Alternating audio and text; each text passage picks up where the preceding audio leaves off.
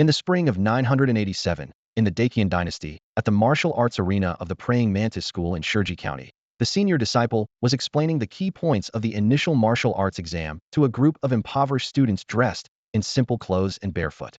Those privileged kids have been taking secret potions and bathing in medicinal baths since childhood, so their bones and muscles are extraordinary. But our Praying Mantis School excels in stretching the muscles and bones, leading all 36 martial schools in the county. Chu Qing stood quietly in the crowd, fully focused. 3 days ago, he had traveled to this world, absorbing the memories of his predecessor. In this nation founded on martial arts, warriors could kill ordinary people as easily as crushing ants. After his parents died, his predecessor joined the Blood River Gang, spending a year as a mere lackey.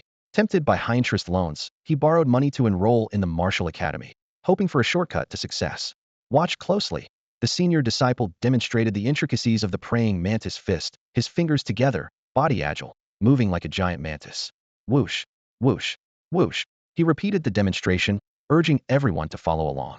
At that moment, a mysterious skill panel suddenly appeared before Chu Qing. Praying Mantis fist not yet initiated, practice 30 times daily, master it in 10 days. Discover the method, consume 10 mantises to initiate. In the attic above, the schoolmaster Zhao Wuji and his radiant daughter, Hong Xiao, observed the crowd. Seeing Chu Qing get hit by a patrolling disciple for being distracted, Zhao Wuji sneered.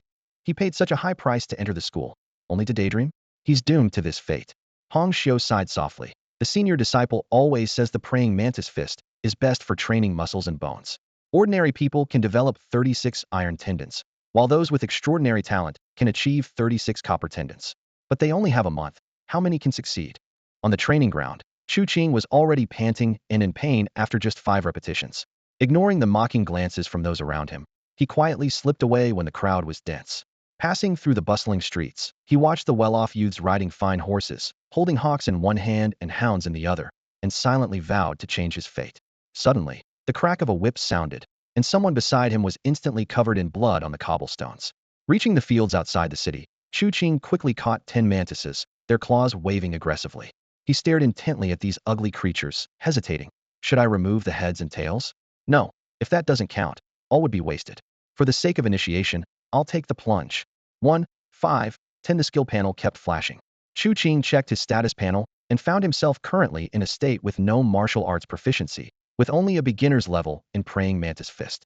To improve, he needed to practice 50 times a day for 100 days to become proficient. The advancement requirements, however, left him speechless. Had to consume 100 mantises and witness a life-and-death duel between mantises. Eat mantises? Chu Qing rubbed his temples. If I continue to advance, won't I have to eat thousands? He looked around the grassy area, relieved that it was the mantis season. In the cold winter, finding even a single dead mantis would be difficult. Determined to advance, Chu Qing gritted his teeth and embarked on his culinary journey. He moved through the dense grass like a hunter, catching every mantis he saw, swallowing them with a grimace as he fought back nausea. Finally, he completed the first requirement. Patting his slightly bulging stomach, he searched for a mantis duel.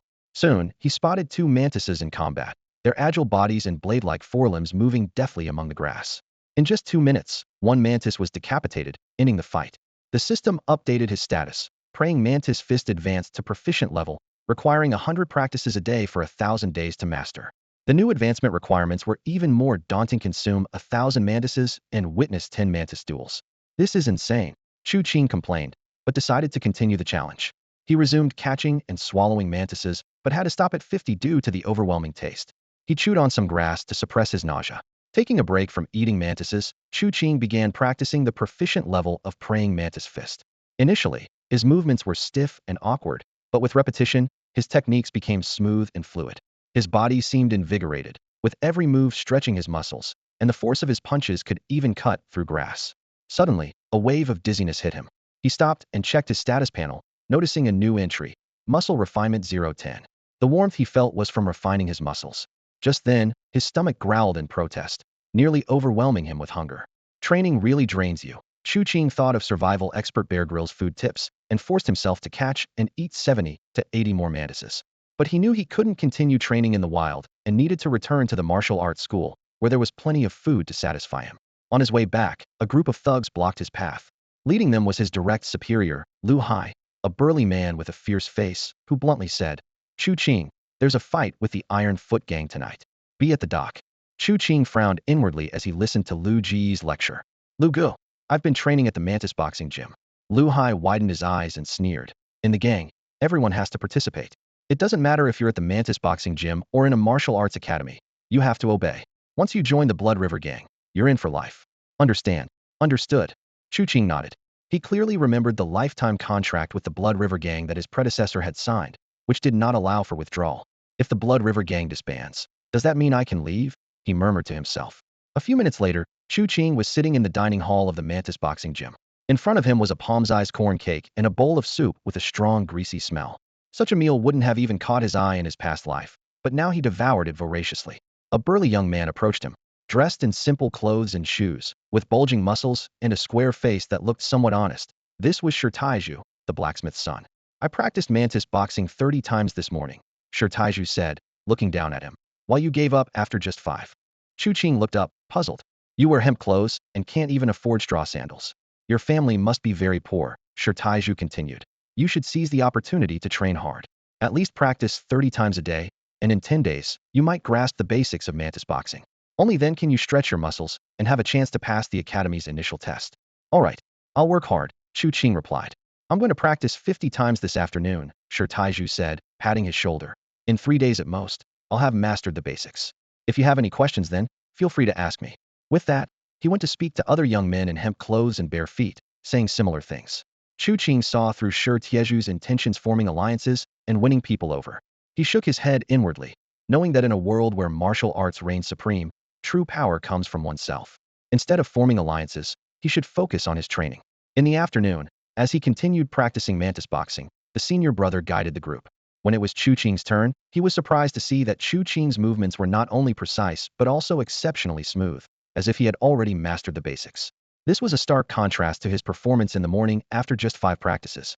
As the number of practices increased, Chu Qing felt that the proficiency level of Mantis boxing honed his muscles and bones far more efficiently than the beginner level, but it also consumed much more energy. Before long, he was so hungry that his stomach felt empty. In the dining hall, Chu Qing continued to eat ravenously. He realized that as his skills improved, his need for food would only grow. He needed secret formulas and medicinal meals, such as high-grade ingredients. But for now, he couldn't even afford a piece of meat. At that moment, a few young men entered the dining hall and pulled out some silver coins to order braised pork from the chef. The aroma of the braised pork filled the air, and Chu Qing couldn't help but swallow. One of the young men noticed his gaze and looked at him disdainfully, saying, "With your hemp clothes and bare feet, you'll never afford meat in this lifetime." In the afternoon, Chu Qing didn't practice martial arts. Instead, he focused on catching mantises. He patiently captured 100 of them, then watched a battle among 500, and finally witnessed a fierce fight among 1,000 mantises. As night fell, his profession panel suddenly lit up. Chu Qing checked his progress. Muscle refinement 015. Skill, Mantis fist mastery practice daily. Consume secret medicine, reach mastery in 1,000 days. Advancement conditions. 1. Watch 100 Mantis battles. 2. Consume 1 portion of Mantis fist secret medicine. Phew. Chu Qing exhaled a long breath, relieved that he no longer needed to eat mantises. However, the advancement conditions posed a challenge.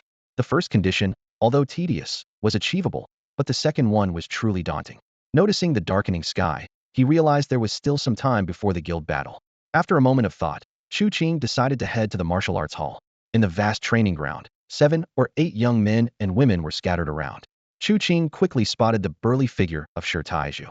This robust young man was practicing with unexpectedly smooth moves, seemingly on the verge of mastering them.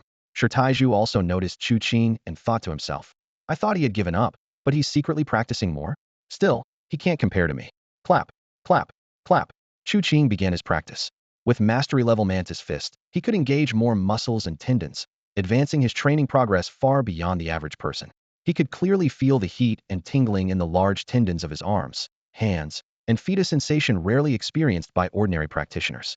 But because Chu Qing had directly grasped the mastery level, the effect was nearly 100 times stronger than the beginner level. After 5 rounds, his stomach suddenly growled. Chu Qing immediately dashed to the cafeteria, leaving Taiju bewildered. He's leaving after just 5 rounds? This guy doesn't have what it takes. Taiju shook his head and returned to his own practice. In the cafeteria, Chu Qing observed while eating. He noticed that the boys in hemp clothes only ate the free meals, while those in cloth outfits would also order an extra serving of braised pork, highlighting the reality of poor scholars and wealthy warriors. After devouring several corn cakes and 5 or 6 bowls of oily soup, Chu Qing felt invigorated. His arms and legs now showed defined muscle lines, and his knuckles cracked loudly when he clenched his fists. He checked his progress again. Muscle refinement 0-20. The skill and advancement conditions remained unchanged. Just 5 rounds of Mantis Fist had increased his progress by 5, with each mastery level practice contributing 1. Chu Qing couldn't help but wonder, what if he reached the great success, or even the perfect level? While others were still struggling to get started for the initial exam, wouldn't training with a higher level fist technique greatly increase his chances of passing? This thought made Chu Qing even more eager to advance his Mantis Fist. Meanwhile, in the small dining area of the cafeteria, the senior brother was enjoying a lavish medicinal meal with a few close fellow disciples. As someone gnawed on a shiny roasted lamb leg, they asked, "Senior brother, do you think this batch of fools can pass the initial exam?" The senior brother frowned and reprimanded, "Don't call them fools." The person mumbled, "But they are fools. I couldn't pass the initial exam after 6 months of training, and they think they can cram in 1 month and pass? If that's not foolish, what is?" Other members of the sect laughed, saying, "There are 180 spots a year, and the offspring of fortresses, nobles, and wealthy merchants take up 70 to 80 of them. Thousands fight for the remaining 20 or 30 spots. How many could possibly succeed?" The senior brother tapped the table, frowning. "Watch your words." A fellow disciple put down his bowl and chopsticks, sighing. "Once you enter the martial academy, you soar to great heights. If I had bought a few secret medicines back then, I could have trained harder and maybe gotten in." Another disciple sipped his medicinal soup, shook his head, and said, "Do you remember Xiaohu from my year? He got into the academy 3 years ago. Now, the grass on his grave is taller than me." The senior brother put down his chopsticks and asked, frowning, "Xiaohu? He had good potential. How did he die?" "Refused to be a dog," the man said solemnly, putting down his bowl. "The fortress heirs beat him to a pulp and then banned merchants from selling his family even a grain of food. He starved to death." Silence fell over the room, broken only by the faint sounds of chewing. Knock, knock, knock. The knocking interrupted the quiet. "Who is it?" the senior brother asked, looking up. "It's me, Chu Qing," came the clear response from outside. The door opened to reveal Chu Qing, standing barefoot in coarse linen clothing, his feet dusty. He bowed and said, "Senior brother, I want to ask about the secret medicines." The senior brother looked him up and down, a flicker of recognition in his eyes, but he shook his head. A fellow disciple sneered, "You're barefoot and can't even afford straw sandals. How could you afford secret medicines? Leave us to eat in peace." Chu Qing bowed silently, his gaze firm. The senior brother glanced at him and said, "A mantis secret medicine costs 50 taels of silver. Bring the money, and I'll give you the medicine." "Thank you, senior brother," Chu Qing said, retreating a few steps and gently closing the door. Muffled voices seeped through the door, barefoot and broke. "Buying secret medicines? Even with them, there's no guarantee of entering the academy.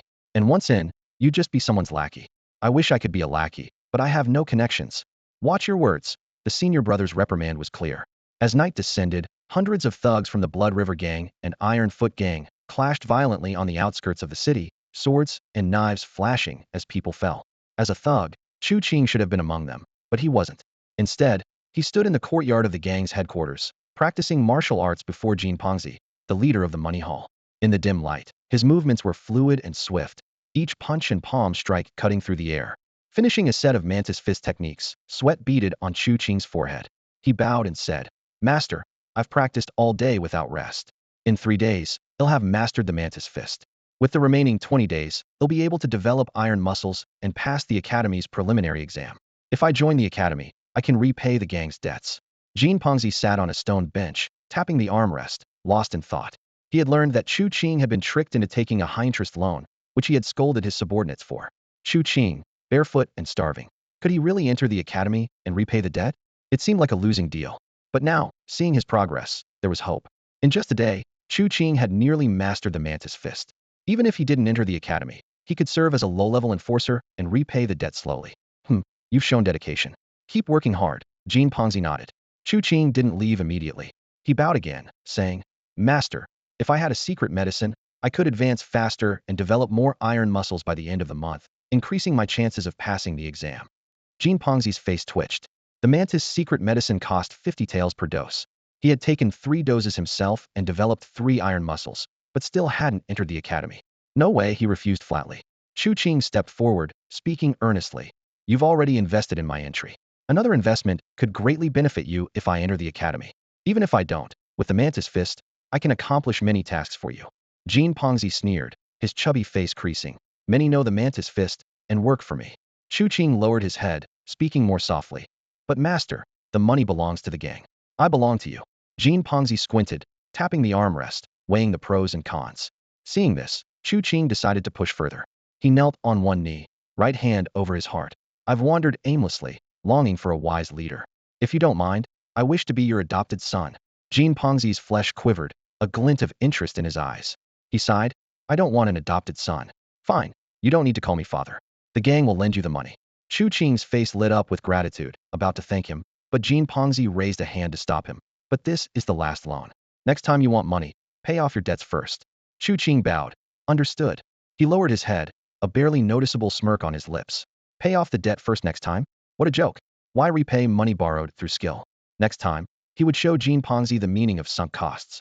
For a typical family, 50 taels of silver might require a year or more of hard work to accumulate.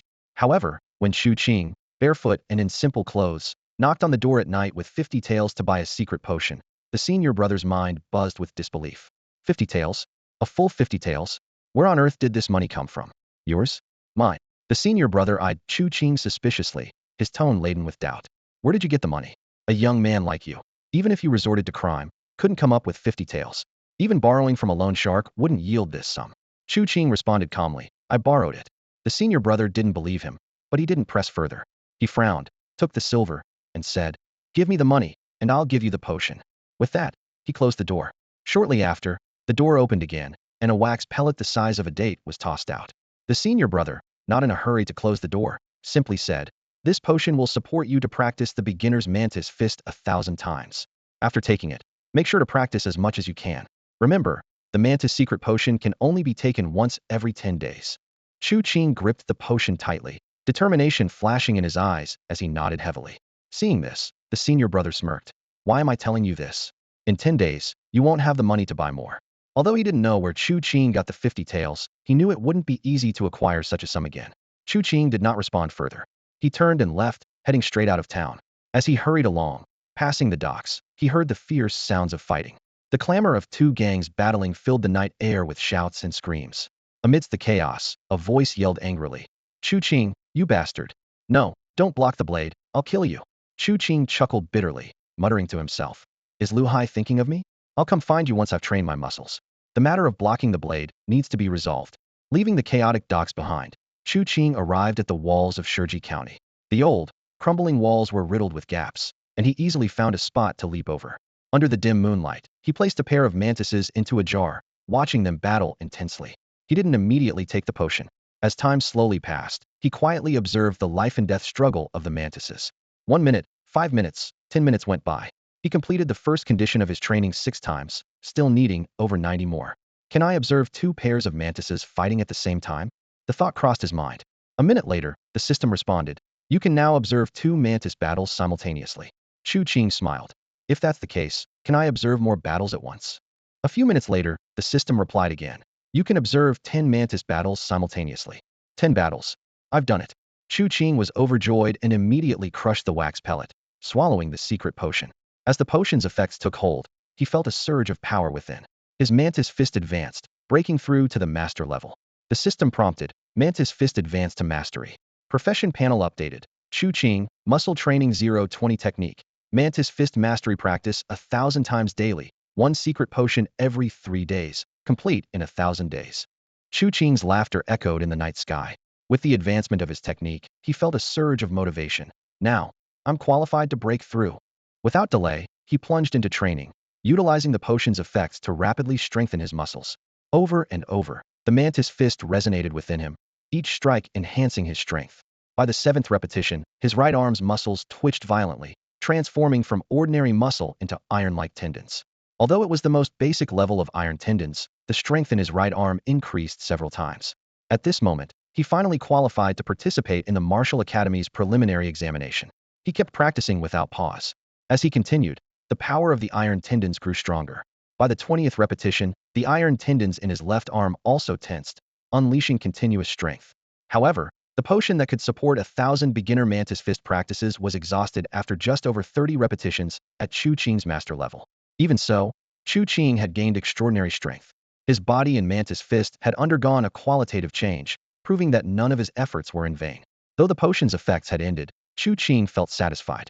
The night was deep and dark as Chu Qing pondered the conditions for advancing his martial arts skills. To master the mantis fist, he needed to practice diligently 1,000 times daily and consume a secret elixir every 3 days in order to reach perfection within 1,000 days. To achieve the next level, he had to ingest 3 portions of the mantis fist elixir and take a life. The power of 4 iron tendons coursed through his body, a change brought about by reaching the mastery level. If he could achieve perfection, perhaps he could cultivate 5, or even more, iron tendons? The thought made Chu Qing's eyes gleam with anticipation. The conditions for perfection were simple: 3 elixirs and 1 kill. The elixirs required money, and it was time for Jin Pongzi to understand the meaning of sunk costs.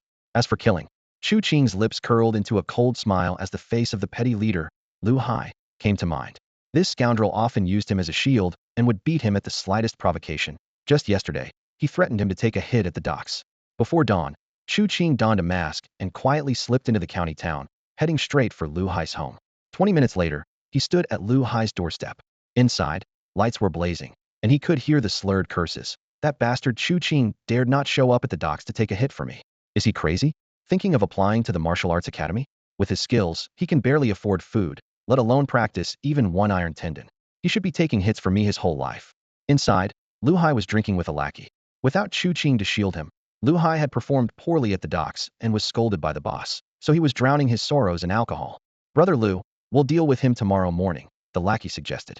Break his arm, take his spot in the accelerated class, and make him pay off his debt. Haha, you're a clever one. Cheers to that. After several rounds of drinks, the lackey got up to use the restroom. As he opened the door, a frozy masked figure stood blocking the entrance. Shut the door quick, Lu Hai shouted, still groggy with intoxication. Bang! A powerful punch struck the lackey's throat. Crack! His throat bone shattered, and he collapsed in convulsions. Who's there? Lu Hai scrambled for his weapon. Chu Qing moved swiftly, closing the distance in an instant. It's me. Lu Hai's drunken eyes widened. Who?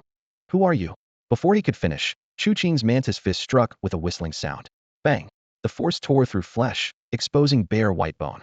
Lu Hai's scream was cut short as more punches rained down like a storm. Bang! Bang! Blood and flesh flew, bones shattered, and Lu Hai met his end. A system notification sounded. You have killed an enemy using the mantis fist, completing the 2nd advancement condition. Chu Qing meticulously cleaned the scene, washing away bloodstains. While searching for valuables, he found a small booklet with illustrations and text under the bed and unearthed a box containing 50 taels of silver in the corner. After tidying up, he scaled the wall into the martial arts arena, publicly demonstrating the mantis fist a few times before leaving. Shi Taizhu watched his retreating figure, shaking his head repeatedly. Such lack of ambition. He'll be a thug for life. Then he turned to encourage the other youths. Brothers, let's keep training, and we'll head to the martial arts academy together. Yes, the young men responded, diligently practicing the mantis fist, hoping to quickly master it, strengthen their tendons, and cultivate iron tendons. Before dawn, the faint rustling sounds outside woke Chu Qing. He opened his eyes and heard Shi Taizhu already up, quietly heading towards the training ground. Moments later, a few more young men stealthily followed, their steps light, as if preparing for something. It seemed the competition had quietly begun. Chu Qing sighed inwardly. These days, no one wants to be left behind. It looks like I need to step up my game too. However, he didn't follow them to the training ground. Instead, he picked up a book, intending to study it carefully. In his previous life, his illiteracy had caused him some confusion. He flipped through the pages, his fingers casually skimming over them. Fortunately, the career tab seemed to offer him some help. As he browsed, he came across a description of the toad skill. Toad skill, not yet mastered, practice 50 times daily, master it in 10 days. Chu Qing glanced over the text, and an image of a large, wrinkled toad popped into his mind, making his stomach churn.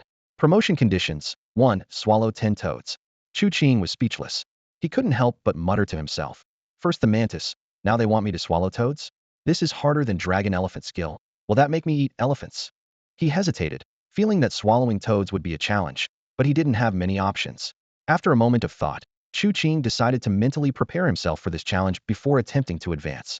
After eating and drinking his fill, Chu Qing headed to the training ground, standing in a corner. He began practicing his perfected mantis fist, his movements smooth and fluid with a hint of fierceness. To outsiders, his mantis fist seemed no different from a beginner's, but only he knew that through daily practice, his muscles and bones had grown far stronger than those of a novice. Upstairs, Zhao Hongxiu's gaze drifted across the training ground, finally resting on Shi Taizhu. Among the 200 or 300 people, only Shi Taizhu seemed likely to pass the academy's initial exam. The rest were merely background. She smiled faintly, turned, and walked towards the back courtyard. Today, she planned to take another dose of secret medicine to continue strengthening her iron tendons. Once the iron tendons reach 108, I can learn the secret technique to train copper tendons, she murmured to herself, a determined glint in her eyes. Though her talent was average, with the combination of secret medicine and technique, she could develop strength beyond that of ordinary people. This method was a common practice among many noble children. Iron tendons 0.5, 3 times, 5 times Zhao Hongxiu calculated in her mind. Once the copper tendons formed, she could catch up with the children of the fort and aristocrats, gaining more opportunities. Meanwhile, after practicing Mantis Fist for a while, Chu Qing also felt his progress was slow. Although he had mastered Mantis Fist, his progress only increased by 0.5. At this rate, he would need at least until the end of the month to develop 3 or 4 more iron tendons. This progress was clearly insufficient to ensure he passed the initial exam. Money. Money. I need money. Chu Qing thought anxiously, realizing that these iron tendons alone couldn't sustain his progress. Feeling uneasy, he quietly left the training ground and headed towards the Blood River gang. He wanted to show Jean Pongzi his sunk cost. Jean Pongzi was in a good mood. Last night, Chu Qing called him Godfather, which thrilled him. So, early in the morning, he hurried home to battle with his concubines for 10 rounds, hoping to seize the chance to have a child. But just as he stepped into the gang, the leader's summons forced him to put personal matters aside. During the meeting, the leader repeatedly reminded them to be cautious during this period. Jean Pongzi grew suspicious and, after the leader left, couldn't help but ask, "Everyone, have we offended some enemy?" Most hall leaders shook their heads, claiming ignorance. Only Lu, the leader of the execution hall, spoke with a grave expression. "After last night's fight with the Iron Foot gang, one of our lieutenants was killed at home." Jean Pongzi and the other leaders' faces changed instantly. Iron Foot gang? Those shameless guys can't beat us, so they resort to these schemes. Lu shook his head. "No, I don't think it was the Iron Foot gang." He paused, his gaze somber. "I just examined the scene. The killer's technique was unusual. According to my analysis, the killer stood outside the door, and after the victim opened it, they broke his throat with one punch. Then the killer rushed inside, killing another with a flurry of punches." Jean Pongzi frowned slightly, then said, "This technique, it looks like revenge." After committing the murder, the killer didn't rush to escape. Instead, he calmly took a bath in the house and thoroughly searched for money. Only after erasing all traces did he quietly leave. In the Iron Foot gang, someone with such composure and mental fortitude would at least be a deputy hall master. Why would such a person seek revenge on 2 insignificant individuals? Jean Pongzi and the others frowned in confusion. If it wasn't someone from the Iron Foot gang, then who was behind it? They all turned their gaze to Master Lu. With the annual Martial Academy entrance exam approaching, the fort children from outside the city were flocking in. These fort children had peculiar personalities, and some were known for stealing from poor citizens or even abducting women. Adding those interested in murder and theft, such occurrences were not unheard of. The hall masters sighed helplessly. While they couldn't provoke these fort children, they could only endure silently. Each hall master returned to their respective territories and instructed their subordinates to be vigilant and restrained the fort children. Master Lu specifically called in Lu Jun, a head leader, and quietly advised him. Lu Hai's death is likely the work of the fort children. Do not seek revenge. Lu Jun's eyes flashed with determination as he replied, "Uncle, I feel this matter isn't simple. Lu Hai must have offended someone with a grudge. It can't be the fort children." Master Lu frowned impatiently. "Regardless of who did it, you must be cautious now. Avoid acting alone, especially at night. Go and spread the word." Lu Jun, though unwilling, had to agree, "Yes." Watching his nephew leave, Master Lu sighed inwardly, hoping the culprit was indeed a fort child and not someone else. In his rocking chair, Jean Pongzi hummed a tune and leisurely ate grapes offered by a maid. Suddenly, a subordinate rushed in to report, "Master, a disciple named Chu Qing requests to see you." Jean Pongzi was intrigued and nodded. "Let him in." He wondered why Chu Qing, who wasn't focused on training, would come here. Soon, Chu Qing entered the hall, barefoot and in simple clothes. Chu Qing respectfully bowed. "Godfather." Jean Pongzi frowned and snorted. "Don't call me Godfather, call me Master." Chu Qing smiled. "Yes, Master." Jean Pongzi was about to reprimand him on the importance of hard work, but before he could speak, Chu Qing said, "Master, after taking the secret elixir, I've successfully learned the basics of Mantis Fist." Jean Pongzi jumped up like a tiger, staring at Chu Qing. "What did you say?" Chu Qing calmly clasped his hands and smiled. "I've entered the basics of Mantis Fist." Jean Pongzi was momentarily stunned, then showed disbelief. He remembered years ago when Zhao Hu quickly mastered Mantis Fist after taking the secret elixir, causing a commotion. Was Chu Qing also a genius? A hint of suspicion flashed in his eyes. Chu Qing immediately demonstrated the Mantis Fist techniques, moving swiftly and fluidly, with punches as fast as lightning. Jean Pongzi's eyes lit up with excitement. Indeed, you've mastered the basics. Good, good. Watching Chu Qing's performance, he was thrilled. With more practice and secret elixirs, you'll surely develop iron tendons. Even if you don't get into the martial academy, our Iron Foot gang won't lack strength. Chu Qing smiled.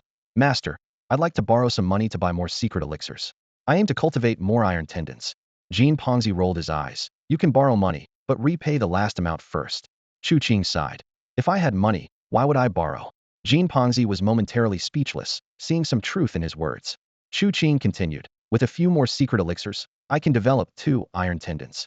Even if I don't get into the academy, I'll at least be able to repay. Jean Pongzi sighed. All right, I'll give you 50 taels. 200 taels.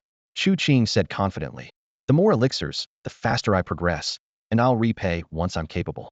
Jean Pongzi was speechless, but eventually nodded. A few minutes later, Chu Qing signed an IOU and left with 100 taels of silver, full of confidence. Jean Pongzi carefully stored the IOU, feeling secretly pleased, thinking, so far, only Zhao who mastered Mantis Fist with the secret elixir, and now there's Chu Qing. Even if he doesn't get into the academy, he can still be an asset to the gang. The usury loan was 100 taels, and Lu Hai contributed 50 taels. That was enough to buy 3 portions of the secret potion and advance in Mantis Fist. Chu Qing felt delighted and quickened his pace to find his senior brother. Just as he stepped out the door, a thug with a face full of scars blocked his path and gruffly said, Chu Qing, the big boss wants to see you. Chu Qing's heart skipped a beat, and he immediately put on a smile. I just came from Jin Tangzhou. I'm not sure why the big boss is looking for me. The thug shrugged. I don't know either. Chu Qing quickly dropped his smile and followed the thug through a few narrow alleys. A few minutes later, he saw the similarly burly and scarred big boss, Lu Jun. A year ago, Lu Jun became the big boss due to his strength, and he was always at the forefront in fights, exceptionally fierce. Why did you kill Lu Hai? Lu Jun's eyes were bloodshot as he growled. He was very close to Lu Hai, and Lu Hai's death was hard for him to accept. Chu Qing looked puzzled. What? Lu Jun stared at him, his face menacing.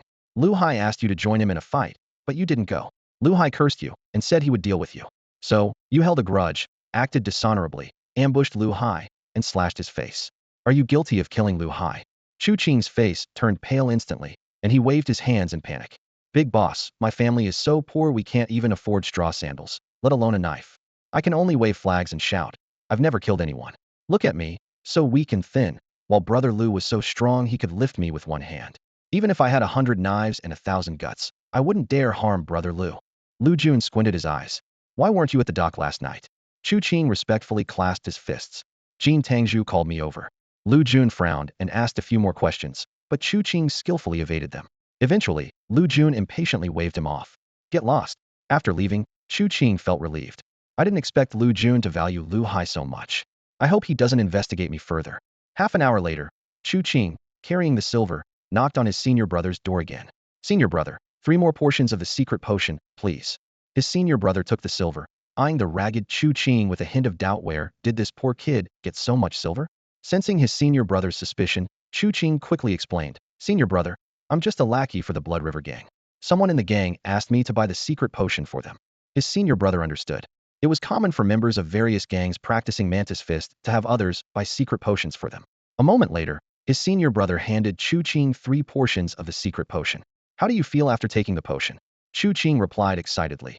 In just 2 days, I'll be able to reach the entry level. His senior brother sighed inwardly. That disciple named Shi Taizhu was about to reach the entry level without even taking the potion. Chu Qing's portion seemed like a waste.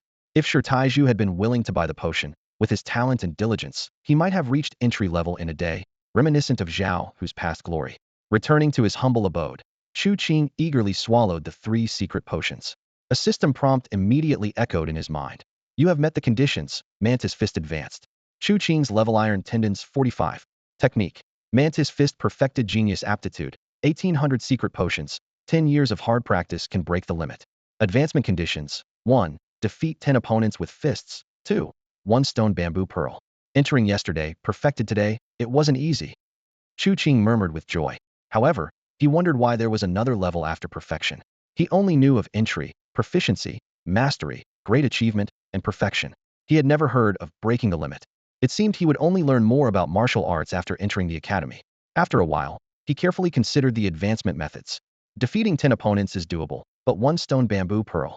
Chu Qing frowned. The Shurji County was full of mountains and bamboo.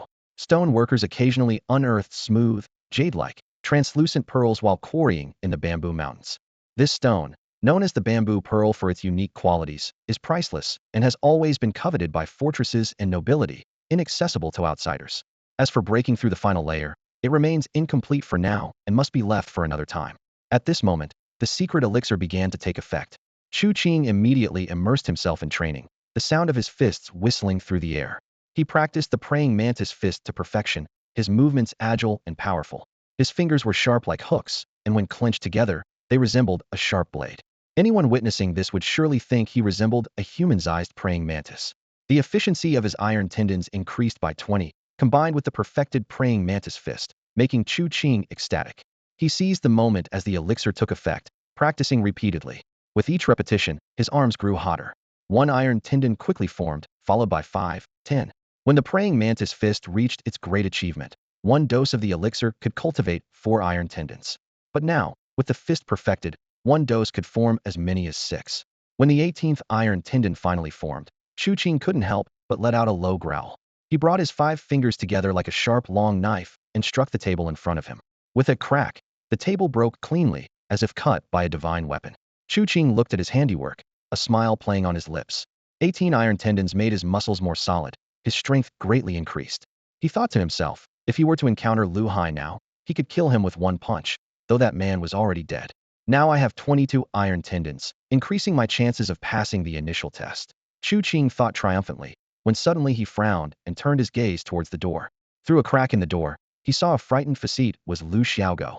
Realizing he had been discovered, Lu Xiaogo immediately turned and fled. Chu Qing quickly deduced. Lu Xiaogo was from the same village as Lu Hai and Lu Jun, and they were close. Could it be that Lu Jun sent him to investigate? Now that he has seen my ability to break the table, will he harbor murderous intent? With this thought, Chu Qing instantly made a decision. This person cannot be allowed to leave. He immediately gave chase, using the praying mantis fist's footwork to pursue like a nimble giant mantis.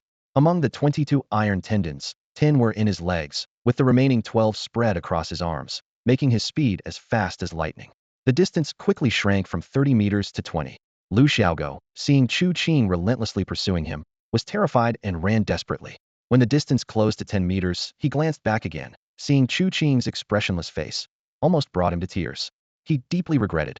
Why did I have to spy on his training? In a panic, Lu Xiaogo ran into a deserted alley. Chu Qing followed closely, shadowing his every move. When he got close, Lu Xiaogo turned around to plead. Brother Chu, I really didn't mean to spy. I won't dare again. Chu Qing smiled and said, I know.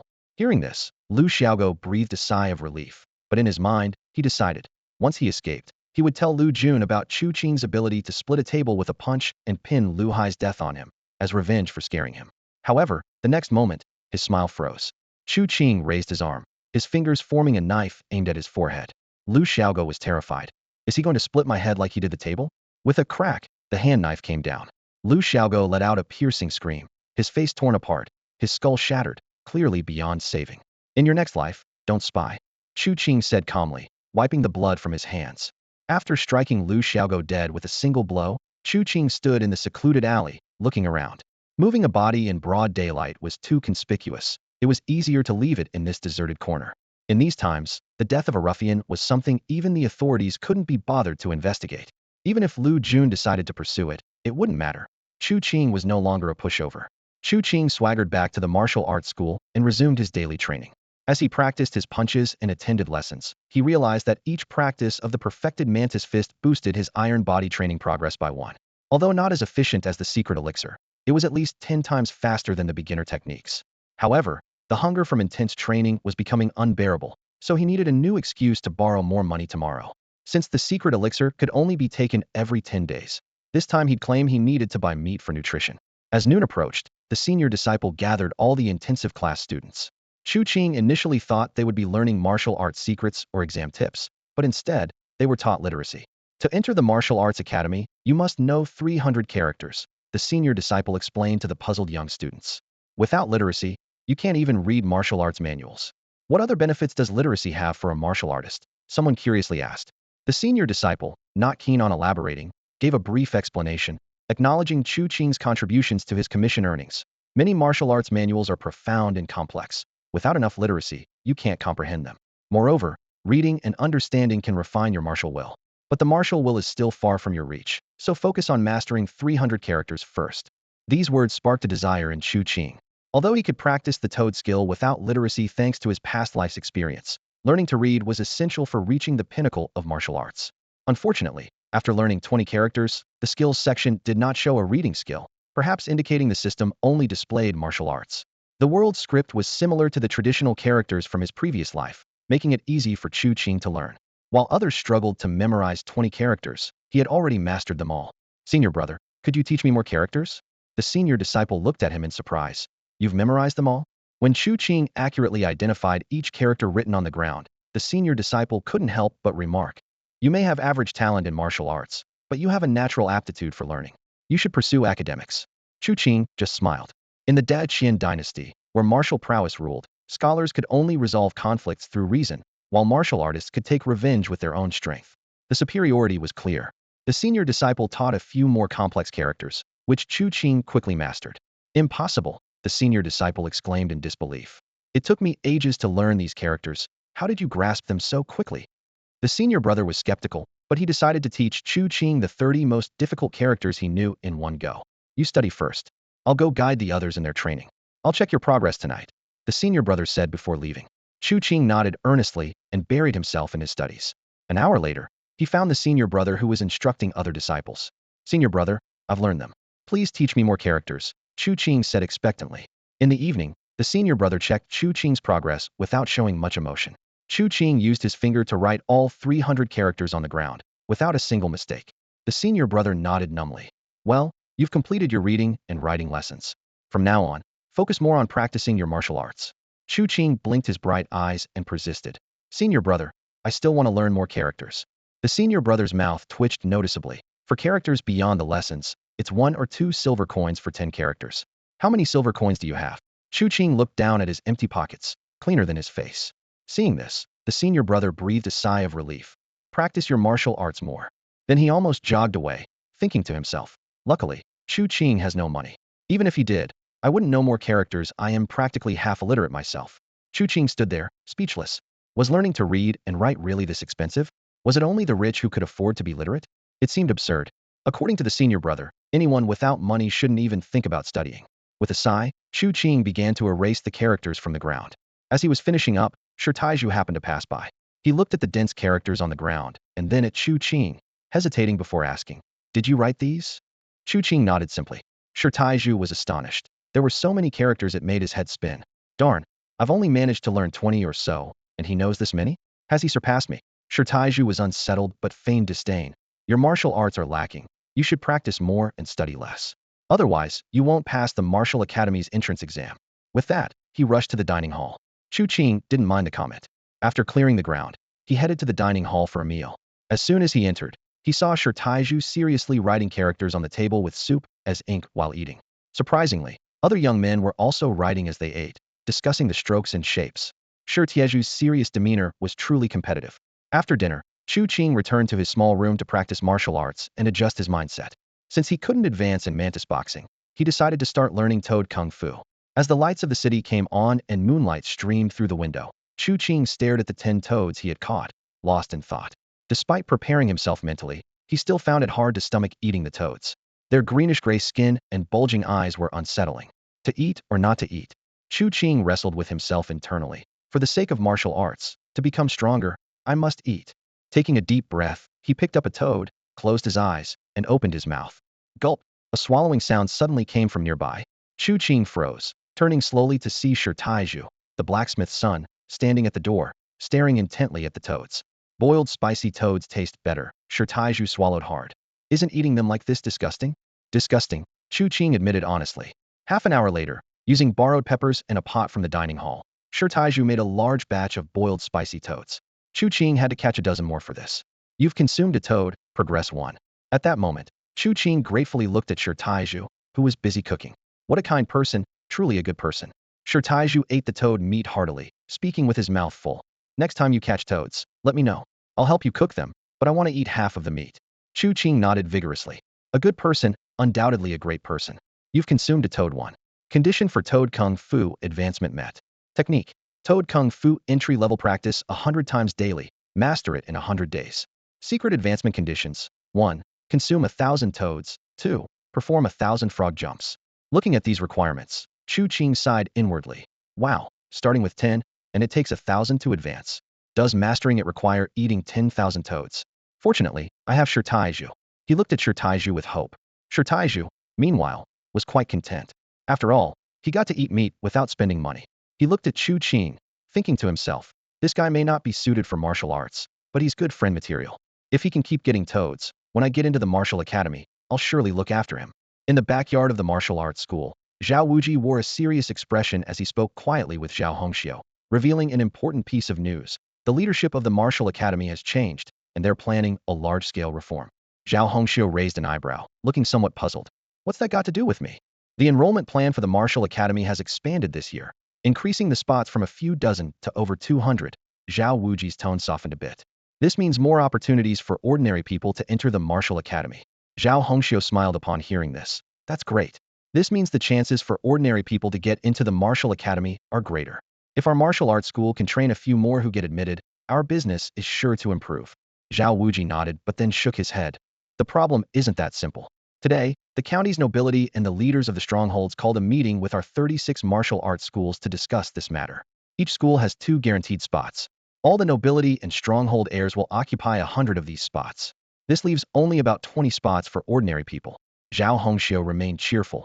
Even the nobility and the stronghold leaders invited us to participate. It seems our martial arts school is finally on equal footing with them. Zhao Wuji's face was heavy.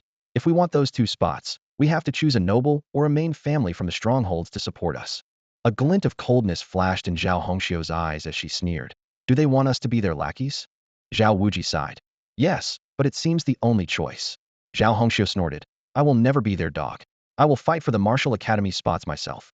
Seeing her determined attitude, Zhao Wuji felt a sense of relief but still frowned. The martial academy has also changed the examination method. This time, the test will involve battles between last year's outer academy disciples and the newcomers. Zhao Hongxiu furrowed her brow. The old disciples from the outer academy might not have many resources, but after a year of training, they can at least develop 180 iron tendons, and some might even refine copper tendons. If they encounter someone exceptionally talented, they might even develop iron or copper bones. How can we compete with that?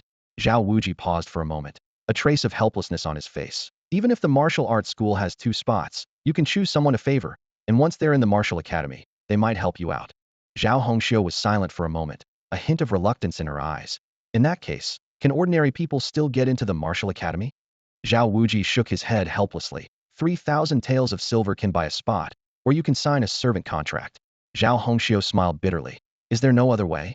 No, there's no other way. Zhao Wuji sighed. This reform is really terrible. Meanwhile, in the training ground, Shirtaiju led a group of young boys and girls in practice, the atmosphere lively, as everyone pushed to break their limits. In the corner, Chu Qing was on all fours, resembling a large toad, making goo-gua sounds. These weren't mere sound effects, but came from strange vibrations within him, each goo-gua accompanied by a tremor that spread throughout his body. His chest and abdomen swelled, and the muscles on his back writhed. This seemingly simple toad technique was actually refining the major tendons of his entire body, particularly those in his chest, abdomen, and back. Chu Qing felt extremely excited because the mystery of the toad technique lay in its ability to not only train the major tendons of the limbs, but also to refine the flesh, bones, and even the internal organs. Gugua, gugua. Chu Qing focused intently on the changes in his body. The tendons in his chest and back were writhing, his muscles vibrating, and even his internal organs were slightly shaken. In comparison, the mantis fist only trained the major tendons of the limbs, while the toad technique worked on multiple areas simultaneously. This method of training fascinated Chu Qing, filling him with curiosity about the true essence of secret techniques. In martial arts training, one typically starts with the major tendons, then the bones, followed by the internal organs, and finally the flesh and skin. Chu Qing had never heard of a technique like the toad method that trained multiple areas at once. This puzzled him, but also made him more invested in his practice. It seemed like the toad skill had really been mastered. Chu Qing looked at the system panel with doubt, only to find the profession section still blank.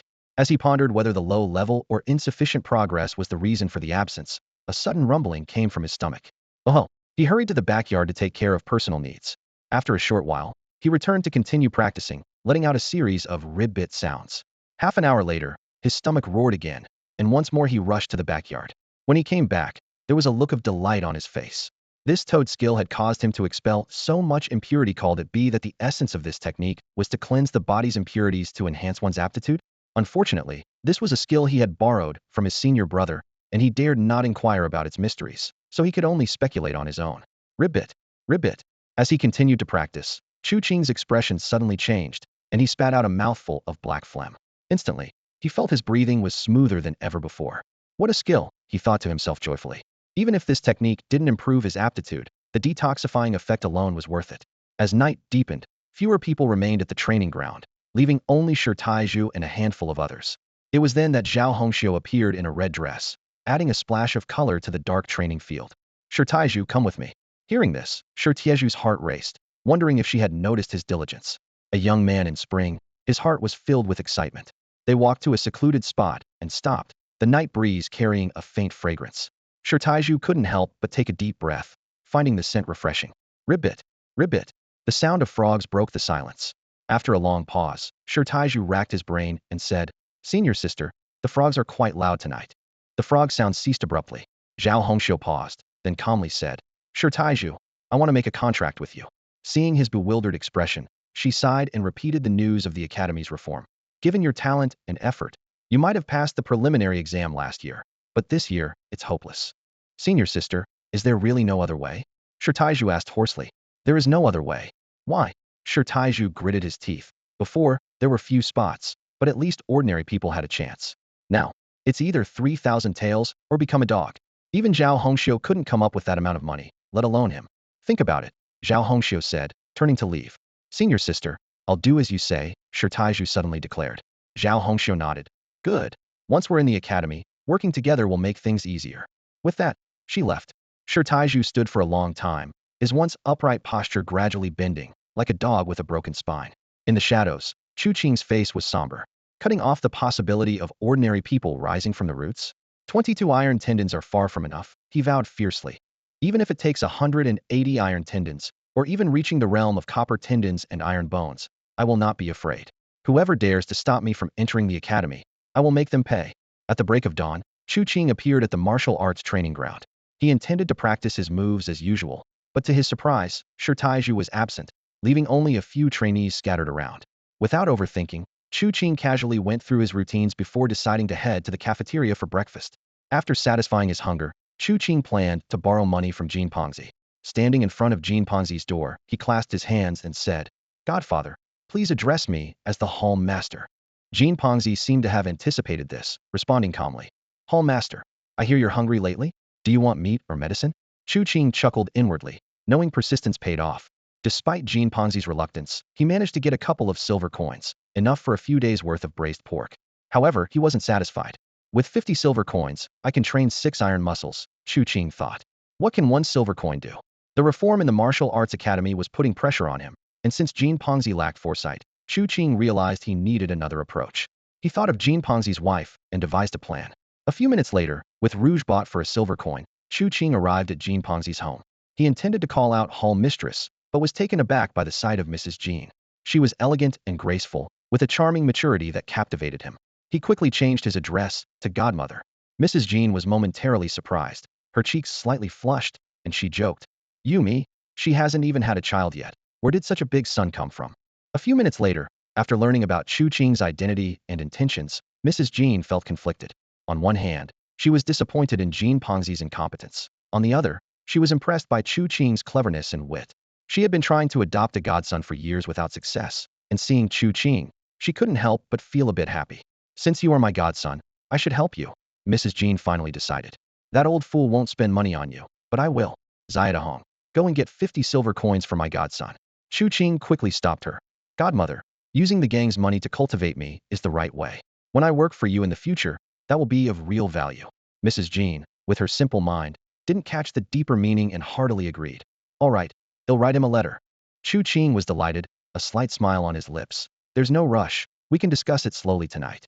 Mrs. Jin nodded, clearly in a good mood, and Chu Qing chatted with her about family matters, sharing how he had been alone since childhood and never experienced motherly love. Mrs. Jin was touched, her eyes glistening with tears, and she almost embraced Chu Qing to let him feel a mother's love. However, a cough from Ziadahong reminded her of propriety, and she quickly restrained her emotional display. Half an hour later, Mrs. Jean leaned against the door frame, a reluctant smile on her face, saying, "Qinger, do come by often." Chu Qing replied with a smile. "Godmother, I will certainly visit frequently." The path through Mrs. Jean was finally secured. Although he suddenly gained a godmother, it wasn't a bad thing. Moreover, Mrs. Jean could write, which meant she could provide him with more resources and information. For Chu Qing, reaching the pinnacle of martial arts required the accumulation of wisdom, especially through books and knowledge, which Mrs. Jean could conveniently supply. With the morning still young, Chu Qing decided to catch frogs to advance his frog technique, heading towards the nearby wetlands. Catching frogs was monotonous, so he alternated between catching and frog jumping to further his training. Time flew by, and before he knew it, he had caught over 300 frogs. As noon approached, he prepared to leave when he noticed a group of children playing and catching frogs. An idea struck him, and he cheerfully proposed, "If you help me catch frogs, I'll bring you snacks by dusk. How about it?" The children cheered excitedly and asked, "How many do you need? What will you give us?" Chu Qing smiled. "Malt candy, broad beans, candied hawthorn, whatever you like. As for the frogs, the more, the better." With that, he continued his frog-catching mission, while the children, thrilled, dispersed to start their task. The children's eyes sparkled as they eagerly agreed that malt sugar would suffice. "Pinky promise, no changes for 100 years." Their innocent voices chimed in unison. After making this promise with the kids, Chu Qing turned and headed back to the martial arts school. In the training yard, Shi Taizhu was practicing his boxing listlessly, his movements sloppy and uncoordinated. From the attic, Zhao Hongxiu watched with a frown and said to her father, "Zhao Wuji, I chose Shi Taizhu, but he seems to have lost all his energy since yesterday." Zhao Wuji remained calm. "He's just an ordinary person, struggling to adapt to his new role. Give him 3 to 5 days, and he'll be fine." Zhao Hongxiu nodded and added, "Father, I've mastered 108 iron tendons and want to use the secret method to advance to bronze tendons." Zhao Wuji frowned. The human body has 365 major tendons, corresponding to the 365 constellations. If you advance to bronze tendons now, completing the set of 365 iron tendons later will become over 10 times more difficult. I suggest that during your first year at the Martial Academy, you focus on mastering all the iron tendons first. That is the proper path. But once I'm in the academy, I'll have duties to perform. How will I have time to practice?" Zhao Hongxiu said with a wry smile. Zhao Wuji fell silent at her words. Meanwhile, Chu Qing had taken Shi Taizhu to the dining hall to prepare spicy boiled frogs. Half an hour later, the rich aroma of meat filled the air. Chu Qing devoured them voraciously, one after another, 10, 50, until his mouth was greasy. Once his stomach was full, he immediately began practicing the perfect mantis fist. His body moved swiftly and agilely, and after just a few rounds, he had metabolized the meat he had eaten. So he continued to feast. 1, 10, 30. Shi Taizhu stood by, hesitant to speak, but Chu Qing pretended not to notice. When there were only a few frogs left, Chu Qing feigned surprise. "Hey, why aren't you eating?" Shi Taizhu rolled his eyes. "You're asking now?" After a moment's hesitation, he whispered, "Do you think being a servant for a wealthy family, being a lackey, could be a way out?" Chu Qing chuckled inwardly. "If you willingly sell yourself into servitude, you must do your job earnestly." Seeing Shi Taizhu deep in thought, he added, "But if you're forced to be a dog, then endure it for now. When you're well-fed and strong, take down those wealthy families and become the master yourself." Shi Taizhu's face changed dramatically. "Take down the manor's heirs? The nobility's children? Are you crazy? Isn't that rebellion?" He stepped back in horror. "Chu Qing, you're not human. I need to stay away from you. I've got something to do, so I'm leaving. Don't ever ask me to cook frogs again." With that, he ran off. Chu Qing laughed heartily, unconcerned, and continued to enjoy the remaining spicy frogs before resuming his practice. The energy from over 300 frogs, channeled through the perfect mantis fist, had actually helped him develop 10 of his iron tendons. No wonder commoners strive to eat meat. It truly aids in training. However, even after mastering the entry-level mantis fist, their efficiency can't match mine. In the afternoon, Chu Qing visited Lady Jean. He called out, "Godmother," which made Lady Jean beam with joy. "You're just in time. I bought a set of clothes from the tailor this morning. Try them on." "Godmother, I'll take them once I've been accepted into the martial academy." Chu Qing declined politely. Lady Jean was even more delighted. After some small talk, Chu Qing said, "Godmother, I'd like to learn to read and write. Do you know any tutors?" Lady Jin's eyes twinkled. "I know a few words myself. Why don't I teach you?" Chu Qing was overjoyed and thanked her profusely. "Xiao Tao Hong, bring the ink, brush, and paper," Lady Jean instructed. Although Xiao Tao Hong looked displeased, she complied. "Godmother, I can write on the ground." Chu Qing tried to refuse again. "You're my godson. You can use paper and ink," Lady Jean insisted. "But I don't know how to hold a brush." No worries, I'll guide you hand in hand. Before long, Lady Jin's delicate hand was guiding Chu Qing's larger hand as she taught him to write, leaving Xiao Taohong staring in disbelief.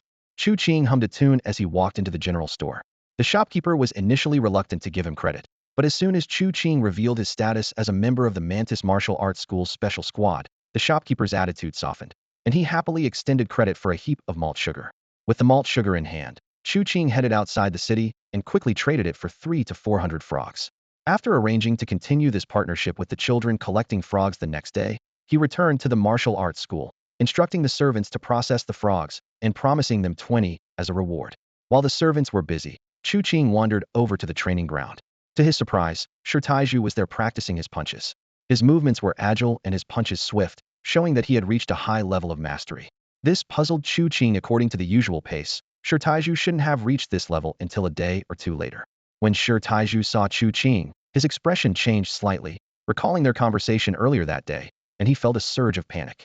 He rushed over to Chu Qing and said urgently, "I'm not helping you cook frogs anymore." Chu Qing feigned ignorance. Why? Taiju hesitated, unable to voice the real reason that Chu Qing had urged him to harm the noble family's offspring. He forced himself to say, "I've advanced, and I'm sure to enter the martial academy. We're not on the same level anymore, so don't come looking for me." Chu Qing secretly smiled.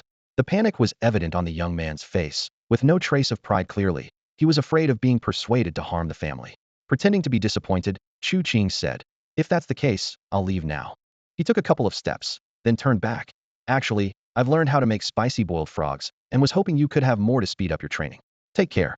Watching Chu Qing's dejected figure, Taiju softened. He caught up and advised quietly, "There are limited spots in the academy. Don't waste your time on martial arts. Maybe you should consider studying instead." Chu Qing walked away silently. Taiju watched his retreating figure and sighed inwardly. The spots are already predetermined, and without being a lackey, there's no way into the academy. Yet, he couldn't bring himself to be a lackey. That night, the frogs croaked loudly. After parting with Chu Qing at noon, Taiju pondered for a long time, realizing that what Chu Qing said made sense. So he sought out Zhao Hongxiu, signed and sealed the agreement, and easily advanced after taking the secret medicine she provided. He trained late into the night, feeling heat surging through his right arm. At this rate, he could develop a major muscle in 3 to 5 days. However, his senior sister had mentioned that mastering the mantis fist would allow better use of the secret medicine. If one dose had such an effect, wouldn't a few more doses be even stronger? But could a lackey really become strong enough to overthrow their master? Meanwhile, Chu Qing was curled up in a corner, occasionally spitting out black phlegm and rushing to the latrine. This frog technique not only didn't exhaust his energy, but also restored it and increased his foundation. He resolved to master the frog technique, no matter the cost. In the Jean family mansion, Jean Fatty looked helplessly at Madame Jean, who stood with arms akimbo. She was so angry that her chest heaved. "Chu Qing is not your godson, he's my godson. If you won't take care of him, I will." Jean Fatty shook his head. "Who takes in a godson this old? Such a godson is ungrateful." Madame Jean sneered. "If I'm good to him, he will be grateful." She then recounted how Chu Qing had written to ask for money, clothes, and stationery. Jean Pongzi hesitated for a moment before finally speaking. "In that case, I'll lend him some silver tomorrow." Upon hearing this, Madame Jin's eyes gleamed with satisfaction. She nodded gently and said in a warm tone, "Remind him to visit us more often." Jean Pongzi immediately nodded in agreement.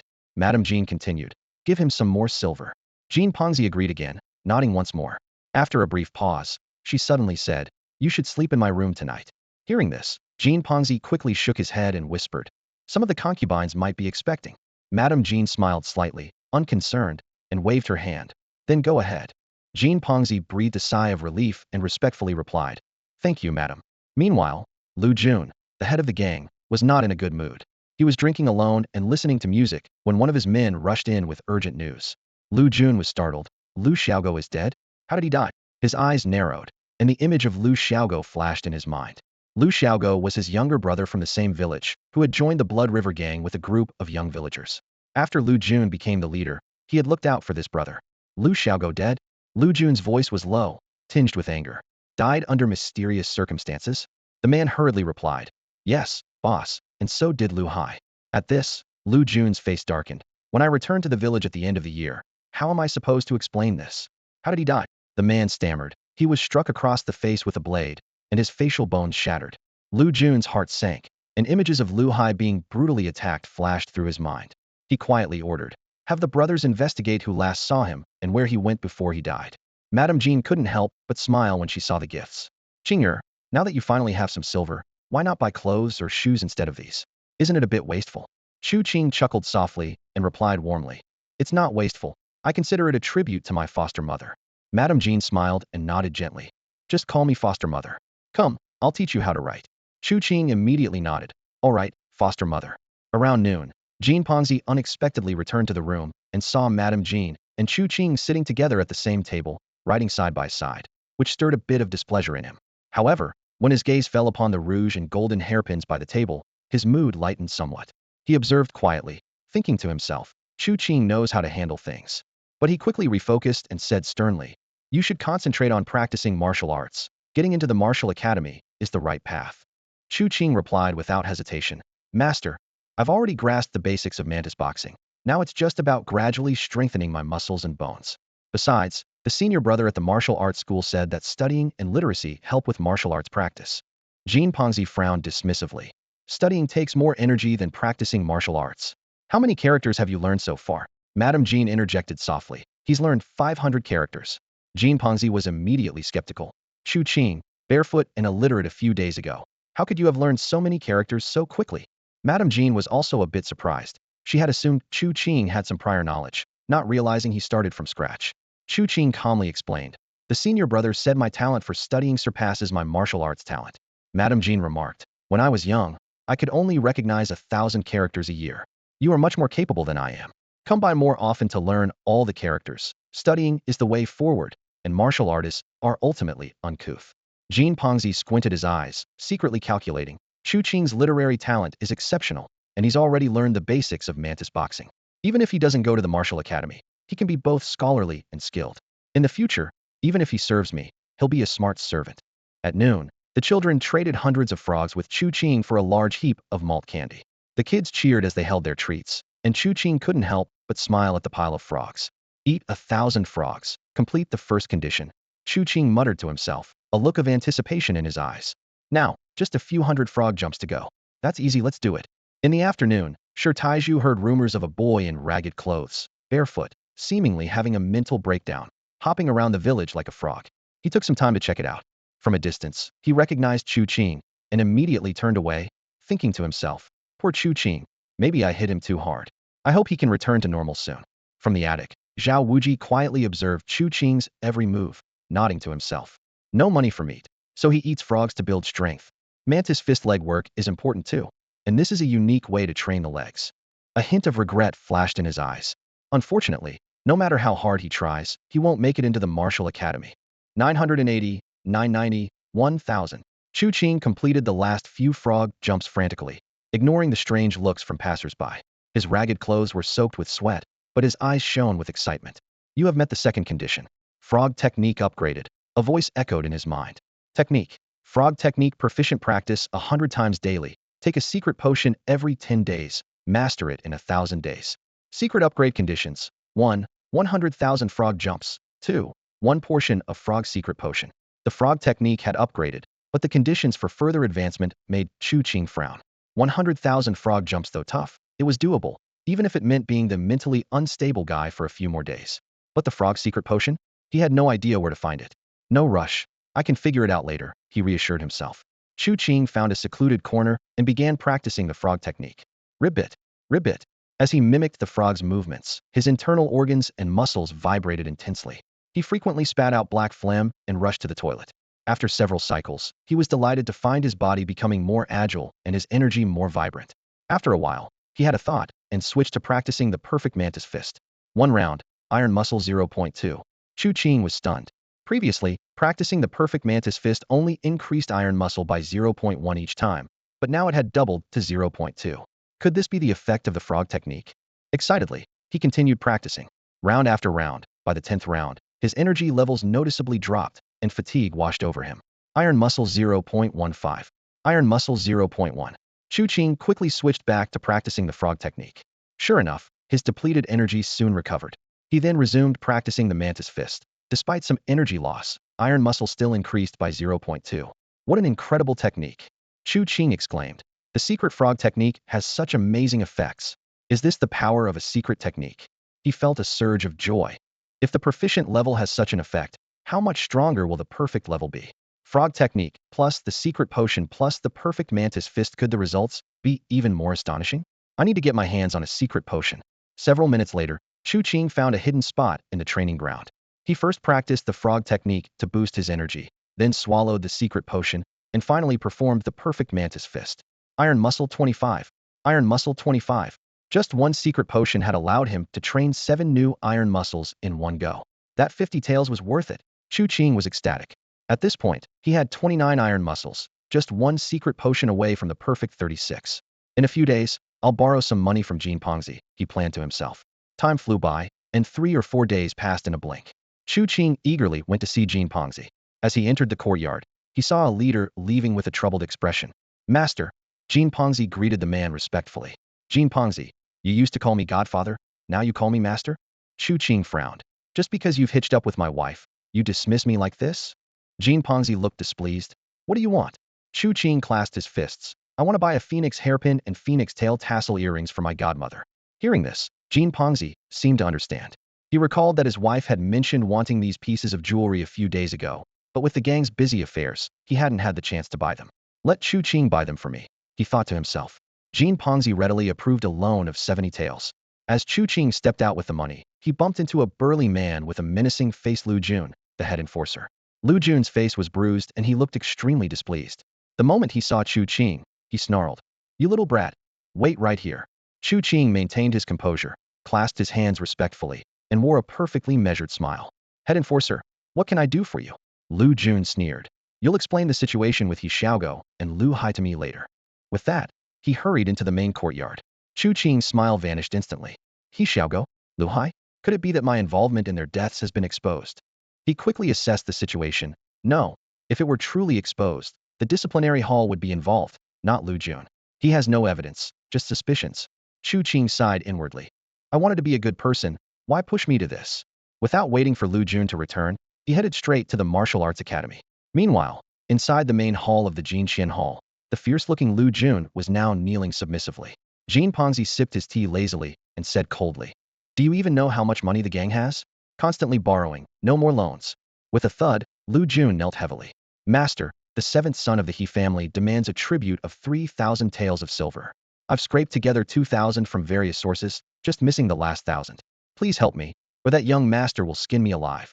Jean Pongzi sighed inwardly. Recently, the scions of the fortress families had become increasingly brazen. These rural gentry wouldn't dare ask the gang leaders for money, so they targeted the enforcers instead. An enforcer having to pay 3,000 taels in tribute. People had been borrowing money non-stop. Being in a gang and ending up like this is truly shameful. Jean Pongzi cursed silently, relieved that these people still had some sense of dignity and hadn't asked a hall master for money, or he'd have to pay dearly too. Jean Pongzi then asked, what did you say outside just now? Lu Jun was taken aback and truthfully recounted his threat to Chu Qing. Jean Pongzi snorted coldly. Chu Qing is my wife's godson. How could he have killed those peasants? Even if he did, what could you do about it? Lu Jun quickly assured, I won't pursue it, absolutely won't pursue it. Only then did Jean Pongzi contentedly write 2 promissory notes, one for 1,000 taels in the gang's name, and another for 50 taels in his personal name. Lu Jun dutifully signed them. As Lu Jun stepped outside, he ran into another downcast enforcer, Li Hao. They exchanged a bitter glance. Not seeing any sign of Chu Qing, Lu Jun's expression darkened. Damn it, is having Jean Pongzi's wife backing you so great? Once I get through this, I'll make you pay. At that moment, Chu Qing was focused on training in a corner of the martial field. With another iron sinew mastered, his strength surged, and his movements became more agile, more fluid than a real praying mantis. His fists and fingers shifted between knife-like and hook-like in their transformations, the moves now more vicious and cunning than when he had mastered 22 iron sinews. Although he had reached the limit with the iron sinews of the praying mantis fist, his progress in the frog technique was slow due to a lack of secret medicine. Chu Qing pondered. Either I find a common martial art, or I attempt to advance the praying mantis fist to see if the ultimate form can produce new iron sinews. Recalling the matter with Lu Jun, Chu Qing smirked. A gang member trying to play detective? If you're not doing your job, then don't do anything at all. Under his rough clothing, 36 iron sinews faintly outlined a lifelike, menacing mantis pattern. Spring rain is as precious as oil. Late at night, the long-awaited downpour finally arrived at the small farmhouse courtyard. A figure clad in a hemp robe with a covered face moved swiftly through the rain, barefoot on the slippery stone path. Agile like a praying mantis, it was Chu Qing. He deftly vaulted into the courtyard of the wealthy Lu Jun, quietly closing the door and securing the wooden latch. Inside the main house, lights were blazing and rough voices could be heard. Chu Qing leaped lightly onto the roof, carefully lifting a tile to listen in on the conversation below. That bastard, the seventh son of the He family, dares to extort 3,000 silver from our leader. Is there no justice left? A gruff voice complained indignantly. Leader, you've trained with over 10 iron rods and have such strength. Why not just take out that seventh son? Lu Jun growled deeply. That seventh son has trained with at least 100 iron rods and mastered 5 or 6 martial arts, even more formidable than the deputy hall master. You think you can take him down? He could crush us with a single finger. The room fell silent. Lu Jun sighed. I've already arranged the silver. Now, I've got a new task for you. He took a swig of alcohol, his face twisting into a sinister grin. Keep a close watch on Chu Qing's movements. The underlings pondered. During their investigation of He Xiaogo's death, they discovered that He Xiaogo had fled from Chu Qing's doorstep before meeting a gruesome end in a secluded alley. They suspected He Xiaogo had uncovered some of Chu Qing's secrets. Don't worry, boss. We'll keep a close eye on him and uncover his secrets. Chu Qing must have secrets. Otherwise, he wouldn't have pursued He Xiaogo, Lu Jun said gravely. I suspect he also killed Lu Hai. Boss, if you suspect him, that's enough. Let's just take him out. The underlings were fired up. It's not that simple. He's currently working for Madame Jean. Lu Jun's words trailed off as he paused. Huh? Why is there an eye on the roof? Where's my premium tile? Those are expensive. A raindrop fell into the wine glass. Lu Jun stared at the rippling liquid and looked up again, but the eye and the tile had vanished. Boss, it's leaking. The underlings also looked up. Be careful, there's an enemy. Lu Jun's face turned pale. Boom. The door burst open, wind and rain swept in, and the candle flames flickered violently. A figure charged into the room like a giant mantis, fingers clenched like blades, instantly shattering the faces of 2 underlings, brain matter splattering. Lu Jun was horrified, grabbing a chair to smash it. But the figure punched through the chair, closing it instantly. With hands crossed and raised like 2 sharp blades, it was the perfected praying mantis fist. Who wants to kill me? I don't want to die. Lu Jun roared, kicking out like a snake. But amidst the crossed hand blades, his thigh was split open, tendons severed, bones shattered. Before he could finish screaming, a heavy punch struck his forehead, brain matter erupting. The remaining underlings either collapsed or fled in panic. The figure pursued, cutting them down one by one.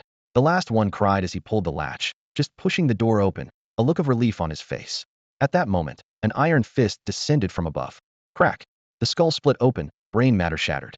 Thud! The body fell to the ground. A shadowy figure swiftly dragged the corpse back inside, shut the door, and bolted it with a wooden bar, then turned to continue his killing spree. In the side room, a woman peered through the crack in the door at the flickering candlelight in the main room. She saw a figure, agile as a praying mantis, moving quickly in the firelight, accompanied by intermittent screams. Soon, the screams came to an abrupt halt. The woman clamped her hand over her mouth, trembling uncontrollably, not daring to step out of the room until dawn. Chu Qing took stock of his haul. 3,000 taels of silver, a red snake leg technique manual, a red snake secret medicine, and a few scattered silver and copper coins. He habitually searched the bodies of the deceased. Eliminating Lu Jun put him in a good mood, but he quickly realized a problem. Lu Jun was the nephew of Lu, the master of the Zhanren Hall, who would inevitably investigate. After a moment of thought, Chu Qing carefully hid the silver and began studying the manuals he had acquired. The technique manual indicated, to begin learning the red snake leg technique, one must practice 10 times daily for 10 days. The entry requirement was simply to press each leg 100 times. Chu Qing immediately began practicing. His legs had already developed 9 iron tendons each, and mastering another leg technique would increase his chances of success.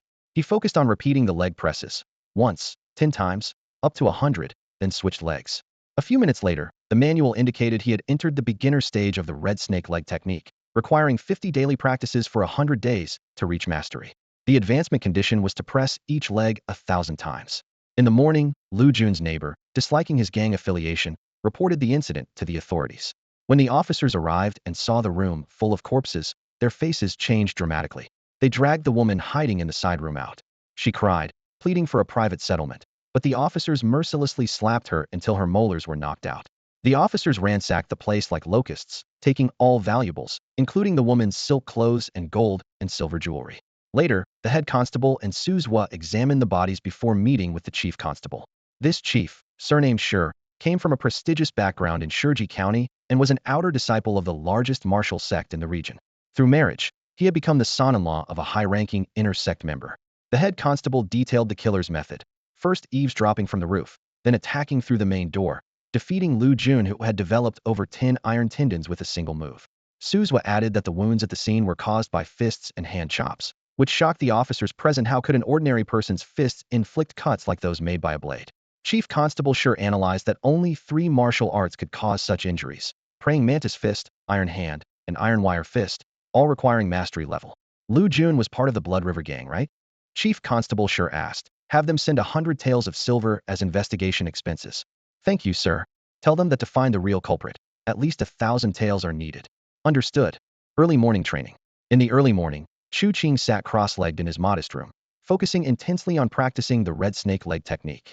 This technique required daily practice, taking a secret medicine every 10 days and 1,000 days to achieve perfection. The conditions for advancement were clear 3 doses of the red snake's secret medicine and passing the trial of the giant snake leg wrap. This training session was somewhat special. Thanks to his foundational frog technique, after consuming a dose of the secret medicine, Chu Qing's body unexpectedly gained 6 iron tendons at once.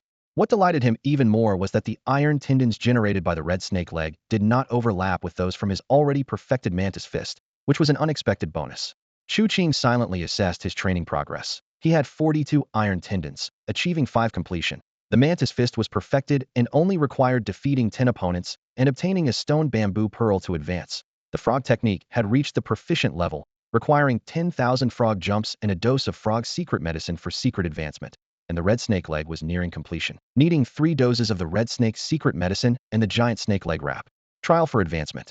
42 iron tendons. Chu Qing murmured to himself, recalling Zhao Hongxiu's words that outer disciples of the martial academy typically had 180 iron tendons. I'm about to have half their number, but it's still not enough. He stood up, frowning slightly. Shi Taizhu, Zhao Hongxiu, and others were willing to be subservient to enter the martial academy, but Chu Qing didn't want to follow that path. The martial academy had both inner and outer divisions, with the inner division offering more refined martial arts and richer resources. Those willing to be subservient could only learn crude martial arts in the outer division with scarce resources. Jin Pongzi and others often said that in martial arts, a quick start leads to continuous speed. Chu Qing not only wanted to enter the martial academy, but also aimed to go straight into the inner division. He longed to maintain this rapid progress. However, competition for inner division spots was fierce, where neither money nor connections mattered, only true skill could secure a place.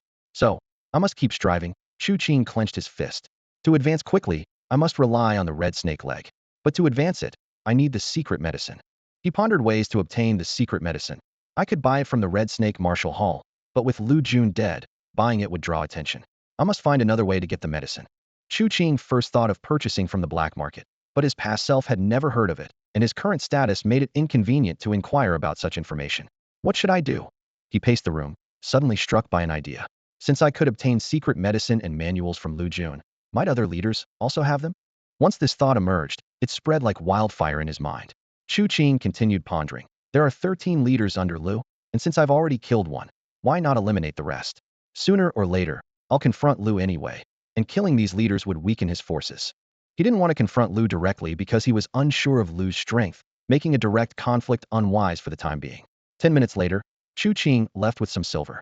He wandered through the streets, outwardly browsing shops selling cosmetics, hairpins, and ornaments, while secretly observing the Red Snake Martial Hall and the residences of the other 12 leaders. An hour later, a simple map had formed in Chu Qing's mind.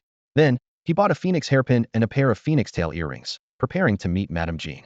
Meanwhile, Lu, the leader of the execution hall, was in a foul mood. A constable had just visited, informing him that his nephew Lu Jun was dead and his assets seized by the authorities. The constable not only demanded an investigation fee, but also asked for 1,000 taels of silver to find the real culprit. Suppressing his anger, Lu handed the constable a silver note, saying, "I want the real culprit, not a scapegoat." The constable swiftly pocketed the note, smiling. With Chief Constable Sure personally handling the case, even if the culprit is a powerful noble, they will be brought to justice. Lu nodded in agreement. Chief Constable Sure's promises were always reliable. In the vast county of Shiji, only a few dared to challenge him, given his prestigious background from the renowned martial sect. The empire is now facing a millennium-long crisis, with internal turmoil and instability. The sects and the empire jointly rule the land. In Shiji County, you may resist the empire, but you must never oppose the military sect that controls the region. Inside the Jin family's grand mansion, in a bright study, Chu Qing, dressed in plain clothes and barefoot, is intently writing. Madame Jean rolls up her sleeves, revealing her fair arms, as she grinds ink for him. At the doorway, Xiao Taohong watches this scene with mixed emotions. The man before her is strikingly handsome, and Madame Jean retains her charm. Xiao Taohong notices Madame Jin's black hair occasionally brushing against Chu Qing's face, and his arm occasionally brushing against her waist. As a concubine and Madame Jin's confidant, she can only silently scream in her heart. Finally, Madame Jean sets down the inkstone and moves to sit in a chair. Xiao Taohong, come and massage my shoulders, she says. Before she finishes speaking, Chu Qing stands up. Godmother, let me do it. Just as Xiao Taohong is about to intervene, Chu Qing's hands have already landed on Madame Jin's shoulders. Godmother, I have strong hands, and it will feel better, Chu Qing says with a gentle smile, dismissing Madame Jin's reluctance. With his movements, Madame Jean feels her shoulders grow warm, his hands occasionally brushing her neck, sending a shiver down her spine. She comforts herself internally, thinking that Qinger, coming from humble beginnings, is unaware of proper etiquette, and she can teach him gradually over time. As time ticks by, Xiao Taohong watches the scene unfold with tears nearly in her eyes. She watches as Madame Jin's head slowly leans against Chu Qing's chest, as he helps her put on a hairpin, his fingers grazing her earlobe as he places earrings on her. Madame Jin's cheeks and ears are flushed with color. Half an hour later, Chu Qing stands to take his leave. Unlike usual, Madame Jean does not insist on him staying for a meal, but gently reminds, Qinger, remember to come back in the afternoon to read, to study the great rites. At the Tangling Martial Arts School's training ground, Chu Qing begins his frog jump exercises. From 10 to 100 jumps, he draws the attention of the special training class students. Shi Taiju, watching this young man who once caught frogs for him, offers kind advice. Though the pressure is great, you need to face reality. Only my senior sister and I have made it into the martial academy. You should consider other options. While Chu Qing continues his training, Zhao Wuji arrives at the training ground with a team of constables and martial arts students. Hundreds stand silently in the field, and at the command of the head constable, a hush falls over the crowd. Zhao Wuji, Zhao Hongxiu, and others stand respectfully to the side, all wondering about the purpose of the constable's visit. Zhao Wuji was filled with doubt, but remained silent. If an ordinary officer had come with such arrogance, he would have responded with a cold smile and sent them away. However, this officer was different. He carried the authority of Chief Officer Shi, and Zhao Wuji dared not act rashly, so he reluctantly complied. The officer coldly instructed, those who have mastered the mantis fist, step forward. Zhao Wuji was taken aback for a moment, but quickly stepped forward with a respectful demeanor. The others remained motionless, creating an awkward atmosphere. The officer frowned slightly and said coldly, Master Zhao, in such a large martial arts school, are you the only one who has mastered it? Feeling displeased, Zhao Wuji replied softly, that's right. The officer sneered, his tone even more disdainful. If that's the case, those who have reached a high level, step forward. Immediately, Zhao Hongxiu, the senior disciple, and several others stepped forward. The officer scanned them with a hint of coldness in his eyes. His disdain for the martial arts school's disciples grew even more apparent. Such a large school, and only a few have reached a high level in mantis fist, what a disgrace. Zhao Wuji suppressed his anger and lowered his head, filled with dissatisfaction. Zhao Hongxiu and the other disciples trembled with anger, but had nowhere to vent it. Then, the officer coldly announced, those who left the school yesterday, step forward. He added, without a fellow disciple as a witness, step forward again. With these conditions laid out, dozens of people gradually stepped forward, including Chu Qing. Half an hour later, after recording everyone's names, the officer demanded 50 taels of silver from Zhao Wuji before leaving. The practice ground was filled with confusion as the disciples exchanged glances, looking to Zhao Wuji for guidance. Zhao Wuji was equally at a loss, unsure of how to respond. Only Chu Qing, among the crowd, had a thoughtful expression. I used Mantis Fist to kill Lu Xiaogo, Lu Hai, and Lu Jun. Chu Qing suddenly thought. Are these officers investigating that? Can they trace the martial arts style from the wounds? It seems I need to give them something to keep busy. In the afternoon, Chu Qing leisurely wandered around a perfume and powder shop, then used a few malt candies to entice 2 children and gave them some instructions. The children, holding 300 silver notes, hurried to the Red Snake Martial Arts School. Children buying secret medicine?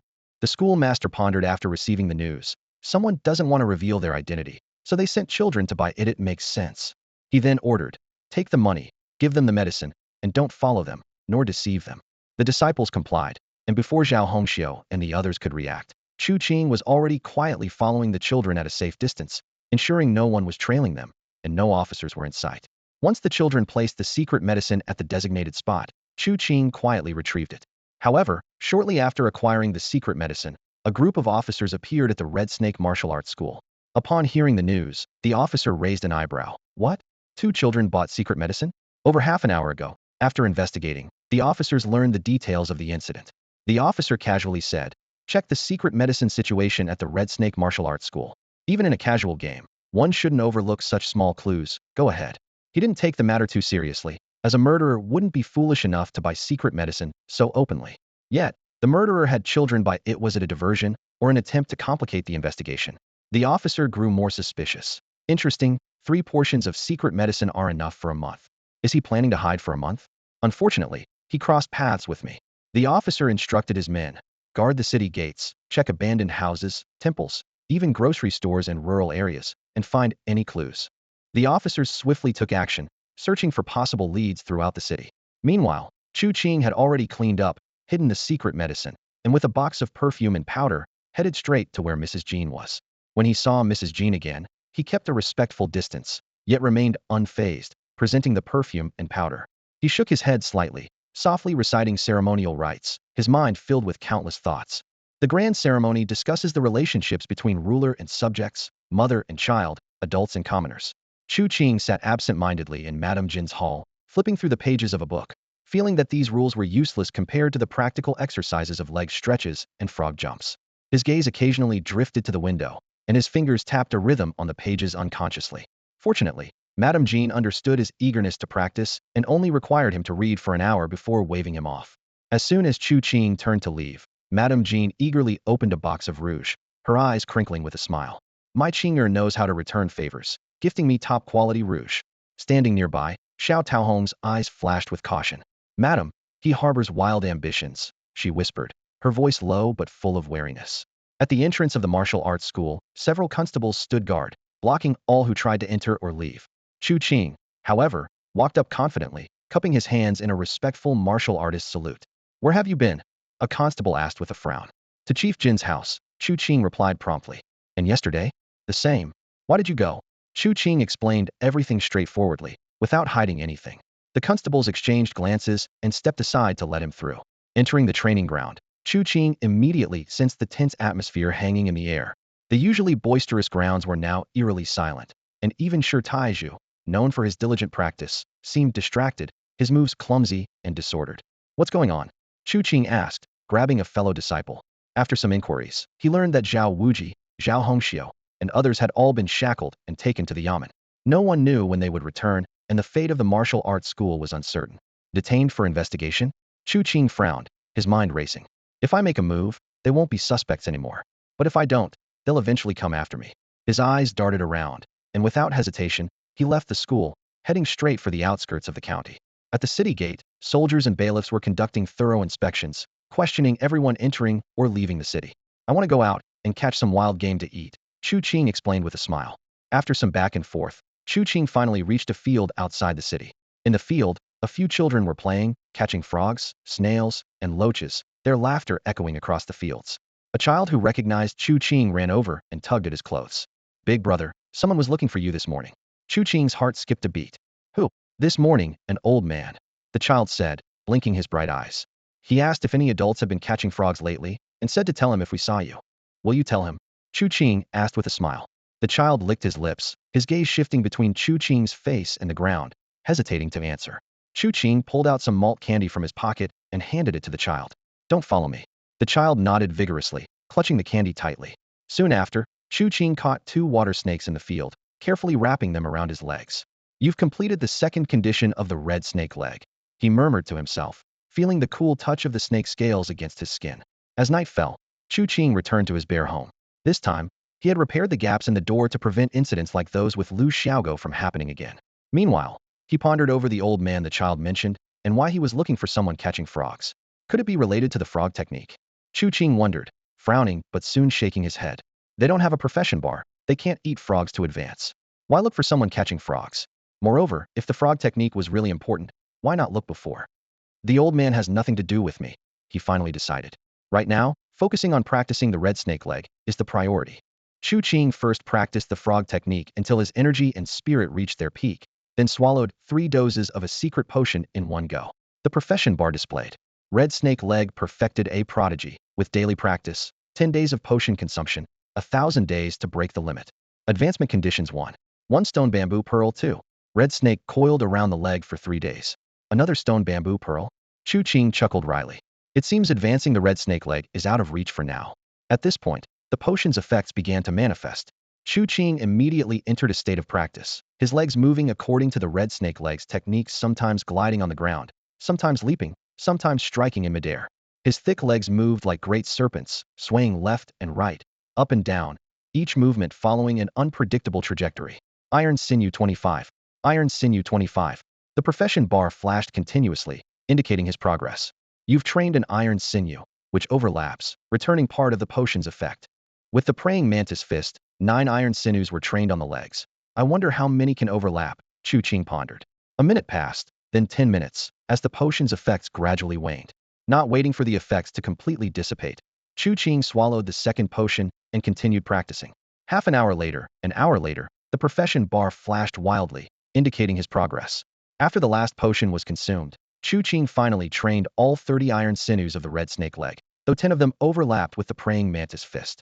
By then, the total number of iron sinews in his body reached 5,618 in his arms and 38 in his legs. The power in his legs was several times greater than in his arms, and when exerted, the 30 iron sinews emerged, vaguely forming the shape of a large snake. Additionally, each leg had an extra 4 iron sinews, resembling 4 long whips, guarding the giant snake. Standing in the dim room, Chu Qing's legs glowed faintly, a glint of coldness flashing in his eyes. So, if I use the red snake leg to fight, what will the people at the Yamen do? Late at night, ever since learning of Lu Jun's death yesterday, Li Hao, the head honcho, had been restless. His thick fingers unconsciously drummed on the table. The hall master claimed Lu Jun was killed for offending some fortress disciples, but that explanation didn't hold water. Earlier today, when delivering silver to Master He Chi, he had asked why Lu Jun hadn't come. Upon hearing of Lu Jun's sudden death and the confiscation of his property by the authorities, Master He Chi flew into a rage, cursing loudly. The more Li Hao thought about it, the more uneasy he felt. Lu Jun had been head honcho for a year, committing numerous crimes and making countless enemies. His violent death could either be revenge from an enemy or an act of justice by a passing hero. Considering his own 3 years as head honcho, with deeds even worse than Lu Jun's, Li Hao couldn't help but shiver. This burly, muscular man now resembled a frightened rabbit as he quietly climbed out of bed. He took care not to disturb his sleeping wife, quickly gathering his valuables. I need to find another place to sleep tonight, he mused to himself. With his bag packed, he tiptoed to the door. Just as he was about to turn, he froze in place. A masked figure in coarse clothing had appeared in the courtyard. Damn it! Just as Li Hao was about to shout, the figure darted towards him with the agility of a snake. In the moonlight, a long leg swung high, slicing through the air with a fierce whoosh. Who are you? Li Hao shouted in shock, hastily activating his iron shirt technique. His muscles tensed, and his skin turned an iron blue hue under his clothes. Bang! The long leg struck his chest, shattering his top, sending Li Hao flying back through the door into the house. Chu Qing, the masked figure, felt a sharp pain in his leg, as if he'd kicked stone. He let out a low growl, his feet moving like a snake, relentlessly pursuing. Another fierce kick sent Li Hao, who had just landed, soaring again. I haven't done anything wrong these past 2 days, why kill me? Li Hao cried out in anger and fear. Chu Qing remained silent, leaping over Li Hao, delivering a snake-like kick from above. 3 consecutive powerful kicks landed squarely on Li Hao's chest, the final one slamming his massive body to the ground. Li Hao, filled with shock and disbelief, gasped. Without iron bones, how is he so strong? How many iron tendons has this man trained? Chu Qing's attacks grew even fiercer, his legs like a serpent's tail, delivering another 3 vicious strikes. When he finally stopped, blood seeped from his mouth, and his pants were torn, blood oozing from his pores. What a tough body. Is it the Golden Bell Shield, Iron Shirt, or the 13 Grand Guardians? Chu Qing panted heavily, looking at the corpse that was now a mangled heap, finally feeling a sense of relief. From inside came the sound of stifled sobbing, but Chu Qing ignored it, quickly checking the body and finding a bundle. The commotion was too great. He grabbed the bundle and left swiftly. Much later, a heart-wrenching scream echoed from the house. Murder! Murder! Under the dim oil lamp, Chu Qing opened the bundle, discovering only a few dozen taels of silver and some gold and silver jewelry, without a single banknote. Chu Qing flipped through the manual in his hands, his brow slightly furrowed. Although this iron cloth technique wasn't easy to sell, it was worth the effort. He carefully examined the frayed pages, indicating the manual had been frequently read. A minute later, his gaze stopped on the method's description. Iron cloth train 100 times daily, master in 100 days. The advancement condition was surprisingly simple. Wear hemp clothing, master in 5 days. Hemp clothing. Chu Qing muttered to himself. glancing at his worn-out hemp clothes and recalling he had another set at home. He quickly changed into the new hemp clothing and burned the old set. Meanwhile, in the Sherji County Sheriff's Office, another death? Chief Constable Sher listened to the report from his subordinate with an impassive face, a hint of darkness flashing in his eyes. Suze was stepped forward to report in detail. The deceased, Li Hao, had trained 40 iron tendons and was at least proficient in iron cloth, possibly even mastered. A snake pattern was found on the body, suggesting he was killed by the perfected red snake leg technique. The hall fell silent, and the constables stood as if walking on thin ice. Chief Constable Sher coldly analyzed. I just arrested people from the praying mantis martial hall and Iron Hand martial hall, and now a murderer from the red snake martial hall appears. Are they trying to save someone or frame someone? He paused. The last victim was killed by praying mantis fist, and the red snake leg manual was missing from his home. This time, the victim was killed by the red snake leg, and the iron cloth manual is gone. Will the next victim fall to someone proficient in iron cloth? In the Blood River Gang, Master Lu was awakened from his sleep by 11 panicked lieutenants. Li Hao and Lu Jun were both from our branch, and now they're dead. The lieutenants anxiously suggested, why don't we all stay at your place? With so many of us, the killer wouldn't dare strike. Master Lu thought to himself, this group is unruly, and letting them stay would spell trouble for his numerous concubines.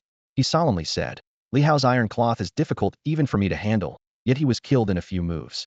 Since you're not as strong as him, you should serve as guards for young Master He Chi tomorrow.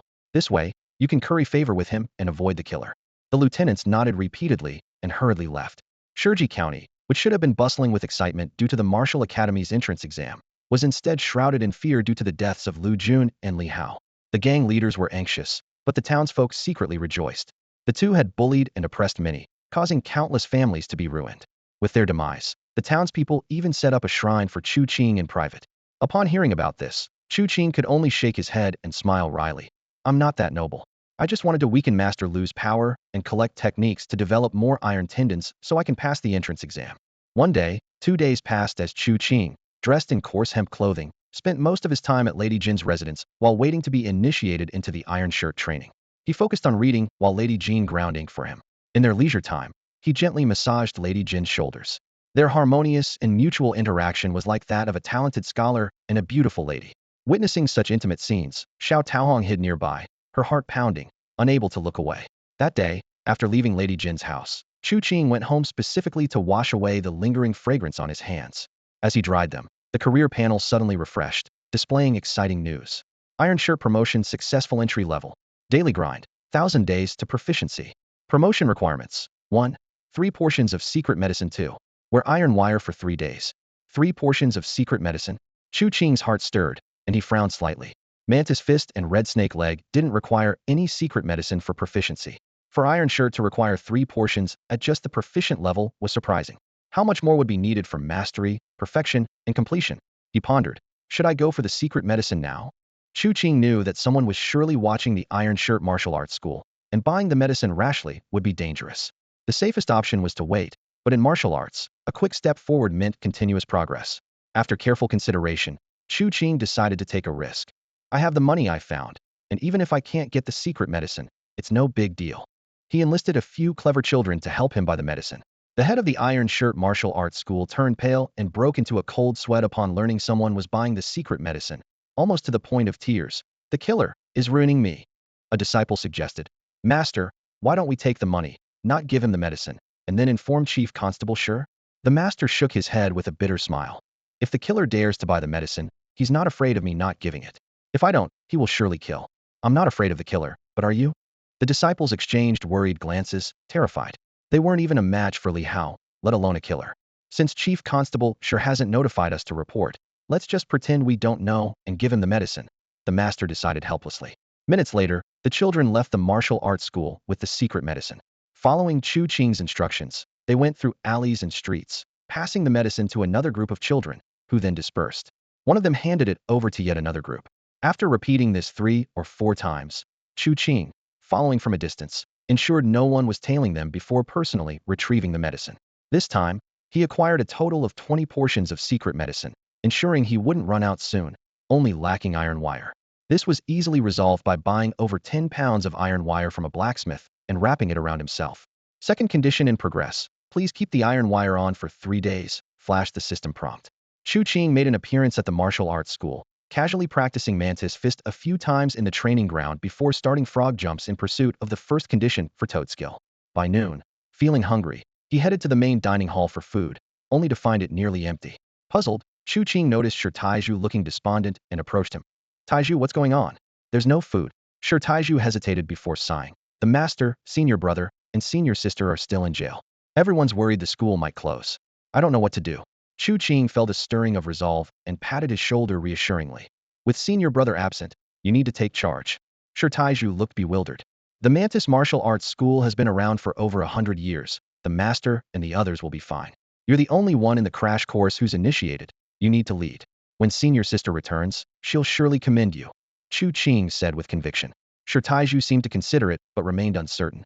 But I don't know what to do. Chu Qing smiled. Food is essential. Start by organizing the main dining hall, then address the crash course members. As for the official disciples, you don't need to worry about them. Shi Taizhu followed the instructions, and in just half a day, the martial arts school had regained most of its order, with the cafeteria once again providing ample meals. Most of the assault class students were on the training ground, practicing their moves. Watching this, Shi Taizhu couldn't help but remark to Chu Qing, you're truly a natural scholar. You managed to restore order with just a few words in such chaos. Chu Qing simply smiled without saying much, still wrapped in wire, continuing his frog jumps. Meanwhile, Lu, the head of the execution hall, was feeling heavy-hearted and frustrated. Today, Chief Constable Shi sent someone to scold him for not being diligent in his work, and in the afternoon, he was ordered to bring all the senior and junior leaders of the hall to meet him. Lu felt indignant taking his money and still making him work, but he didn't dare to retaliate, as the senior leaders under him had already pledged allegiance to Hikigongzi and become his loyal followers. He could only gather a group of exhausted junior leaders. The junior leaders, with dark circles under their eyes and haggard faces, stood there, causing Lu to furrow his brows. I need a senior leader, Lu said, scanning the group and casually pointing to a slightly more spirited young man. What's your name? He asked. The young man quickly stood straight, his voice trembling. My name is Xiaozhang, sir. From now on, you're the senior leader, Lu commanded. Xiaozhang hurriedly knelt down. Sir, I don't know martial arts. I'm not fit to be the senior leader. His face turned pale and his expression was fearful, his words stammering. Whoever becomes the senior leader might die, and I don't want to die. Lu was furious, cursing loudly. Useless. Look at what you've all become. He pointed randomly at a few others, but everyone shook their heads, unwilling to take on the hot potato. Seeing no one willing to step up, Lu's anger grew, and his curses got louder.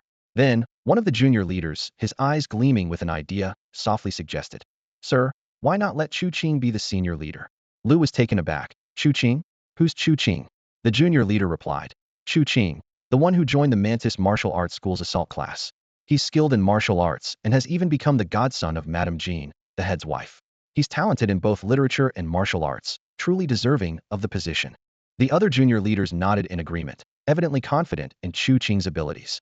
Lu pondered for a moment. Then it's him. And so, without any warning, Chu Qing became the senior leader. However, Chu Qing had no idea what was happening when Lu took him, along with a group of junior leaders, straight to the yamen. Upon reaching the yamen, Chu Qing grew nervous, contemplating escape, fearing that Lu had discovered his true identity. But he quickly realized that if Lu really knew he was the culprit, he would have been arrested by now, not brought along so openly. So he forced himself to remain calm. Half an hour later, Chu Qing followed the group into a courtyard. Lu entered the main hall alone, where a young man in his 30s sat at the center, with a distinguished appearance and extraordinary aura. Below him knelt a burly, bald man, creating a tense atmosphere. Chu Qing frowned slightly, wondering who this person was. The bald man seemed to exude a sense of threat. At this moment, Chief Constable Shi spoke coldly. 3 days, and yet your Blood River gang hasn't found a single clue. Are you still of any use? Lu was so frightened that he fell to his knees, kowtowing frantically. Master Shi, we've been searching day and night, not daring to slack off. Chief Constable Shi glanced at him indifferently, his voice still icy. This morning, a child went to the Iron Shirt Martial Arts School and bought 20 portions of secret medicine. Did you know that? Lu was drenched in sweat, his heart burning with anxiety. The chief constable had clearly demanded that the culprit be found within 3 days. But now that time had passed, and the culprit had suddenly appeared to buy secret medicine, it was clearly a slap in the face for the chief constable. My lord, Lu was so anxious he cried. Chief Constable Shi's tone remained unchanged. Can you find a clue, or not? Sweating profusely, Lu had a sudden flash of inspiration, as if grabbing onto a lifeline. My lord, I just promoted a senior leader. He is skilled in both literature and martial arts, and will surely find the clue. A flicker of interest appeared in Chief Constable Shi's eyes. Let him in.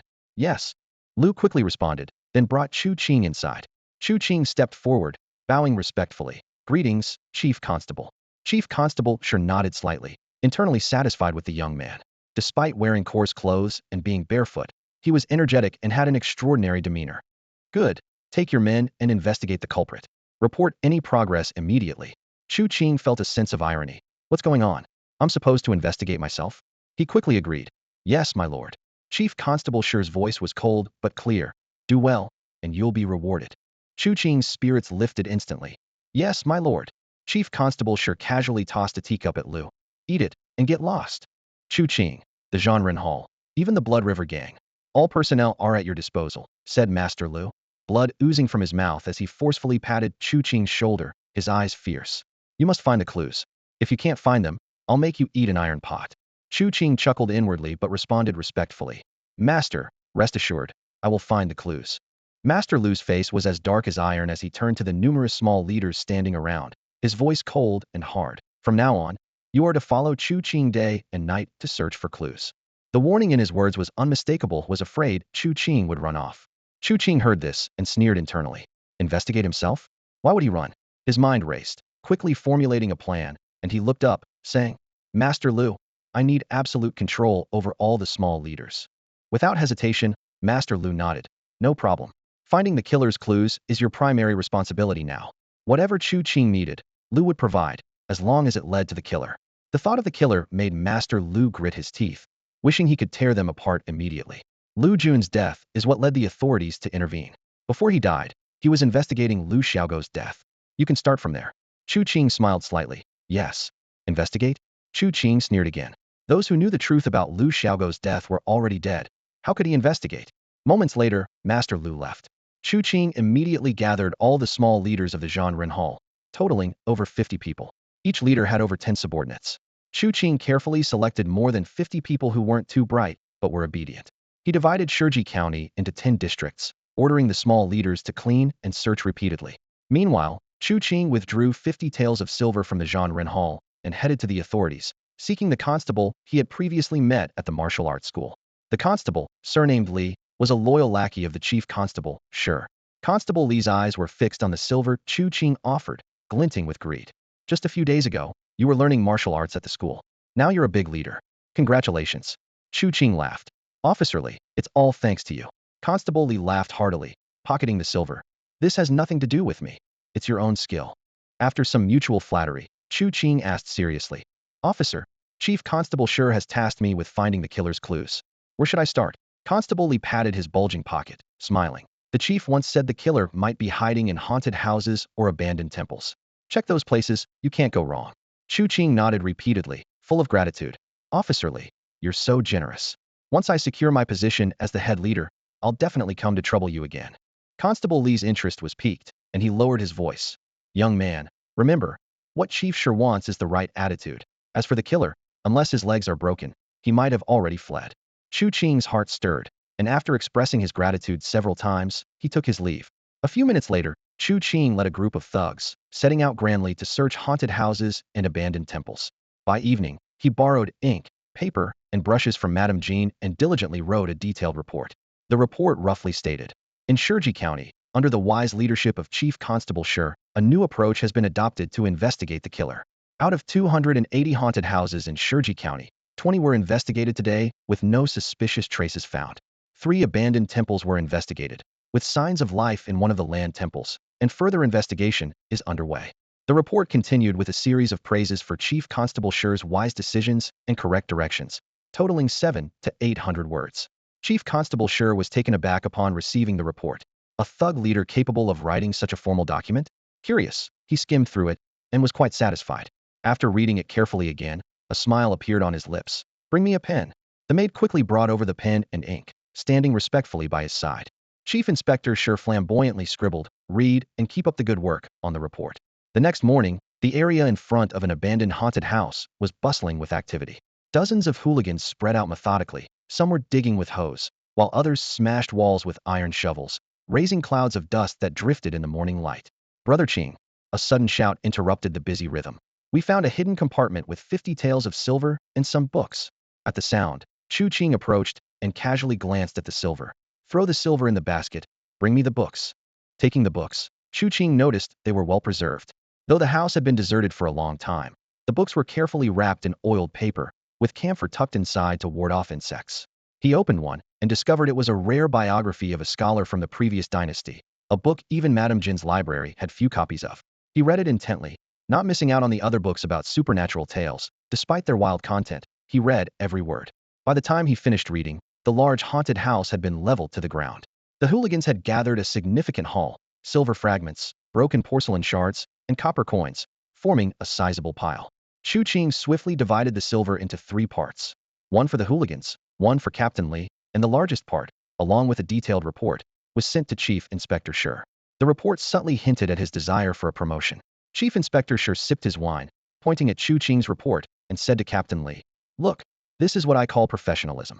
He not only tracked the criminals' traces, but also managed to avoid disturbing the locals, cleared the haunted house, and recovered stolen goods. Truly a talented individual. "You are wise, sir," Captain Li praised. "This is what I mean by thinking outside the box." Chief Inspector Shi chuckled. Captain Li nodded and bowed repeatedly. "You are absolutely right, sir." Chief Inspector Shi sighed inwardly. While Captain Li was loyal, he lacked the education that Chu Qing had. He was considering promoting Chu Qing when a servant delivered an invitation. "Sir, the 7th young master of the He family invites you to a banquet." Several days later, Chu Qing led a team to dismantle the last abandoned Taoist temple. A hooligan found a copper tube as thick as a finger inside a broken statue. "Master Qing, this thing hidden in the statue must be valuable," he said, about to unscrew it. With a snap, a piece of yellow paper covered in writing fell out. Chu Qing quickly caught it, scanned it, and his pupils contracted, heart racing. He nonchalantly slipped the paper into a book basket, calmly saying, "Just a piece of worthless paper. Keep working." The hooligan, disappointed, continued smashing the statue and prying up floor tiles, hoping to find gold or silver. Chu Qing watched him closely, relieved that the hooligan couldn't read. Otherwise, he would have had to silence him on the spot. That paper contained the recipe for the priceless toad elixir, a treasure not only valuable in itself, but crucial for enhancing one's prowess in practicing toad technique. Unable to contain his excitement, Chu Qing immediately took out the writing materials he borrowed from Madame Jean and began drafting a report. He routinely reported the discovery of stolen goods and traces of the criminal's escape, ending with a subtle request for promotion. Then, he packed the gold and silver separately, forged evidence of the criminal leaving the city, and sent it along with the report to Chief Inspector Shi. He silently prayed, "I hope the Chief Inspector is wise enough to drop the investigation. After all, being the criminal myself, I'm hardly suited to hunt down the culprit." Chief Inspector Shi read Chu Qing's report, and a satisfied smile appeared on his face. It was rare for a gang leader to think so thoroughly. He turned to Inspector Li and instructed, "Keep the fake evidence Chu Qing made safe.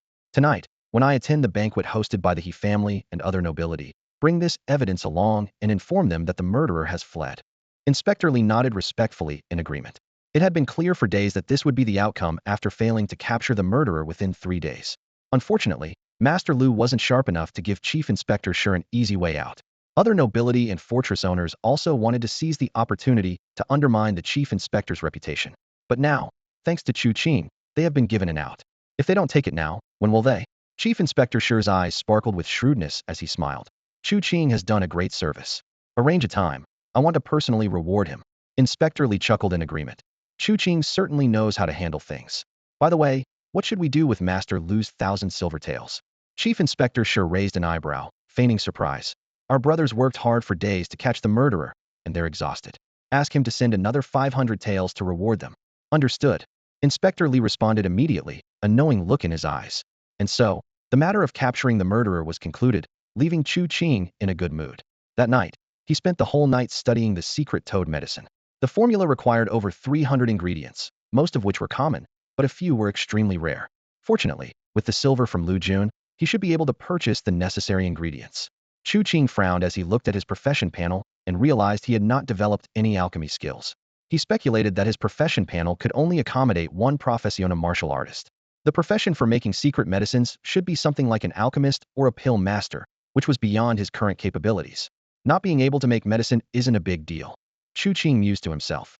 After all, making medicine is time-consuming. I'd rather spend that time reading, improving my literacy, and honing my physical skills. With the secret medicine ingredients being so precious and his funds limited, Chu Qing decided not to waste any and sought someone to help him with the alchemy. The next morning, he scoured the streets, examining dozens of pharmacies in Shurji County. He was satisfied with 3 of them, but couldn't decide which one to choose. Never mind, I'll gather all the ingredients first, Chu Qing decided, and began purchasing the secret medicine materials from various pharmacies. In the end, he was only missing one ingredient, a plant called Nichi flower. The shopkeepers at the pharmacies shook their heads, saying they didn't have it and hadn't even heard of it. Chu Qing was unwilling to give up. He had gathered hundreds of ingredients, including a century-old ginseng worth thousands of taels, and now he was missing just one plant? Is the recipe wrong? Or has the name of the herb changed? Chu Qing continued his relentless search until he arrived at the last pharmacy. The owner of this pharmacy was a white-bearded old man in his 60s. His pharmacy had been passed down for hundreds of years in Shurji County and was thriving. When the owner, Pharmacist Li, heard Chu Qing's inquiry, he frowned. Nichi flower? Pharmacist Li stroked his beard thoughtfully. This herb isn't available in Shurji County. It's only found in the provincial capital. Chu Qing's eyes lit up with joy. Great. Which pharmacy in the provincial capital has it? I'll go buy it. Pharmacist Li slowly shook his head. Nichi flower is a restricted herb. Even though it's available in the provincial capital, purchasing it requires the approval of the authorities and the military. Chu Qing was taken aback. A little herb is restricted? Is it addictive? Pharmacist Li shook his head again. It's not addictive. I've heard it's an essential component in making certain special secret medicines. Chu Qing suddenly understood. The Nichi flower was essentially a critical strategic resource, so important that most pharmacists weren't aware of it. Fortunately, Pharmacist Li knew about it. Chu Qing respectfully cupped his hands in salute to Pharmacist Li. Pharmacist, is there anywhere else I might be able to acquire it? Pharmacist Li remained silent. The sound of a falling object interrupted their conversation. Chu Qing offered the apothecary 10 taels of silver, but Li, the apothecary, refused without hesitation. With a swift motion, Chu Qing increased the amount to 50 taels, the silver glinting in the sunlight. Li's eyes flickered, and after tapping his fingers on the table for a moment, he finally accepted the silver with some reluctance. There's a black market outside Qingshui County, Li whispered, glancing around cautiously. You can find all kinds of banned drugs and prohibited items there. A slight smile tugged at Chu Qing's lips, a hint of satisfaction in his eyes. He had found a lead on the secret potion. Over the next few minutes, Chu Qing extracted detailed information from Li about the black market's location, how to gain entry, and what to watch out for. He also asked Li to carefully draw a picture of a rare herb, Niechi Chow, on a piece of paper. As Li sketched, he explained the plant's shape, leaf vein patterns, and unique markings. Realizing that Chu Qing was determined to use the herb for some secret concoction, Li, who had pocketed 50 taels, made sure to include detailed identification methods beside the drawing, fearing Chu Qing might end up with a fake. Thank you for your guidance, Master Li, Chu Qing said, carefully tucking the paper away. After expressing his gratitude several times, he turned to leave, heading straight for Madame Jin's residence. He hadn't seen her for days, having been occupied with his own affairs, and felt it was time to reconnect. At the entrance of the Jin family's grand house, Chu Qing straightened his clothes before stepping inside. Madame Jin greeted him warmly, playfully chiding. Qing, it's been too long. Nearby, Xiao Taohong rolled her eyes, muttering under her breath, it's only been a few days. Chu Qing presented his meticulously chosen gifts, several boxes of exquisite cosmetics, and a few ancient books he had scavenged from a haunted temple. Madame Jin's eyes lit up as she received the gifts, her smile widening. Qing, you're so thoughtful, she said softly, setting the cosmetics aside to eagerly examine the books. Discovering many rare editions she didn't own, her joy was unmistakable. These books are priceless treasures. Are you sure you want to give them to me? Madame Jin asked, her fingers gently tracing the yellowed pages. Chu Qing replied with a smile. These ancient books are only understood by you. Besides, you're the only family I have, and all good things should be shared with you. Madame Jin was deeply moved, her eyes welling up with tears. Her voice trembled slightly as she said, Qing, you're so kind. Come, help me organize these books. Of course, they went to the quiet study, working together. Madame Jin taught him how to handle the ancient texts and prevent insect damage, their hands occasionally brushing, their heads close together. Watching from the doorway, Xiao Taohong felt a mix of anxiety and concern, thinking, Madam, you must be mindful of your status. After a couple of hours, the books were finally sorted.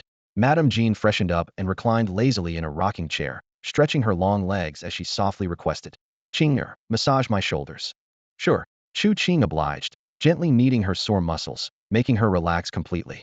Minutes passed, and Chu Qing assumed she had fallen asleep. But suddenly, Madame Jin spoke. Qing, I heard from Madame Sure that there are changes in this year's Martial Academy exams. Chu Qing paused, intrigued. What changes? Madame Jin shook her head, her cheek inadvertently brushing against his hand, but she didn't mind.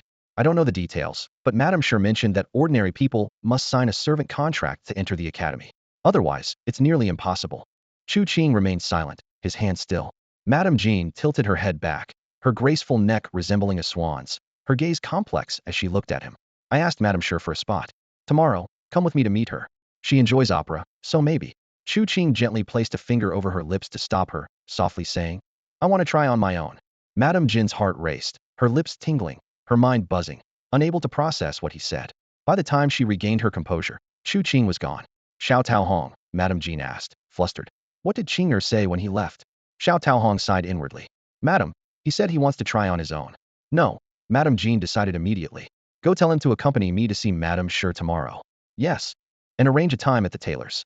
I want him in new clothes tomorrow. Yes. Xiao Taohong replied, hurrying out to catch up with Chu Qing. Left alone, Madame Jean hesitated for a moment before picking up a pen to write a letter. To my esteemed father, all is well here. Recently, I have taken in a bright young man as a godson. He loves literature and martial arts, though he comes from humble beginnings. I hope you can send a few martial arts manuals. Your daughter, Zhou Qingyu. Leaving Lady Jin's residence, Chu Qing was about to head to the black market when a flustered subordinate stopped him halfway. Master Qing, Chief Lu wants to see you. Did he say what it's about? Chu Qing asked with a smile. I don't know. The subordinate replied, shaking his head. Chu Qing's smile faded as he followed the subordinate to Chief Lu's place. With a scowl, Chief Lu launched into a tirade. Look at the mess you've made. I asked you to track down the murderer, and instead, you demolished someone's courtyard.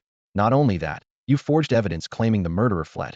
You're deceiving me and Chief Constable Sure. You scoundrel. Though a murderous intent surged within Chu Qing, he maintained a respectful demeanor. Chief Lu, the case has dragged on for days. Chief Constable Sure is dissatisfied, and the pressure from the fort's disciples, the nobles, and the gangs is mounting. Without a suitable scapegoat, we had to claim the murderer escaped. Chief Lu sneered. So I paid you 1,000 taels of silver, just for you to fool me? Now that the murderer hasn't been caught, I must spend another 500 taels to appease the authorities? Do I have to pay this money? Seeing Chu Qing remain silent, he continued. By the end of the month, bring me 3,000 taels of silver. Otherwise, even if the authorities back you, I'll make your life a living hell. Get out. Chu Qing bowed and took his leave. As he stepped outside, he glanced back at the Lu family estate, his heart seething with murderous intent. 3,000 taels of silver? Let's see if you live long enough to spend it. Having familiarized himself with Lu's operations through interactions with the subordinates, he was quietly calculating the right time to strike. Back home, Xiao Taohong was waiting at the door. Chu Qing, Madam wants to take you to the tailor shop tomorrow to buy clothes. And in the afternoon, you'll meet Madam Sure. Be prepared. Chu Qing felt a warmth in his heart, understanding that Lady Jean was paving the way for him. Since she went to such lengths, he couldn't refuse her kindness. As night fell, Chu Qing headed straight for the black market outside Qingshui County. Though Shiji County was 100 miles away, a day's walk for most, Chu Qing's mastery of the red snake legs made his strides as strong as iron and as fluid as a serpent. Yet he still found the pace too slow. I need to learn a light foot technique, he mused. Useful for both travel and combat. Apothecary Lee said the black market has everything. Hopefully, I can find a suitable manual. For hours later, the city's silhouette emerged in the distance, with a great river rushing by. On the riverbank, the flicker of lights revealed a bustling array of tents and stalls the black market. Masked, Chu Qing entered and was surprised to find the black market buzzing with activity, resembling a night market. Clearly, it was backed by formidable power. The market was well organized, with temporary streets crisscrossing each other. There were vendors selling weapons, crossbows, even leather and iron armor and shields. Martial arts manuals were everywhere, and there were even stalls specifically buying and selling secret medicine manuals, marked with simple numbers and characters on white cloth. In the bustling black market, men in black robes carrying red lanterns weaved through the crowd, loudly proclaiming, Number 78 is buying praying mantis fist secret medicine. Number 69 is buying bedroom secrets. Their voices stood out in the noisy market. Chu Qing squeezed next to one of the black-robed men and asked in a low voice, Can you help convey any item someone wants to buy? The black-robed man turned his head, a hint of a smile under his mask. That's right. 1 tael of silver, and we'll shout it down each street. You're new here, aren't you? Chu Qing didn't answer, just quietly observed him. Seeing this, the black-robed man continued, We only connect buyers and sellers. Whether you get the real deal or not is none of our business. Even if you get a fake, don't think about causing trouble in the black market. If you want to make a scene, do it outside. He paused, lowering his voice. And for items that are too valuable, it's best not to have a shout, or you'll attract unwanted attention. Of course, if you're strong enough, shout all you want. Chu Qing nodded in understanding and thanked him with a fist salute. The Nianqi grass was too precious to openly call for, so he had to carefully check each stall. 1, 10, 100 stalls. She visited them all, but found nothing. However, he did stumble upon a stall with numerous Lightfoot martial arts manuals, flying on grass, 8 steps to catch the cicada, walking on water, 7 flashes against the wind, surrounded by a crowd haggling over prices, with some people purchasing the manuals. Chu Qing observed for a while, and learned from their conversations that the stall owner was a seasoned merchant with a good reputation. Once the crowd thinned, Chu Qing approached and asked, "Friend, can you tell me about the characteristics of these Lightfoot skills?" The stall owner, wearing a monkey mask, replied in a hoarse voice, "Flying on grass is suitable for long-distance pursuits. 8 steps to catch the cicada is for short bursts. Walking on water is great for showing off in front of girls. Dragonfly touching water is for..." He introduced 7 or 8 types in one breath and finally asked, "Which one do you want?" Chu Qing thought to himself, "For short bursts, I have red snake legs and praying mantis fist, which are enough for now. I need a skill for long-distance pursuits, just in case my identity as a killer is exposed, so I can escape. I also need to consider which skill's secret medicine is easiest to obtain." With a tap on the bamboo slip of flying on grass, the stall owner said, "This skill doesn't require a corresponding secret medicine. With diligent practice, you can master it in a year, perfect it in 3. Chu Qing smiled. "I'll take it." He had enough silver, but needed to save some for the Nianqi grass, so he couldn't spend recklessly. Additionally, other skills required secret medicines, which would be an extra expense during quick advancements. So, he decided to forego other skills for now. Once he secured the toad's secret medicine, he could borrow some silver to buy more. A few minutes later, he opened the scroll of the skill. Flying on grass. Not yet initiated, practice 10 times a day. Enter the level in 10 days. Advancement condition. 1. Walk 1,000 steps on grass. What a simple skill, Chu Qing thought happily. The black market was set on a grass field, so he could easily meet the advancement condition by walking around. He started walking on the grass, and with each step, the status updated. Walked 1 step on grass. Walked 1 step on grass. After a few more minutes, the system notification updated. Flying on grass. Initiated practice twice a day, master in 30 days. Advancement condition. 1. Walk 10,000 steps on grass. Upon advancing the skill, Chu Qing suddenly gained a wealth of leg-strengthening techniques in his mind. Adjusting his posture, he immediately felt faster, lighter, and experienced less fatigue. With the Lightfoot skill mastered, it seemed luck was on his side. After just a few more stalls, Chu Qing's eyes widened and Saprizia's stall displayed a plant. Nianqi grass. However, several masked individuals were already gathered around the stall owner, fervently negotiating for the precious herb. A vendor was asking for 1,500 taels for a piece of Nianqi grass. Several black market buyers wearing animal masks gathered around the stall, whispering and exchanging glances, attempting to negotiate the price. "We have a dozen brothers who all want the Nianqi grass. Give us a better deal, and we'll be back next time," one of them said in a low, threatening voice. The vendor's eyes flashed with a mix of shame and anger as he replied coldly, "You think you can intimidate me with your numbers? I have my own backing too." The masked men exchanged hesitant looks. Meanwhile, Chu Qing stood nearby, carefully examining the herbs on the stall. He followed the instructions and identification points given by Apothecary Li, inspecting each piece of Nianqi grass. The vendor secretly smirked, thinking that this young man wouldn't be able to tell if the herbs were genuine or not. Unless an experienced apothecary came by, no one could discern the authenticity. Even if he was caught selling fake herbs, he had a genuine piece hidden away to save face. A few minutes later, Chu Qing looked up at the vendor and asked calmly, "Is this herb authentic? I can pay more." The vendor's smirk deepened, a sly gleam in his eyes. 100% genuine, he assured. "I'll take it," Chu Qing said without hesitation, pulling out a silver note and handing it to the vendor. The vendor's eyes lit up with joy as he completed the transaction. The masked buyers stood by, displeased. "Kid, we had our eyes on that first. How could you cut in?" one of them warned in a low voice. "You better believe that once you're out of the market, we'll take it from you." Chu Qing smiled slightly and replied softly, "I'll be waiting for you outside. You can try to kill me, or I'll take care of you." With that, he walked out of the black market without looking back.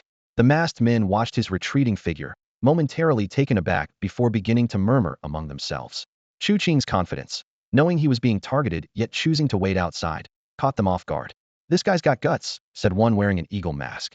"Shall we find another target?" The others nodded in agreement, deciding to let Chu Qing go for now, leaving one person to keep an eye on the vendor while the rest searched for new targets. The vendor chuckled, feeling smug. He had mastered several iron fist techniques and had a powerful backing.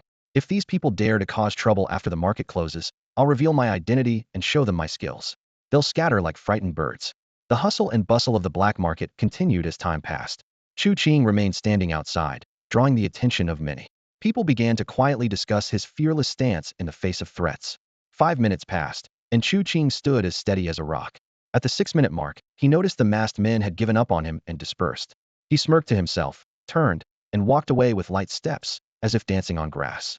His grass on the wind skill flashed in his mind, and his pace quickened. In no time, he navigated through the outskirts of the black market and headed straight for Shurji County. Minutes later, as his skill reached proficiency, Chu Qing felt another surge in speed. He adjusted his posture slightly, his legs powering him forward as 20 or so tendons pulsed, dramatically increasing his speed. After several hours, night fell, and Chu Qing finally returned to Shurji County. At 2 in the morning, as he stepped into the town, his skill reached perfection. His speed doubled, moving with the grace of a swallow, barely bending the grass beneath his feet. Without stopping, he sped away. He arrived at Apothecary Lee's shop and knocked on the door. Knock, knock, knock. The sound roused Apothecary Lee from sleep. A few minutes later, Apothecary Lee emerged, looking tired as he took the Nyechi grass and examined it repeatedly. Finally, he hesitated and said, "This herb, it's fake." Chu Qing was momentarily stunned, then murmured, "Hmm?" Sweat beaded on Apothecary Lee's forehead as he nervously added, "I'm sorry, but it really is fake." Chu Qing didn't react immediately, but after a moment of silence, he let out a cold laugh and exhaled slowly. "The black market truly lives up to its name," he remarked. The vendor confidently boasted that his goods were 100 genuine, so I gave him an extra 300 taels of silver, only to be deceived. "You go ahead and sleep. I'll get another batch," Chu Qing said, turning and striding away. Dr. Lee watched him leave, a wry smile on his face. Those who dare to sell fake goods in the black market are always backed by someone powerful. Going there will likely lead to loss and humiliation, and in the end, all the blame will fall on me. As night deepened and silence reigned, Dr. Lee tossed and turned, unable to sleep. Meanwhile, Chu Qing was using his grass-walking technique, rushing towards the Qinghe County black market. The vendor dared to trick me, so he must have some backing. Whether he's already fled or is still lingering in the market relying on his connections, I need an explanation. Over 1,000 taels can't just go to waste. Pushing his grass walking to the limit, he propelled himself forward, his legs like iron springs, running like the wind. As he covered a third of the distance, his status bar suddenly flashed. Iron Shirt second condition completed. Chu Qing's eyes lit up, and he quickly took out 3 doses of the Iron Shirt elixir and consumed them. System prompts appeared one after another. Iron Shirt mastery trained daily. Consume the elixir. Master in 1,000 days. Promotion condition, 10 doses of elixir. The elixir quantity increased, but the conditions reduced, just as I hoped. He continued to consume the elixir without hesitation. Another prompt appeared. Iron Shirt proficiency trained daily. Consume the elixir. Achieve mastery in 1,000 days. Promotion condition, 30 doses of elixir. Although he had run out of elixir, the results he achieved were sufficient. 1 elixir dose could strengthen 2 iron tendons, and consuming 20 doses at once was enough to form all the iron tendons needed for the Iron Shirt. He immediately began training, the status bar constantly flashing. Iron tendon 10, iron tendon 10. 10 minutes passed, then half an hour. Chu Qing felt heat radiating from his chest and back, his limbs burning, as iron tendons quickly formed within him. All 40 iron tendons of the Iron Shirt were successfully developed, with 10 additional tendons forming on his chest and back, bringing the total to 76. His strength surged, and his skin became as tough as layers of old cowhide, making it difficult for ordinary swords or knives to cut through. By around 4 a.m., the black market was about to close. A group of masked individuals surrounded the herbal vendor, causing others to disperse. The vendor, however, remained unfazed and sneered. "What? Trying to rob me? Do you know who my brother-in-law is? You must be aware of how many people I've swindled here. Even if you kill me, as long as you're within the jurisdiction of the weapons sect, my brother-in-law will hunt you down, even if you hide in a mouse hole." Weapons sect. The masked individual's pupils contracted at the mention. As they hesitated, weighing whether it was worth offending the weapons sect for over 1,000 taels, a thunderous voice suddenly rang out from a distance. "Where's the vendor selling fake medicine?" The vendor continued to sneer. "I'm here. Come if you dare." Before he could finish, a figure dashed through the masked group, heading straight for the vendor. The vendor was about to mention "my brother-in-law is," but saw the figure showing no sign of slowing down. He sneered, raising his hands in an iron palm strike, his hands turning an iron blue as they aimed for Chu Qing's chest. However, in the next moment, the vendor's expression froze. His hands felt like they struck impenetrable old cowhide. Before he could react, Chu Qing exuded killing intent and unleashed his mantis fist, his arms crossing and striking fiercely. Bang! The vendor's chest collapsed, flesh and blood shattered, sending him flying backward. Chu Qing followed closely, raising a red snake kick high and bringing it down hard. Boom! The vendor's body folded in half on impact. Before he hit the ground, Chu Qing grabbed his corpse and vanished into the night. The The masked individual stood in place, speechless for a long time. In the night of Shurji County, a sudden, urgent knocking on the door startled Li Yaoshi awake. Taking a deep breath to steady himself, he opened the door, only to be met with the strong scent of blood. A masked figure, drenched in blood, stood outside, wordlessly dropping a heavy bundle at his feet. "See if there's any nirvana grass inside," the masked man said in a low voice. "And tell me where the water jar is. I need to wash up." Half an hour later, Li Yaoshi held a blood-stained nirvana grass in his trembling hands, almost speechless with excitement. In his 60-plus years, he'd only seen nirvana grass once before in his youth. Now, encountering it again, he couldn't contain his excitement. "This time, I must write a more detailed herbal compendium." Chu Qing, still masked, had changed into damp hemp clothes and got straight to the point. "How long will it take to concoct the secret medicine?" He had already handed over the formula for the toad secret medicine to Li Yaoshi. 2 days, at most 2 days, Li Yaoshi replied, swallowing hard, his voice betraying undisguised fear. Chu Qing gave him a long look, his tone even. "All right, focus on making the medicine. Once it's done, the formula is yours." Li Yaoshi's eyes widened in disbelief. He originally thought that seeing the toad's secret medicine formula would seal his fate. Yet, not only did this man not kill him to silence him, but he also offered him the formula as a gift. Sensing his thoughts, Chu Qing said calmly, "You haven't seen my face, so you don't have to die." With that, he took the compensation of over 2,000 taels of silver from the fake medicine dealer and left. The east was already showing the first light of dawn. In the morning, Chu Qing arrived at the martial arts school. Zhao Wuji and the others had not yet been released, with only Shi Taizhu barely managing the school's operations under his guidance. With the toad secret medicine nearing completion, Chu Qing began to practice frog jumps around the training ground, aiming to fulfill the first condition before the medicine was ready. As he reached his 20th lap, someone reported that a visitor was looking for him. Moments later, a small leader from the Blood River gang greeted him at the door. "Master Qing, Hall Master Lu requests your presence at the magistrate's office." Chu Qing was puzzled. He hadn't fought any enemies in Shurji County recently, so why was he being summoned? With heavy thoughts, he followed the leader to the magistrate's office. Upon entering, he was led by constables to a large courtyard, the office of Chief Constable Shi. Inside the main hall, Chief Constable Shi, Constable Li, Hall Master Lu, and others were heatedly discussing how to deal with Zhao Wuji and his group. "They've committed a great crime. Teaching martial arts to murderers makes them accomplices, punishable by death," one constable sneered. "Mantis fist, iron hand, and iron wire fist are not exclusive to them. They're practiced in many places. They can't be convicted for that," another constable argued. Hall Master Lu, lowering his voice, said, "Though they aren't the murderers, they're accomplices. They killed members of our gang and should pay with their lives." Despite the incident arising from his own subordinates, Lu was determined to ensure Zhao Wuji and the others would never rise again. Amidst the ongoing debate, Chief Constable Shi watched with interest, as if enjoying a show. After a while, he spoke leisurely. "What's that fellow's name? Chu something?" "Sir, I am Chu Qing." Chu Qing replied respectfully. Chief Constable Shi smiled. "You were directly involved in this matter. How should we handle it?" Chu Qing replied earnestly. "Sir, the initial failure to capture the culprit was due to Hall Master Lu's inadequate efforts.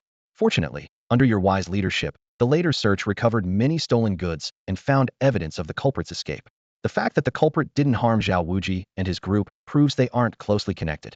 Chief Constable Shi nodded to himself, thinking this person was quite interesting, immediately shifting the blame to Hall Master Lu. And he, far from being at fault, actually did a meritorious deed. A shrewd glint flashed in Chief Shi's eyes, and a slight smile tugged at his lips. "Sir, while Zhao Wuji and his men did make mistakes, they were minor. As for those ownerless properties you cleared out to gather evidence." He paused deliberately. "Why not have them pay for repairs and put them under your management? If an owner shows up, you can hand them over directly." Chief Shi laughed heartily, his eyes gleaming with greed. It was a brilliant idea. Zhao Wuji and his men would foot the bill for renovations, yet the properties would ultimately fall into his hands. As for any potential owners, he knew too well that those houses, abandoned for decades, had no heirs to claim them. And even if someone did show up, who could prove ownership? The others exchanged looks and then began to chuckle knowingly. Only Hall Master Lu's face turned ashen as he couldn't help but mutter angrily, "Sir, this is not." Before he could finish, a fellow officer who was a friend quickly covered his mouth, whispering urgently in his ear, "Shut up." Hall Master Lu looked bewildered, unsure of what he had done wrong. Chief Shi turned his gaze to Chu Qing, his face beaming. "Chu Qing has done well. I promised a reward after the task was completed. Today, in good spirits, I offer you a set of sword techniques." Chu Qing's heart raced, his breath quickening at the words. The faces of the surrounding officers changed instantly. In the Great Qian Empire, unarmed combat techniques were unrestricted, but weapon techniques were strictly controlled. Even as the empire faced its greatest crisis in a millennium, those who mastered legitimate weapon techniques were rare. Most who brandished weapons were just putting on a show without systematic techniques. They could at best handle commoners. Even the officers, if they hadn't attended a martial academy, couldn't learn proper weapon techniques. And even if they learned secretly, they wouldn't dare to use them openly. Now, Chief Sure was offering Chu Qing sword techniques. This meant Chu Qing could legitimately practice and use these skills. How could they not be envious and jealous? Hall Master Lu's eyes reddened with jealousy. He had already taken the blame, been publicly rebuked by a friend, and now this street thug, Chu Qing, was being offered such a prized skill? Sir, a sword is a dangerous weapon. Hall Master Lu couldn't help but speak up. Chu Qing comes from a rough background, with a bad temper. If he gets a weapon and kills someone, it might bring trouble for you. Other officers chimed in, advising Chief Sure against it. The sword techniques were too valuable. If they couldn't have them, they didn't want Chu Qing to have them either. Chief Sure's brow furrowed, clearly hesitating. Chu Qing smirked inwardly, deep in thought. If I actually take the sword techniques, who knows if these guys will try to force me to hand them over. There would definitely be bloodshed. 1 or 2 dead wouldn't matter, but if too many die, Chief Sure would certainly suspect me, and that would be trouble. He calculated. Besides, I'm planning to enter the martial academy, where there are all sorts of weapon techniques. The entrance exam is in just over 20 days. I can afford to wait. Despite his anger at Hall Master Lu and the others' jealousy and obstruction, Chu Qing outwardly showed respect, clasping his hands and saying, Sir, as a student, I'm still young and perhaps not ready to handle weapons. Chief Sure was inwardly relieved. In truth, he had offered the sword techniques to Chu Qing on a whim and regretted it as soon as he spoke. The other officers only blocked him without offering an exit. But Chu Qing understood the situation, showing more tact than they did. He truly was talented. In that case, Chief Sure said with a smile, I'll first give you a set of claw techniques. After 7 or 8 years, once you've mastered them, I'll reward you with the sword techniques. The officers and Hall Master Lu let out a collective sigh of relief, as if a great weight had been lifted from their shoulders. However, none of them noticed the fierce glint of determination in Chu Qing's lowered eyes. The martial art, Eagle Claw technique, is not yet mastered. Practice it 10 times a day for 10 days to begin. Chu Qing silently contemplated the conditions for advancement. Eating 10 chicken claws would allow him to start, and its power was comparable to the praying mantis fist. He recalled seeing the Eagle Claw technique manual in the black market, where the vendor asked for 50 taels, though its authenticity was questionable. Thinking of Chief Sure, a hint of coldness flashed in Chu Qing's eyes. This miser had given him hundreds of taels for uncovering a haunted house, only to reward him with a 50-tael Eagle Claw technique manual. Although this person was still useful, he was not someone to be deeply associated with. Once I enter the martial arts academy, I'll make him pay back double. Lost in thought, Chu Qing arrived at the Jin family's grand residence. Meanwhile, Zhao Wuji, Zhao Hongxiu, and others were released from prison. Although they had received decent treatment due to their special status, the days of anxiety had visibly drained Zhao Hongxiu and the young disciples. Captain Li explained Chief Sure's punishment to them. Each family must build a house. Hearing this, Zhao Wuji and the other masters sighed in relief. Though it was a significant blow, their lives were spared. They expressed their gratitude profusely, but Captain Li, not daring to take credit, especially with other officers present, revealed the truth. Thank Chu Qing. Without his help, you'd have faced much worse. Chu Qing. Everyone exchanged looks of surprise, except for Zhao Hongxiu, who seemed thoughtful. Is it the Chu Qing from our special training class? The one dressed in simple clothes, from a ruffian background? Captain Li nodded repeatedly. Zhao Wuji and the others were shocked, finding it hard to believe that such a young man from humble beginnings could influence their fate. The masters of the Iron Hand, Iron Thread Fist, and Red Snake Martial Arts School exchanged glances and respectfully addressed Zhao Wuji. Brother Zhao, tonight at the Xian Yuan Tower, please invite Brother Chu as our guest of honor. Zhao Wuji was still in a daze. Meanwhile, inside the Jin family's residence, Little Peach Blossom whispered to Madame Jean. His family is so poor, their door is made of mud, and inside there's only a bed and a broken water jar, not even an extra set of clothes. Madame Jean mused. Although Qing is poor, he always comes clean and tidy, and he loves reading and is smart. Such a child, even if he doesn't rise to great heights, has more potential than those martial artists. I must take him to buy a fine set of clothes later.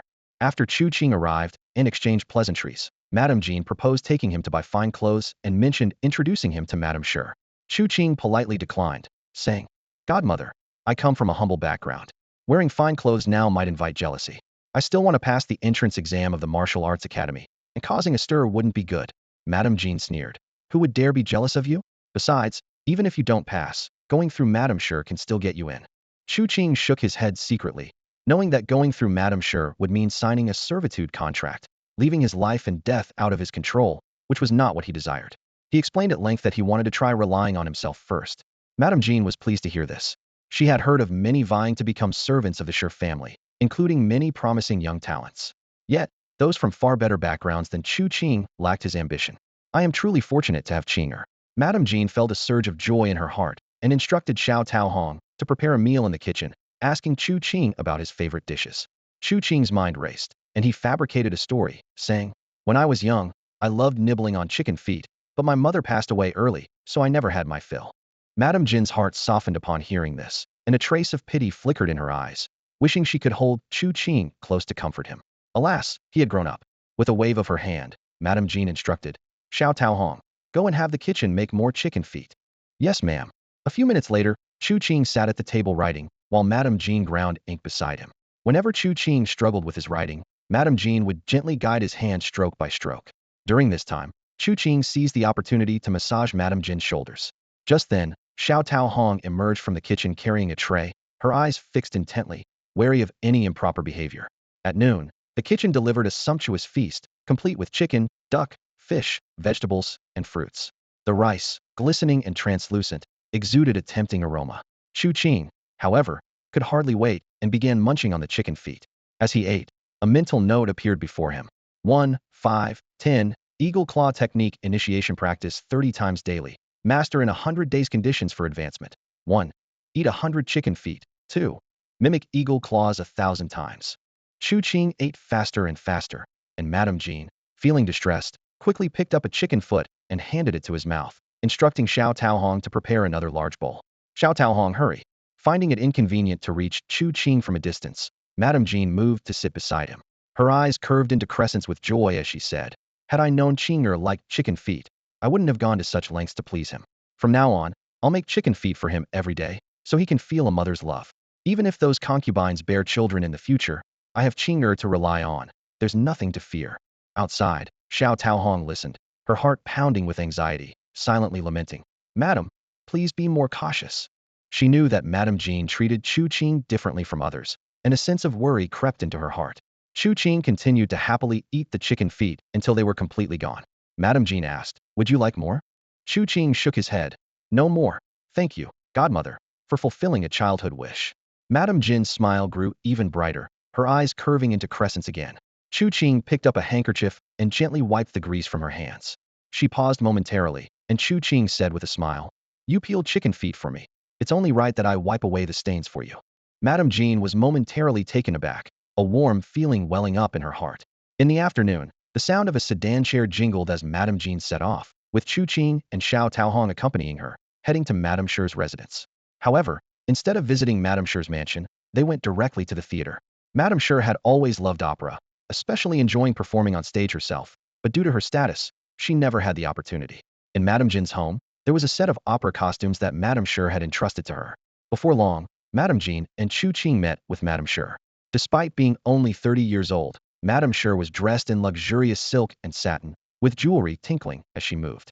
Her oval-shaped face was beautiful, though her demeanor was rather aloof. Upon seeing Madame Jean, she gave a slight nod. Then, turning her gaze to Chu Qing, her expression cooled, and her brows furrowed slightly. "Qingyu, your godson lacks refinement. I don't like him." Madame Jean chuckled softly and whispered in Madame Sher's ear, "My Qinger is both scholarly and skilled in martial arts. If you could take him under your wing, he would surely become someone great." Madame Sher pondered briefly and looked at Chu Qing again, her eyes showing a hint of appreciation. "Chu Qing, I have a position for a groom. If you don't pass the exams, you can work as a groom to lead horses and harness them, and you'll also have access to the martial academy." Having spoken assertively, Madame Sher turned back to focus on the opera on stage. The opera singers performed beautifully, while Chu Qing discreetly stretched his fingers, practicing the eagle claw technique in silence. The atmosphere in the private box was quiet, with only the sound of singing from the stage. Occasionally, Chu Qing noticed from the corner of his eye that Madame Sher's lips were moving slightly, as if she were softly singing along to the opera. Does Madame Sher enjoy singing opera? Chu Qing wondered, intrigued by this discovery. After leaving the theater, Chu Qing felt a breakthrough in his in-claw technique. The martial arts system immediately displayed in-claw technique mastery practice 50 times daily for 1,000 days to achieve proficiency. There are two conditions for advancement. First, the consumption of 1,000 chicken feet. Second, mimicking the movements of an eagle's claw 10,000 times. As his technique improved, a mysterious sensation surged within him. Chu Qing instinctively curled his fingers into claws, his 10 fingers like hooks, resonating with some moves from the praying mantis fist. The praying mantis fist already has methods to transform fists into claws. Could the two really merge? He experimented for a while, but couldn't find a way, so he decided to set it aside for the time being. At this moment, Lady Shi's grand sedan chair was slowly leaving, surrounded by dozens of servants. Chu Qing then turned to escort Lady Jean back home. Lady Jean warmly invited him to stay for a meal, but Chu Qing, understanding the importance of maintaining appropriate boundaries, politely declined. Godmother, I'll come by tomorrow at noon to have lunch with you. Seeing his response, Lady Jean agreed with a smile. After leaving, Chu Qing hummed a tune as he headed straight to the martial arts school, practicing the eagle claw movements along the way to prepare for the second advancement condition. He constantly remembered Zhao Hongxiu mentioning the initial martial arts exam. Veteran students with over 100 iron tendons, or even iron bones, would serve as examiners. Without paying a hefty fee or agreeing to become a servant, these examiners would undoubtedly seize the opportunity to make things difficult. To pass the exam, I need to at least develop 100 iron tendons, preferably reaching the iron bone stage, Chu Qing calculated. Besides, I must find a way to obtain more martial arts manuals in gold and silver. If I could acquire a stone pillar pearl to break the limitations of the praying mantis fist or red snake leg, that would be even better. Just as he was thinking this, a familiar figure appeared ahead. Taiju, sweating profusely, looking around as if avoiding a pursuer. Chu Qing intended to slip into an alley to avoid trouble, but Taiju immediately spotted him. Brother Qing, finally found you. Taiju exclaimed excitedly. The way he addressed Chu Qing amused him, thinking perhaps the blacksmith's son was a bit muddled. He used to call him Chu Qing, but today switched to Brother Qing. Taiju felt a mix of emotions upon seeing Chu Qing. Recently, after just starting with the praying mantis fist and learning his family had a chance to enter the martial arts academy, he thought his future far surpassed Chu Qing's. Little did he know, the sect leader and senior sister's safe return was entirely due to Chu Qing's assistance. What's the matter? Chu Qing asked calmly. Taiju awkwardly replied. The sect leader and senior sister invite you to a banquet at the Xianyuan Tower. All the disciples were looking for you this afternoon, and the sect leader and senior sister even scoured Shiji County on horseback. They're now anxiously waiting at the Xianyuan Tower. Chu Qing immediately realized that Zhao Wuji and the others were aware of the morning's events and smiled. Go back and tell the sect leader I'll head directly to the Xianyuan Tower. Senior sister specifically instructed that once you were found, she and the sect leader would come to fetch you personally. No need for the trouble, I'll go on my own. Then I'll accompany you. As night fell, the most luxurious Xianyuan Tower in Shiji County was brightly lit. It said that this place was once the dining spot of the martial immortal Shiji. At this moment, Zhao Wuji and others were anxiously waiting at the entrance, with disciples constantly reporting. Chu Qing has not been found. Keep looking. Just then, Hall Master Lu strolled in with a dozen small leaders. Upon seeing Zhao Wuji and the others, a strange look flashed in his eyes, and he forced a smile to greet them. Everyone responded with cold smiles. Everyone was aware of Hall Master Lu's attempt to kill them that morning, so naturally, they were utterly disgusted. Moreover, Master Lu felt a surge of resentment and thought to himself that if he didn't get rid of this fellow, he would surely cause trouble in the future. As he walked into the building, he let out a cold laugh and ordered, "Arrange the top floor." The subordinates behind him exchanged glances, silently lamenting their fate. They had received quite a bit of silver from Chu Qing in recent days, but when Master Lu found out, he vented his anger on them, forcing them to host a banquet. Although they didn't dare to resist, they were already feeling frustrated. In their understanding, working with other leaders for a year or two and earning a few taels of silver was considered good, but after just a few days with Chu Qing, they had managed to get more than 10 taels. Yet, their master wouldn't let them earn money and insisted on them hosting a banquet, demanding the top floor as well. It was infuriating. Unfortunately, they didn't dare to defy him and could only endure it silently. Master Lu, sorry, but the top floor has already been reserved by Master Zhao, one of the subordinates said cautiously. Master Lu's face changed, and a hint of displeasure flashed in his eyes. He sneered and said, "Then the floor below." "Understood." The subordinates replied softly, feeling even more uneasy. Master Lu walked upstairs and sat by the window, occasionally glancing down. He noticed Zhao Wuji and his group gathering below, seemingly waiting for someone. Soon, he saw a young man in coarse clothes and another in plain clothes approaching. Zhao Wuji and his group rushed forward to escort the young man in coarse clothes inside, while the young man in plain clothes looked dejected and sat alone by the roadside. Master Lu was startled, and his chopsticks slipped from his hand, his mood suddenly heavy. He looked up at the sound of footsteps coming from below, feeling as if Chu Qing was stepping on his head. Chu Qing, he cursed under his breath, and the delicacies before him lost their appeal. Zhao Wuji and his entourage quickly ascended the stairs, bowing to Chu Qing in gratitude for saving their lives. Brother Chu, thank you for saving us. Zhao Wuji spoke first, followed by others echoing his sentiment. Chu Qing waved his hand with a smile. Please, stand up. Everyone took their seats, and soon the table was filled with delicious dishes. Young women accompanied them, and even beside Zhao Hongxiu sat a gentle woman, while Chu Qing had two by his side. At that moment, a plate of chicken feet caught Chu Qing's attention. Zhao Hongxiu smiled gently and said, Junior brother Chu, when I went to the Blood River gang to find you, I met Madame Jean. She told me you like chicken feet. Chu Qing nodded to himself, feeling touched that they remembered his preferences. Iron Hand Master laughed heartily. Brother Chu, these chicken feet are also called phoenix claws. They strengthen the body and are a rare delicacy.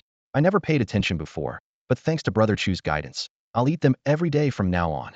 Chu Qing sighed inwardly, finding Iron Hand Master's flattery rather clumsy. Zhao Wuji chuckled. Brother Chu, since you like phoenix claws, I'll have the kitchen prepare them for you daily. Iron Fist Master also laughed. Brother Chu, I don't know much, so I'll just drink to that. Laughter filled the room, and the atmosphere relaxed considerably. Amidst the clinking of glasses, Zhao Wuji and others repeatedly thanked Chu Qing, expressing that without him, they would have lost everything, even if they survived. Nearby, Zhao Hongxiu's attendant carefully peeled chicken feet, placing the boneless pieces into Chu Qing's mouth with a sweet smile. Chu Qing ate heartily, occasionally sipping his drink without overindulging. In contrast, Zhao Wuji and the others drained their glasses with each toast. Even Zhao Hongxiu, whose face gradually turned rosy with a hint of intoxication, her eyes dreamy. She couldn't help but sigh softly. A few days ago, I thought he was just an unremarkable person. But today, he saved my life and the family's legacy. Fate is indeed unpredictable. If only I had chosen him for the martial academy back then, alas. As the night banquet gradually dispersed, amidst the dazzling lights and clinking glasses, Chu Qing stood beneath the immortal fate pavilion, holding several secret manuals and a plethora of elixirs. He clasped his fists towards Zhao Wuji and the other pavilion masters, saying, Please, stay here. I will return home on my own. With that, he turned and walked away. The area beneath the immortal fate pavilion was brightly lit. Zhao Hongxiu watched Chu Qing step into the dim alley, letting out a soft sigh. Shi Taizhu approached, noticing her slightly tipsy eyes and flushed cheeks, her gaze fixed on Chu Qing's retreating figure, causing a mix of emotions within him. His mind was in turmoil, feeling angered at himself for once making Chu Qing earn a living at his blacksmith shop. Now, when the martial arts school faced issues, they had to rely on him. It was truly indescribable. Senior sister, Shi Taizhu spoke in a low voice. Zhao Hongxiu glanced at him and said nonchalantly, I'm fine, just had a few drinks with him. Shi Taizhu felt a pang in his heart. Suppressing his emotions, he said bitterly, It seems we'll have to rely on Chu Qing from now on. Zhao Hongxiu smiled slightly, her eyes carrying a hint of coldness. Not necessarily. Shi Taizhu was taken aback. What do you mean? Zhao Hongxiu's tone remained calm, but her words carried an inexplicable strength. Though Chu Qing works for Chief Shi, and it seems impressive, have you heard? Chief Shi is known for being cold-hearted. The captains say Chu Qing has given him plenty of silver, yet he can't even remember Chu Qing's name. Shi Taizhu was stunned, seemingly understanding, and Zhao Hongxiu continued, You and I can enter the martial academy, but he cannot. In the future, our achievements at the academy will far surpass his. Shi Taizhu's eyes lit up, as if he had an epiphany. That's right. Even with 3,000 taels of silver, he might not sign a contract, and without entering the academy, he will accomplish nothing. If he falls on hard times, I will definitely give him a place at the blacksmith shop. Zhao Hongxiu nodded slightly, unable to hide a trace of calculation in her expression. Meanwhile, Zhao Wuji and the pavilion masters gathered to plot. Zhao Wuji spoke first, his voice low and cold. Master Lu is vicious. He's trying to destroy us. What do you all think we should do? Master Iron Fist growled angrily. I'll kill him. Master Red Snake sneered. I've suffered unjustly, and he wants to harm me. What do you think I should do? Master Iron Hand took a deep breath and said quietly, My martial arts school has always had friction with his execution hall. He wants to harm me, and I won't stand for it. Zhao Wuji clapped his hands lightly, speaking coldly. In that case, let's wait for the right moment to cut off Master Lu's malicious intentions. The other pavilion masters nodded, the atmosphere growing increasingly tense. After a brief discussion, they decided to patiently wait for the best opportunity.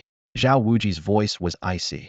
A dark and stormy night is the best time to erase traces. They exchanged smiles, each contemplating their next move. Before they parted, Zhao Wuji suddenly asked, What do you think of Chu Qing? Master Iron Hand frowned. A young lad in simple clothes, barefoot, visiting the immortal fate pavilion for the first time, yet he remained calm. It's quite surprising. Master Red Snake smiled coldly. He's young, full of vigor, and has a fiery temperament. Accompanied by two clean women, he may crave chicken feet, but hasn't acted excessively. He has a good disposition. Zhao Wuji nodded, a hint of contemplation in his eyes. When I first noticed Chu Qing, he was just a kid catching frogs, in simple clothes and barefoot, too poor to afford meat. Yet he managed to grasp the importance of leg strength in praying mantis boxing. He became the adopted son of the Golden Pavilion Master's wife and watched opera with Madame Sure, showing both perseverance and cleverness, with a deep mind. Zhao Wuji sighed slightly. The doors of the martial academy are open to him, but unfortunately, Hongxiu didn't choose him. Luckily, I made amends. From now on, how far the praying mantis martial school can go depends on Chu Qing. As Chu Qing returned home, he saw someone standing ahead, causing him to slow his steps. Upon closer inspection, it was a small leader, reeking of alcohol. He clasped his fists, saying, "Master Qing, Master Lu has insulted you." Chu Qing raised an eyebrow, clearly surprised. It wasn't the insults from Master Lu that caught him off guard, but rather the fact that this young subordinate had risked coming to warn him. "Master Qing, Master Lu holds a deep grudge against you and is likely to make things difficult for you. Please be careful," the young subordinate whispered urgently. Chu Qing solemnly clasped his hands in gratitude and casually handed over a tael of silver. This gesture immediately brought a smile to the young man's face, prompting him to compare. "Master Lu is always thinking about hoarding money, unlike you, Master Qing, who is so generous." After sending the young man on his way, Chu Qing closed the door and lit an oil lamp. On the table were several neatly arranged manuals and their corresponding boxes, but he wasn't inclined to read them just yet. Instead, he fell into deep thought. After a long pause, he muttered coldly to himself, "Master Lu, I hope you don't do anything foolish. Isn't it better to live a few more days?" In fact, when Master Lu demanded 3,000 taels of silver, Chu Qing had already felt a murderous intent. It was only his uncertainty about Lu's background that made him hold back. Now, with Master Lu publicly insulting him in front of many subordinates and threatening to make things difficult, Chu Qing was further provoked. What infuriated him even more was Master Lu's obstruction of Chief Inspector Shi's attempt to give him a sword technique. "I guess I'll have to wait for a rainy day," Chu Qing thought, squinting as he considered the timing for action. He then turned his attention to the manuals on the table. Among the four, 3 were quite hefty, while 1 was thin. The thick ones were Iron Hand, Iron Thread Fist, and the already mastered Red Snake Leg. He quickly skimmed through the other 2, grasping the essentials. The last thin booklet was a gift from Zhao Wuji, lacking both cover and title. On the first page, a crooked line read, "When using this technique, make sure to kill all witnesses." Chu Qing curiously flipped to the second page, and his expression changed immediately. The page depicted a human-faced mantis with its arms extended like a long sword. After 10 pages, the system notified him that he had acquired the double-handed mantis sword technique. He immediately tore out the last page, then burned the remaining pages and mixed the ashes with the soil. After doing all this, he realized his heart was pounding as if it might leap from his chest. Zhao Wuji actually has weapon techniques and is willing to give them to me? Chu Qing found it hard to believe. Though the great Qian Empire was in turmoil, the control over weapon techniques remained extremely strict. Even the nobility and fortress children rarely had the chance to learn weapon techniques before entering the martial academy. Even then, they had to pass numerous tests to qualify. Compared to barehanded skills, those who mastered weapon techniques had an overwhelming advantage. Chu Qing couldn't help but ponder Zhao Wuji's intentions, but eventually, he smiled and let it go. No need to overthink it. Since he gave me the technique, I'll find a way to repay him someday. Although eager to train in weapon techniques, Chu Qing knew that barehanded skills were more crucial. After all, the initial martial academy exams focused on hand-to-hand combat, and the basics couldn't be neglected. Weapon techniques, with their complexity in training and use, could be learned gradually and reserved as a trump card. His gaze fell on the torn page, which depicted 2 large swords designed to complement the double-handed mantis sword technique. Chu Qing examined the details of the 3 newly acquired martial arts techniques. The double-handed mantis sword requires daily practice for 100 days to begin mastering it, with advancement conditions being to wield the sword for 3 days straight and obtain 10 portions of mantis elixir. Both the Iron Hand and Iron Fist techniques require daily practice for 10 days to start, with advancement conditions involving wearing iron gloves for an hour. What a pleasant surprise, Chu Qing thought with delight. Among these techniques was a forbidden one, not acquired from Chief Shi, but rather from Zhao Wuji. Unfortunately, both the iron gloves and the double-handed sword require tools that can only be prepared at a blacksmith shop, which had already closed for the day. Unable to practice the new techniques for now, Chu Qing decided to focus on advancing his eagle claw technique. He continuously gnawed on chicken feet at the Xianyuan Tower, nearly completing the first requirement. Then he practiced the second requirement, stretching his fingers into claws from 10 minutes to an hour, and finally to 2 hours, eventually completing it. Late at night, An exhausted Chu Qing fell asleep immediately. The next morning, when he arrived at the martial arts school for breakfast, the cafeteria staff respectfully informed him, "Master Qing, the headmaster has instructed you to dine in the back kitchen." This action sparked curiosity and discussion among the assault team members. Why is the headmaster giving special treatment to this madman? I heard it's because of him that the headmaster could return. Chu Qing headed straight to the back kitchen, where the table was laden with chicken feet and greens. Zhao Wuji is not a simple man, he thought. He took our conversation over drinks seriously and even gave me weapon techniques, clearly with ulterior motives. But since he hasn't mentioned it, I'll pretend not to know.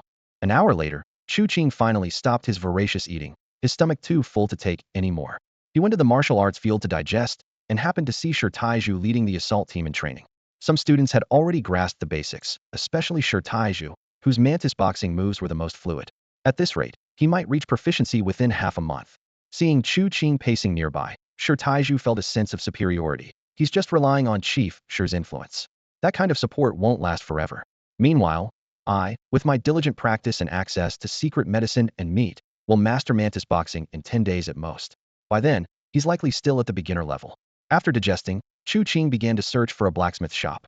In Shiji County, known for its stone-cutting skills, blacksmiths were not hard to find. He randomly chose one and explained his needs to the blacksmith. "Sir," the blacksmith suggested, "I think you should have a pair of iron gloves made. Can you make them?" Chu Qing asked with interest. The blacksmith smiled and replied, "Of course, I can. People from the martial arts academy often come to order iron gloves, and I've made quite a few." "Why do people from the martial arts academy need iron gloves?" Chu Qing asked curiously. The blacksmith scratched his head and gave a simple smile. "In the academy competitions, some use weapon techniques, and those without such skills just wear steel gloves as weapons." Hearing this, Chu Qing nodded. "Then make a pair for me." The blacksmith carefully measured the size of his hands and had him leave handprints in a special clay. "Sir, a deposit of 5 taels first, and you can pick them up by evening." After paying the deposit, Chu Qing pondered.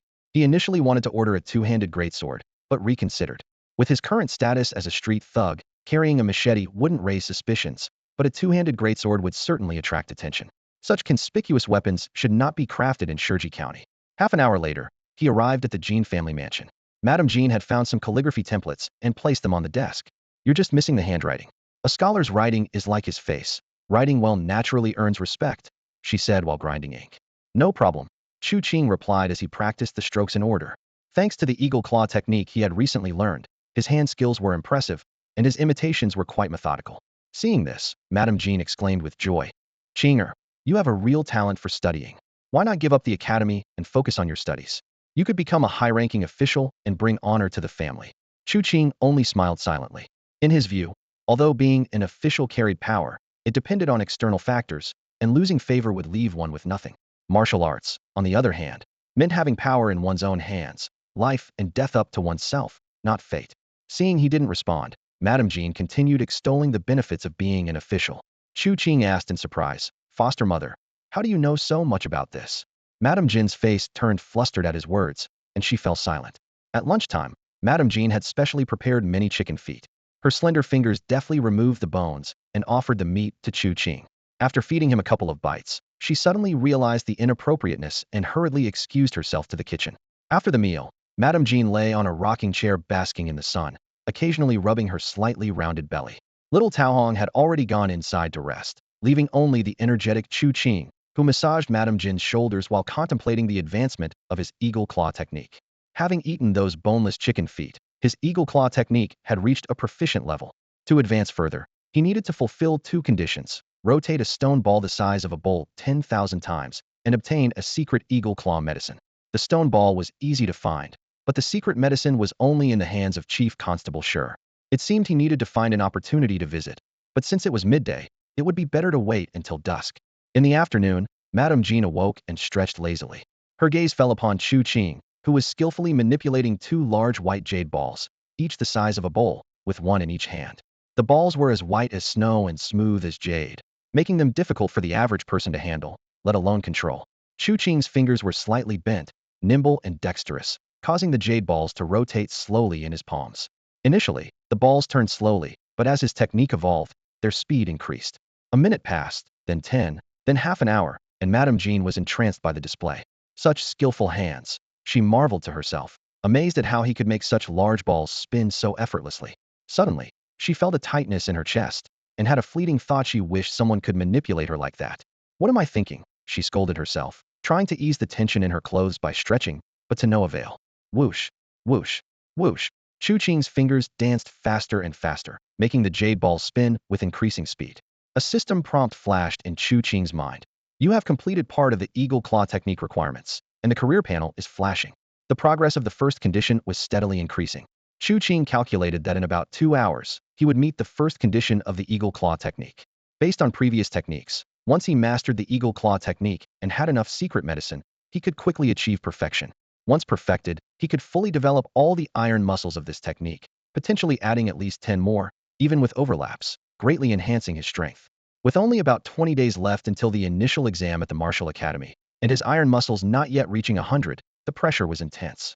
Fortunately, several masters had provided him with secret techniques, so he wasn't lacking in methods to increase his iron muscles in the short term. He was lacking time and secret medicine. An hour later, Madame Jean approached and softly said, "Qing, you've been practicing for too long. You should take a break." Chu Qing, now proficient in the eagle claw technique, felt no fatigue thanks to his resilient and flexible fingers and the support of his iron muscles. However, since Madame Jean spoke, he set the balls down and respectfully replied, "All right, I'll go practice calligraphy." Madame Jean looked at his hands with concern and asked, "Those jade balls must be heavy, right? Are your fingers tired from manipulating them? I can call someone to apply medicine for your muscles and bones to prevent pain."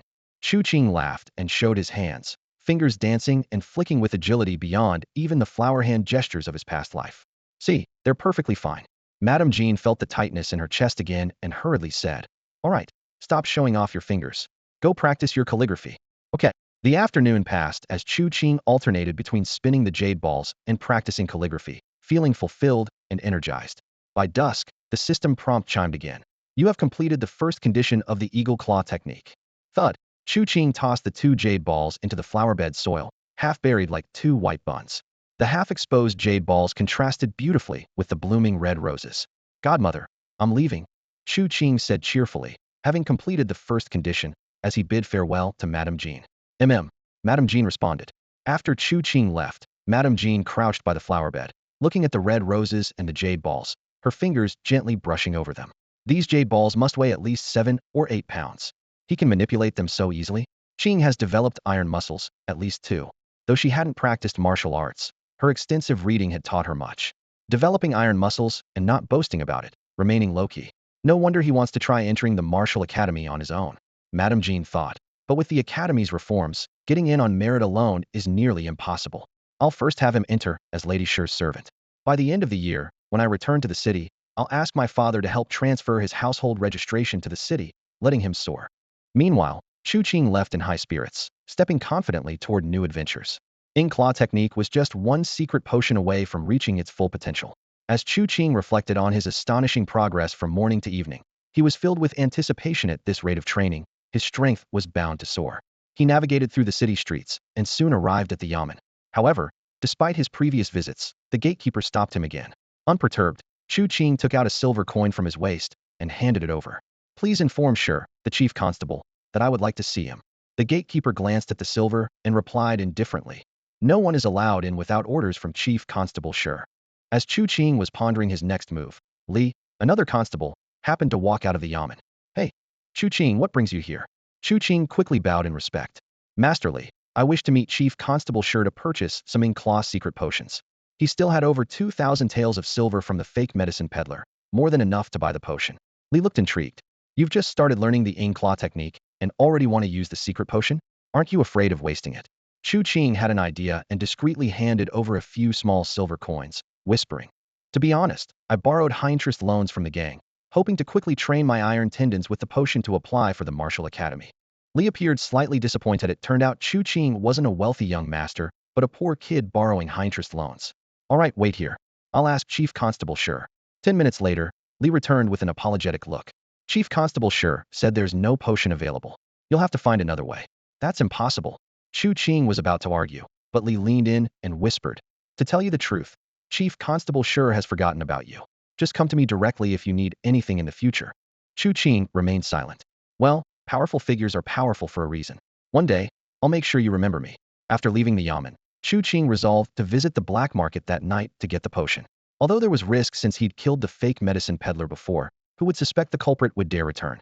As long as he changed his clothes and masked himself, no one would recognize him. Shortly after Chu Qing left, a Yamen runner sent a message to Master Lu.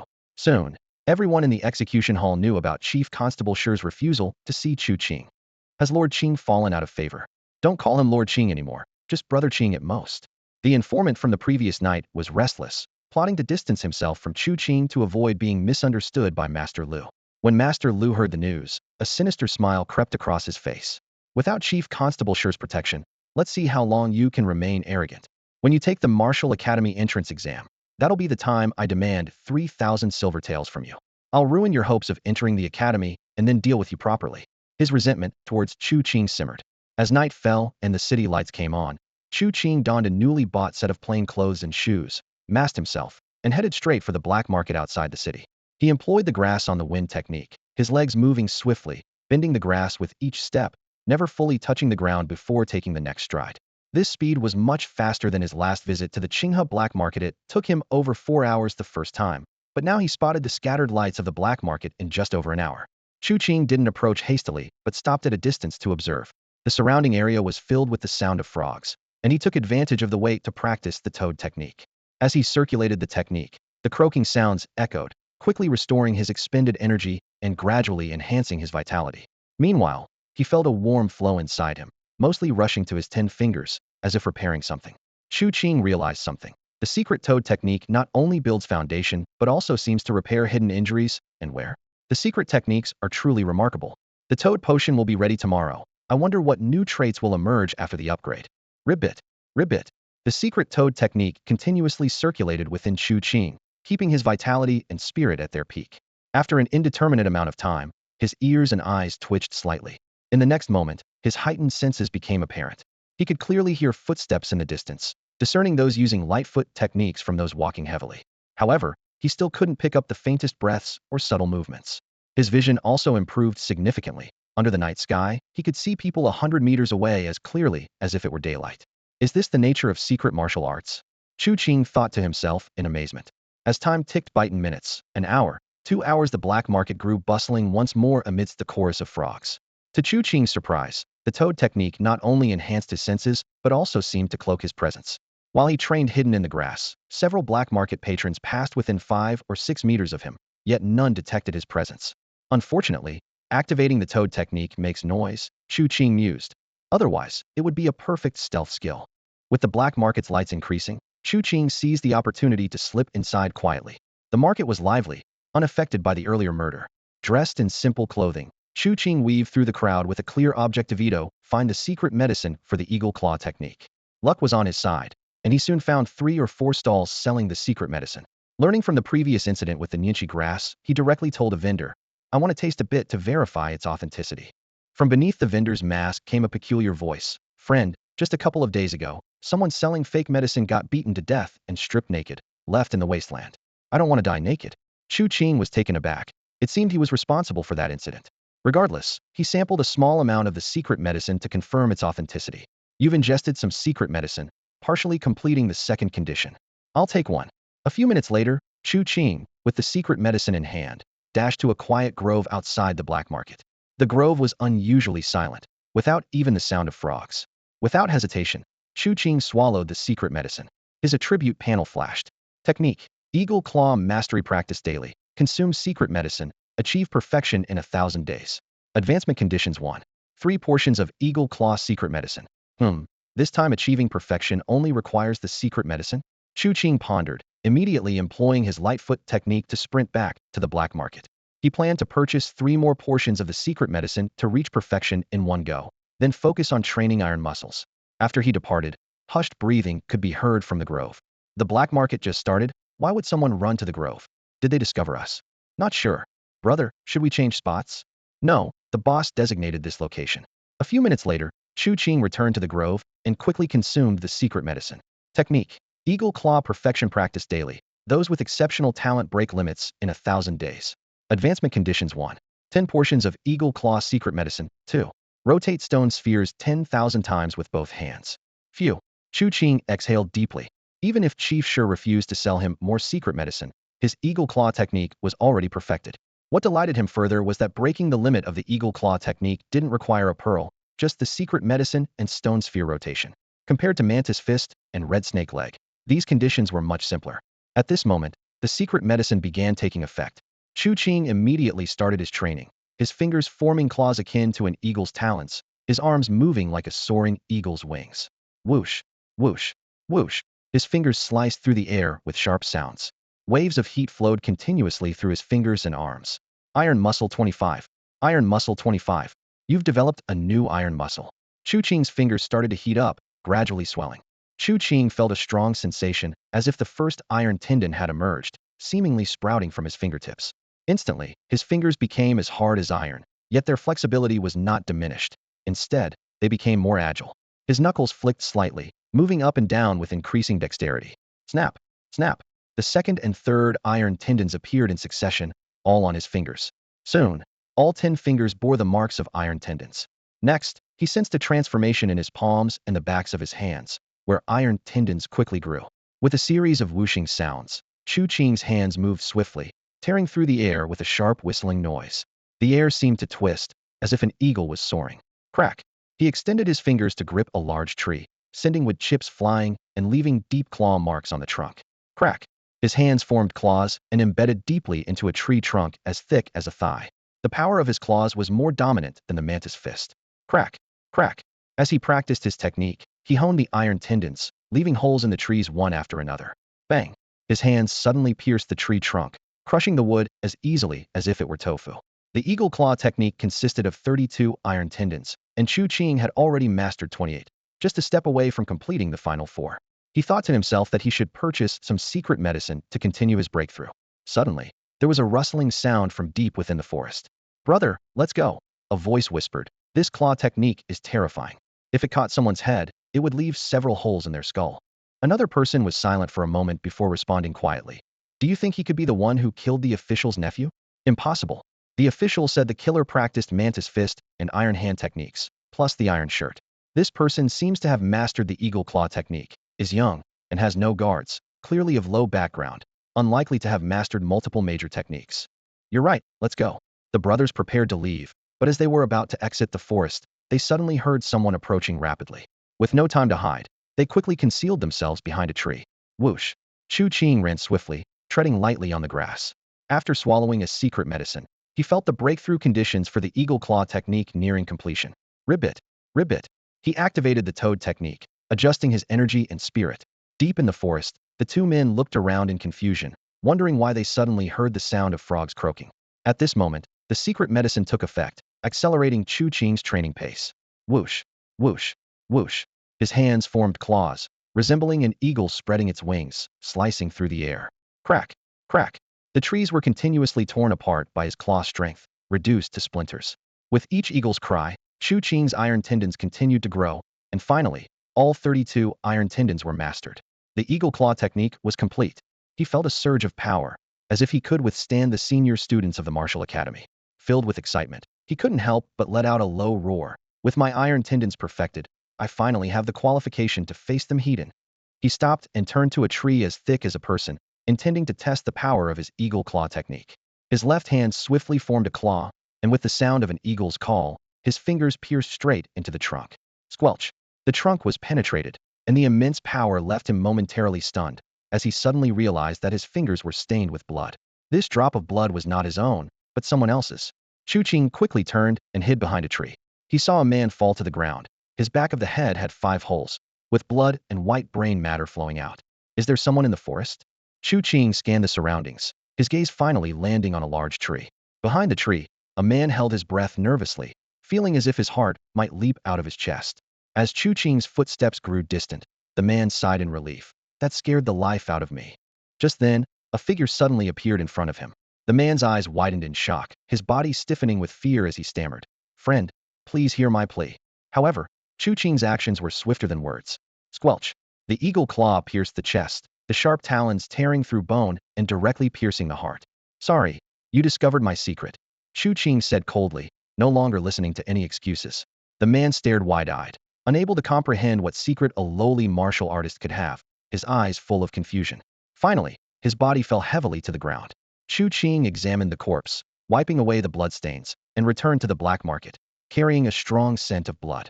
Despite just experiencing a bout of killing, he still had over 1,000 taels of silver at his disposal. His goal was Cleardo purchase secret elixirs to enhance the power of his iron shirt technique. Although the iron shirt was already fully developed and all the iron tendons had been trained, he still longed for greater resistance to blows. After all, iron tendons and resistance to strikes were not the same. On the streets, people naturally avoided Chu Qing due to the bloody aura he exuded. Moments later, he stood before a medicine vendor's stall. The vendor looked at him with a hint of suspicion in his eyes. He had seen Chu Qing multiple times and knew this man frequently bought secret elixirs for the eagle claw technique, even suspecting him of being involved in several suspicious incidents. Today, Chu Qing carried the fresh scent of blood. Had he killed again? You, back again? The vendor asked in a hurried whisper. Chu Qing chuckled softly. 3 more batches of iron shirt elixirs. The vendor's heart skipped a beat as he glanced around, a flash of fear evident in his eyes. After a moment, he whispered, "Are you the one who killed the fake medicine vendor?" Chu Qing didn't answer, merely pulled out a silver note from his pocket and handed it over. "Do you have it?" "Yes," the vendor replied, almost through gritted teeth, and hurriedly went to prepare the elixirs. Despite his doubts, he wouldn't pass up the chance to make money. Soon after, Chu Qing had 30 batches of elixirs in his hand and turned to leave. The vendor stood at his stall for over an hour before leisurely packing up and leaving discreetly. Although he had been warned to report every iron shirt elixir sold, he knew who would dare question him. What could the big shots do? He remained silent, and who would ever know? By dawn, the black market crowd dispersed. A group of strong men gathered, only to find 2 of their members missing. After searching, they discovered their bodies in a small grove, brutally killed by the terrifying eagle claw technique. "Boss, it's horrifying. This eagle claw killed my best brothers," one subordinate shouted in grief and anger. The boss, enraged, reached out. "Quick, bring me the carrier pigeon." A young man handed the boss a white pigeon. The boss whispered, "Watch as I send a message by pigeon, informing the master to gather the brothers and hunt down the killer to avenge my brothers." The pigeon flapped its wings and flew into the distance. Meanwhile, Chu Qing had already left the black market and reached an open area outside Sergi County. Without hesitation, he swallowed all 30 batches of iron shirt elixirs and began his practice. Under his skin, the iron tendons writhed like living creatures. The nourishment from the elixirs, propelled by the iron shirt technique, wildly strengthened his skin. The iron tendons on his chest, back, and limbs began to surface, forming strange patterns. With each surge of elixir power, the transformation of his skin became more pronounced from coarse to delicate, then from delicate to smooth, finally turning into a dark, iron-like hue, as if clad in heavy armor. As the elixir's power gradually depleted, Chu Qing's skin seemed to be covered by 30 layers of tough hide. Although the iron shirt was not yet perfect, the results from consuming the elixirs far surpassed the progress of conventional training for an average practitioner. He punched his own arm, producing a dull thud. The seemingly powerful mantis fist was deflected by Chu Qing's muscles, with even the generated force being rebounded back. He pondered to himself, "This iron cloth technique is even stronger in defense than Li Hao's perfected version. If I continue to practice like this, could it withstand powerful attacks from weapons and martial arts?" With this thought, he immediately prioritized the iron cloth technique. Currently, his martial arts priorities are as follows. First, the toad skill. Second, the iron cloth. Third, the eagle claw skill. Fourth, the praying mantis fist and red snake leg. Fifth, the iron hand, iron wire fist, and double-handed praying mantis sword. As for the lightness skill of grass on the wind, it is already perfected, but he cannot break through the bottleneck, so he is not considering it for now. Thinking about lightness skills, he felt a sense of longing how great it would be to acquire a skill with explosive power. Unfortunately, the seller of such skills wasn't around today, and his money had run out. He'd have to wait until he saved up some money and try his luck at the black market again. There were 18 days left until the initial exam at the Martial Arts Academy. Since returning from the black market a few days ago, Chu Qing hadn't ventured back to that dangerous place. During the day, he went to Madame Jin's place to read and write, wearing steel gloves and continuously rotating a stone ball to practice the eagle claw skill, iron hand, and iron fist. At night, he focused on training the iron cloth. In just a few days, his iron hand and iron fist had reached a proficient level, and although he hadn't yet forged iron tendons, his hands had become steadier and stronger. He had also completed over a third of the second condition for the eagle claw skill. The spring sunshine was warm, and the courtyard was quiet. A barefoot boy in linen clothes, wearing steel gloves, was silently rotating a white jade stone ball. Madame Jean lay on a rocking chair, holding a book. However, most of the time, her eyes would unconsciously drift to the boy. The sound of the white jade stone ball against the steel gloves was initially jarring, but as the days passed, the sound became more refined, almost as if it were being manipulated by bare hands. Madame Jean couldn't help but think that if he were handling something else, it might have been broken by now. I heard that the eagle claw skill requires squeezing things like walnuts and hardwood. How effective is his training method? Madame Jean suddenly asked, no longer using the book to cover her face. Chu Qing, focused on his practice, replied, "It's effective, Madame Jean. My finger strength has already increased." He spoke lightly, yet there was a hint of confidence in his eyes. Madame Jean closed her book and smiled gently, but she was taken aback by Chu Qing's sudden recitation of a poem. As he spontaneously recited, "The most tender moment is when you lower your head, like a flower too shy to withstand the cool breeze." It felt as if the entire spring sunshine rippled through her heart. Her heart raced, and the flower in her hand was held tightly, motionless for a long time. After a while, she heard Jean Pongzi's voice. "Madam, where did Chu Qing go?" Madame Jean gently caressed the flower petals and calmly said, "He left a while ago." Jean Pongzi sighed with relief, though his heart was filled with doubt. The boy in linen clothes came too frequently, which made him a bit uneasy. Recently, the Blood River Gang's influence was rising, and many eyes were on him, making him feel the situation was somewhat precarious. But it wasn't his concern. He just wanted to quietly be a mole, gradually hollowing out the Blood River Gang's resources, then transferring his household registration to the city, seeking new opportunities. If Chu Qing performed well, maybe he could take him along to see the world outside. However, Chu Qing was unaware of these thoughts, focusing solely on his training. Tonight, he planned to retrieve the toad's secret medicine to break through his bottleneck. He had prepared the toad's secret medicine for several days, but hadn't dared to take it. At night, he wandered around Apothecary Lee's house, observing if anyone was secretly watching. After a few uneventful days, he finally decided to retrieve the secret medicine tonight, in hopes of breaking through. Despite someone having mentioned an old man looking for people to catch toads, Chu Qing remained vigilant. The toad skill was indeed too precious, and he dared not be careless. In the courtyard, the warm sunlight persisted as Chu Qing silently made his decisions, continuing on his path of cultivation. In the evening, Chu Qing was diligently practicing his iron shirt technique at home. Unlike Eagle Claw Kung Fu, which focuses on specific moves and patterns, the iron shirt technique emphasizes strengthening muscles and bones. As each part of his body developed iron-like strength, continued training would significantly enhance his resistance to blows. Each time he practiced the iron shirt, his skin became slightly tougher. Though the improvements were small, they accumulated over time, promising eventual mastery. This practice required immense physical energy and nutrition. Fortunately, Chu Qing was hardworking and managed to earn some money. Occasionally, he borrowed from Jean Fatty, ensuring he was never short of meat. His meals were lavish, with a rotation of fine meats, beef bones, and lamb liver to support his training needs. As night deepened and the city lights began to glow, the streets became noticeably quieter.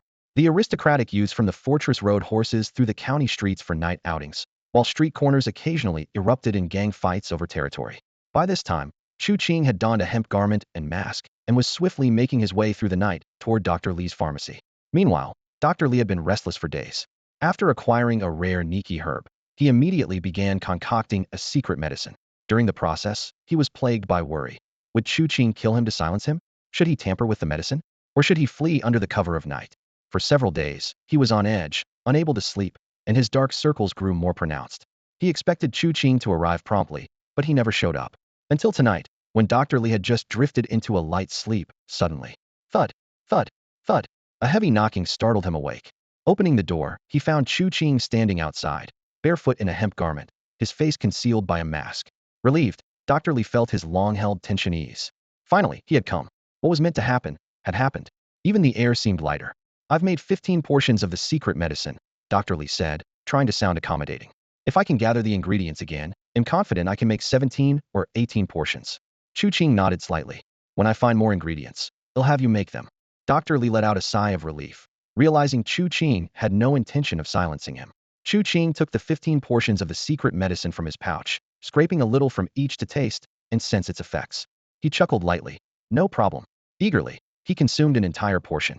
Instantly, in his mind, the skill panel refreshed. Skill: Toad technique proficient practice 1,000 times daily. Consume one secret medicine every 10 days. Achieve mastery in 1,000 days. Secret advancement requires 10 portions of Toad secret medicine. With plenty of secret medicine remaining, he continued to consume it. Skill: Toad technique mastery practice 1,000 times daily. Consume one secret medicine daily. Achieve perfection in 1,000 days. Secret advancement requires 1. 100 portions of Toad secret medicine. 2. 1 pound of Toad venom. Chu Qing felt a mix of joy and concern. The joy was that advancement did not require the rare Juju pearl, The concern was that gathering 100 portions of Toad's secret medicine was still challenging. However, compared to the Juju Pearl, the Toad's secret medicine was at least attainable. He casually asked, "Dr. Li, do you have any toad venom?" Dr. Li quickly replied, "Yes. I have a couple of ounces in stock. Prepare 1 pound for me," Chu Qing said calmly, yet with an undeniable authority. "The secret medicine formula will be your payment." Ecstatic, Dr. Li repeatedly bowed. "Thank you, sir. He'll prepare it as soon as possible." Chu Qing nodded, closed his eyes, and sat cross-legged as the secret medicine began to take effect. He started channeling the energy of his technique. Ribbit, ribbit. The toad technique's energy surged through his body, several times more intense than before. His vitality erupted like a flood, coursing through his entire being. Iron muscles 10. His spine suddenly heated up as the power of 1 portion of secret medicine burned through, birthing a new spinal tendon. Chu Qing found other techniques, when reaching mastery, often resulted in several new tendons per portion of secret medicine. Why did the toad technique yield only one? Could it be related to this secret aspect? While pondering this, an unexpected change occurred. A strange fluctuation emerged within the spinal tendon. This toad iron tendon seemed to connect and resonate with the tendons developed by other techniques. With no time to dwell on it, Chu Qing calmed his mind and continued his training. The iron muscles column flashed continuously, and the number of iron muscles steadily climbed. Chu Qing's face was filled with excitement as he consumed 11 portions of the secret elixir in one go, each creating a unique iron muscle. With this, the total number of his iron muscles reached an astounding 119, a strength that rivaled the outer courtyard students of the martial academy. What thrilled him even more was the unique feature of the toad technique. These newly formed iron muscles could perfectly integrate with those from other techniques. Previously, when using the praying mantis fist, he could only fully harness the power of 36 exclusive iron muscles, with the other technique's muscles only partially contributing. Now, with 36 praying mantis iron muscles working in harmony with 11 toad iron muscles, it was equivalent to wielding the power of 47 iron muscles simultaneously, boosting his strength by at least a third. What an exceptional technique. Truly unparalleled. Chu Qing laughed heartily to the sky. Now, defeating enemies is as easy as turning my hand. With a thunderous crash, torrential rain poured down, and the wind howled. Master Lu, I had planned to let you live a few more days, but it seems the heavens have decided otherwise. I cannot defy fate. Otherwise, the heavens would not forgive me. Chu Qing whispered, while beside him, Li the apothecary's face turned pale. Amid the continuous thunder, experts from all over sprang into action. The master of the Iron Hand Dojo dressed neatly. Steel gloves, night suit, steel chest armor, and finally donned a raincoat, stepping into the storm. The masters of the Iron Fist and Red Snake dojos were similarly dressed, though the latter carried a jar of fine wine. Inside the Praying Mantis Martial Hall, Zhao Wuji was instructing Zhao Hongxiu in her training. "Hongxiu, I need to step out," he said calmly. "Father, are you going to kill someone? I've trained to 108 iron muscles. I can help," Zhao Hongxiu asked worriedly, seeing the storm outside. "Your iron muscles may be up to standard, but you lack life-and-death combat experience. The enemy is formidable, and I can't afford to look after you," Zhao Wuji replied, donning a raincoat and covering his face as he stepped out, the wind howling and the candlelight flickering inside. Who is the enemy? Master Lu of the Blood River Gang. He has 150 iron muscles and 3 iron bones. Father, take a weapon with you. No need. Moments later, Zhao Wuji arrived at a secluded courtyard where the other dojo masters were already waiting. The Red Snake Master warmed the wine and asked, "If we eliminate Master Lu, will Chief Constable sure investigate?" "No one reports, no victim. Who will investigate?" Zhao Wuji replied coldly. The dojo masters chuckled to themselves. They planned to annihilate Master Lu's entire household. "Will Chief Constable sure suspect us? Burn the bodies, scatter the bones, leave no trace of technique. Our stronghold won't allow him to catch us a second time." After a brief silence, the Red Snake Master raised his cup. "To all of you, let's drink this cup and kill in the storm." The Iron Fist Master was tempted, but Zhao Wuji stood up. "Let's drink after the killing." The other 3 masters followed, heading straight for Master Lu's house amid the thunder. In the apothecary, Chu Qing pushed open the door, letting the wind and rain hit his face. "Truly the perfect time to kill enemies," he said, and with those words, he used the lightness skill to head straight for Master Lu of the Blood River Gang. Sizzle, sizzle. In the dark of night, Master Lu was intently sharpening a rusty long blade. This lethal weapon, known as the Blade of Tetanus, had claimed countless lives over the past decade. Thunder rumbled, and the wind-driven rain pounded against the window panes, causing the candlelight inside to flicker. Master Lu got up to securely close the windows and doors before returning to his desk to study martial arts manuals. He then gripped the blade and began practicing. At first, the blade's movements were smooth and circular, like a spinning wheel, but towards the end, he suddenly halted. With a furrowed brow, he pondered over the connections between moves, then swung the blade again, trying different angles to find the best fit. Whenever he had an insight, he hastily jotted it down, only to cross it out after further practice. Soon, Master Lu was drenched in sweat. He hesitated for a moment, then retrieved a secret pill worth an ounce of silver from a hidden compartment and swallowed it.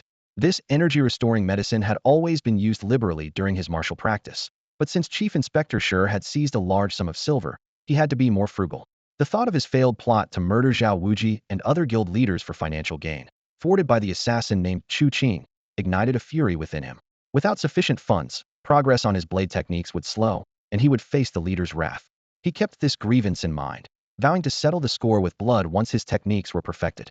With resentment seething inside, Master Lu swallowed another pill. Just as he was about to resume his practice, a knock echoed through the stormy night. Knock, knock, knock. Who would visit on such a night? It couldn't be his wife from the back courtyard's temple, nor the sensible concubines. Knock, knock, knock. The knocking came again, stirring unease in Master Lu. He gripped the blade of tetanus tightly, eyes fixed on the door. Who is it? Silence outside. A crack of thunder lit up the silhouette of a figure in the window. Attack! Master Lu roared, unleashing his incomplete blade technique. The blade spun like a wheel, crashing through the door. Behind the splintered wood stood a figure in hemp clothing, face covered Chu Qing. Master Lu was both shocked and enraged. With renewed vigor, his arms powered the blade into a fierce slash, aiming to cleave his opponent in two. Chu Qing had hoped to lure him out, not expecting him to break down the door. With the blade closing in, there was no time to dodge, so he deployed steel gauntlets and countered with Mantis Fist. As fists met blade, Chu Qing retreated 2 steps. Master Lu recognized the gauntlets immediately. An outer academy student? Practicing weapons without permission could lead to severe punishment or death. There was no turning back for him now. Attack! Master Lu bellowed, sweeping his long blade. Chu Qing advanced instead of retreating, his hands shield-like, employing the iron muscle technique with iron hands. Clang after clang, the blade's light dissipated. Master Lu retreated indoors, with Chu Qing in close pursuit. Take this kick, Chu Qing shouted, unleashing the red snake kick, his legs striking like serpents. Master Lu dodged, and Chu Qing's kick missed, but shattered several floor tiles into dust. The long knife slashed across the thigh, tearing the hemp clothes and leaving a white mark on the skin. A perfect iron shirt. Master Lu's eyes narrowed in surprise, a hint of doubt flashing before he sneered. Iron shirt or not, I'll cut you down all the same. He yanked the knife back and charged forward like lightning. The metallic clashing echoed inside the room as the two engaged fiercely. Master Lu, seasoned and ruthless, wielded his knife with precision, landing blows that left new wounds on Chu Qing. In no time, Chu Qing's hemp attire was shredded, hanging from his body like tattered rags. Rage flared in Chu Qing's eyes. Rip! He tore off the remnants of his clothes, revealing a muscular torso with skin shining like bronze. He glared coldly at Master Lu, hoarsely saying, "Your knife fight's too weak." Master Lu said nothing, his expression grave as he executed his most powerful knife technique. Kill. The blade flashed like lightning, aiming straight for Chu Qing's throat. This time, Chu Qing stood his ground, meeting the descending blade with clawed fingers. Snap! His hands caught the knife blade with such force that his knuckles turned white. Master Lu roared, abandoning the knife to strike with his fists, praying Mantis Fist. Bang! Bang! Bang! Master Lu's fists were like blades, each blow capable of tearing flesh and breaking bones. Yet Chu Qing stood firm, his body like iron, enduring the relentless assault. Crack! With a sudden burst of strength, Chu Qing's fingers pierced through the knife, shattering it. Your knife is gone. Chu Qing sneered, and your praying Mantis Fist is lacking. So weak, huh? Fear surged through Master Lu as he turned to flee. He's not an outer disciple. He must be from the inner sect, he thought in shock. Crash! Chu Qing's feet slammed onto the stone floor, cracking it as he leaped behind Master Lu like a giant mantis. His hands formed claws, executing the eagle claw technique. The sound of an eagle's cry echoed in the room, casting a shadow on the wall that resembled a mighty eagle, its sharp claws striking at Master Lu's shadow. Master Lu spun around, his hands striking like iron hammers. 8 hammer strike. The metal gloves shattered under the impact, causing Chu Qing's fingers to throb with pain. Master Lu pressed the attack, his hands hammering down again. Without iron bones, you're no match for me. Using the 8 hammer technique, with 4 iron bones trained, he was confident he could kill Chu Qing. Huh! Chu Qing shouted, channeling the secret toad skill to reinforce his iron shirt, as over 50 iron tendons writhed within, resisting the attack. Boom! Master Lu's punch forced Chu Qing to retreat, but he followed with a relentless barrage of punches. The 8 hammer technique was fully unleashed, pushing Chu Qing from the room into the courtyard. Huff! Huff! Huff! Master Lu panted heavily, his face flushed.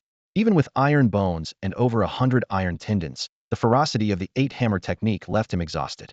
Not bad. You almost killed me, Chu Qing said, blood trickling from his mouth, his chest aching as if his ribs had cracked. Fortunately, the secret toad skill was powerful, drawing additional tendons to fortify his iron shirt, allowing him to withstand the onslaught. Master Lu stared at Chu Qing in disbelief. His 8-hammer was a deadly secret, unstoppable once unleashed. Even Li Hao, with a perfected iron shirt, couldn't withstand more than 5 punches. How was this guy's iron shirt so tough? Before he could comprehend, Chu Qing charged like a tiger. His feet moved like a serpent, his form unpredictable, praying mantis fist. His fists broke through Master Lu's defenses. Iron hands. His hands hammered Master Lu back. Iron fist. A punch landed on Master Lu's chest, flesh and blood exploding. Red snake leg. A leg sweep shattered his ribs. Master Lu screamed, flying back into the room. Before he hit the ground, Chu Qing leaped, his fingers like hooks, descending viciously. Eagle's cry. Eagle claw. Crack. One hand pierced the chest, crushing the heart. The other tore into the face, leaving 5 bloody holes. Chu Qing pressed down, slamming Master Lu's body heavily into the ground. Boom. Thunder roared, wind and rain blowing in through the window, flipping the half-finished knife manual on the table, which finally fell to the floor. A half-finished sword manual, useless. It doesn't even qualify for the professional category, what a waste. Chu Qing sneered as he tossed the manual aside. He bent down to inspect Master Lu's body, pulling out a few hundred silver notes from his pocket and carefully tucking them into his own. His eyes scanned the room and spotted a manual in the corner, with dragonfly dipping water boldly written on the cover. Just as Chu Qing reached for it, footsteps echoed from outside.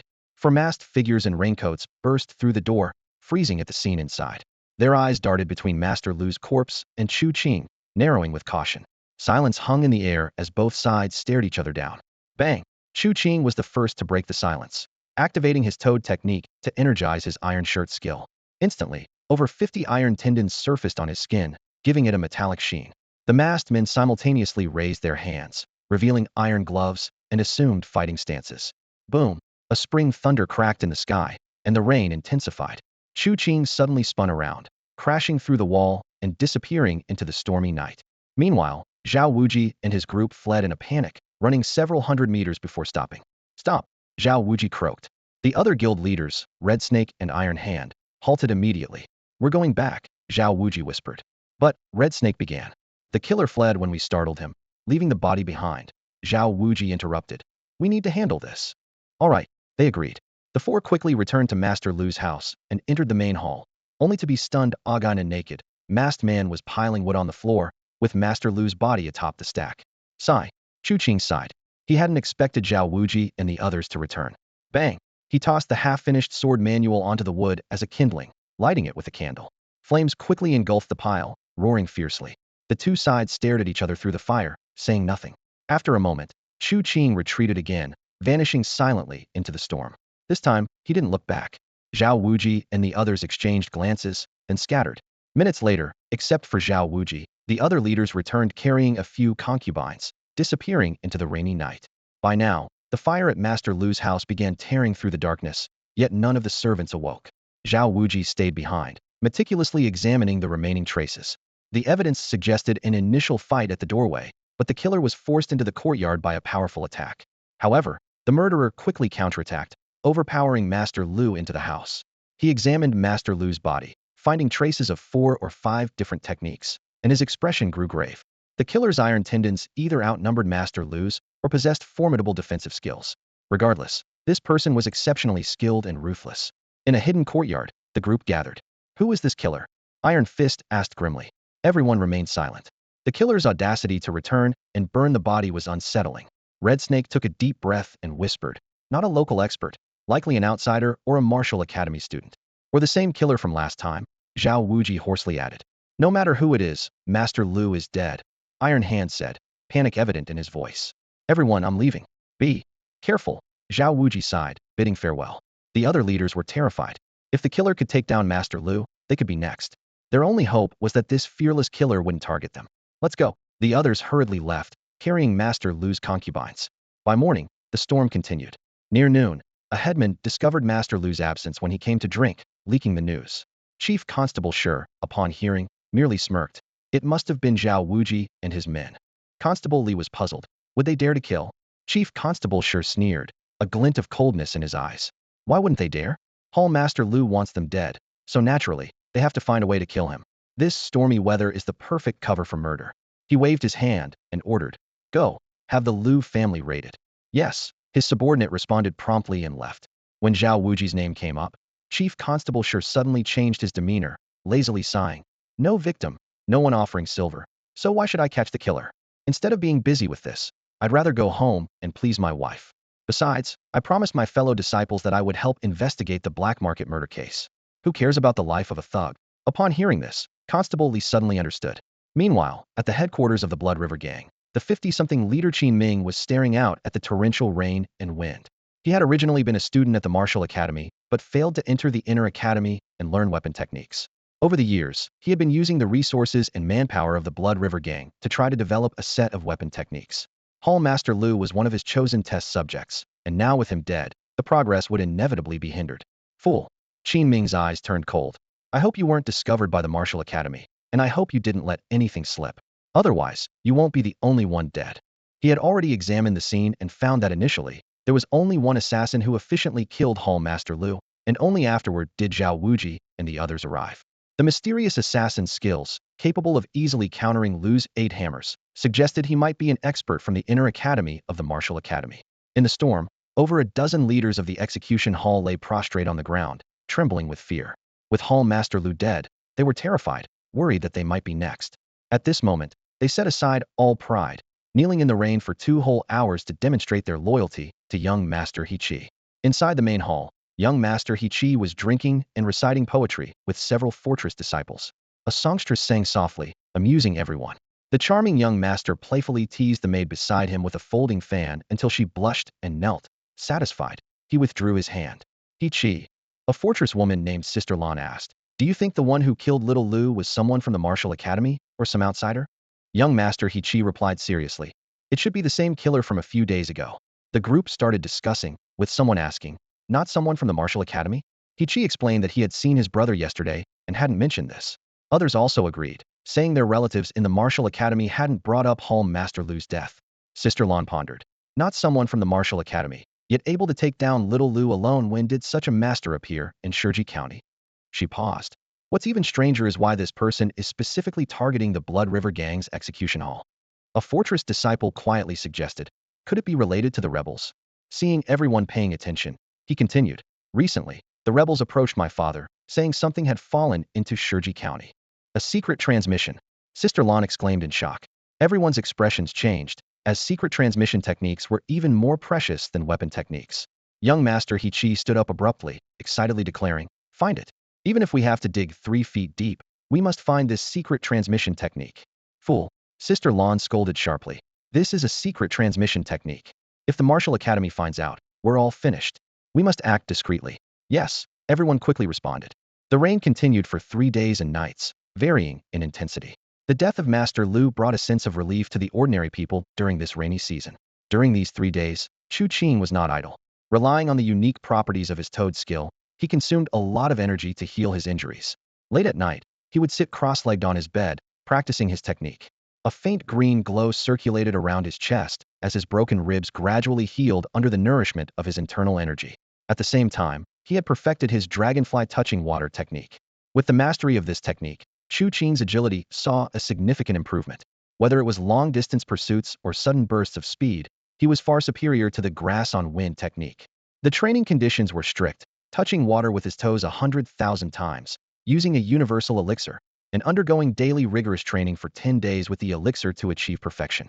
Unfortunately, this agility technique required the universal elixir for further advancement. This elixir was suitable for any ordinary martial art, but not for secret techniques. On the black market, a portion of the universal elixir cost 200 taels, making it exceedingly rare. It was said that all universal elixirs came from academy students and the weapon armor sect, and ordinary martial arts schools and gangs were unaware of the formula. Last night, Chu Qing braved the rain to visit the black market, only to find that the rain was even heavier there. The river had risen, and the entire black market area was flooded. Having money but unable to spend it left him feeling helpless. Over these days, besides practicing the toad skill and iron shirt, Chu Qing also advanced the first condition of the eagle claw skill and continuously reviewed his battle with Master Lu. Master Lu definitely had more iron tendons than I did. perhaps even possessing iron bones. But his iron tendons and bones were dispersed in combat, unlike my focused use, Chu Qing analyzed in his mind. Thanks to the secret toad skill, I could increase the number of iron tendons beyond his expectation, which allowed me to defeat him. But I was also injured. Overall, the number of iron tendons remains crucial. Over these days, he consumed the remaining 4 portions of the elixir and developed 4 more iron tendons, bringing the total to 123.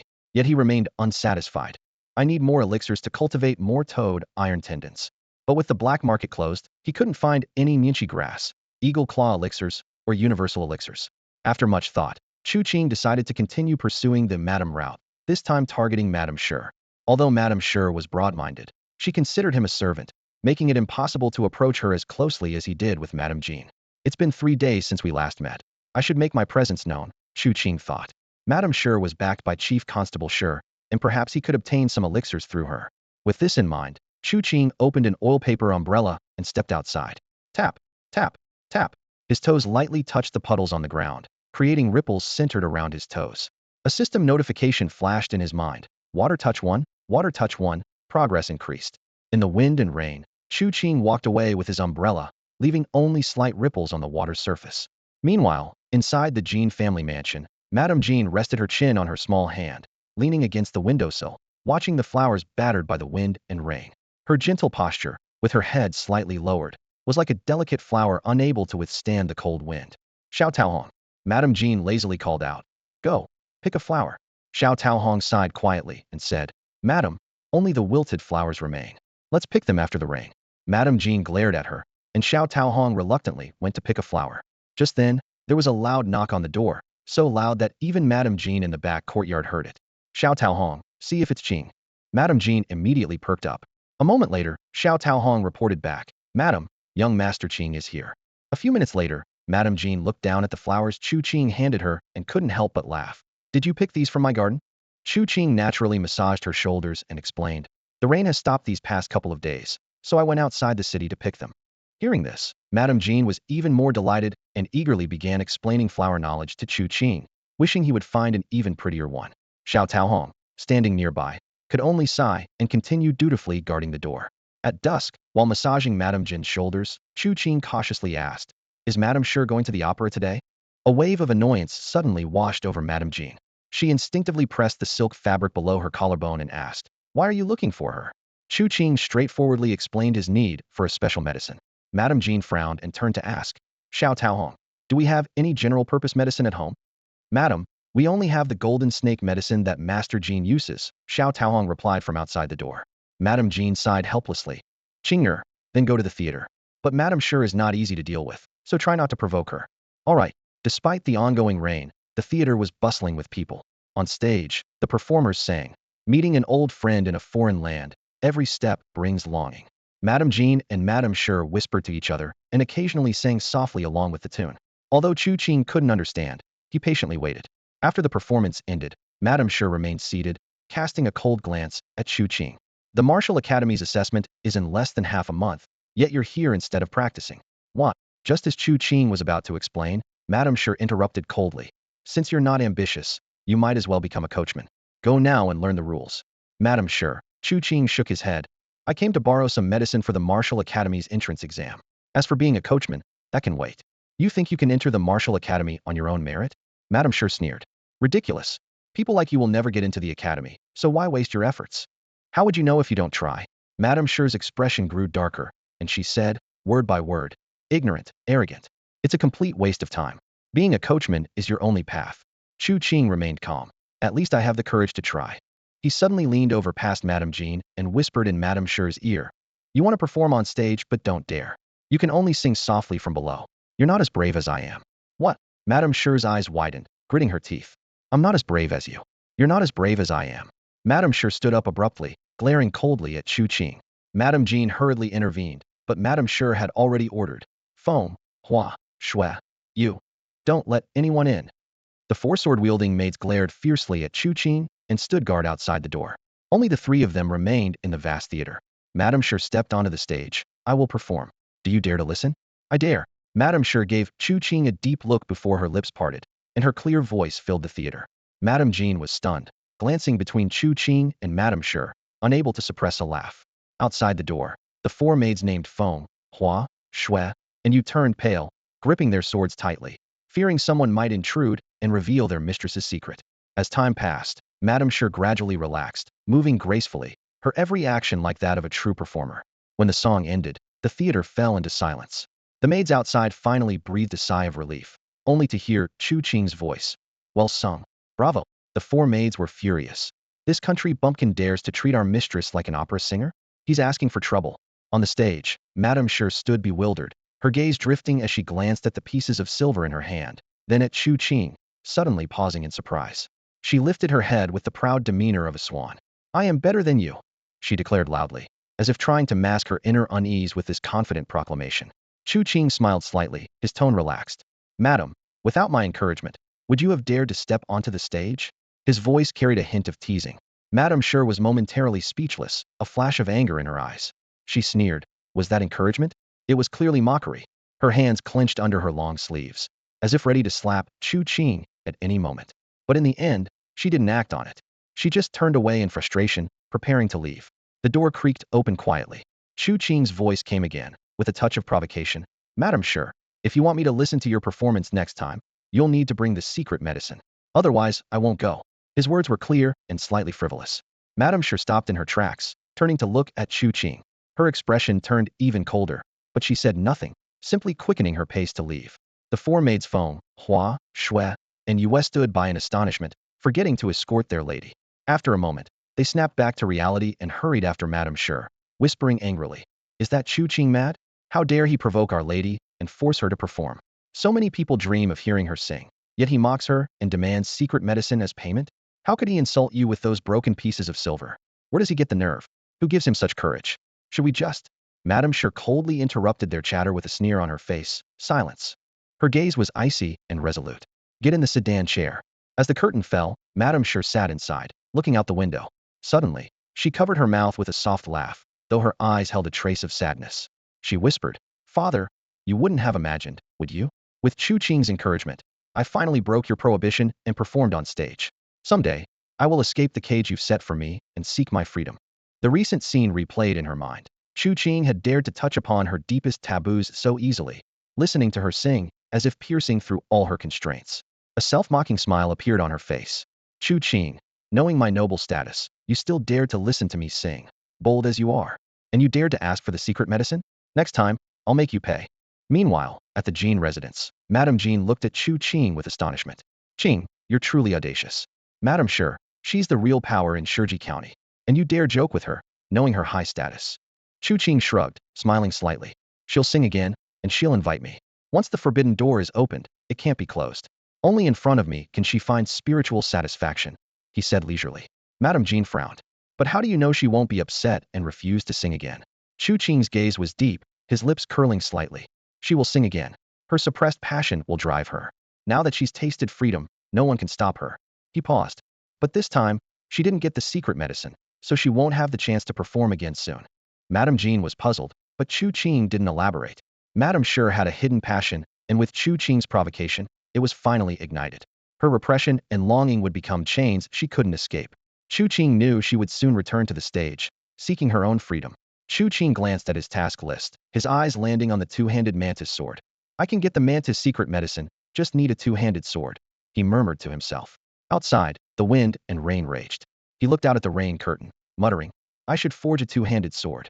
Inside the Sure residence, Madame Sure lay lazily on a couch, humming a tune, her mood seeming to have calmed somewhat.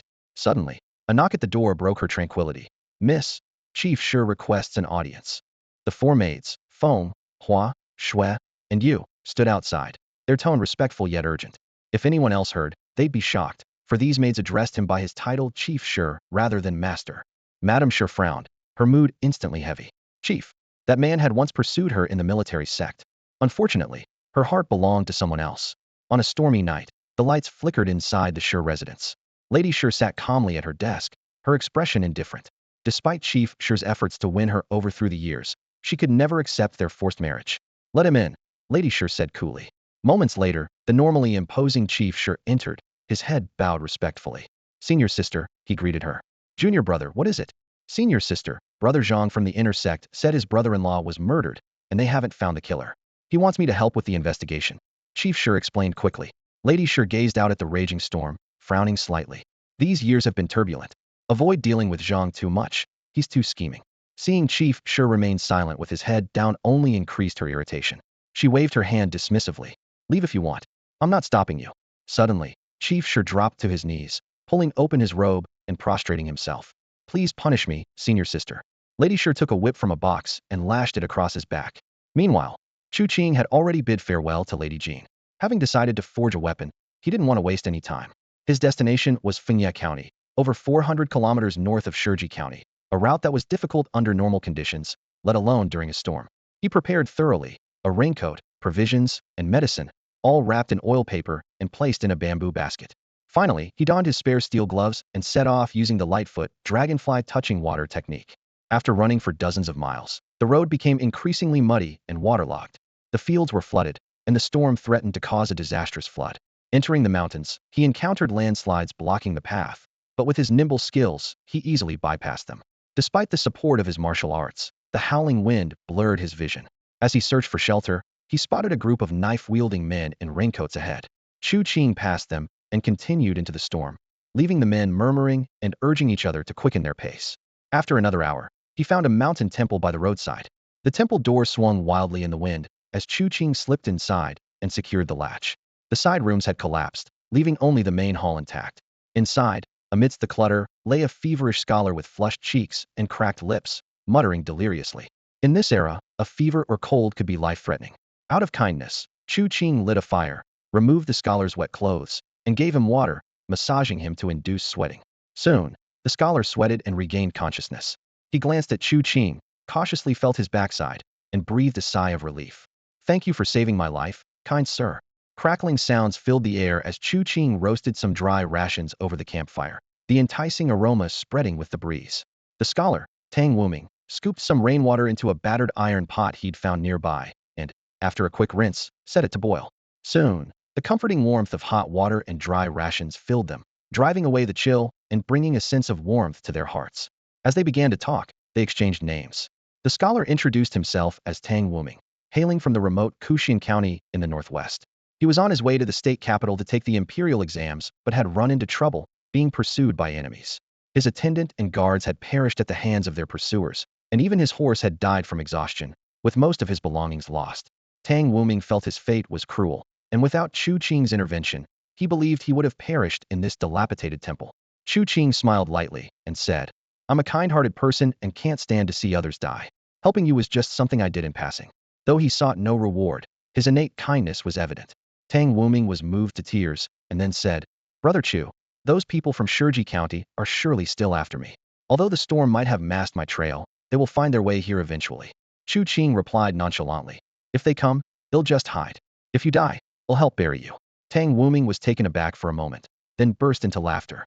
Brother Chu, you truly are extraordinary. The two fell into a brief silence.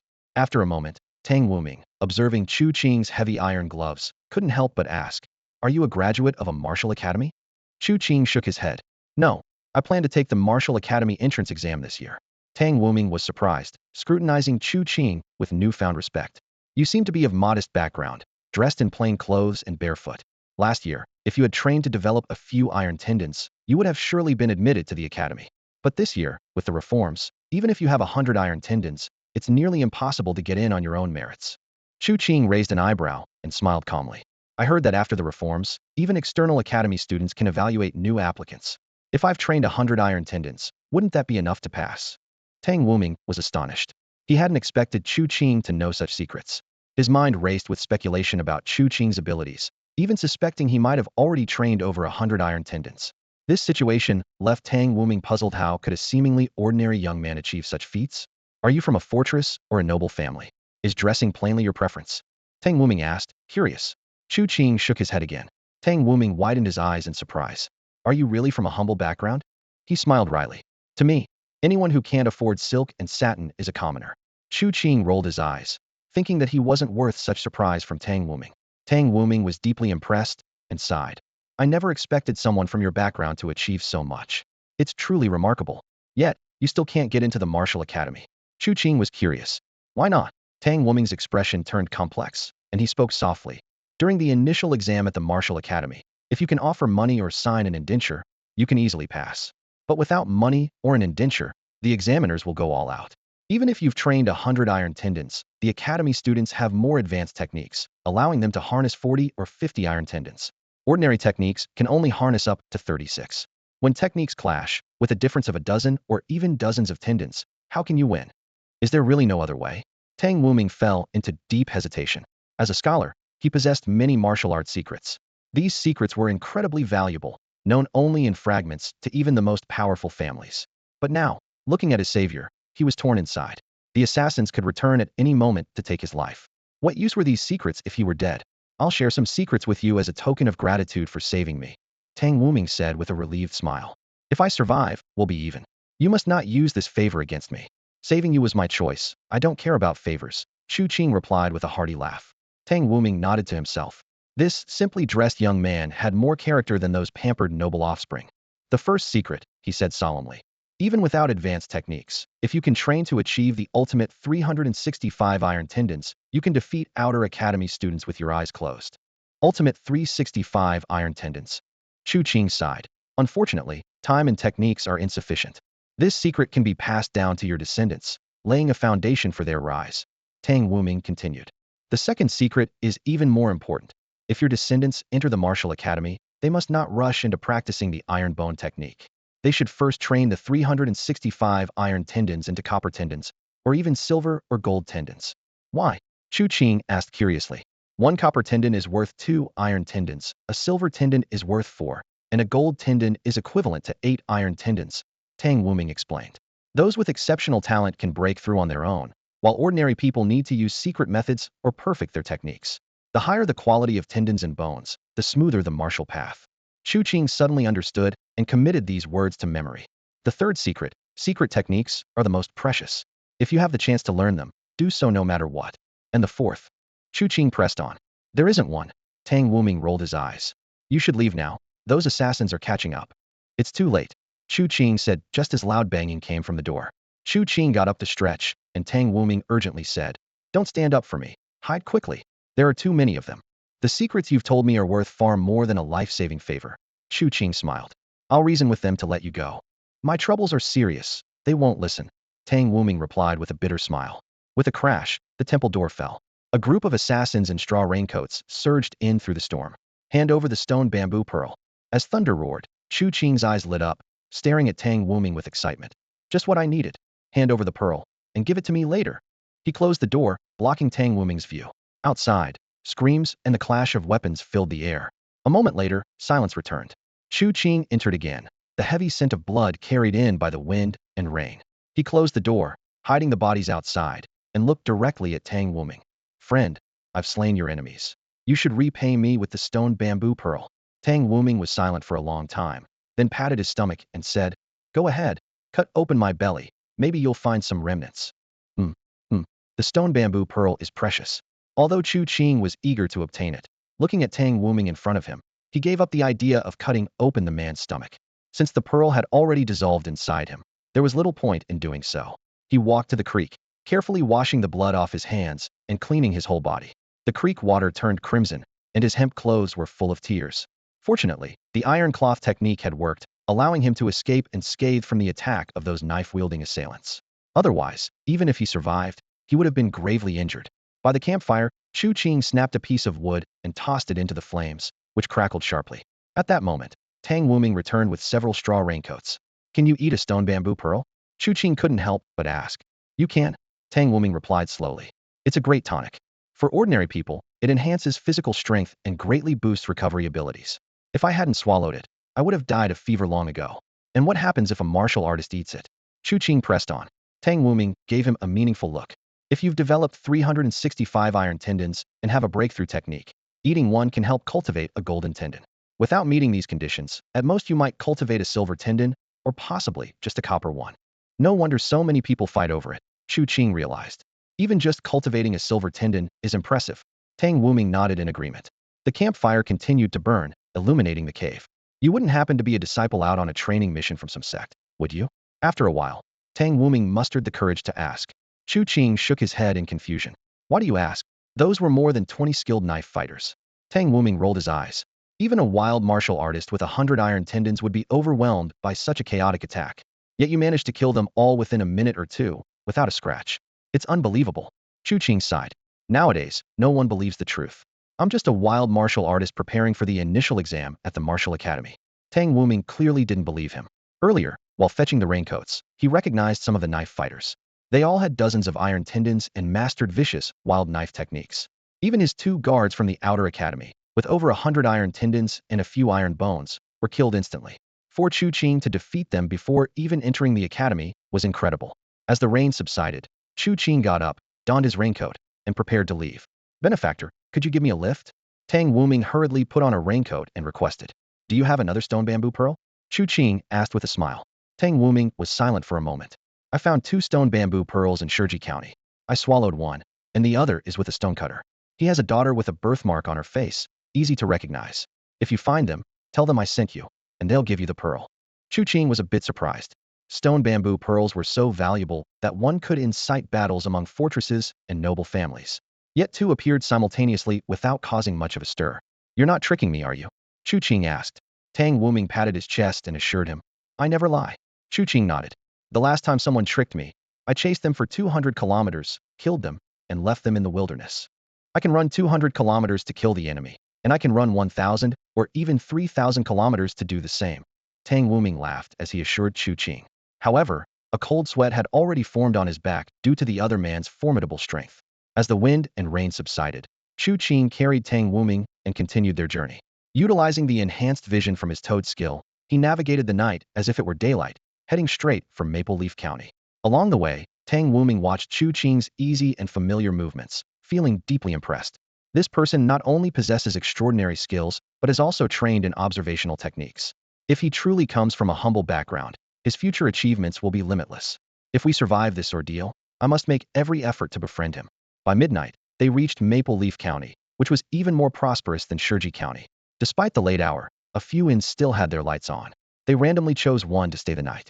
Though exhausted from the journey, the croaking of frogs outside provided Chu Qing the perfect opportunity to practice his toad skill. In just a few minutes, he had completely shaken off the fatigue from their midnight trek. Just as he was about to wash up and sleep, Tang Wuming knocked on the door. Chu, can't sleep. Mind if we chat? Sure. What do you want to talk about? Chu Qing replied energetically. Tang Wuming forced a smile, but in truth, he was anxious and unable to sleep without his guards nearby. He had noticed something unusual about Chu Qing. Moments ago, he was exhausted, yet now he seemed full of energy. This man was indeed extraordinary. Why don't you take the imperial exams? Tang Wuming asked casually. Chu Qing chuckled inwardly. He had just recently learned how to read, so why bother with exams? Besides, with martial arts at his disposal, true power lay in one's own hands, and titles were nothing but fleeting illusions. Tang Wuming continued. I come from a branch of the Tang family, with many martial arts experts and various techniques at my disposal. Yet I only practice those that strengthen my foundation and balance my energy. Do you know why? You must be sacrificing for your family's future, right? Chu Qing joked.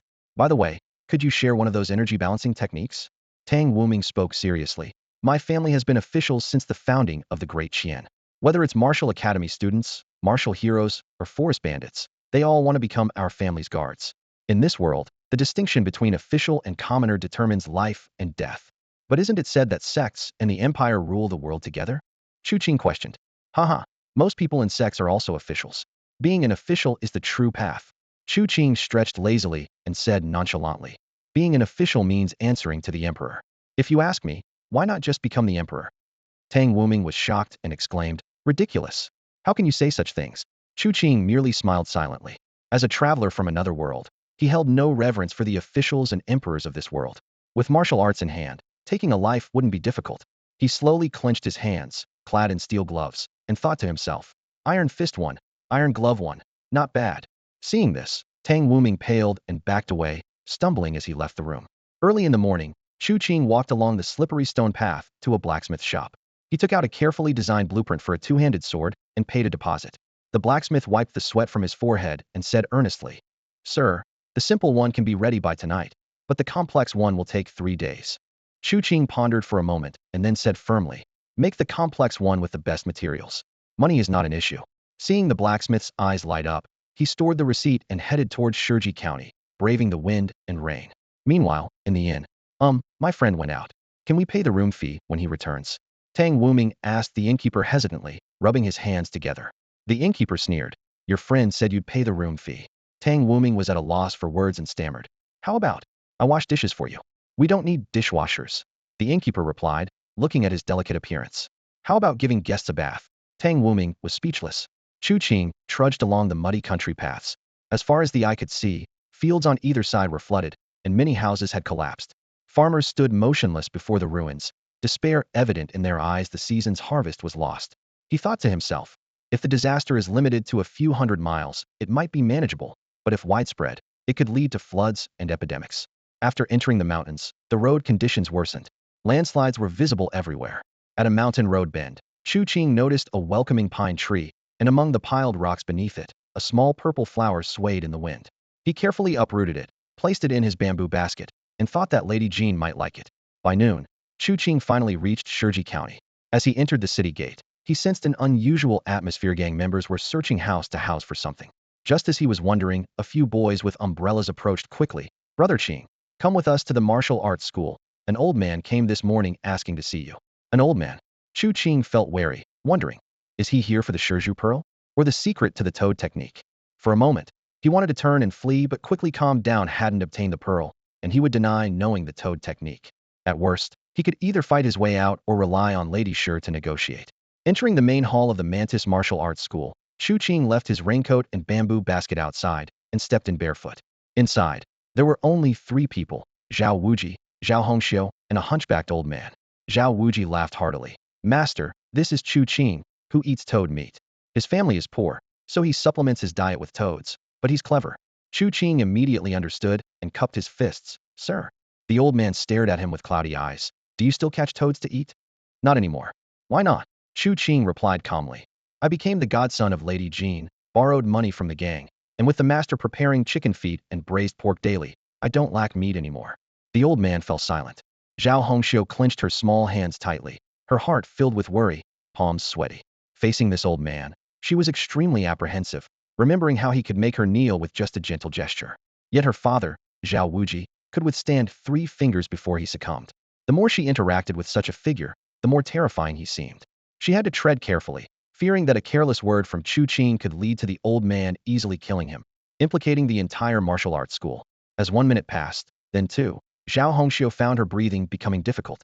Zhao Wuji's back was soaked, and Chu Qing was so nervous that his eyes appeared bewildered. Just then, the old man finally spoke, his voice low and cold. Where were you last night? Why are you only returning now? Zhao Wuji and Zhao Hongxiu were both shaken, their minds buzzing. They hadn't known Chu Qing was out all night. Why would a great master be interested in a poorly dressed boy? Zhao Wuji was in turmoil. Chu Qing tensed up, quickly clasping his hands in respect. Sir, my foster mother loves flowers, but the ones in her garden wilted in the wind and rain. I promised her I'd find a beautiful flower. Last night, I left the city to look for one but accidentally wandered too far and met a scholar in the mountains. Chu Qing briefly recounted his encounter with Tang Wuming, only omitting the secrets of the dual swords and the stone bamboo pearl. The old man glanced at the bamboo basket, his nostrils flaring slightly, and said indifferently, You're lucky to have met me. Eat fewer frogs in the future, lest you end up killed for no reason one day. With that, the old man turned and left. The wind and rain swirled, yet they couldn't touch him. Each step he took sent the standing water splashing like blooming lotuses. Zhao Wuji exhaled a long breath, relieved. Zhao Hongxiu plopped onto the ground, and Chu Qing finally relaxed. It had been a close call, but his strong nerves had pulled him through. The room fell silent. After a long while, Zhao Hongxiu got up and hurried outside to check the flower in the bamboo basket. Her eyes were immediately drawn to a bright purple flower. She glanced at Chu Qing, her feelings mixed. To think he braved the rain to pick a flower for his foster mother, a commendable act of filial piety. Yet, a surge of indescribable emotion welled up within her. Would anyone ever do the same for her? Chu Qing bowed slightly, clasping his hands in respect to Zhao Wuji, who nodded in return. Without words, their understanding was conveyed. Chu Qing turned and braved the wind and rain to deliver the flower to the Jin residence. Zhao Hongxiu went to bathe, washing away the stench of sweat. Zhao Wuji stood at the door, looking somewhat lost. He had an ominous feeling that Chu Qing was hiding something. Why had the old man fixed his gaze on Chu Qing? Was he searching for him? In the vast county of Shiji, many people caught frogs, so why focus on Chu Qing? Why would a great master wait here for hours, just for a boy? What exactly was the old man looking for? And what was the connection to frogs? How many secrets was Chu Qing hiding? The The matter of the stone bamboo pearl, the secret of the iron sinews, the killing of Master Lu and Lu Jun, the various activities in the black market, plus the rumored frog technique. Chu Qing's secrets seemed endless. Although they had passed this hurdle, Chu Qing's heart was not at ease. He still harbored murderous intent, secretly vowing, if I were strong enough, and that old man dared speak to me like that, I'd kill him outright. But for now, he had to wait. Wait until the day he entered the martial academy, found advanced techniques, mastered the 365 iron sinews, or even stronger golden sinews. Then, if anyone came looking for trouble, he would no longer be the weak boy. Moreover, he could openly display the frog technique. These feelings of resentment only subsided when he reached the Jin residence. Inside the Jin residence, Xiao Taohong asked, "Where is the master?" "The master has gone out." "And Xingyu?" Xiao Taohong paused for a moment, then gritted her teeth and said, "You should address the lady as foster mother, sir." Madame Jin's bright eyes widened as she saw the purple flower. Though she seldom went out, she was well-read and knowledgeable about many things. She immediately recognized this purple flower as a rare gem from Feng Mountain, hundreds of miles away. She carefully held the flower with both hands and asked in astonishment, "Where did you find this?" Chu Qing laughed heartily. "I picked it up outside the county town." Madame Jean glanced at him sideways and said sweetly, "I've been out for walks many times and never found one. This is a violet, a very precious type of flower. Most grow in the wild, and only a few can be successfully transplanted." "Thank you, Qinger." Chu Qing merely smiled without saying much. Madame Jean personally planted the violet in the center of her flower bed, removing many other flowers to make space. As she worked, she explained to Chu Qing the growing habits of the violet, repeatedly emphasizing how rare it was. Chu Qing, meanwhile, was attentively listening while turning a stone ball with his hands, balancing both training and rest. In high spirits, Madame Jean instructed the kitchen to prepare a sumptuous meal for lunch, warmly inviting, "Eat up. You're still young and need to grow." After lunch, Madame Jean leaned on the windowsill, gazing dreamily at the violets swaying in the wind and rain, her bright eyes full of expectation. Watching for a long time, she gradually drifted off to sleep. Meanwhile, the energetic Chu Qing felt no drowsiness. He was focused on turning the stone ball with his steel-gloved hands, diligently progressing in his martial arts. Turn stone ball 1. Turn stone ball 1. His status bar kept updating, finally showing, "You have completed the second condition of the eagle claw technique." Seeing this, Chu Qing's lips curved into a slight smile. The eagle claw technique was already perfected, now just waiting to break through its limits. He only needed 9 more secret elixirs, and with the black market yet to open, he was counting on Madame Sure. As dusk approached, Chu Qing set aside his calligraphy practice and prepared to leave. Just then, Xiao Taohong excitedly announced, "Madame Sure is here." Chu Qing was quite surprised. At this hour, shouldn't Madame Sure be at the theater? Why was she here? He knew that Madame Jean had a set of opera costumes belonging to Madame Sure, so perhaps she was here to change into them? A bold idea flashed in his mind. At that moment, several servants hurried in to clear the water from the stone path. Following them were 4 maidservants, Feng, Hua, Shui, and Yu, who protected Madame Sure under umbrellas as she walked. Her hair was elegantly styled, adorned with various gold and silver jewelry, and she wore a red robe with gold trim, like a blazing fire or a noble phoenix. She walked with precision, each step the same distance, her toes retreating just before peeking out from beneath her skirt. Her demeanor and grace were the epitome of nobility. Madame Jean greeted her, and together they entered Madame Jin's private room. Shortly after, they moved to the study. Meanwhile, numerous servants meticulously inspected the Jean family mansion and then dispersed to patrol. The 4 maidservants stood guard outside the study. Click! The window opened.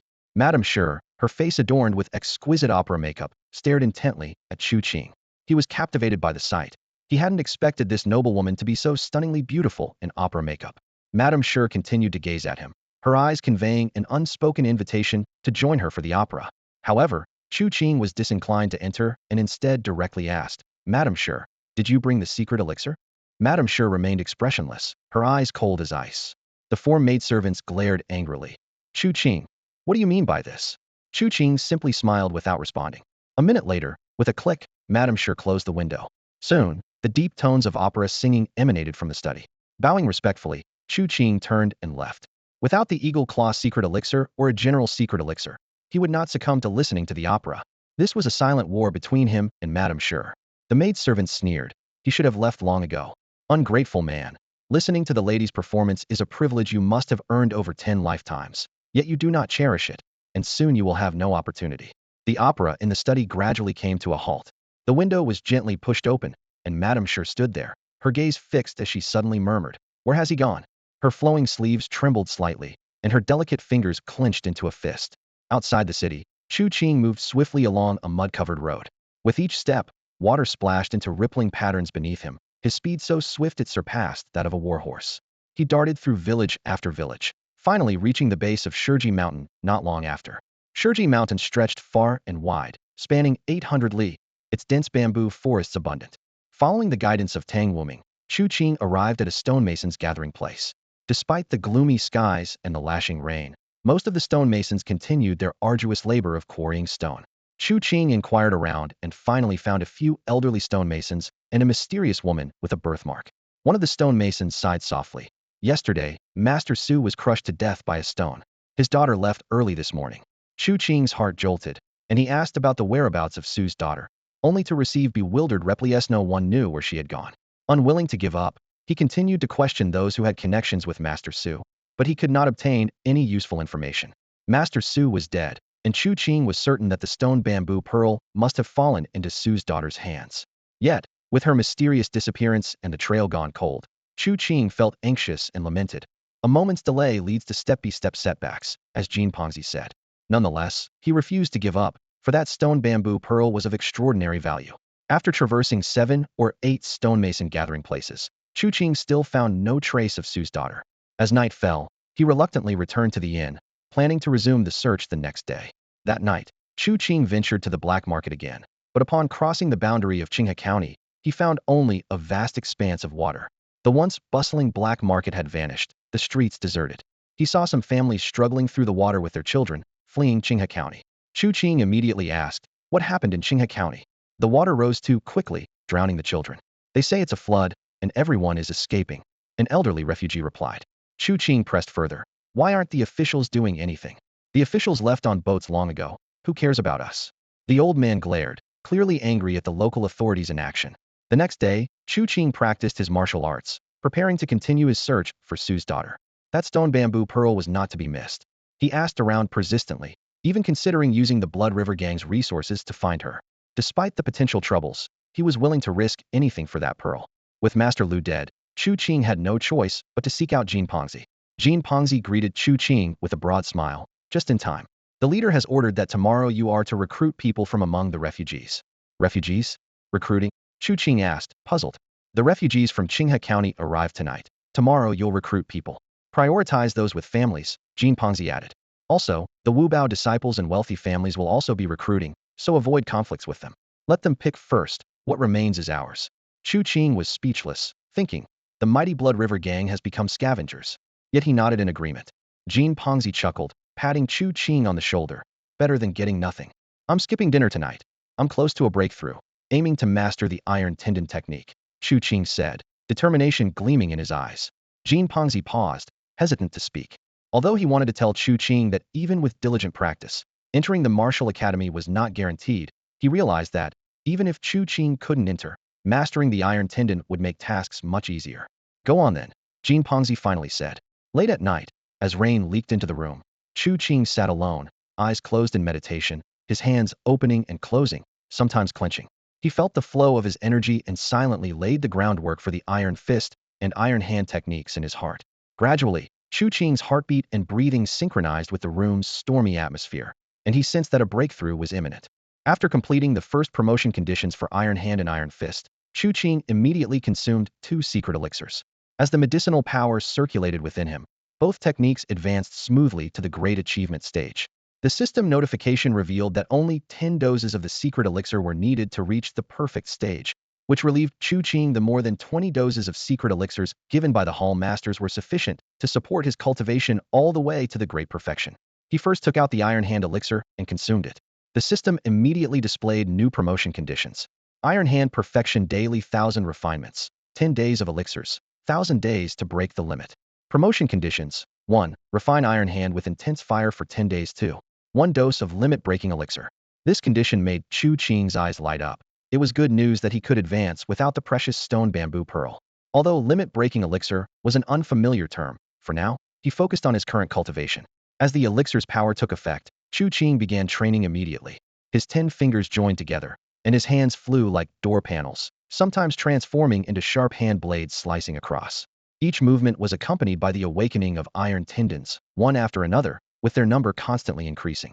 Even though he forgot to use the toad technique to enhance efficiency, recalling the old man's advice, he decided to continue as ice after all. He had enough elixirs, and a 5 progress loss was negligible. 2 hours later, all the iron tendons were fully developed. Among them, 16 were new iron tendons, bringing his total to 139. After a brief rest, Chu Qing was surprised to find his hands undergoing a miraculous transformation. The skin on the surface peeled off like a snake shedding its skin, and the new skin, though as delicate as a baby's, contained astonishing resilience and strength. He casually picked up a stone sphere and gently squeezed it, turning it into fragments in his palm. This grip iron into mud strength came from the astonishing number of iron tendons, a perfect blend of eagle claw technique, iron hand, and praying mantis boxing. Next, Chu Qing began taking the iron fist elixir. The new promotion conditions immediately appeared. Iron fist perfection daily 1,000 refinements, daily elixirs, 1,000 days to break the limit. Promotion conditions: 1. Hammer iron fist 10,000 times 2. 1 dose of limit-breaking elixir. With the support of the elixir, Chu Qing swung his fists like hammers, the whistling fist winds leaving traces in the air. After another 2 hours of intense practice, he successfully developed 10 new iron tendons, raising the total to an astonishing 149.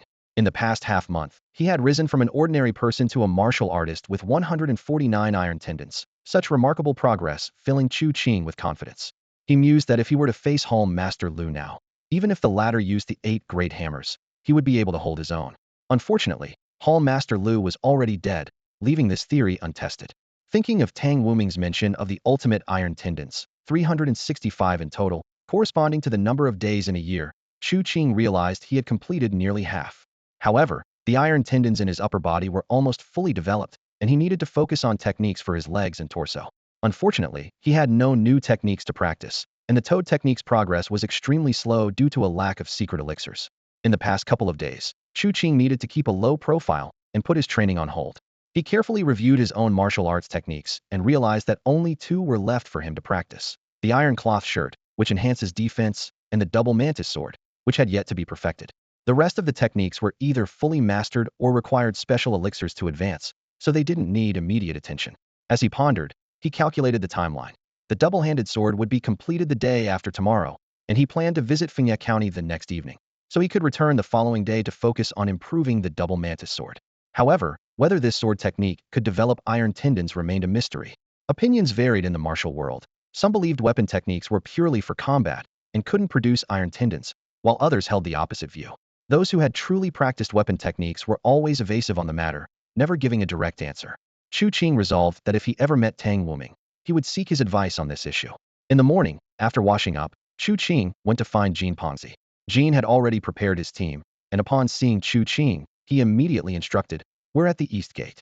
Upon reaching the East Gate, the sight before him made Chu Qing pause. The city walls were lined with soldiers, and outside, numerous platforms were set up where forts and wealthy families were each recruiting disaster victims. Below, a dense crowd of refugees gathered, many with an unhealthy flush on their faces, clearly suffering from cold and fever. Fortunately, apothecaries were brewing herbal decoctions to dispel the cold, which, while not a cure, helped temporarily suppress the illness. At the Blood River Gang's platform, a small leader who had once tipped him off approached Chu Qing. "Master Qing, shall we start now?" This hooligan had initially wanted to distance himself from Chu Qing, but after the death of Leader Lu, he became more eager to please, especially now that Chu Qing had taken on responsibilities, frequently calling him Master Qing. "Start recruiting," Chu Qing said calmly. The small leader immediately struck a gong and shouted, "The Blood River Gang is recruiting. Families are prioritized." This was because people with families had more concerns and were less likely to run away after joining. However, there were few willing to sign up, as most people first tried their luck with the forts and wealthy families, only coming to the Blood River Gang as a last resort. Looking at the frail and sickly disaster victims before him, Chu Qing was troubled. The gang required men to be able to carry 100 pounds, and women and children to be not too ill. But among this crowd, those who met the criteria were few and far between. In a few days, when their food supplies ran out, finding suitable candidates would be even harder. As he gazed at the crowded refugees, Chu Qing couldn't help but recall scenes of nationwide disaster relief from his previous life, which starkly contrasted with the present. He sighed inwardly and closed his eyes to practice the iron cloth shirt. Each cycle of the technique slightly enhanced his defense. Though the improvement was small, it accumulated over time, continually strengthening him. As noon approached, the crowd of refugees grew even denser, but the gang managed to recruit some suitable candidates. After a morning of training, Chu Qing felt mentally exhausted. As he paced back and forth on the platform to ease his fatigue, he noticed a woman with a birthmark on her face being examined by a woman on the neighboring Fort's platform. This scene instantly energized Chu Qing. A woman with a birthmark? The stone bamboo pearl. His heart raced. I've finally found you. This girl from the He family meant a stone bamboo pearl. Chu Qing silently hoped that the He family wouldn't choose her so that he could rightfully claim her. The daughter of the Su family eventually ended up in the He family. Despite the conspicuous birthmark on her face, she was deemed suitable as a menial servant. Chu Qing stood at the street corner, his gaze fixed on that figure. A steward of the He family, dressed in silk, noticed this and smirked disdainfully. His son, standing beside him, whispered, "Father, why is that guy staring at us?" The steward glanced over dismissively. It's just envy and jealousy.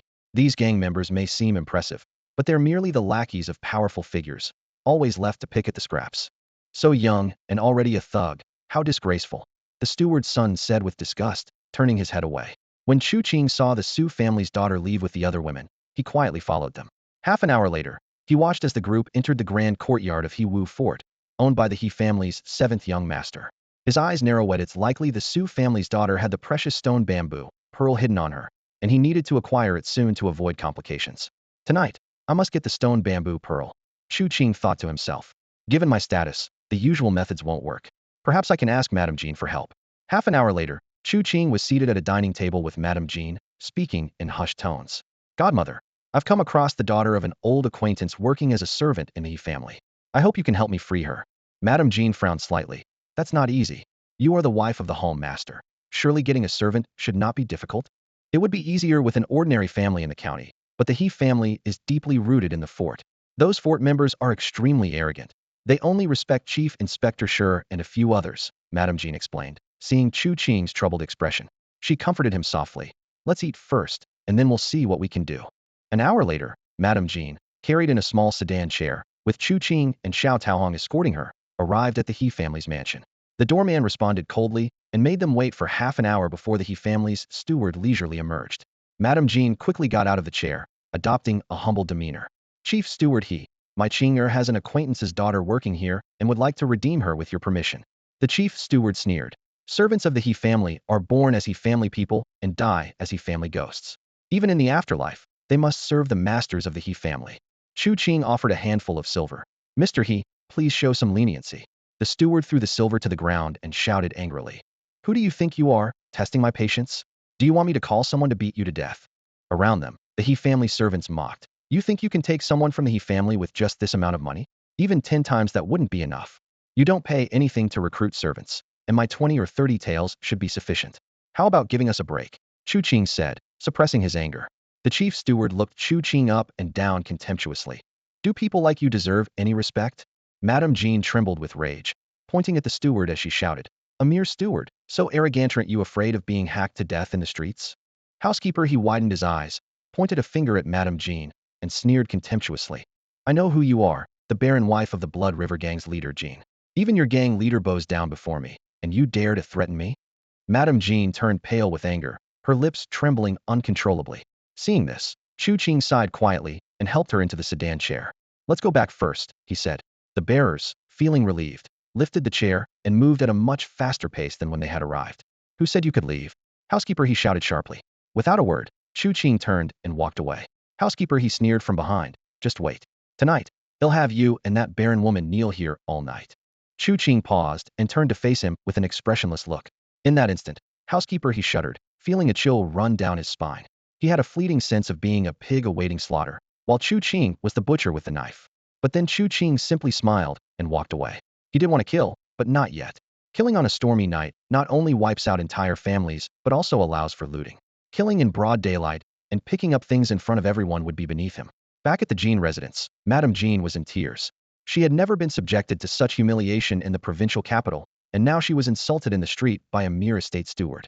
It was a shame beyond words. Clenching her teeth, she instructed Xiao Hong. Go, bring that deadbeat back. Godmother, it's my fault, Chu Qing said apologetically. It's not your fault, Madame Jean replied, taking a deep breath and speaking gently. I knew the estate people were arrogant, but I didn't expect them to be this outrageous. That housekeeper, he is too much. Godmother, there's no need to bother with a dead man, Chu Qing said with a smile. Madame Jean was startled and quickly grabbed his hand. Qing'er, what do you mean? Chu Qing reassured her with a smile. Once I enter the martial academy, we'll find a way to deal with him. Only then did Madame Jean relax. Although she had briefly feared Chu Qing was planning something drastic. After chatting a bit more, Chu Qing took his leave. Soon after, Jean Pongzi returned, beaming. Don't be upset, madam. I've talked to housekeeper He, and tomorrow Chu Qing can just bring that servant over. How much silver did you give? Madame Jean asked coldly. Jean Pongzi sheepishly held up one finger, and when pressed, admitted it was 100 taels. You shouldn't have paid him, Madame Jean said in disappointment. When she called him by his full name, Jean Pongzi knew the situation was serious. Tonight, kill housekeeper He, Madame Jean said icily. The martial world isn't just about fighting, it's about relationships. It's not worth it over a servant, Jean Erin advised softly. Is it about the servant? Madame Jean exploded in anger. He called me, Zhou Qingyu, a barren wench. If you don't kill him, I'll write to my father and have him send someone to do it. Jean Erin, wanting only to wait peacefully until the end of the year to move to the provincial capital, sighed. Madam, is it necessary? Your father struggles in the capital too. Let's not disturb him. You've changed, Jean Erin. You're not the brilliant young genius you once were, Madame Jean said in disappointment. Jean Erin fell silent. As night descended, Chu Qing waited alone. He was waiting for the darkness to deepen. He hadn't wanted to kill, given the power of the He family in the estate, and the trouble a death would bring. But he couldn't swallow his anger any longer. His patience had worn thin from the afternoon until now. He had changed. In the past, he would have waited days to seek revenge, but now he couldn't wait even a day. In weakness, patience was possible, but with the strength of 100 iron muscles, why endure? With a heart like a blade, the desire to kill arises. Tonight, he would paint the stormy night red with the He family's blood. Hikigongzi was extremely busy. With the Martial Academy's initial exams approaching, information regarding reforms was pouring in like snowflakes. Hikigongzi, along with other fort children, gathered to analyze the intelligence and discuss strategies for maximizing their benefits.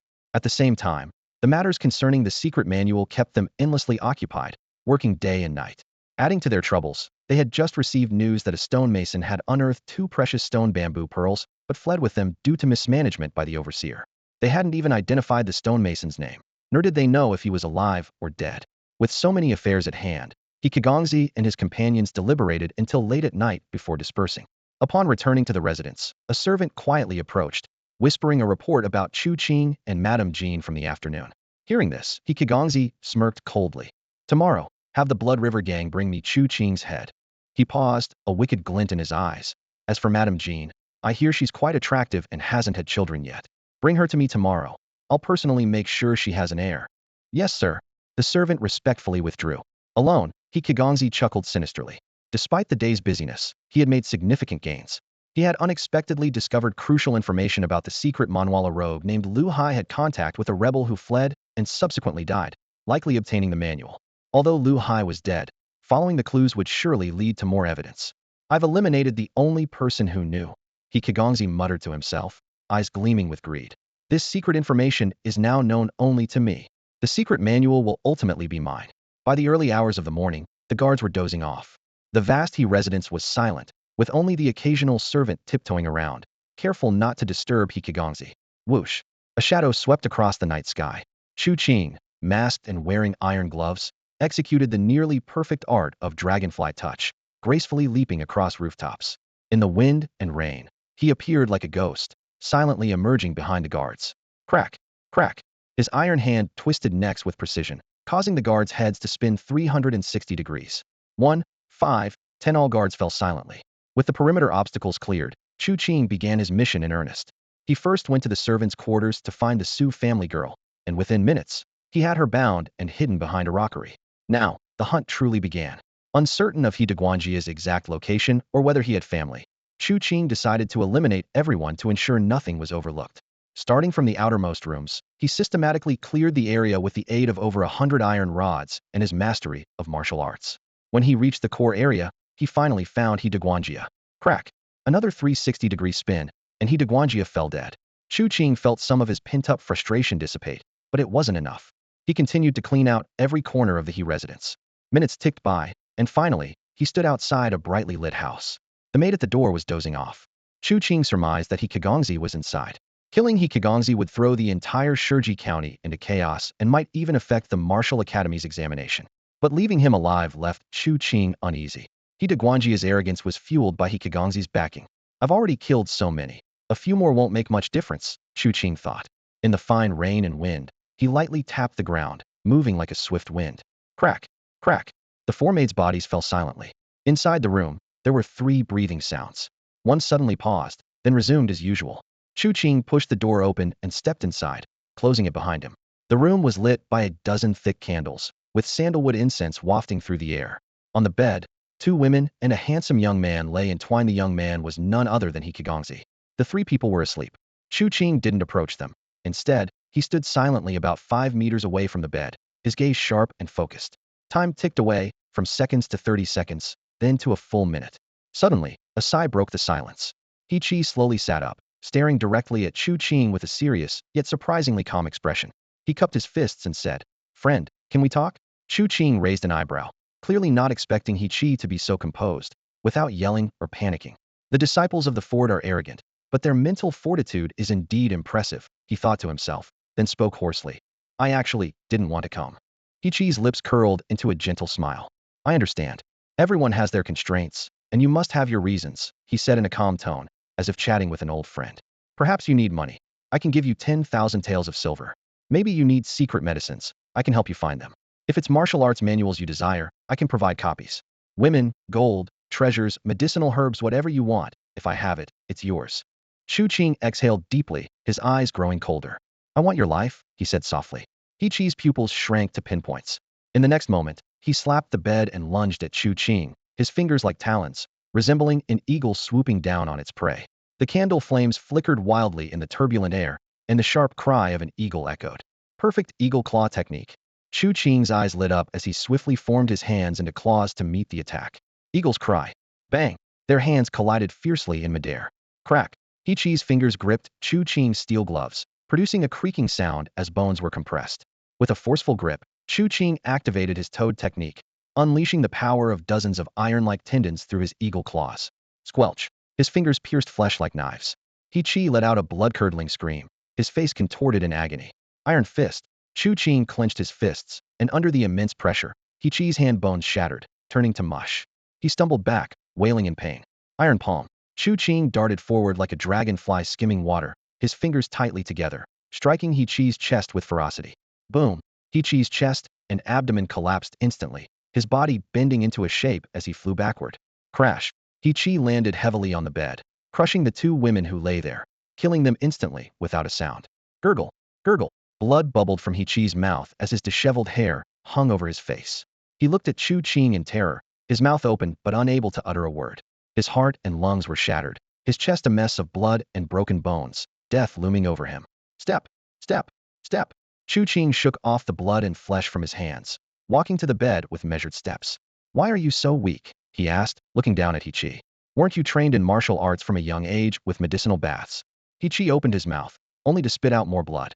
He wanted to say it wasn't that he was weak, but that his opponent was too strong.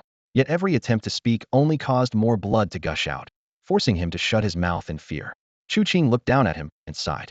"Though villains often die from talking too much, I still have to say, I killed you because manager he insulted me and Madame Jean, who helped me. You were his support. Killing you brings me peace." He's eyes widened in disbelief, and with a voice barely more than a whisper, he uttered his final words. "The manager ruined me." Chu Qing carefully wiped the blood from his hands with silk, then began searching the room for loot.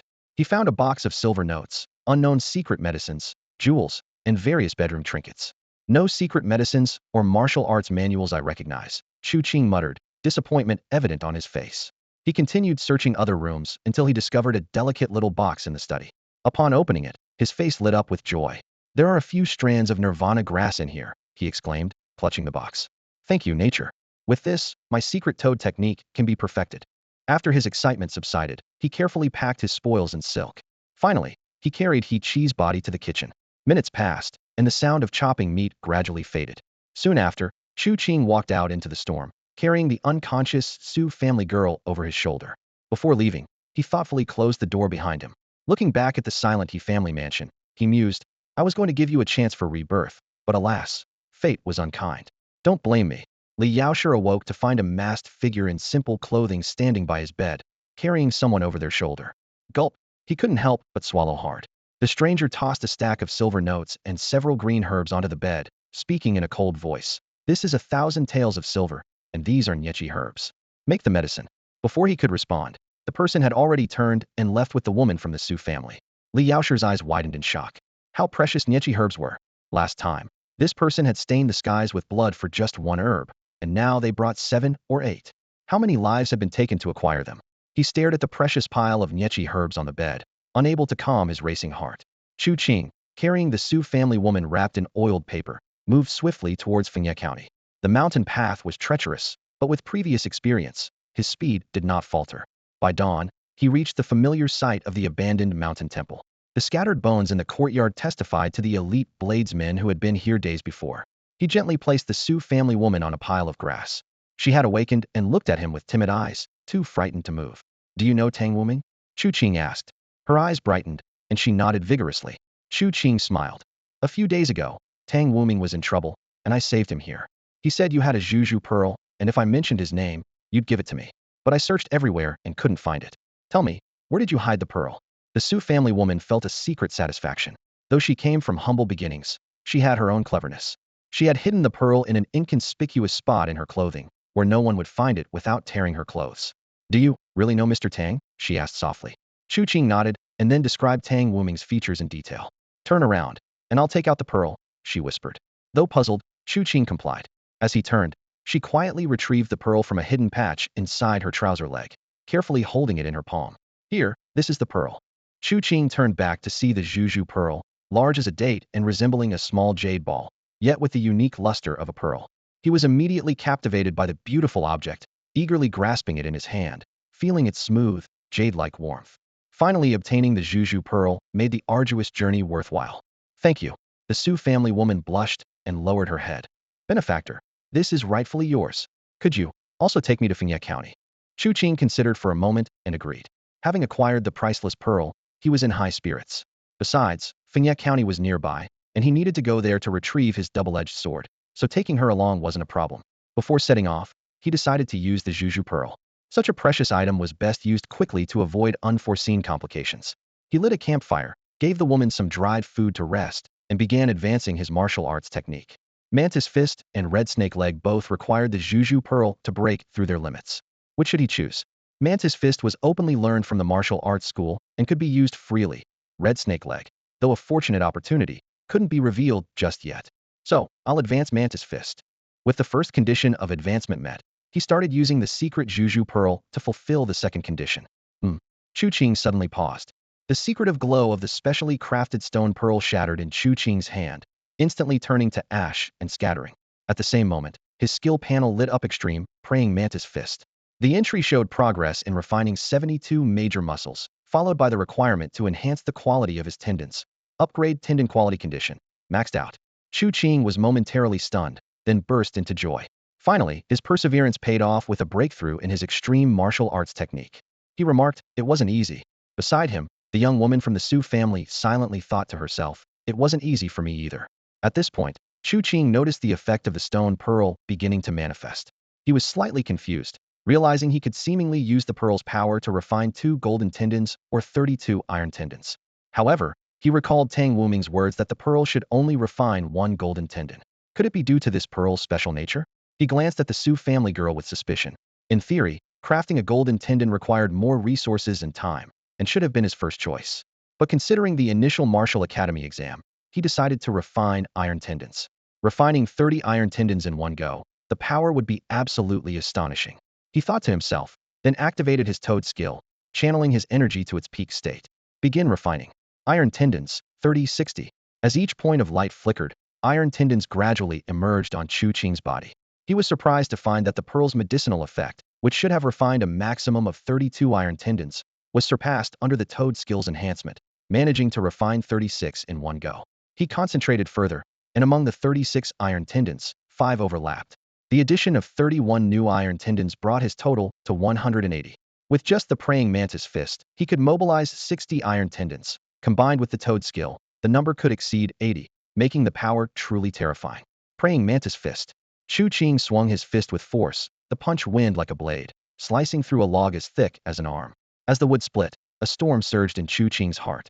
Before, he could only break wood upon impact. Now, the mere wind of his punch could achieve such power.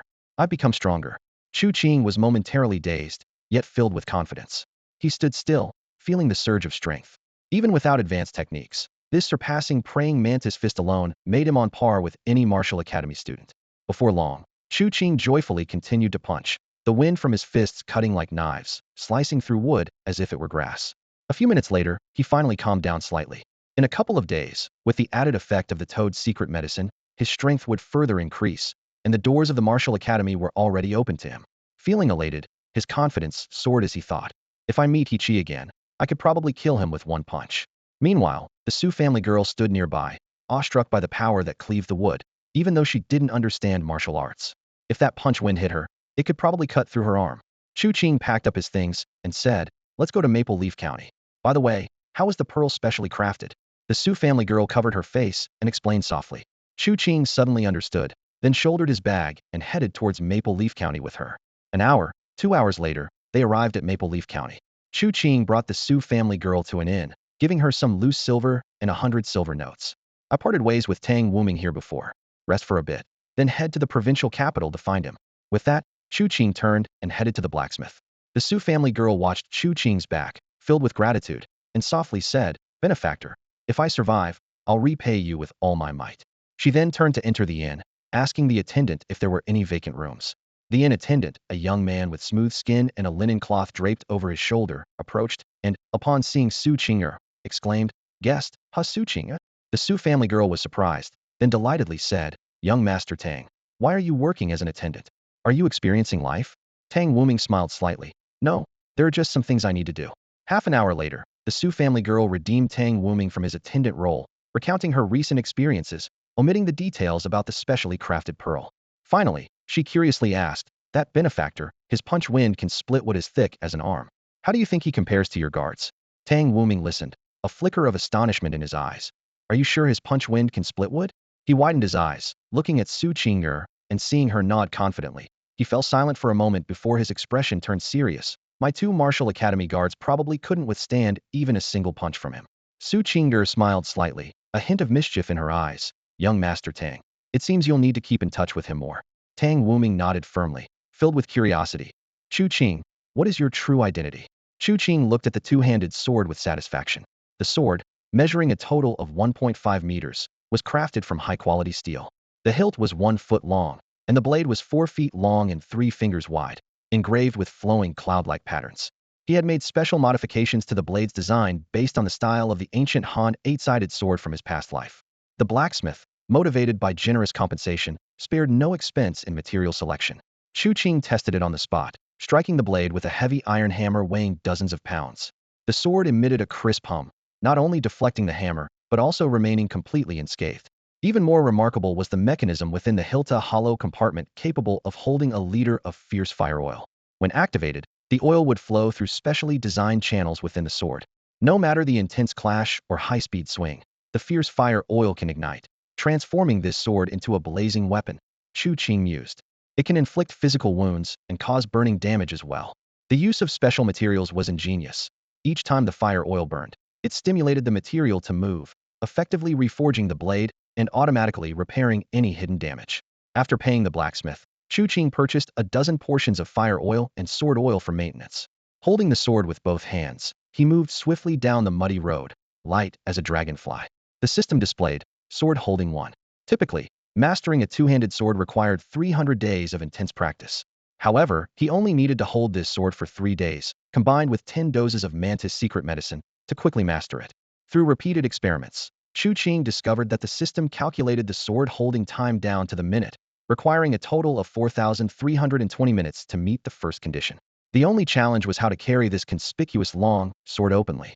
Seeing the refugees being selected like livestock outside the city, Chu Qing felt relieved. I'm no longer who I once was. With 180 iron tendons and mastery of many martial secrets, I can carry my sword as I please. If anyone dares to interfere, I'll simply eliminate them. Passing the spot where he previously found a purple flower, he discovered another plant, carefully stored it, and quickened his pace. Upon reaching the gate of Shurji County, a guard attempted to stop him, but Chu Qing's cold glare left the guard feeling as though he were plunged into an icy abyss, paralyzed with cold sweat. As Chu Qing walked through the streets, he noticed that, apart from the bustling grain shops, the rest of the town was eerily quiet. Grain prices were rising 3 times a day, and if more refugees flooded in, the county could fall into chaos. He thought to himself, I hope this doesn't affect the Martial Academy's entrance exam. But with the He family gone, why is there no news in the county? Could it be that He Chi's death hasn't been reported yet? Unknowingly, Chu Qing had already entered the Jin family's courtyard. Both Madame Jin and Xiao Taohong froze the moment they saw him. Xiao Taohong secretly compared herself to the sword Chu Qing held, realizing that it was taller than she was. Madame Jean didn't notice the long sword. Her attention was fixed on Chu Qing himself. Once, this young man, though already an adult, exuded a sense of youthful innocence and naivety. However, after tonight, it seemed as if he had undergone a transformation, with a strikingly different aura. His eyes were bright and full of fearless confidence. His posture was upright as he walked, emanating an air of disdain for everything around him. Madame Jean felt a jolt in her heart, momentarily transported back to her youth in the capital, standing before those prodigious talents, while she herself was just a young girl trailing quietly behind them. Suddenly, a violet swayed in the breeze, catching Madame Jin's eye. She joyfully accepted the violet, handed it to Xiao Taohong, and embraced Chu Qing tightly, choking up as she said, Qing'er, you've grown up. She believed that this bouquet of violets was something Chu Qing had picked for her after walking hundreds of miles through the mountains. Beside her, Xiao Taohong looked at the flowers in her arms and then at Madame Jean, sighing inwardly. Madam, you should be more discerning. A few minutes later, Madame Jean turned to Chu Qing and said, This morning, people from the Shuahe gang came looking for you. They said you must go to the gang. Chu Qing nodded but didn't seem too concerned. Having killed Hall Master Lu and wiped out He Chi's entire family, his mindset had undergone a dramatic change. Once, the Shuahe gang was his shelter, a part of his identity. Now, it had become a shackle. I'll handle it, Chu Qing replied calmly. Madame Jean didn't press further but instead began chatting about the mountain scenery and the outside world. Chu Qing answered each question. Madame Jean was delighted to hear about the misty mountain rain and the pleasant scenery, but grew heavy-hearted when Chu Qing mentioned the refugees, collapsed roads, and flooded farmlands. She stood up, pacing back and forth, saying solemnly, This is both a natural and a man-made disaster. Shurji County and even the surrounding counties are likely to be in chaos. Chu Qing frowned. They're just refugees. Once they're settled, how chaotic can it get? Madame Jean shook her head, her tone grave. Who will settle these refugees? The authorities won't care, and the walled villages, wealthy households, and gangs can only take in so many. Shurji County is on higher ground, and if the rain continues, more refugees will flood in. If rebels incite them, it could lead to a major upheaval. Chu Qing shook his head inwardly. This has nothing to do with us. If chaos does break out, I'll protect you. As he spoke, he patted the sword he held. Madame Jean was touched, warmth spreading through her heart. She thought, this Qing'er is truly much better than Jin. All afternoon, Chu Qing stayed with Madame Jean, whether bathing, eating, reading, or practicing calligraphy. Madame Jean noticed with some curiosity that no matter what he did, Chu Qing always held onto the sword with one hand, even when he was massaging her shoulders. This sword? Madame Jean couldn't help but ask. Chu Qing smiled slightly. I used to use a knife, but it felt too low class. I realized a sword suits me better. Madame Jin's expression darkened slightly, her demeanor becoming more serious. She had once urged Jin to kill Steward He, but he hadn't succeeded. Now, seeing Chu Qing with a sword, she couldn't help but wonder if he intended to kill Steward He. While Madame Jean was lost in thought, the sound of commotion suddenly erupted outside. The rapid clatter of hooves was accompanied by cries and screams. Madame Jin's face turned pale, and she asked in a panic, Could it be that the rebels have broken in?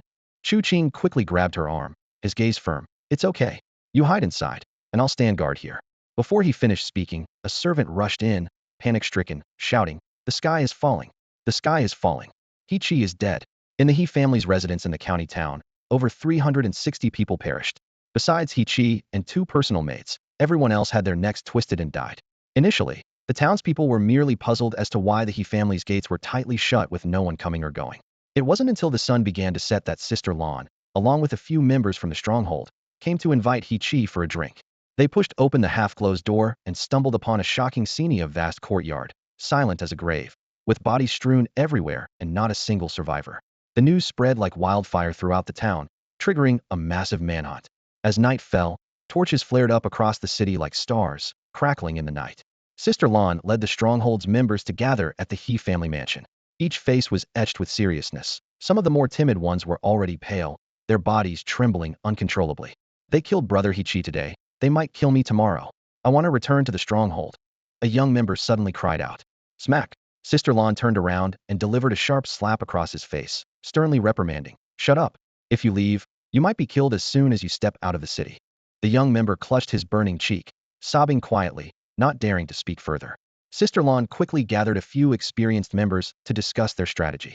She first sent people to notify the major gangs to search the city and issued a harsh order. Whether or not we find the killer, some people must die to accompany He in death.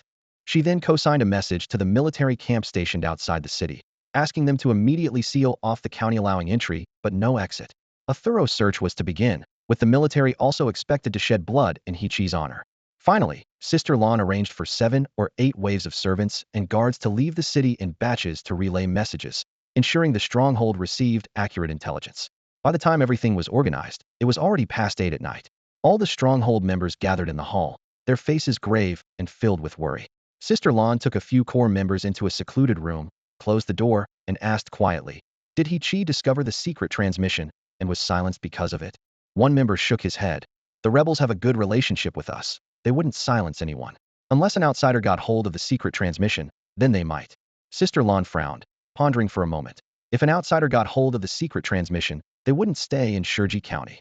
Another member suddenly proposed a more complex theory. 2 stone bamboo pearls that were supposed to be produced have disappeared. The rebels' secret transmission was also active in Shurji County. A few days ago, the Blood River Gang lost many people, including a hall master. Brother Zhang from the armament sect suspects his enemy is also in Shurji County. And now, the Martial Academy's entrance exam is approaching. He looked around, his voice low. Why is everything happening at the same time? And why is it all converging in Shurji County? Sister Lan was struck by a realization, exclaiming, "Could all these events be tied to one person? And that person is in Shurji County." The stronghold member smiled bitterly, shaking his head. "Sister Lan, how could one person manage all this? Behind these events is an organization." Sister Lan fell into deep thought, while the other members suddenly understood. Indeed, a single person couldn't accomplish this. Those who could wouldn't dare. An older member analyzed. In the vast Shurji County, only about 10 people could kill He. But even if He had slept with their wives or daughters, they wouldn't dare harm a hair on his head. After all, He was a member of the stronghold. But from the scene, it looks like there was only one killer. Yes, despite all the analysis, there was only one killer. This killer, who are they? How can they slaughter stronghold members like chickens and dogs? Aren't they afraid? Sister Lan and the others fell into deep contemplation. Meanwhile, the wealthy families of Shurji County gathered in their respective residences upon hearing the news. Although they didn't personally visit the He family mansion, they sent servants and guards to investigate. Upon learning the details, these usually aloof families furrowed their brows, their faces filled with unease and fear. He was the 7th son of the He family, leaders of the stronghold. He, a man of average talent, but with the skill to wield over 100 iron rods, stood solemnly in the rain-soaked courtyard. Only a handful of people at his level could kill He, but even among them, who would dare massacre a fortress and slaughter over 300 lives in one night? This is terrifying. The killer is utterly lawless and heartless, declared several clan leaders, their faces ashen, within the fortress's council chamber. Ladies and gentlemen, one clan leader suddenly spoke, his voice grave. A millennium catastrophe is approaching, and the rebels have already colluded with the fortress. At this, the others looked at him in astonishment.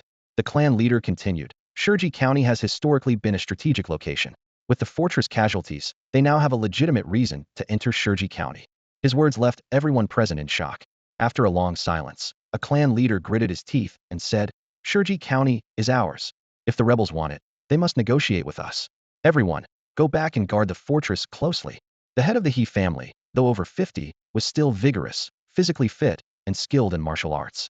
He was jesting with his newly acquired 50th concubine when the bad news arrived. Yet, to him, it was no significant matter. It was merely the death of a son. He had over 20 sons and more than 50 daughters. He didn't even bother naming his sons, so what did it matter if one died? However, He was his flesh and blood, and now he had died violently in the county, hacked to pieces, leaving only his head. Hundreds of accompanying servants were also killed. Was this a warning from the rebels, a threat from the city's powers, or infighting among his sons? He pondered long, but never imagined it was due to a household steward that this massacre occurred, nor that it was orchestrated by a barefoot, linen-clad Chu Qing, who audaciously slaughtered the fortress's young men. Send He go with 20 iron riders to investigate. If my sons are involved, bring them back. If not, execute them on the spot. Yes, sir. The servant replied respectfully. He go, originally a forest outlaw, joined the He family and was assigned to serve He, hence the name. Skilled in tracking, he had once been a detective, mastering over 100 iron rods and 30 iron bones. His strongest skill was the large handprint technique at the bone training level, which allowed him to cultivate over 30 iron bones. One iron bone equaled 5 iron rods, and his handprint's power was equivalent to over 150 iron rods, immensely formidable. He was meticulous, ruthless, and most importantly obedient. The Iron Riders, composed of the fortress's collateral descendants, each trained to wield at least 100 iron rods and proficient in weaponry. Even Ichigo struggled against 7 or 8 riders combined. The sound of iron hooves echoed as 20 riders arrived in Shirji County. Sister Lan and others breathed a sigh of relief at Ichigo's arrival. With such a master present, the murderer, if wise, should have fled by now. Ichigo meticulously examined the scene. Despite many traces being erased by wind and rain, he deduced Chu Qing's attack route, clearing outer guards first, then advancing layer by layer. This killer was ruthless, unflinching in killing so many without a tremor. I don't hesitate to kill either, someone muttered dismissively. How many have you personally killed at once? Ichigo asked sternly. The fortress descendant pondered briefly. At most 12, the rest were handled by the guards. Why not do it yourself? Was it boring, or did you hesitate? The person's face turned pale, recalling that indeed it was hesitation. In Hichi's room, Ichigo continued his analysis. The killer likely spoke with the 7th young master, who suddenly attacked using perfected eagle claw technique, attempting to subdue the enemy midair, but had his hand crushed instead. Finally, upon seeing the head on the kitchen chopping board, Ichigo was more solemn than ever. This killer slayed as if mowing grass, heartless, executing murder, theft, and evidence destruction seamlessly, neither hesitating nor pausing. What kind of person could achieve such a feat? The storm raged outside as Lady Jean clung tightly to Chu Qing's hand, seeking solace in his presence. Outside, Xiao Taohong dozed off, leaning against the doorframe. Jean Pongzi was still occupied with gang affairs and seemed unlikely to return for several days. Did you kill him? Lady Jin's voice trembled with fear as she spoke, her eyes wide with terror. Upon hearing the news of Hichi's death and the subsequent eradication of the He family, her first suspicion fell on Chu Qing. She recalled having noticed something amiss with him before. Gripping his hand even tighter, she stared intently at him. Chu Qing tried to comfort her with a soft voice. I won't get into trouble. He forced a smile. Look at me, I'm just a youth in simple clothes, barefoot, never left Shirji County. How could I do something like that? Could I kill so many people? Could I kill the fortress disciples? Do I have that capability? Lady Jean looked into his eyes and said firmly, you dare, and you can. Chu Qing felt a weight in his chest, unable to respond. Lady Jean then spoke in a low voice. Everyone in Shirji County knows I've wanted to adopt a child, but no one ever came forward except you. You were the first and only one. You're not just brave, you're audacious. As for killing, if done carefully, it's not that difficult. Chu Qing remained silent, sensing a deeper meaning in her words. That night, Lady Jean barely closed her eyes, and Chu Qing found it hard to sleep too. He allowed her to hold his hand while quietly practicing his iron shirt technique, enhancing his defense. His other hand gripped his twin swords tightly, working on the first condition's progress. In the following days, chaos engulfed Shirji County. Thugs and unfortunate souls became targets for the He family's wrath, their bodies littering the streets amidst the clamor and violence. Chu Qing stayed in the Jean family mansion, as Lady Jean forbade him from leaving. Her scrutiny was intense, denying him even the chance to visit Li Yaoshi for the Toad's secret medicine. A few days later, armored knights came to question him about his visit to the He family and any disputes that might have occurred. Chu Qing, smiling, explained, I merely saw a daughter of an old acquaintance enter the He family and wanted to see if I could redeem her. He appeared innocent as he added, but the steward refused. The knights, satisfied with 10 silver taels, chuckled lightly. You wouldn't dare, nor do you have the capability to commit such a crime. After the knights left, they reported back, handing over the 10 taels.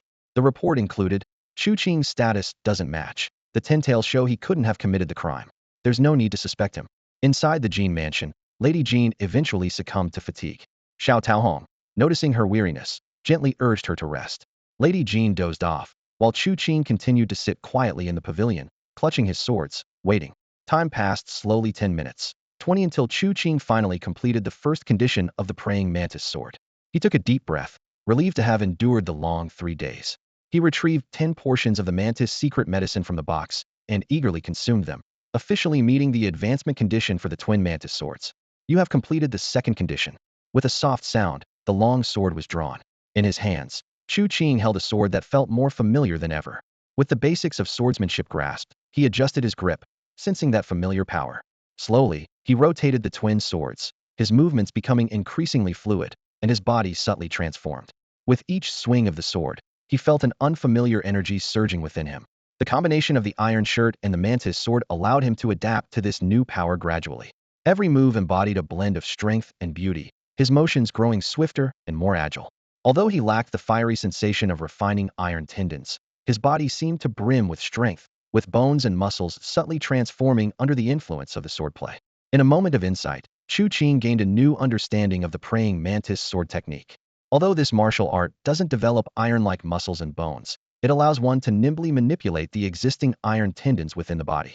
Uniquely, unlike techniques such as iron hand or red snake leg, the praying mantis sword relies entirely on the moves themselves to mobilize the iron tendons, rather than their source.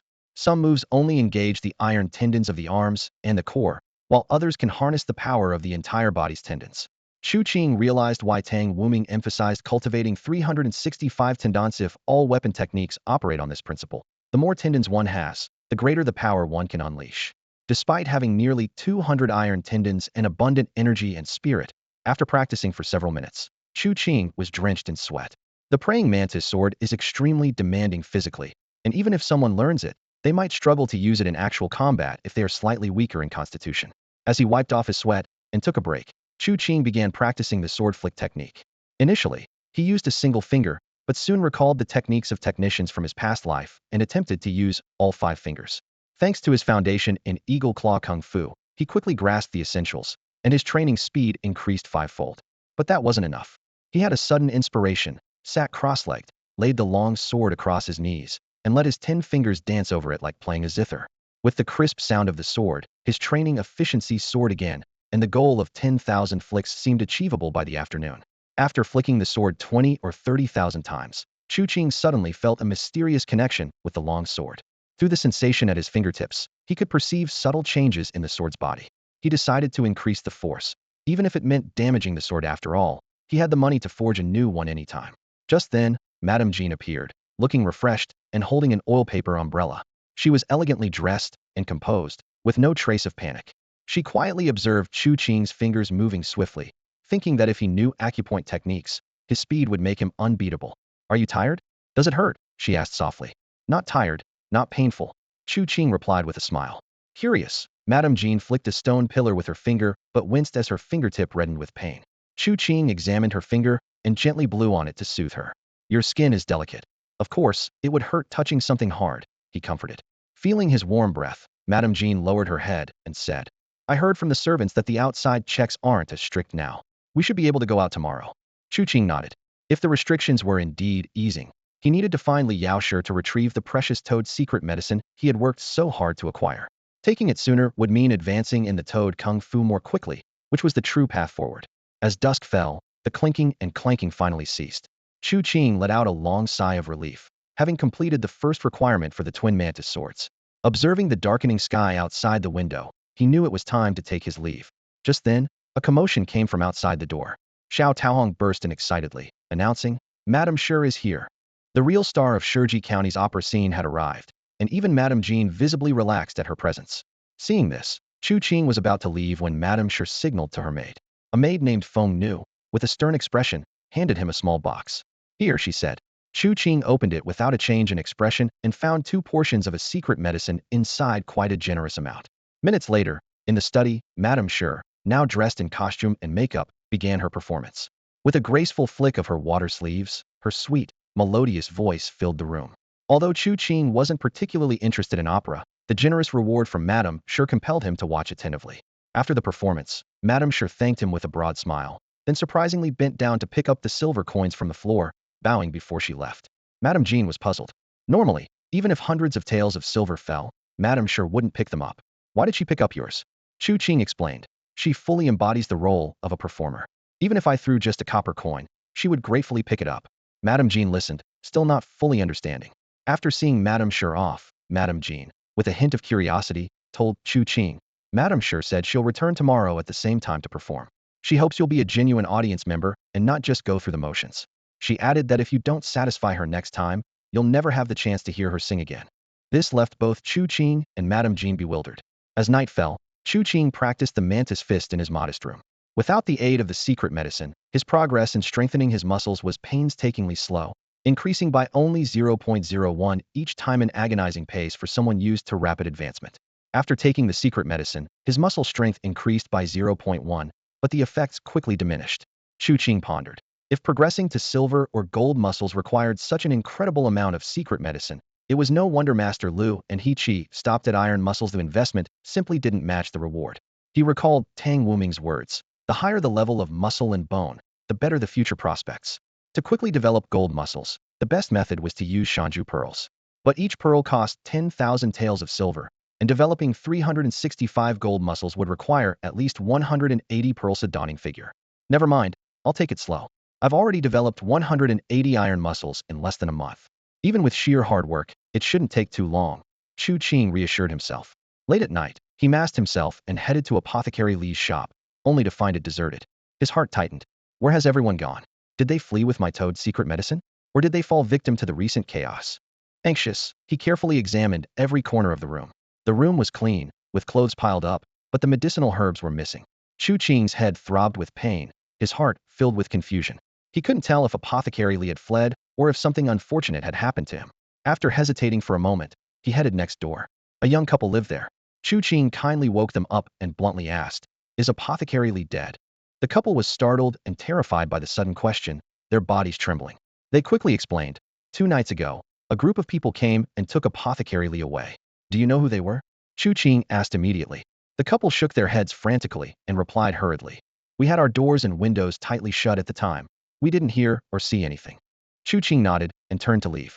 Learning that Apothecary Li was not dead but taken away, he felt somewhat relieved. As long as he was alive, there was still hope. In his heart, he silently vowed. That was hard-earned, the bounty of nature. No matter where you are, I will find you. With a sigh, Chu Qing swiftly moved, like a dragonfly skimming the surface, quickly navigating through the streets and alleys towards the outskirts of the county town. By this time, the outskirts were overcrowded with disaster victims. Many had exhausted their food supplies and resorted to eating insects, wild vegetables, and even leaves. As for mantises, they had long been eaten up. Chu Qing had no choice but to continue forward. Upon entering Shurji Mountain, he finally managed to capture enough mantises in the dense grass. In an instant, a beam of light flashed. You have completed the second condition of the mantis sword. He suddenly felt the sword in his hand tremble, and then 100 mantises turned to ashes, transforming into a gray mist that engulfed the sword. Skill: dual mantis sword mastery. Practice diligently every day. Consume secret potions. Master it over 1,000 days. Advancement conditions: 1. Flick the sword 1,000,000 times. 2. Cut down 3,000 mantises with the sword. Chu Qing paused, thinking helplessly. Why does this sword technique always involve mantises? At this rate, the surrounding mantises will soon be eaten up. He silently quickened his pace, eager to complete the second condition. Raising his long sword, Chu Qing decisively swung it down, cutting a mantis hidden among the leaves in half. Whoosh! A cold gleam flashed, and the mantis's body was split in two. Sword slays Mantis 1. He didn't linger, quickly searching for his next target. Keep going. The long sword danced through the grass, blood splattering, as the count of mantises slain by the sword steadily increased. Sword slays Mantis 1. Sword slays Mantis 1. By dawn, Chu Qing had slain over 1,000 mantises, completing half of his task. Despite not having closed his eyes all night, Chu Qing remained full of energy thanks to the power of his toad technique. Though physically tired, it didn't hinder his actions, with hunger being his only discomfort. As time ticked by, hour after hour, until dusk, the system notification finally appeared. You have slain 3,000 mantises with the sword, completing the second condition. Chu Qing breathed a sigh of relief, having completed the task before the disaster victims could consume all the mantises. He wiped down the sword, slung it over his back, and headed towards Shurji County town. The number of disaster victims outside the county had increased even more, with the stench of death growing stronger. Those who had succumbed to illness lay in the wind and rain, while the soldiers and officials paid no attention to these people, allowing them to gather outside the town. Around them, fortresses, wealthy households, and gangs recruited laborers, but few disaster victims met the requirements, leaving the destitute waiting for a chance to sell their bodies. Angry voices filled the air, with many disaster victims cursing loudly, their grievances rising like a tide. Chu Qing's brow furrowed slightly, feeling uneasy. If things continued like this, something bad was bound to happen. Although Chu Qing sensed the dire situation, he felt powerless to change anything. After all, he was just a young man in simple clothes and bare feet, not a county magistrate or someone of high status like Madame Sure. The resentment of the disaster victims stemmed from unemployment and hunger. If they were given jobs that at least put food on the table, would they still be so full of complaints? Why couldn't the authorities understand the importance of work-for-relief programs? Simply providing some food in exchange for repairing roads would be a win-win situation. Do they really not understand this? Lost in these thoughts, Chu Qing returned to Shiji County. The streets were slightly busier than before, but most people walked quickly with worried expressions. With disaster victims flooding in and grain prices soaring within the city, coupled with the continuous rain and few work projects available, people's pockets were empty, and the populace was suffering. The death of He had caused days of turmoil, leaving the community in fear. As he walked through the streets, Chu Qing pondered while trying to find Li the herbalist. Near the Jean family mansion, he noticed something worrying. Several small herbal shops in the city had closed, and it seemed the herbalist had been taken away days ago. Was someone specifically targeting herbalists? What did they need so many herbalists for? Was there an outbreak of disease? Or was someone planning to mass-produce secret remedies? While Chu Qing was deep in thought, he saw Madame Jean. She stood at the gate of her residence, looking anxious. Curious, Chu Qing asked, "What's wrong?" Madame Jean hesitated before frowning and stamping her foot. "Madame Sure is coming soon. How do you plan to deal with her?" Chu Qing shook his head. "I'm not sure how to handle it." A sense of unease stirred within him. Just then, a loud and urgent knocking came from outside the door, echoing through the air. Madame Jean frowned, hesitating for a moment. Before she could instruct Xiao Taohong to check, a loud crash came from the front courtyard, followed by the screams of servants. Madame Jin's expression changed, and Chu Qing quickly unsheathed the sword on his back, holding it across his chest. "Madam, please step back," Chu Qing said softly. Madame Jean was taken aback and muttered softly, "You should call me godmother." Chu Qing smiled slightly and said respectfully, "Godmother, please step back." Madame Jean nodded slightly and moved aside. Moments later, 3 or 5 burly men burst into the courtyard, each with a fierce expression and holding long knives. One of the men spotted Chu Qing, his eyes lighting up as he gruffly said, "Kid, Miss Lan wants to see you. Come with us." Chu Qing shook his head, his tone indifferent. "Sorry, I don't know any Miss Lan. If she wants to see me, she should come herself." The man's eyes narrowed sharply, and he shouted angrily, "How dare you? It's an honor that Miss Lan wants to see you. How can you be so ungrateful?" Chu Qing sighed, speaking quietly. "Why don't you understand plain words?" He was no longer the flag-waving lackey he once was, not someone to be ordered around by just anyone. Even if they were disciples of the fortress, so what? He dared to kill He. Why would he care about a Miss Lan? The man's anger flared, his eyes burning with fury. "No one has ever dared to refuse an order from a disciple of our fortress. Who do you think you are?" With that, he reached out to grab Chu Qing. Chu Qing deftly stepped back, avoiding his grasp. The man, furious, prepared to strike again. Just then, a commotion erupted outside the courtyard. The maidservants of Fenghua Shiyue, accompanied by a group of guards and servants, ushered Madame Sure into the courtyard. Madame Sure glanced around, her gaze landing on Chu Qing and the burly men. She sneered coldly, "Get out." The burly men, upon seeing Madame Sure, immediately acted like mice encountering a cat, fearfully bowing and saluting. Their arrogance vanished. They dared not speak further and quickly retreated. Before leaving, one of the men gave Chu Qing a fierce glare. Around them, the guards and servants quickly dispersed, remaining alert. Madame Sure glanced at Chu Qing and softly said to Madame Jean, "Let's go to the study." As soon as she spoke, she eagerly pulled Madame Jean away to change costumes. As the 2 elegant women entered the room, Chu Qing, holding his long sword, headed outside. Fenghua and Shiyue immediately blocked his path, demanding, "Where are you going?" Chu Qing smiled slightly. "I have a small matter to attend to." Fenghua and Shiyue exchanged looks and said in unison, "Be quick. If you delay Mrs. Time, you're in big trouble." Chu Qing chuckled, said nothing more, and strode out of the Jean residence with his sword. The maids of Fenghua and Shiyue exchanged a knowing glance and whispered among themselves, "Miss scolded him yesterday. He must be scared and trying to escape. Hopefully, he runs far away, makes Miss angry, and she never talks to him again." Several men emerged from the Jean residence, their faces full of worry and anger. One cursed, "Damn it, that kid dared to refuse Miss Lan's summons. How are we supposed to explain this?"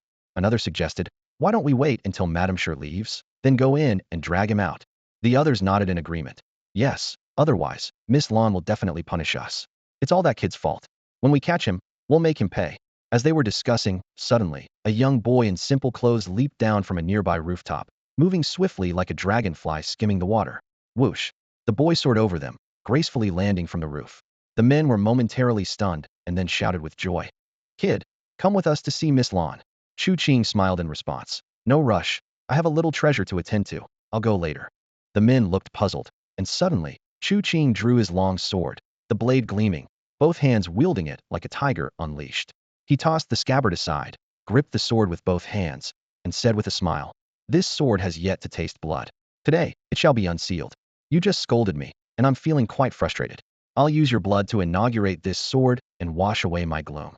The men hesitated for a moment, then burst into laughter. "We've been training for years. You think you can challenge us with a mere sword after just a few days, thinking you're some sort of expert?" Chu Qing said no more, suddenly charging forward with a swift step, his dual-wielded sword slicing through the air. One man roared, blocking with his blade, but with a crack, the dual-wielded sword shattered the long blade, slicing through his chest and abdomen. The man screamed in agony as Chu Qing deftly maneuvered around him, his sword sweeping like a guillotine.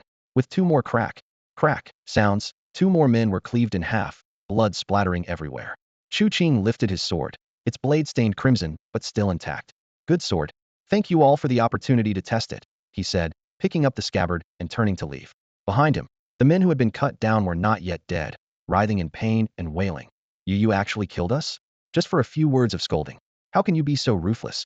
Their voices gradually faded, and soon, their cries grew more desperate until they finally died out. Fenghua and Shuiyue's maids were surprised to see Chu Qing return so quickly. He walked straight past them, and Fenghua sniffed the air, wrinkling her nose, and muttered, "He smells like blood." The other maids looked puzzled, all eyes on Chu Qing's back, filled with questions. How could a young boy in simple clothes, a mere commoner, have the scent of blood on him? Was he beaten? Or, in the study, Madame Sure gracefully moved her long sleeves, singing step by step, longing. Her every movement was supremely elegant, like a delicate orchid swaying in the breeze. Madame Jean, standing nearby, anxiously tugged at Chu Qing's sleeve, worried he might not handle the test well. Chu Qing, however, was intently observing Madame Sure, noting the theatrical flair in her every smile and gesture. Suddenly, a realization struck Chu Qing. This was like a cosplay from a past life. Only Madame Sure was more immersed in it. Understanding the performer-spectator relationship, he grasped Madame Sure's intention. As Madame Sure finished her song and bowed, Chu Qing immediately tossed some silver coins, exclaiming, "Another song." This scene left the maidservants outside the door, Feng Hua and Shuiyu, utterly stunned, silently cursing the audacity of this country bumpkin to ask their lady to perform again. Meanwhile, Madame Jean secretly breathed a sigh of relief. After the second song, Madame Sure's brows furrowed slightly, a hint of displeasure in her eyes. Seeing this, Madame Jean sighed, looking at Chu Qing with concern. Suddenly, Chu Qing burst into laughter and stepped forward to embrace Madame Sure's slender waist, praising her performance. Madame Sure's face turned cold as she pushed against his chest, commanding, "Let go." Her gaze was sharp as a knife, making Chu Qing feel as if he were being watched by a predator. Her hand on his chest was unnerving, as if it could crush his heart at any moment.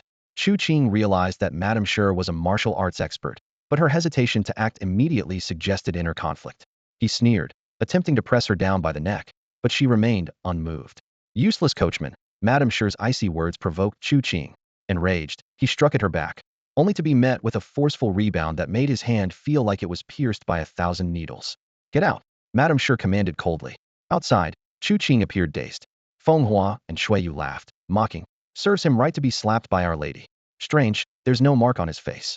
Must be because his skin is thick and Our Lady's strength is gentle." Inside, Madame Sure expressionlessly changed her clothes, while Madame Jean was still lost in the absurdity of the scene, as if in a dream. As the costume fell away, Lady Sure turned to face the bronze mirror, revealing a bright red handprint on her back. With an expressionless face, she changed into a silk gown, then opened the window and coldly instructed Feng Hua, Shui, and you. "Go, give the gilded box to Chu Qing." In the front yard, Chu Qing received the box from a bewildered Feng. Upon lifting the lid, he found 10 doses of secret eagle claw technique elixirs neatly arranged inside, emitting a faint, cold glow. Meanwhile, in the Lan family estate, Sister Lan frowned as she listened to the servant's report. "Mistress, the people sent to find Chu Qing were beheaded in the street. The killer used a heavy blade, and there were no witnesses." Sister Lan rubbed her temples, troubled by the recent series of events. Heqi's murder, the stolen pearl, the disappearance of the secret technique, the rebellious stirrings, the disastrous weather, and the brutal murder of Brother Zhang's brother-in-law, causing unrest within the Blood River gang. After a long contemplation, she spoke calmly. "Bury them. There's no need to pursue the killer." When the servant asked if they should continue searching for Chu Qing, Miss Lan fell silent. She had initially been impressed by the skills he displayed in solving a case for Chief Stone and wanted him to investigate Heqi's case. However, this incident made her realize someone was warning her to stay out of it. Elsewhere, Heqi's dog, eyes bloodshot, had traced some leads after days of investigation. From Lu Hai to Lu Xiaogo, Lu Jun, and finally to the death of Master Lu, all linked to Heqi's murderer. The black market murders and the emergence of the secret technique all pointed to the same source: Lu Hai's acquisition of the secret technique. Unfortunately, the only person with knowledge had been killed by young Master He Qi, cutting off the trail. He gritted his teeth and ordered, "Find out who Lu Hai was in contact with before his death." In the Jin family courtyard, Chu Qing was focused on consuming the secret elixir, pushing the limits of the eagle claw technique. His fingers moved like claws, creating the sound of eagles screeching in the air. As he practiced deeper, his fingers became longer, stronger, and more agile, and the faint shadow of an eagle seemed to hover around him. 2 hours later, the final iron tendon was mastered. With a low roar, Chu Qing's eagle screech echoed through the sky as his fingers pierced a white jade stone ball, leaving 5 deep holes. A light flick, and the stone ball shattered. This breakthrough in his eagle claw technique was now more than 3 times its original power. The breakthrough brought 20 new iron tendons, all concentrated in his arms, significantly enhancing the strength of his hands and arms. This not only increased the power of his eagle claw technique, but also elevated the power of his mantis sword style. Now, he had a total of 200 iron tendons in his body, with only 10 days left until the Martial Academy's preliminary examination. In 20 days, he had risen from a mere cheerleader to a martial artist with 200 iron tendons. Yet this progress still did not satisfy Chu Qing. He longed for more tendons, but due to the commotion he caused recently, the entire county was on high alert, forcing him to lay low for a while. Madame Jean approached the courtyard, having witnessed Chu Qing's entire training process. "Qing'er, you are truly bold to have dared to act against Lady Shi. Yet she did not punish you and even gifted you the secret elixir. Why is that?" she asked, puzzled. Chu Qing walked behind her, gently massaging her shoulders, and chuckled. "I've always been bold." Madame Jean clutched her silk gown, sighing softly. Time flies, and the entrance exam for the Martial Academy is drawing closer. Although the rain has finally stopped, the threat of flooding remains. The number of refugees outside the city has not decreased. Instead, more and more new faces are arriving. These hungry people have already consumed all the wild grass outside the city and are now forced to enter the Shurji mountain in search of food. The mountain's bamboo forest is dense, providing bamboo rats, bamboo insects, and bamboo shoots to barely stave off starvation. Although no one has died of hunger yet, everyone is emaciated, and the situation is becoming increasingly dire. During this period, Chu Qing has been busy searching for the missing pharmacists. He has been gathering information everywhere, even contacting the families of the pharmacists to form a search team. As the date of the Martial Academy's entrance exam approaches, his anxiety grows. His training has hit a bottleneck, with neither his mantis fist nor eagle claw techniques developing a single copper tendon. However, he has practiced the first move of the mantis sword, which is of no help for the entrance exam, over 70,000 times. If I could obtain the secret toad medicine, I could at least develop dozens of iron tendons, he thought as a servant hurriedly brought him news. "Young Master Qing, someone claiming to be seeking medicine is here to visit." Recognizing the team code, Chu Qing immediately stood up, excused himself from Lady Jean, and quickly went out. Outside the courtyard, a young man in simple clothing was pacing anxiously. Seeing Chu Qing, he beamed with excitement. "Brother Qing, there's news. All the missing pharmacists are at Wanyu Temple." Wanyu Temple is a bustling temple outside the city, where the monks are all robust and well-fed. After the disaster struck, some refugees went to the temple to beg for food but were brutally beaten by the monks, resulting in dozens of deaths. Since then, no one dared to approach. "So, they've all been sent outside the city," Chu Qing pondered. But why would these monks capture so many pharmacists?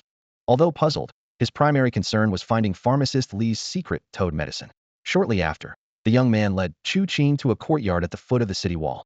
There, over a dozen family members of the pharmacist were gathered, discussing strategies. Someone suggested asking the local authorities for help, but a woman tearfully objected, saying the authorities were corrupt and unreliable. A scholarly-looking young man proposed that they go directly to demand the return of their family members, gaining majority support. Only Chu Qing remained silent, shaking his head. With tens of thousands of refugees outside, the monks, who didn't even blink at killing dozens of beggars, must have their reasons for being so audacious. There was no way a group of ordinary people like them could retrieve their loved ones. Despite this, the group still marched toward Wanyu Temple. The sight outside the temple was terrifying. Several large trees were hung with dozens of rotting corpses. Some people vomited on the spot, but for the sake of rescuing their family members, they mustered the courage to knock on the door. Thud, thud, thud. A monk with a face full of ferocity opened the door and harshly demanded, "What do you want?" The young scholar, trembling, said, "I heard my father is at Wanyu Temple. I want to take him home." "Get lost. There's no one from your family here," the monk sneered. Others stepped forward to plead, but the monk flew into a rage, grabbing a staff and roaring fiercely. "Get lost, all of you. Keep whining, and I'll beat you to death."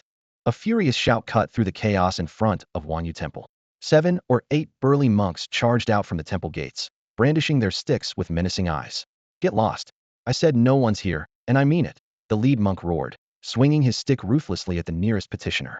The crowd recoiled like a retreating wave, cries of panic echoing through the air. Chu Qing stood silently among them, his eyes fixed on these so-called monks.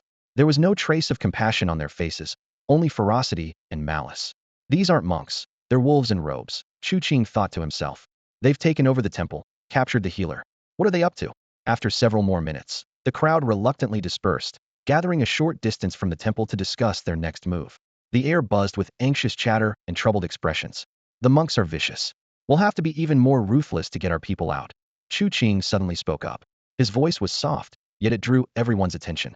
Let's pool some money and hire some mercenaries to rescue them. The crowd brightened, as if struck by inspiration. That's right. We can't do it, but mercenaries can. They're definitely tougher than those monks. With that, they launched into a flurry of suggestions. Some proposed hiring mercenaries from local gangs, while others suggested seeking out desperate souls from the refugee camps. Chu Qing listened for a while, shaking his head in disbelief at their indecision. Quietly, he slipped away. With the possible location of the healer confirmed, there was no point wasting time here. A few noticed his departure but did nothing to stop him. Once he was gone, someone in the crowd sneered.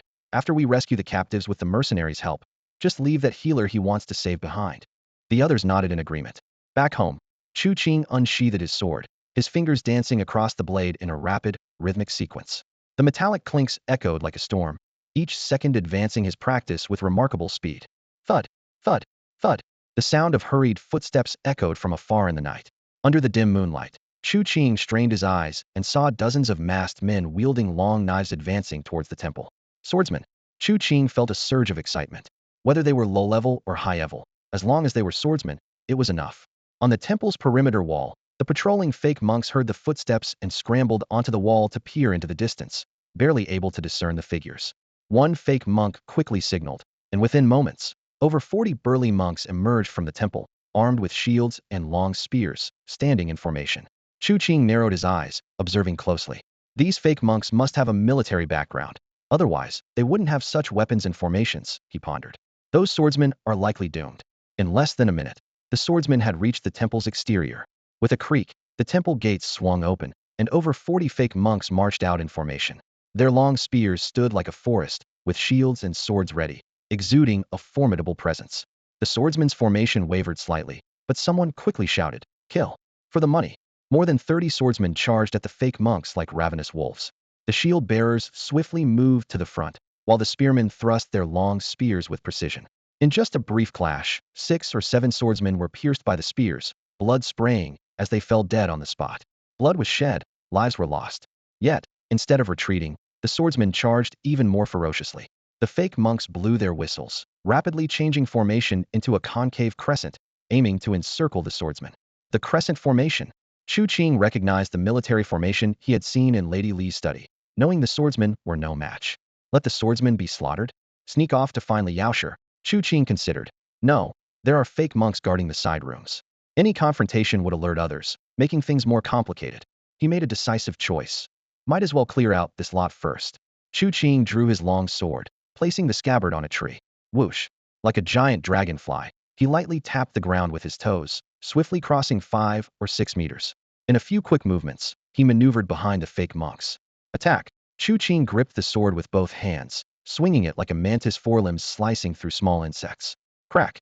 With a single swing, 2 fake monks screamed as they were cut in half, blood gushing.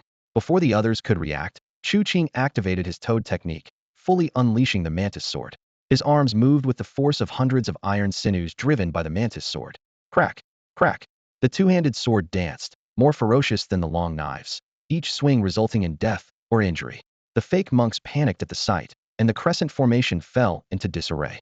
The swordsmen cheered, launching a fierce counterattack, while Chu Qing cut down 7 or 8 more. During this, a fake monk's spear struck his body but rebounded harmlessly. Body training, the fake monk exclaimed in shock. Crack! Chu Qing reversed his grip, slicing the monk diagonally in two.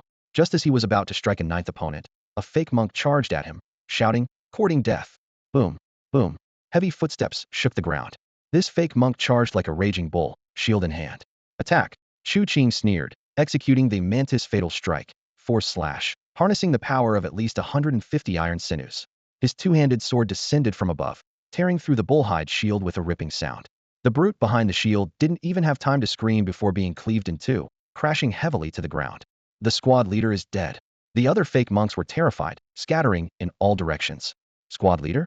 They really are military people. Chu Qing noted as the fake monks fled.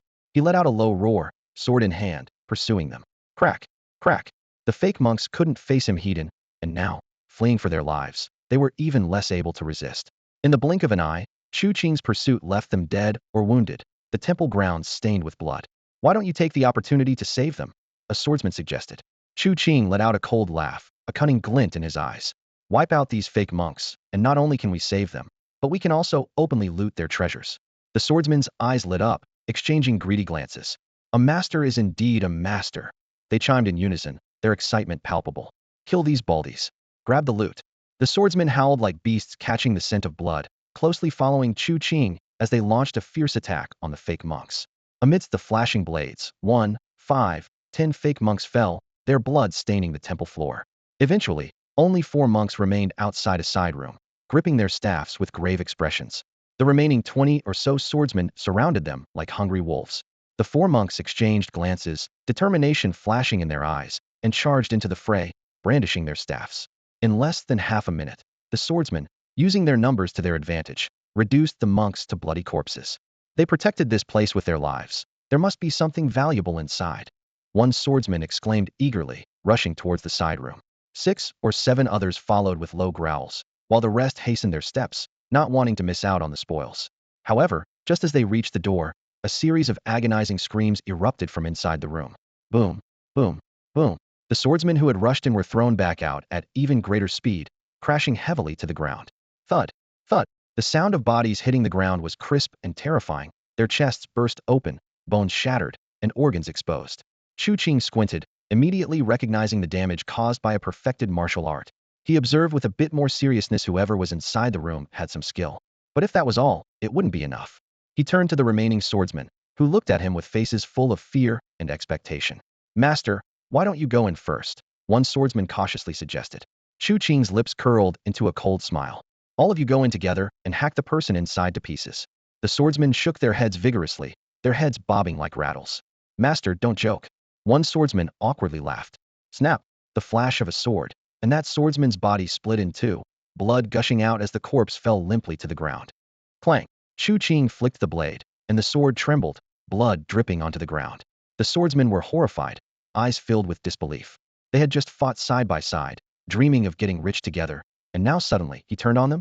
One swordsman turned to flee, but Chu Qing moved like a dragonfly on water, catching up and slashing with his sword. Snap! A head flew, and the headless body ran 2 more steps before collapsing, blood gushing like a fountain. The remaining swordsmen were even more terrified, looking at each other in confusion. Everyone. Chu Qing spoke with a gentle smile, though his tone was icy. Either you rush in and hack that person to death, or you try to kill me. The swordsmen shook their heads frantically, thinking, are you kidding? You just went through the fight unscathed, and we're not even as strong as the monks. Finally, one swordsman gritted his teeth and shouted, kill. He charged into the side room first. The next moment, he saw a stern-faced middle-aged monk standing in the center of the room. Thud! The swordsman immediately knelt, his forehead hitting the ground heavily. Master, I'm on your side. I've laid down my arms and embraced Buddhism. Bang! The monk sneered disdainfully, slapping the swordsman's head. Snap! The swordsman's head caved in, blood oozing from his orifices as he met his fate. The other swordsmen rushed in, brandishing their weapons. Kill! Hack him to pieces. I bet he hasn't mastered the iron body, they roared. Bang! Bang! The monk moved nimbly like a butterfly among the swordsmen, handling attacks from all directions with ease, using hands and fists. Bodies were flung out, landing at Chu Qing's feet. Chu Qing calmly observed the wounds on the bodies. Some swordsmen had their chests punched through, others had their rib cages cracked, organs bursting. His palm technique is even more formidable than his martial arts, he assessed internally. By now, there was no sound from the side room. The dark room and shattered door seemed like a bottomless pit, capable of swallowing all life. Scrape, scrape. Chu Qing dragged his large sword along the ground, stepping towards the room. Friend, we don't need to fight to the death over a chance encounter. Why not make peace? He suggested as he stepped into the doorway. Kill. The monk growled, clenching his left fist and forming a seal with his right hand, unleashing 2 perfected techniques with full force. He was confident that even if faced with a bull, he could smash its head with one strike. Fist and seal together, the air whistled, killing intent palpable. You fiend, who said we're friends? Chu Qing didn't dodge, instead swinging his large sword, mantis sword slash. A piercing whistle sounded, the air twisting and warping before the blade, as swift and ruthless as a mantis striking its prey.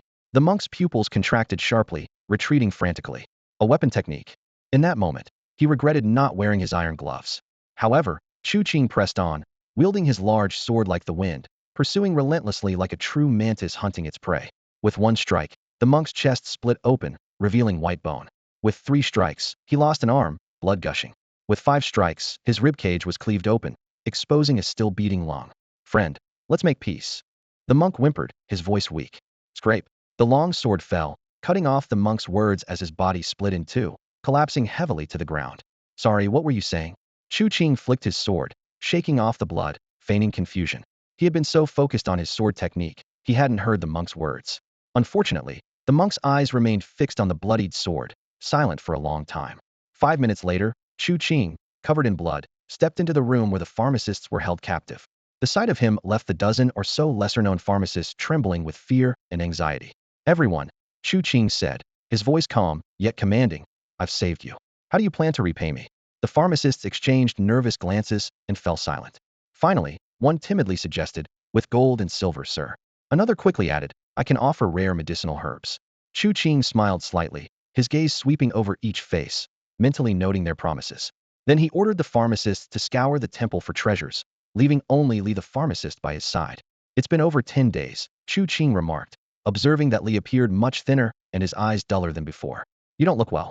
Upon seeing Chu Qing, Li immediately recognized him and whispered urgently, Sir, the secret medicine is safe. I hid it at home.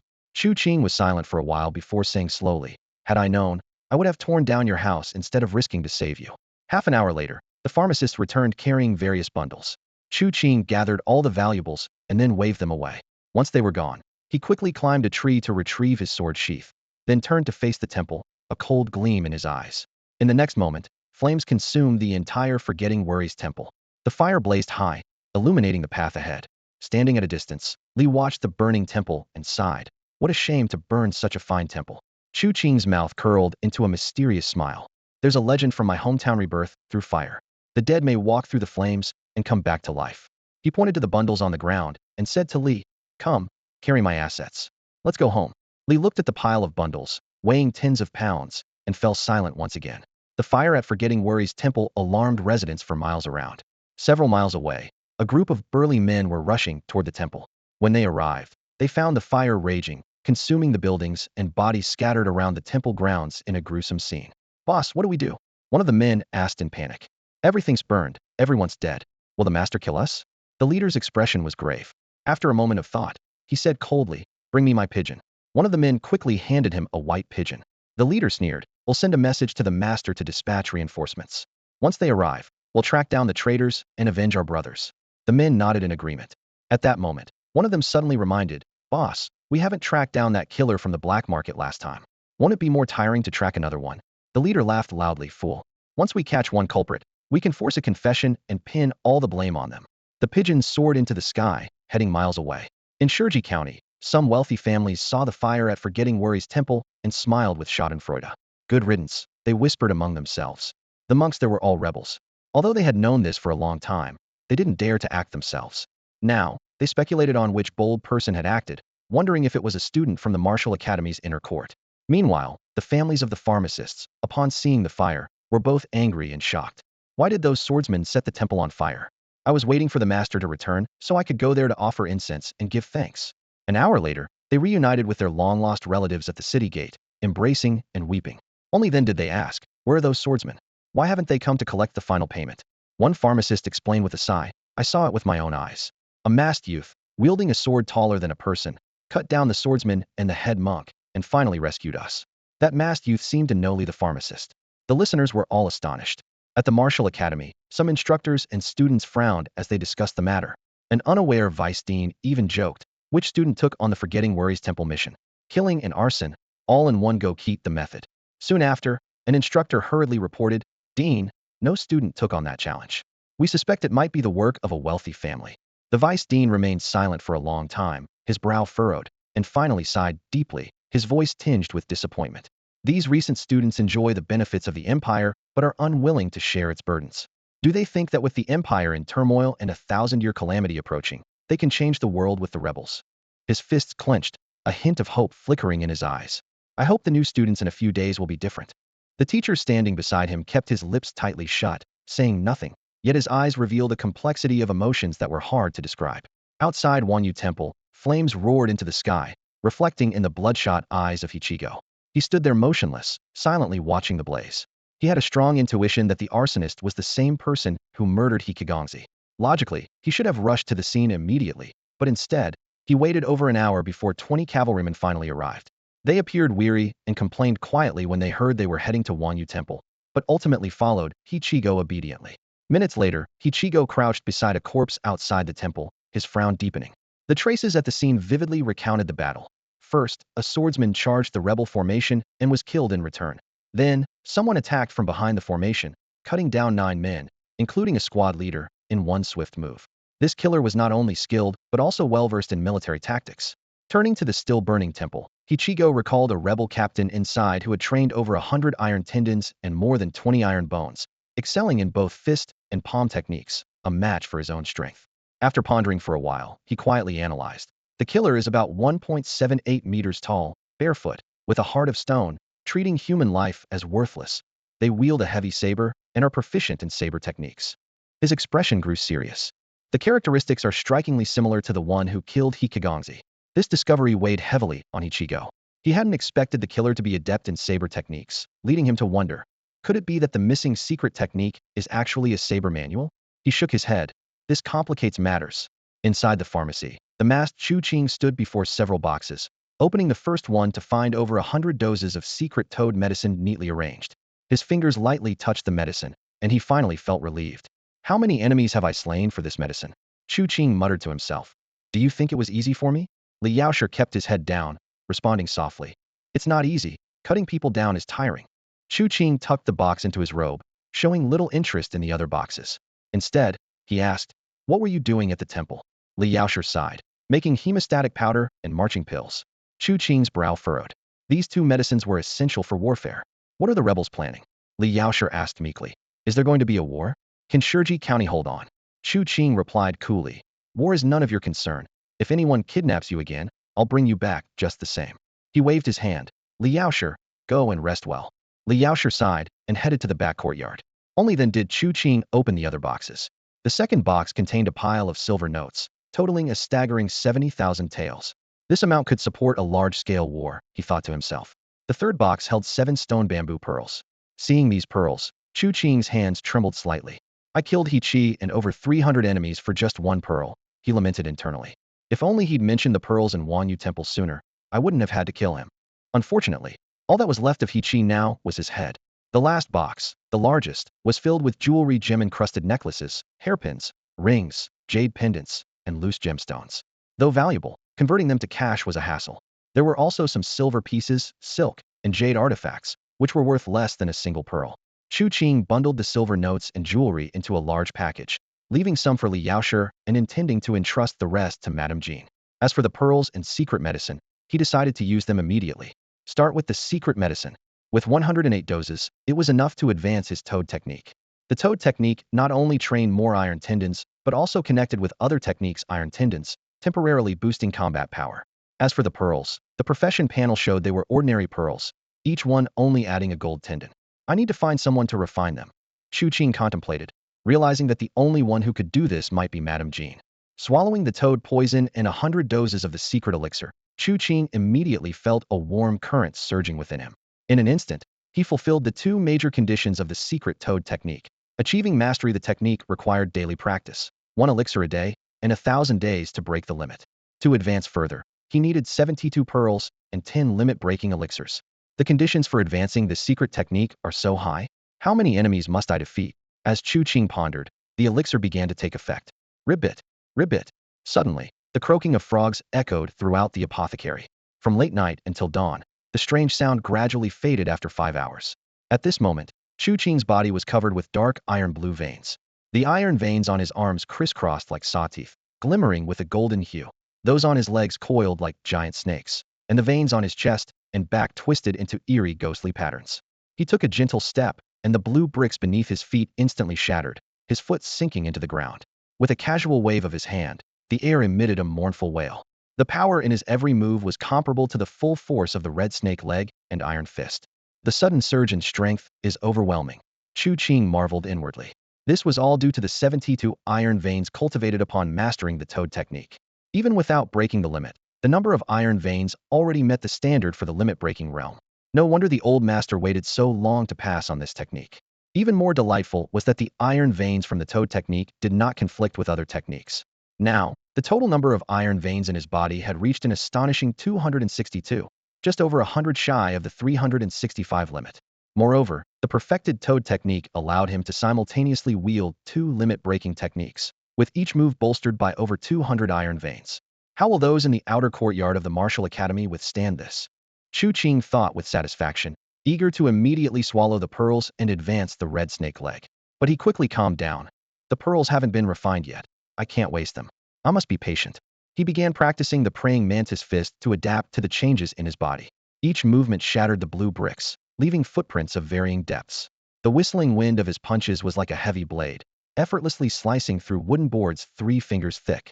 The apothecary's Li Yao Shi was startled awake but dared not approach, fearing it was an enemy coming to fight Chu Qing. From morning till night, it took a whole day for Chu Qing's commotion to gradually subside until he fully controlled this surge of power. At this point, his status panel displayed enviable data. Iron veins, 26-25. Techniques, iron shirt mastery, double-handed mantis sword proficiency. Iron hand, iron fist, red snake leg, toad technique mastery. Light skills, dragonfly schemes water mastery, grass hopping mastery. Techniques, extreme mantis fist, eagle claw technique. After washing away his fatigue at Li Yaoshi's place and changing into the new hemp clothes prepared for him, Chu Qing had managed to rid himself of any trace of blood scent. Not bad. Chu Qing nodded in satisfaction. Chu Qing was in high spirits. Before departing, he paused for a moment, then took out a large sum of silver from his pocket and handed it to Li Yaoshi. The enormous amount made Li Yaoshi's face turn as pale as paper, and he repeatedly declined. This isn't for you, Chu Qing said calmly. It's for making medicine. Hearing this, Li Yaoshi felt somewhat relieved. Chu Qing continued. Close your shop for now and find a large house with a cellar. Start preparing to make military pills and hemostatic powder, and remember to hire more help. Sir, Li Yaoshi hesitated. The cost of hiring apothecaries skilled in making these medicines isn't cheap. Contact those who have been to Wuyo Temple. Chu Qing instructed with a calm, yet authoritative tone. Have them bring their apprentices to help. Remind them that I didn't save them for nothing. They should charge less and work diligently. Otherwise, although he didn't finish his sentence, the implication was clear. Li Yaoshi shuddered and quickly agreed. After Chu Qing left, he immediately gathered those who had been at Wuyo Temple at his shop. Upon seeing the shop's dilapidated state, everyone looked grim. When Li Yaoshi explained the requirements, they hesitated. Gentlemen, Li Yaoshi reminded them with a cold smile. You're all aware of that masked man's demeanor, aren't you? Recalling the previous night's events, the other apothecaries turned pale and agreed to cooperate, even if it meant working for free. After all, compared to the losses they faced when captured by Wuyo Temple, getting some payment now was a blessing. Refusing might lead to a more dire consequence involving a sharp sword. After some discussion, they decided to first find a suitable large house and to keep everything confidential. When someone asked about the funding, Li Yaoshi mentioned the 10,000 taels, which made everyone smile with relief. At least they wouldn't have to pay out of their own pockets. The scene then shifted to the Jean residence.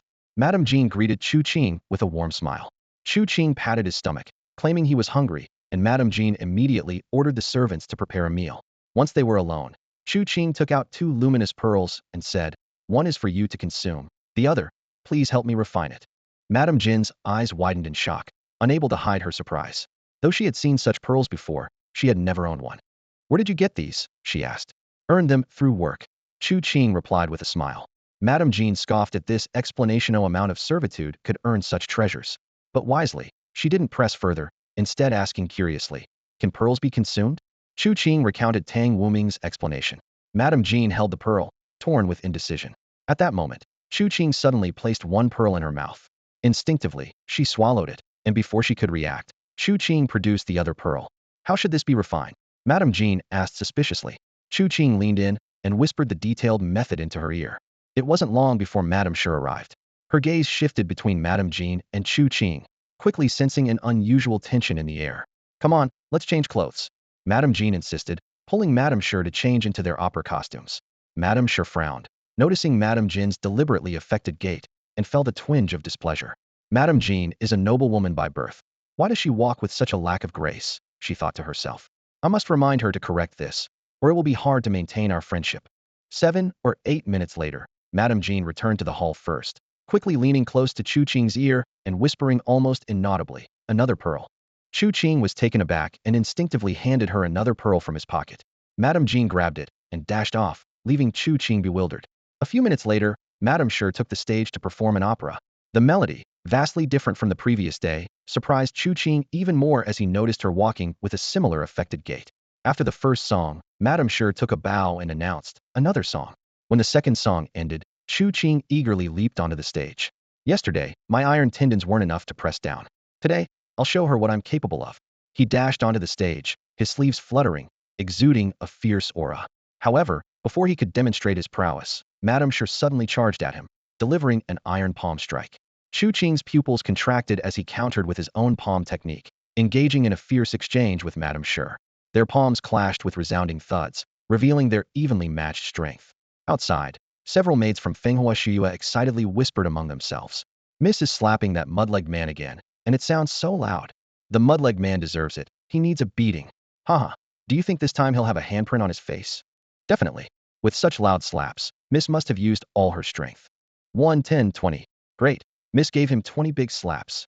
A minute later, the door opened, and Madame Sure walked out expressionlessly, her face covered with an icy demeanor. "The box," Feng Nu reminded softly, then curiously asked, "Miss, if he's so unpleasant, why give him the secret medicine? This time it's the universal secret medicine." Madame Sure glared at her coldly, making Feng Nu panic. She quickly placed the box at the door and escorted Madame Sure away. Before leaving, she couldn't help but glance back, hoping to see the handprint on Chu Qing's face, but only saw Madame Jean emerging, looking pale. What a pity the mud-legged man didn't come out. I couldn't see him looking like a pig's head, Feng Nu thought regretfully. Inside the hall, Madame Jean had prepared a lavish meal for Chu Qing: braised pork, roasted chicken, duck, vegetables, pastries, and even fine wine. Having not eaten all day, Chu Qing devoured the feast ravenously. Seeing his hearty appetite, Madame Jean's smile grew wider. An hour later, Chu Qing was full. Madame Jean instructed Xiao Taohong to prepare for his washing up. "He's not the master, though," Xiao Taohong muttered under her breath. Madame Jean shot her a sharp look, and Xiao Taohong immediately fell silent, dutifully attending to Chu Qing's needs. "Qing, the preliminary exam is coming up. What are your plans?"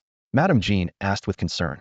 Chu Qing was silent for a moment before firmly stating, "I will pass the preliminary exam. With over 200 iron tendons, it should be enough." Madame Jean nodded in agreement. "Even if you don't pass, it's okay. You can at least enter under the guise of Madame Sure's groom. After all, Madame Sure wasn't angry even after you fought her." She paused. "By the way, this is from Madame Sure. Take a look." Chu Qing opened the box to find a pill inside, examining this unfamiliar item with curiosity. Madame Jean pondered for a moment before explaining. "This is a universal secret medicine. You can take one every day, and its effects are 10 times better than the secret medicine for cultivation techniques. Only martial academies and sects have it." Seeing the universal secret medicine, Chu Qing immediately thought of the dragonfly touches water lightness skill. This skill required a universal secret medicine to progress from mastery to perfection. Once there was none, now there is. How wonderful. After a brief exchange, Chu Qing was about to take his leave when Madame Jean stopped him, her expression serious. "The preliminary exam is the day after tomorrow. You must stay home today and tomorrow," Madame Jean said firmly. "Eat plenty of meat, rest well, and don't go anywhere. Prepare yourself fully for the exam." Chu Qing pondered for a moment and nodded. Jean Fatty had not returned. Hichigo hadn't caught the culprit, and all the gangs had been mobilized to assist in the search. Late at night, when everyone else was asleep, Chu Qing took out a universal elixir from his pocket and swallowed it. The medicine quickly spread through his body, and he felt a warm current flowing to his limbs. Lightness skill, Dragonfly Touches Water, has reached its peak, with no room for further improvement. In the next moment, a torrent of insights flooded his mind. Chu Qing's figure flickered as he leapt onto the rooftop. He moved gracefully across the tiles, like a dragonfly skimming the water, covering 10 meters with each leap. His legs engaged more tendons than before, making his movements more agile and fluid. The perfected lightness skill was indeed a level above the great accomplishment stage. Chu Qing repeatedly practiced the lightness skill, constantly experiencing the changes within it. His toes touched down silently on the tiles. Even when he landed on a large water tank used for fire prevention, only the tip of his toes got wet. For long-distance travel, there's flying on grass. For airborne movement, there's dragonfly touches water, Chu Qing mused. Now, I just need a lightness skill for short-distance bursts. Unfortunately, the black market had not reopened. Although the rain had stopped, the flood had not receded, and the number of refugees was increasing. An hour later, Chu Qing had fully familiarized himself with the perfected dragonfly touches water. He sat on the rooftop, contemplating that to increase the number of tendons, the martial academy seemed to be the only path. But he was unsure if the academy's resources were easy to obtain. The more iron tendons he refined, the more resources he needed. The silver he obtained from Forget Worry's temple seemed substantial, but it was only enough to purchase around 10 pearls. To refine all the golden tendons, he would need the wealth equivalent to a dozen Forget Worry's temples. Are there that many Forget Worry's temples in Shurji County? Chu Qing smiled wryly. Besides, even with silver, pearls aren't guaranteed to be available. After a while, he returned to his room to sleep. That night, he slept especially well. With Toad skill perfected, having earned a fair amount of pearls and silver, and Dragonfly touches water reaching perfection, everything seemed to be moving in a positive direction. Tomorrow, the day after, the preliminary exam. Chu Qing murmured in his sleep. I must pass, then refine more iron tendons and aim for the golden tendons. Deep in the night, within the Shur residence, Madame Shur circled on her bed, focused on practicing her martial arts. She only fell into a deep sleep as dawn approached. In her dreams, she sang operatic tunes, as if reliving her youth. This Chu Qing, he's progressing so quickly, she thought in her dream. I just wonder how far he can go. The countdown to the Martial Academy's preliminary exam was one day. In the morning, Madame Jean brought in 2 herbalists to give Chu Qing a massage to relax his muscles. Standing by, she advised, just keep calm. There are many taking the exam, but none are better than you. Even if you fail, you have other options, so don't overexert yourself. In the afternoon, Madame Jean encouraged Chu Qing to read quietly and adjust his mindset. As dusk approached, someone delivered a letter to Chu Qing. Shortly after, a robust middle-aged man, led by Little Peach Blossom, entered the courtyard. Young master, my master Tang Wuming, young master Tang, has written a letter specially for you. Chu Qing was taken aback. With flooding in many areas, how did Tang Wuming manage to send a letter from 1,000 miles away? Truly the work of a wealthy family. He unfolded the letter, which was over 10 pages long. Skipping over the parts about city life that didn't interest him, the main message was simple. You are taking the Martial Academy's preliminary exam, and I am taking the Imperial exam. There are 12,000 participants for only 32 spots. However, I have read extensively and am confident I can make it based on my talent. But I wonder if you have the ability to enter the Martial Academy. If you fail, you can come to the city and seek my help. Chu Qing was speechless. Tang Wuming was indeed full of himself. At this moment, the robust man respectfully said, Young master, please reply. Chu Qing picked up a pen, while Madame Jean ground the ink for him. With bold strokes, he wrote a single line. I enter the Martial Academy. You make the list. Then he sealed the letter and handed it to the robust man. The journey was difficult. How did you manage? Chu Qing asked casually. The robust man respectfully replied. Young master, I've refined over 200 iron tendons and more than 30 iron bones, and fought my way through. Chu Qing was stunned. Such a skilled person, yet willing to serve Tang Wuming as a servant, was truly pitiful. I must enter the Martial Academy. Chu Qing resolved silently.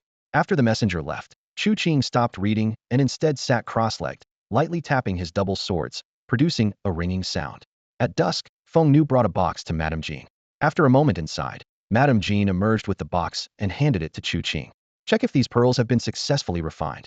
Chu Qing felt a stir in his heart and immediately checked using his profession panel. Refined pearl can refine 2 golden tendons. Premium refined pearl can refine 3 golden tendons. Huh?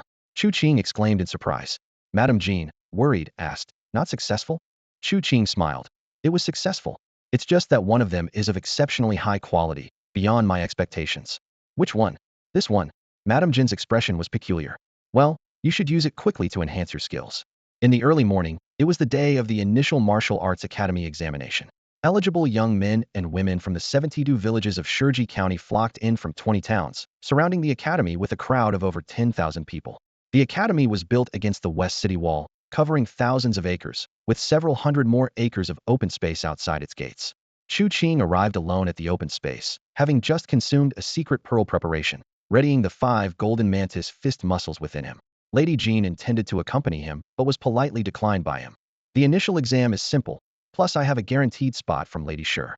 After much consideration, Lady Jean decided not to add pressure on him. Standing in the crowd, Chu Qing regretted not finding the red snake. If he could have had the red snake coil around his leg for 3 days, his leg skills would surely break through their limits. Unfortunately, there were too many refugees, and even the underground insects had been dug up and eaten, let alone finding a snake. However, lacking the red snake for his legs was not a major issue. Looking around, he spotted a few familiar faces from the Mantis assault squad, exchanging only nods. To his surprise, Shi Taiju and Zhao Hongxiu were standing in the neighboring line. Their eyes met, and Shi Taiju hesitated to speak, finally just sighing and casting a sympathetic glance, thinking, from now on, Chu Qing won't be part of our world anymore.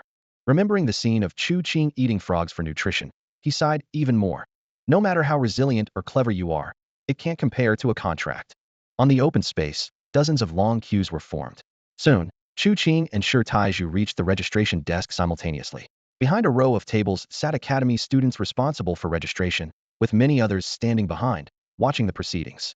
Chu Qing was greeted by a ponytailed young woman with a clear complexion, dressed in a tight outfit that revealed her sun-kissed, well-defined arm muscles. "Do you have a recommendation letter?" she asked with a smile. Chu Qing shook his head. Although he had Lady Shi's recommendation letter, using it meant becoming her servant. The registration fee has 3 tiers: free, 10 taels of silver, or 4,000 taels of silver. Which do you choose? Isn't the highest 3,000? Chu Qing asked, puzzled. The young woman frowned, and the examiner behind her, Songda, sneered. Standing nearly 2 meters tall, with over 200 iron muscles and 20 iron bones, he resembled a standing black bear. 3,000 or 4,000? What's the difference to a pauper like you, who can't even afford shoes? Chu Qing merely glanced at him indifferently. Songda felt slighted, internally fuming. A country bumpkin daring to look at an academy student like that? If he meets me during the exam, I'll break both his legs. 4,000 taels of silver. Pay if you have it, otherwise it's free, the young woman said calmly. Without a word, Chu Qing pulled out 4,000 taels of silver notes and handed them over. The young woman was stunned, Songdo was dumbfounded, and Shi Taiju and Zhao Hongxiu, who had finished their registration, were also shocked. How did Chu Qing have so much money? Knock, knock. Chu Qing tapped on the table. The young woman snapped back to reality, offering a gentle smile. Please wait a moment, sir, while I issue your receipt. Soon, she handed him a silver paper and a number plate. Please remember, sir, if you pass the initial exam, no refund. If you don't pass, you'll only get 3,000 back. Chu Qing nodded, picked up the receipt, and turned to leave. Songda watched Chu Qing's back intently, gritting his teeth as he said, Senior sister, let me handle him. The woman frowned and replied softly. Anyone who can come up with 4,000 taels of silver must have significant backing. Are you really planning to trouble him? Songda sneered. People with connections would have sent the money long ago. Who needs to be lucky to find such a sum? The woman sighed and scribbled something on the paper. All right. A glint of gratitude flashed in Songda's eyes as he turned and left. At this moment, under the guidance of a constable, Chu Qing arrived at an open area next door, where quite a few successful applicants had already gathered. Shi Taiju and Zhao Hongxiu were also among the crowd, their expressions complicated. Chu Qing smiled slightly, and Zhao Hongxiu returned the smile. Junior brother, you're impressive. Shi Taiju asked eagerly. Chu Qing, where did you get that money? Chu Qing replied with a smile. It was a stroke of luck. Shi Tieju's expression turned complex. Originally, he thought he would be in a different world from Chu Qing, high above, but now, Chu Qing's actions stirred a sense of unwillingness in him. After all, Chu Qing quietly came up with 4,000 taels of silver, while he himself had signed a contract to serve the Mantis Martial Arts School for decades. The gap between the two was like a knife in his heart. Time ticked away, the spring sun hung high, the temperature was not hot but still irritating, and sweat had soaked through many people's clothes. Chu Qing remained calm and collected. As time passed, the surrounding candidates began to feel hungry, but there were no vendors nearby, so they had to endure the hunger. Just as the frustration was mounting, a bell rang suddenly, followed by a loud voice. The preliminary test begins. Candidates with the called number, please enter the Martial Academy immediately. As each number was called, the candidates nervously lined up to enter the academy. Chu Qing expected hundreds of candidates to enter at once, but the numbers were called continuously for several minutes. After a while, Chu Qing noticed dejected figures emerging from the academy's entrance. Their expressions were downcast, and some even had tears in their eyes, clearly having failed. Soon, Shi Taiju and Zhao Hongxiu also entered the academy. Just as Zhao Hongxiu was about to leave, she suddenly turned back and said to Chu Qing, even though you paid for 1,000 taels, you must do your best during the assessment. Those with connections paid early. Only by outperforming them can you hope to take their spot. Chu Qing nodded with a smile. Thank you. Zhao Hongxiu and Shi Taiju, carrying a faint fragrance, lined up to go. Shi Taiju asked in a low voice, Senior sister, Does paying guarantee entry into the academy? Zhao Hongxiu nodded. A hint of joy flashed in Shi Tieju's eyes. Chu Qing continued to wait quietly as time passed. An hour, then two, and Shi Taiju and Zhao Hongxiu still hadn't come out.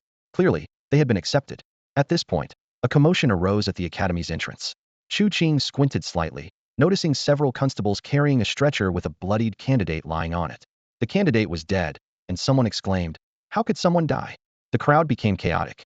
Soon, more candidates emerged, looking disheveled. Many had bruises, and some had broken bones, lying on stretchers, wailing in pain. As the second deceased was carried out, a candidate broke down, shouting, "I'm done. I'm going home." In just a few minutes, many candidates chose to quit and left in haste. Chu Qing frowned, wondering, how could a preliminary test result in so many casualties? The surrounding candidates nodded in agreement. "It's terrifying." A young man in fine clothes sneered, "It's free to sign up, but injuries aren't covered. Pay 10 taels, and you're guaranteed safety." People murmured complaints, questioning, "Is this an exam or a money-making scheme?" A young man in plain clothes asked, "Does the 4,000 tael fee guarantee entry?" The well-dressed youth rolled his eyes. "Of course. If you pay 4,000 taels and don't get in, it would be outrageous. But even if you enter, it's only the outer academy. Getting into the inner academy is incredibly difficult." The area was abuzz with complaints, and more candidates began to voice their grievances. "This is so unfair." Chu Qing responded calmly. "Fairness is earned through strength." He observed everything around him, contemplating silently. The 4,000 tael registration fee wasn't easy to obtain. Every piece of silver required immense effort and struggle. The examination continued as candidate after candidate stepped forward, and finally, Chu Qing's number was called. His number was 9,527. He stood up, joining the line with a composed stride. Before long, the young man in fine clothes also appeared in the queue, taking his place right behind Chu Qing. As he entered the martial arts academy, the open ground before him was bustling with a mix of excitement and tension. Candidates had been divided into several small groups, making their way toward various buildings along the perimeter. Chu Qing noticed that many who entered the examination rooms were carried out in less than half a minute. Some had faces covered in blood, bruised and swollen, with tears streaming down their cheeks. Others had severe injuries, with twisted arms suggesting broken bones. The most severely injured were often the ones in simple hemp or cloth garments, while those in fine clothes only showed minor bruises or teary eyes. Chu Qing took a deep breath, his gaze catching a sign nearby, a hint of contemplation in his eyes. Those who paid nothing for the exam were the most severely injured, while those who paid 10 taels mostly had only minor injuries. He muttered under his breath, "I paid 4,000 taels. A little injury is nothing." The line moved quickly, and as his turn approached, Chu Qing noticed that the room ahead seemed particularly prone to producing candidates with broken bones. Was the examiner particularly harsh? He wondered. Just then, a body was carried out, and a few staff members in official uniforms whispered, "Has this examiner gone mad? He's already killed 3 candidates." Another whispered back cautiously, "Don't talk about it. We can't afford to offend that martial arts academy student." Suddenly, a candidate ahead of him spoke up, "I don't want to die. Can I withdraw from the exam?" Other candidates echoed, "I'm not taking the exam anymore." The academy member maintaining order sneered, "If you don't want to take the exam, then leave. The academy doesn't keep useless people." In an instant, dozens of candidates left, and the line thinned considerably. Chu Qing looked ahead and realized there were hardly any people left in front of him. The academy member turned to him with a hint of disdain. "Aren't you afraid of dying?" Chu Qing smiled back, "It's fine. I paid for 1,000 taels." The member snorted and unceremoniously opened the door. With a click, the door closed, and Chu Qing stepped inside. He quickly surveyed the spacious room, which was over 100 square meters. In the center stood a burly man, like a black bear, arms crossed, coldly watching all the candidates. Chu Qing's eyes narrowed slightly upon seeing him. This was Songda, a student who had been somewhat at odds with him during registration. Songda grinned menacingly, his fists clenched as if ready to attack at any moment. Chu Qing circled around him, his gaze shifting to the back of the room. There sat several men in their 30s, along with a middle-aged man and an old man. Alongside them, a dozen young academy members sat with arms crossed, creating a tense atmosphere. Suddenly, a martial instructor in the room spoke in a deep voice. "Is the examiner ready?" Without hesitation, Songda sneered, "Ready. With one slap, I'll smash his head." The surrounding martial instructors chuckled, seemingly used to such behavior.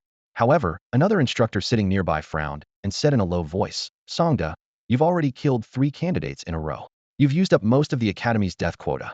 If you keep this up, you'd better go cool off." Song Da's expression darkened, anger simmering in his eyes. The middle-aged man, Inspector Li, chuckled, teasing, "It's normal for young people to be a bit hot-tempered. If they were too quiet, they'd lack vitality." Otherwise, why would the main academy give us 10 death quotas? He smiled, appearing unconcerned. An older martial instructor spoke more seriously. Inspector Lee, even though there are death quotas, it's still not good to have deaths. If you continue like this, the main academy might criticize us. Inspector Lee remained nonchalant, his tone relaxed. What's a few deaths? If young people aren't arrogant and hot-headed, wouldn't they just be old men already? Don't you think so, Deputy Dean? He seemed supremely confident, while the Deputy Dean merely smiled lightly, saying nothing. Nearby, a martial instructor whispered, Inspector Lee, the death quota is nearly used up. If this continues, the main academy will be displeased. Inspector Lee's lips curled into a cold smile, his tone indifferent. I'm the inspector. I can authorize one death in this assessment. I'll use it this time. As soon as these words were spoken, the reactions among the martial instructors were split. Some looked grim, while others smirked secretly.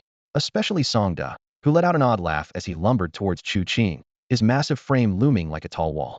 Kid, how do you want to die? Chu Qing took a few steps back, calmly pulling out a receipt, his voice clear. Ladies and gentlemen, my registration fee was 4,000 taels of silver. This statement caused everyone present, including Inspector Lee and the vice principal, to twitch their lips in surprise. Don't worry, kid. I'll go easy on you. Songda laughed heartily. Thank you. Chu Qing replied innocently, prompting some instructors to secretly breathe a sigh of relief. The assessment officially began. Songda advanced step by step, yet Chu Qing maintained his smile. You will go easy on me, right? Songda nodded, but a sinister expression appeared on his face. Too bad you paid too late. No sooner had he spoken than his hands shot forward, his arms covered in dense iron muscles that glowed with a bluish cold light, striking fiercely at Chu Qing's chest. Let's go to Xianyuan Tower for drinks tonight, on me. Inspector Lee raised his teacup, his smile widening. Bang! Song Da's palms landed heavily on Chu Qing's chest. Chu Qing's upper garment exploded, revealing well-defined chest muscles.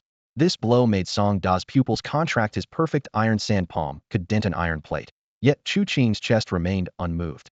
While Song Da was stunned, Chu Qing swiftly seized his arms. His fingers like hooks, he unleashed the ultimate eagle claw skill, with 64 iron muscles channeling through his fingertips. With a squelch, his fingers pierced through flesh and into bone. Following this, Chu Qing's leg technique was as swift as lightning, executing a series of red snake leg kicks. With two cracking sounds, Song Da's knees shattered, and he collapsed to the ground. Chu Qing grabbed his hair, his 5 fingers clenched, delivering successive iron palm strikes. Smack! Smack! A few heavy slaps later, half of Song Da's face was a bloody mess, with white bone exposed. Gentlemen, have I passed the assessment? Chu Qing turned to the crowd, particularly looking at Inspector Lee, whose teacup was now trembling slightly. Oh, right, wasn't there a death quota for this assessment? Since no one has died, the assessment isn't over. Chu Qing seemed to recall, lifting Song Da and tossing him upwards. Boom! Song Da's body crashed through the roof, blood raining down like a storm. Chu Qing stood in the blood rain, waiting for a moment. As Song Da plummeted, Chu Qing sprang into the air like a giant mantis, delivering a fierce kick. Bang! Song Da's body exploded into a mist of blood, his remains crashing through the door and landing heavily on the ground outside. Chu Qing walked out of the blood mist, blood rain gently falling behind him. Inspector Lee clenched his teacup with a creaking sound. Young man, you're quite arrogant. Inspector, if young people aren't arrogant, are they still young? Otherwise, they'd be old relics. Chu Qing replied with a smile. Bang! The teacup in Inspector Lee's hand instantly crumbled into powder, scattering in the wind. The Vice Dean's lips curled into a slight smile as he said, Now, let's have some tea. Inspector Lee, don't forget about the gathering at Xianyuan Tower tonight. Inspector Lee's face showed a hint of helplessness as he gave Chu Qing a deep look and got up to leave. The other martial arts instructors also stood up, making a move to depart. Chu Qing blinked his innocent big eyes and asked with cupped fists, Gentlemen, have I passed the assessment? The Vice Dean stopped Inspector Lee, who was about to leave, and said seriously, Candidate 9527, Chu Qing, defeated the examiner in a legal and compliant manner without any mistakes. You have passed. Inspector Lee, do you have any objections? Inspector Lee remained silent. The Vice Dean continued in a calm tone. Even if you do have objections, it doesn't matter. The examiner is dead, and the main academy would not agree to overturn it. Speaking of which, the candidate's methods were extraordinary. Since the examiner is dead, shouldn't you sign off on this? Inspector Lee's eyes were as sharp as knives, glaring at the Vice Dean with a murderous look. The Vice Dean was unfazed and coldly said, The examiner is dead. If you don't sign, the main academy. Amidst the urging voices, Inspector Lee's hand holding the pen trembled slightly. 10 seconds, 30 seconds, a minute passed. Inspector, time is tight. Please sign. One of the martial arts instructors said coldly. Please sign. Sign. More martial instructors stood up, shouting loudly. Inspector Lee felt as if his heart was being torn apart, filled with shame and anger. He had lost a move in this power struggle, but that was not important. How long could these small fry keep jumping under the reforms pushed by the big figures above? Finally, amid the rising chorus of urging, he gritted his teeth and signed his name on the document. The other martial instructors laughed and followed suit, and lastly, Chu Qing signed with a smile. The vice dean patted Chu Qing on the shoulder. Young man, come with this old fellow to see this decaying martial academy. Meanwhile, outside, the bailiffs were dejectedly carrying a body with half its flesh missing onto a stretcher. The news that another candidate had died during the assessment caused panic, with someone crying out, "I won't take the exam anymore. The death is too tragic." When some students recognized the deceased, they stepped back with pale faces. Songdo is dead. How did he die? The bailiff's eyes lit up as they loudly announced, "Rest assured, candidates, the one who died was the examiner, not a candidate. Please proceed with your exams." Cheers erupted inside and outside the examination hall. Within a minute, everyone knew that the notorious Songda, who had killed 3 candidates in succession, had been half-blasted by a poor candidate in plain clothes and barefoot. The reactions among the martial instructors varied, with some frowning and others smiling. Those outer academy students serving as examiners felt a chill through their bodies and no longer dared to be heavy-handed with the candidates. The news quickly reached the Jean residence. Lady Jean was restless, anxiously waiting. Fatty Jean, taking a rare break, tried to reassure her. "Don't worry, there's no way he could pass." Lady Jean rolled her eyes in frustration, wanting to stomp her foot but refraining, afraid of dropping the precious pearl. Suddenly, a servant rushed in excitedly. "Master, young Master Qing passed." Lady Jean and Fatty Jean were both stunned. Lady Jean urgently asked, "He passed? How did he pass?" The servant immediately began to recount the events in detail. When Lady Jean heard that Chu Qing's examiner had killed 3 candidates, her face turned pale, and terror filled her eyes. However, when she learned that Chu Qing had thrown the examiner onto the roof, kicked him out of the room, and ultimately killed him, she let out a long sigh of relief and a pleased smile appeared on her face. Wonderful. It turns out Qinger got in on his own merits without relying on that contract. His future is limitless. Fatty Jean was left gaping in shock, seemingly unable to believe his ears. After a while, he muttered, "Even if he got in on his own, he'll still end up being someone's dog." Lady Jean glared at him, and Fatty Jean quickly lowered his head, chuckling awkwardly. Meanwhile, Madame Sher at the Sher residence also received news of Chu Qing's admission to the Martial Arts Academy. She even learned of everything that happened in the examination hall. Madame Sher was momentarily stunned, murmuring to herself, "Over 200 iron rods, 20 to 30 iron-bone trainees, without the secret technique of aligning tendons and bones, a slight slip and you'd be dead. Iron shirt, red snake legs, iron palm, even praying mantis fist, he could have mastered them all. How could this barefoot, ragged individual achieve this? Who's the powerful organization behind him? Even Inspector Lee was forced to sign and seal. Does this mean he's entered the inner academy? This is going to be troublesome." She chuckled softly, her face full of intrigue. "Hee, my coachman is indeed extraordinary." News of Chu Qing killing the examiner and forcefully entering the martial arts academy quickly spread among the children of the fortresses, noble families, and the 36 martial arts schools. Everyone reacted differently. Some remained silent, some sneered with disdain, and others were too shocked to speak. Yet, none of this could affect Chu Qing. At this moment, he was strolling through the academy with the vice principal. The academy was vast and serene, though it had few buildings. There were streams, artificial hills, training grounds, and gardens. Chu Qing found it all somewhat strange. As the vice principal guided Chu Qing on a tour, he explained, "This is the library, that's the bathing area, the dormitories are over there, and the dining hall is up ahead." Finally, they stopped in front of a rundown house. The vice principal's expression grew slightly grave. "This is where martial arts knowledge is taught. Look at those stone houses over there. Those are the seclusion rooms." Chu Qing looked over and saw rows of massive stone houses scattered amidst a chaotic grove, surrounded by overgrown weeds with no clear paths. The vice principal reminisced, "When I was young, I studied here. Back then, the ratio of noble to common students in the academy was almost equal. Everyone scrambled to occupy the seclusion rooms. But now, the academy has fallen into disrepair." Chu Qing remained silent, quietly cleaning the bloodstains off himself. The vice principal continued, "This academy is on the brink of collapse. Are you interested in helping me strike back against the nobles and fortress children before it falls?" Chu Qing looked up, a smile playing on his lips. "What's in it for me?" The vice principal squinted, his tone slightly mysterious. "The academy's rules lay out all the benefits. If you want any of them, you'll have to clash with them." Chu Qing chuckled indifferently. "Can I kill?" The vice principal fell silent, then solemnly replied, "Young man, don't be too hot-headed." Chu Qing shrugged. "When I make a move, people might die. The vice principal suddenly burst into laughter. In the academy, just don't kill. Remember, except for the stone building where injury is allowed, no killing or harming is permitted elsewhere. Curious, Chu Qing asked, the stone building? Can this rule really be enforced? The vice principal nodded seriously. Here, everyone abides by this rule. If you feel it's dangerous, leave the academy immediately. Chu Qing nodded thoughtfully. After a while, he hesitated and asked, what if I can't hold back and want to kill? The vice principal's gaze turned sharp, his tone more severe. Hold back. If you really can't, drag them outside to kill. Chu Qing nodded again, a hint of coldness flashing in his eyes. Finally, the vice principal laughed. Come on, I'll take you to the inner academy. Chu Qing was taken aback, then asked, I thought there was another inner academy assessment after the initial exam. The vice principal laughed heartily. Why do you think I forced Inspector Lee to sign and seal? His signature and seal mean you've already qualified for the inner academy, without having to compete for a spot. Chu Qing was delighted. How many spots are there in the inner academy this year? The vice principal's expression turned peculiar, a strange smile on his face. Last year there were 80 spots, and nearly all the fortress nobles could enter. But this year, with the reform, over 200 were admitted, yet there are only 10 inner academy spots. If you can't handle it, just transfer your spot to someone else. Chu Qing shook his head with a smile, his gaze determined. I won't be giving up. There are only 10 spots available in the inner courtyard.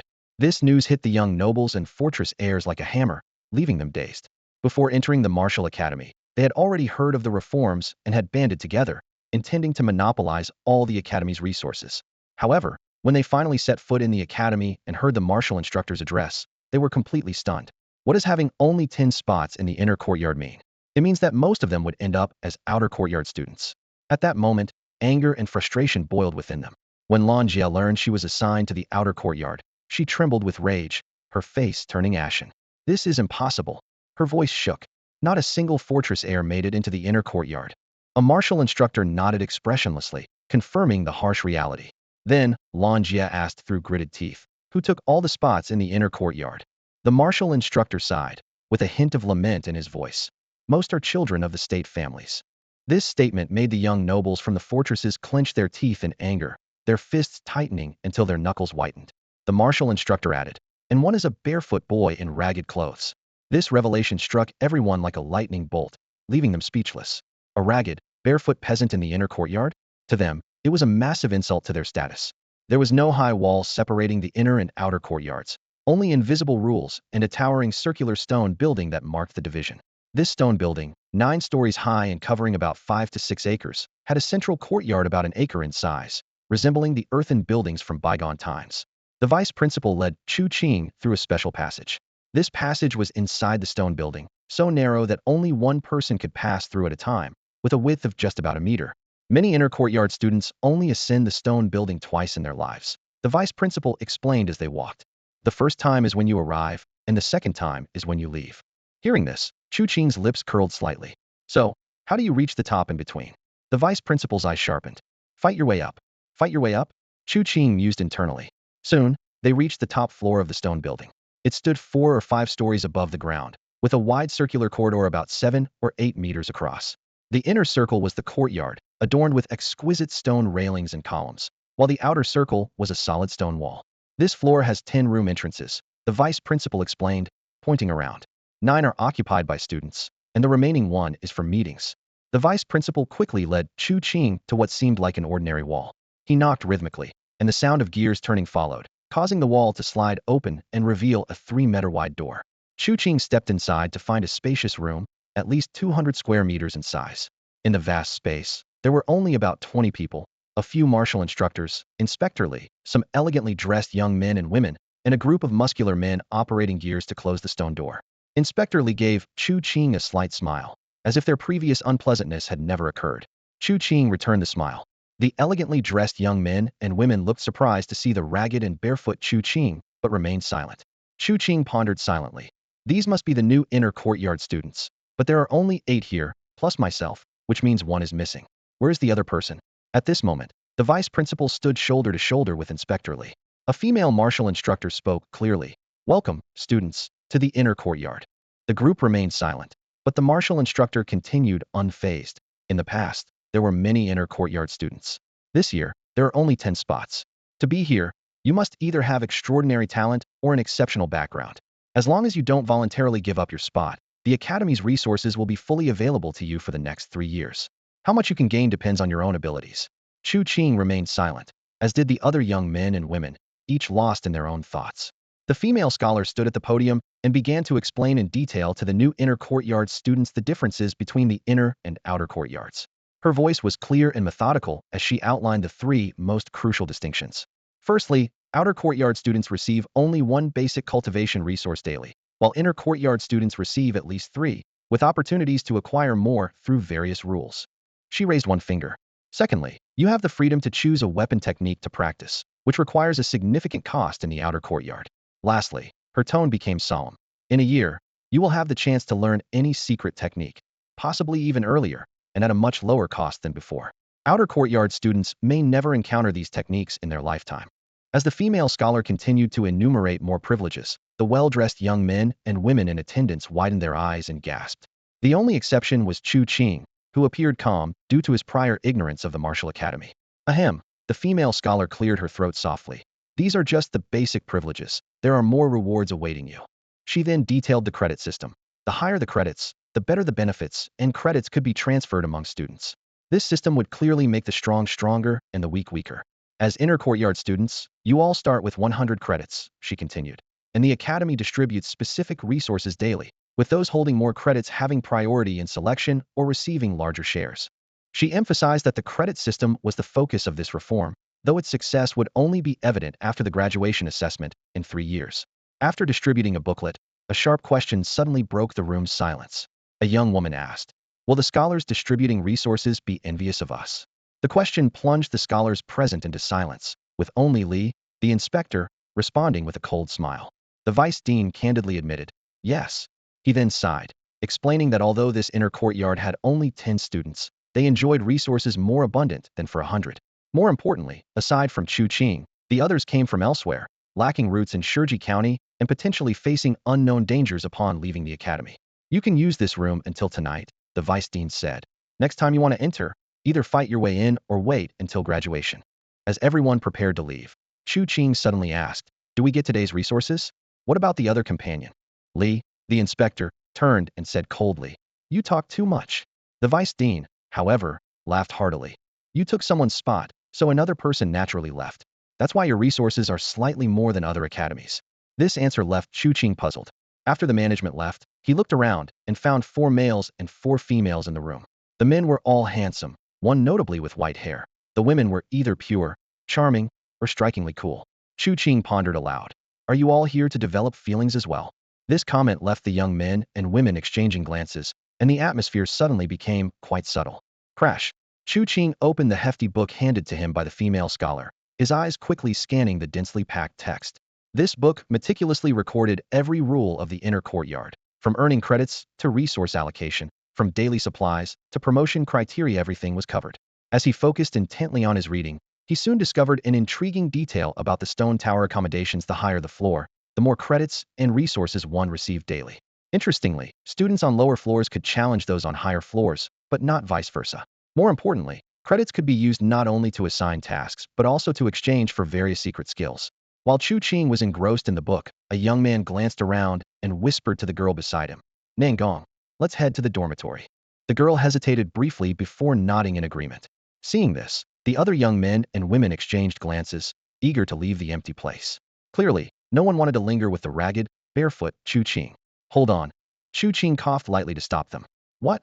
Do you want to be our servant?" A young man sneered. "Even if you've entered the inner courtyard, with your background, you're not qualified." The girl named Nangong agreed seriously. "Indeed, your family background is too ordinary. There are many things you can't do." Chu Qing shook his head, amused by their arrogance.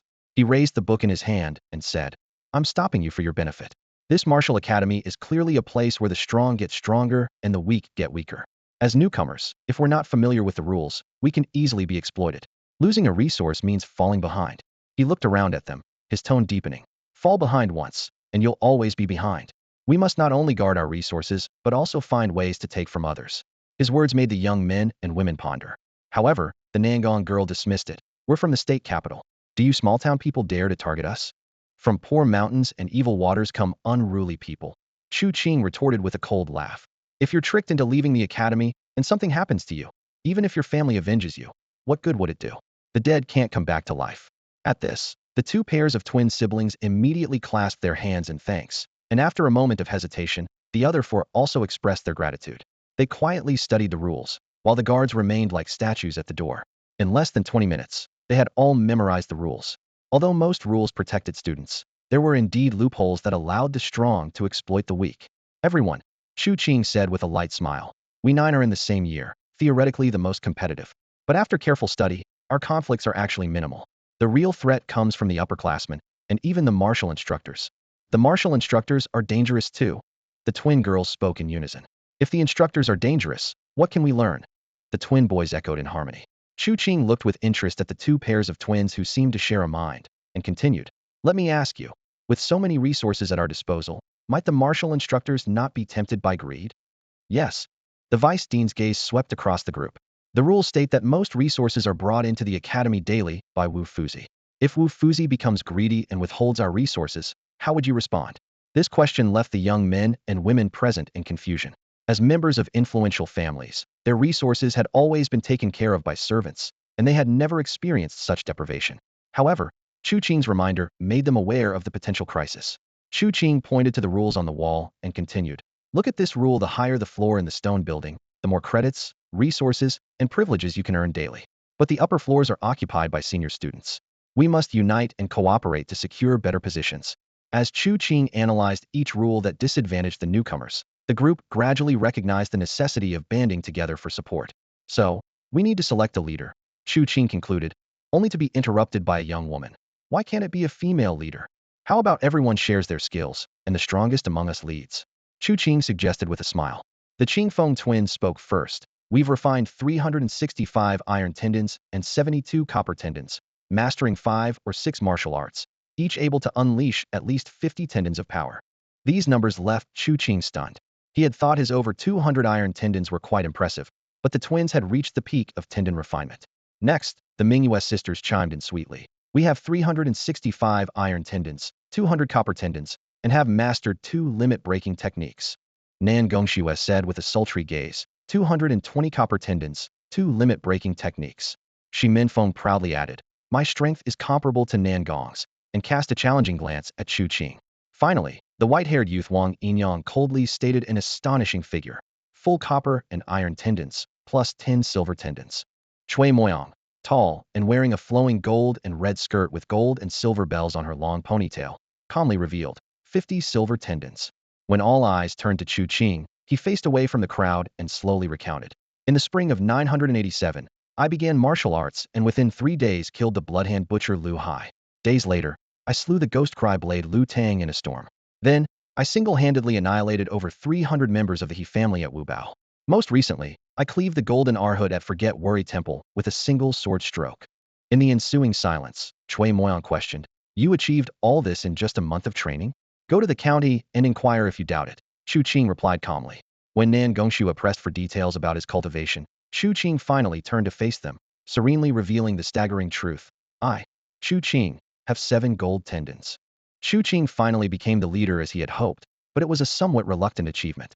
He hadn't even mastered the basic 365 iron tendons, while the other 8 had long completed this step.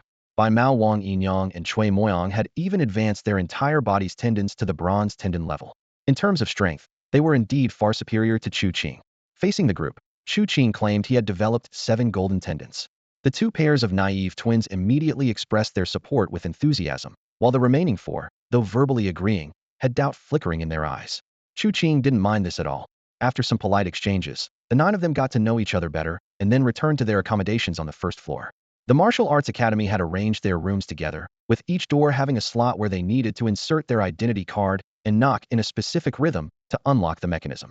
Before parting, Chu Qing specifically reminded everyone not to leave the academy for the time being, and they all nodded in agreement. Entering his own room, Chu Qing found it to be a well-appointed suite. It had a study, dining room, bedroom, bathroom, and practice room, all fully equipped. Even the living room was spacious and comfortable. He carefully inspected each room and found that all the necessities were of top quality, from books to bedding. Everything was exquisite. The wardrobe in the bedroom held several sets of luxurious silk clothing that fit him perfectly. Finally, Chu Qing went to the study to write a letter to Tang Wuming. Having stood out in a competition with thousands for just 10 spots in the inner academy, He could hardly contain his joy, even after living 2 lifetimes. He was eager to share his success, and Tang Wuming was the first person who came to mind. After pulling the red cord in the study, 2 young and beautiful maids quickly entered. They were dressed elegantly and carried themselves with the grace of noble ladies. "Greetings, young master," they said in sweet, melodious voices. Chu Qing instructed, "Prepare the ink. Also, get some hot water ready for a bath."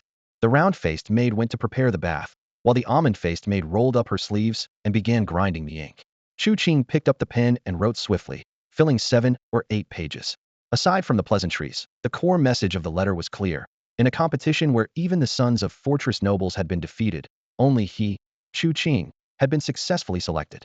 If Tang Wuming found himself struggling, he was welcome to join Chu Qing and work as a scribe to make a living. The almond-faced maid carefully dried the ink, placed the letter into a gold-thread, silver-edged envelope, sealed it with wax, and said, "Young master, please provide your seal." "I don't have a seal," Chu Qing replied. The maid pointed to an exquisite box in the corner of the table. "Young master, the academy has prepared a seal for you. It's right there." Opening the box, Chu Qing was surprised to find 7 or 8 seals of various sizes inside. Seeing his confusion, the maid pointed to a small seal and explained, "This one is specifically for letters." Chu Qing handed the seal to the maid. "You go ahead and stamp it." The maid pressed the seal onto the wax, and a unique pattern along with Chu Qing's name appeared. "Why so many seals?" Chu Qing asked curiously. The maid patiently explained, "They are used for different occasions such as letters, paintings, leisure activities, and contracts. You must take good care of them, as these seals will be useful during your time at the academy and possibly throughout your life." Chu Qing carefully examined the various seals in his hands, his fingers gliding over the warm, smooth jade surfaces. Each of these seals, carved from unknown jade stones, was of considerable value. A maid nearby respectfully handed him an exquisite sachet, softly reminding him, "Young master, among these seals, the contract seal is the most important." After pondering for a moment, Chu Qing instructed the maid to carefully place the contract seal in the sachet. The sachet emitted a subtle fragrance, and inside, the seal was securely fastened with silk threads to ensure its safety. "Can this letter be delivered?" Chu Qing handed the letter to the maid. "It can. It will reach its destination in no more than 3 days," the maid replied with a smile. 1,000 miles in just 3 days? Chu Qing was slightly surprised. "That's quite fast. By the way, help me issue a task." "I'll need your seal to issue a task." The maid drafted the document according to Chu Qing's instructions and asked him to stamp the contract seal at the crucial point. As she did so, she carefully explained the meanings of the seal's engravings, leaving Chu Qing impressed. "Tomorrow morning, the task will appear on the academy's task board. By noon, the message will have reached Shurji County and the surrounding areas." This privilege of being an inner academy student pleased Chu Qing greatly. He secretly hoped to find the red snake soon, as he had already spent 2 credits to break the red snake leg limit. At that moment, a round-faced maid came to announce that the bath was ready. The entire bathing process lasted an hour, during which the maids meticulously cleansed him from head to toe with various fragrant oils and ointments. Every strand of hair was carefully groomed, and finally, he was dressed in a gold and red brocade outfit, his hair tied into a neat ponytail. "You look even more handsome, young master," the maids genuinely complimented. "Do you prefer credits or silver?" Chu Qing asked. "The academy provides a salary," the maids answered in unison. Chu Qing then rewarded each with 50 taels of silver, instructing, "If anyone inquires about me, you may speak truthfully, but be sure to inform me afterward." During dinner, the maids wheeled in a cart with 18 exquisite dishes. Chu Qing learned that aside from the special medicinal meal, the rest were standard for inner academy students. The 2 maids clumsily served him, making Chu Qing chuckle. Such a lavish lifestyle might affect my martial arts training. Once the maids had cleared everything away and left, Chu Qing savored the lingering flavors, reminding himself, "Next time, it's better to do it myself. I must not let these comforts erode my will." In the quiet of the night, Chu Qing quietly left the stone building. He planned to return home briefly to personally deliver the good news to Madame Jean and retrieve his 2-handed sword and the specially crafted pearl. Chu Qing lightly tapped his toes, agilely leaping over the Martial Academy's wall, skimming the night sky like a dragonfly, swiftly heading towards the Jean residence. Just as he left the academy, someone observing the stone tower glimpsed his figure. The person quickly released a carrier pigeon, rapidly conveying the message. Soon, certain noble scions of Shurji County began to take action. The spots in the inner court were already limited, with most occupied by the offspring of the city's noble families, which was tolerated. However, for a local commoner to dare to claim a spot was simply outrageous. Some hesitated, saying, "But, Madame sure seems particularly fond of Chu Qing." The other sneered, "He must be killed anyway. A commoner is just a commoner. How dare he aim so high? In the darkness, they silently began their preparations. A few minutes later, Chu Qing arrived at the Jin residence. To his surprise, despite the late hour, the place was still brightly lit. Chu Qing shifted his position, silently landing on the courtyard wall. Through the dim light, he saw the servants yawning, with occasional soft footsteps echoing. Even Madame Sher's servants were present. Was Madame Sher here too? A flicker of doubt crossed his mind as Chu Qing silently leaped down the wall and gently knocked on the door. The door opened, and Xiao Taohong's eyes widened in surprise, momentarily stunned. Chu Qing smiled at her, his expression gentle. Xiao Taohong looked him up and down, her cheeks quickly turning red, as if ignited by a blaze. Who's outside? Came the lazy voice of Madame Jean from inside. It's young Master Qing. Xiao Taohong stammered in reply. What? Madame Jean sat up abruptly, exclaiming in surprise. She hurried to the door, only to be taken aback. At the doorway stood a handsome young man, with a striking face, a ponytail tied at his waist, dressed in a golden-red brocade robe, with a scented sachet hanging from his waist, and wearing deerskin boots, a truly dashing young gentleman. Madame Jean stood there for a moment, a complex wave of emotions rising in her heart, hardly daring to believe her eyes. Qing, my foster son, you are truly remarkable. Tears glistened in Madame Jean's eyes. She looked at Chu Qing with overwhelming pride. This foster son, venturing alone from the martial academy, had defeated all the noble scions of Shiji County and successfully became an inner court student. It was indeed something to be proud of. Chu Qing gently wiped her tears, softly comforting. Don't cry, don't cry. Madame Jean hugged him tightly, her tears flowing even more. After a few minutes, Madame Jean's emotions gradually calmed. She led Chu Qing inside, saying, Madame Sher said you would definitely return tonight, and indeed, you have. Chu Qing looked inside the room, seeing Madame Sher dressed in theatrical costume, resting with her eyes closed. On the table lay his long sword and a bundle. Click! Xiao Taohong quietly closed the door. Inside, there were only the three of them. Madame Sher slowly stood up, her gaze stern. Coachman, regardless of whether you become an inner court student, you remain my coachman. Chu Qing rolled his eyes, thinking, Madame Sher, you're really too immersed in your role. Madame Sher lifted her chin, letting out a cold laugh. I'm going to perform. Chu Qing pulled Madame Jean to sit beside him, and she held his hand tightly, as if afraid that letting go would make him disappear. Madame Sher cast a disdainful glance at them, then stood up and began to sing. At first, she sang, Tears of Longing Fall Like Rain, followed by The Moment of Glory. After the two songs, just as Chu Qing was about to follow the usual protocol, Madame Sher prepared to sing again.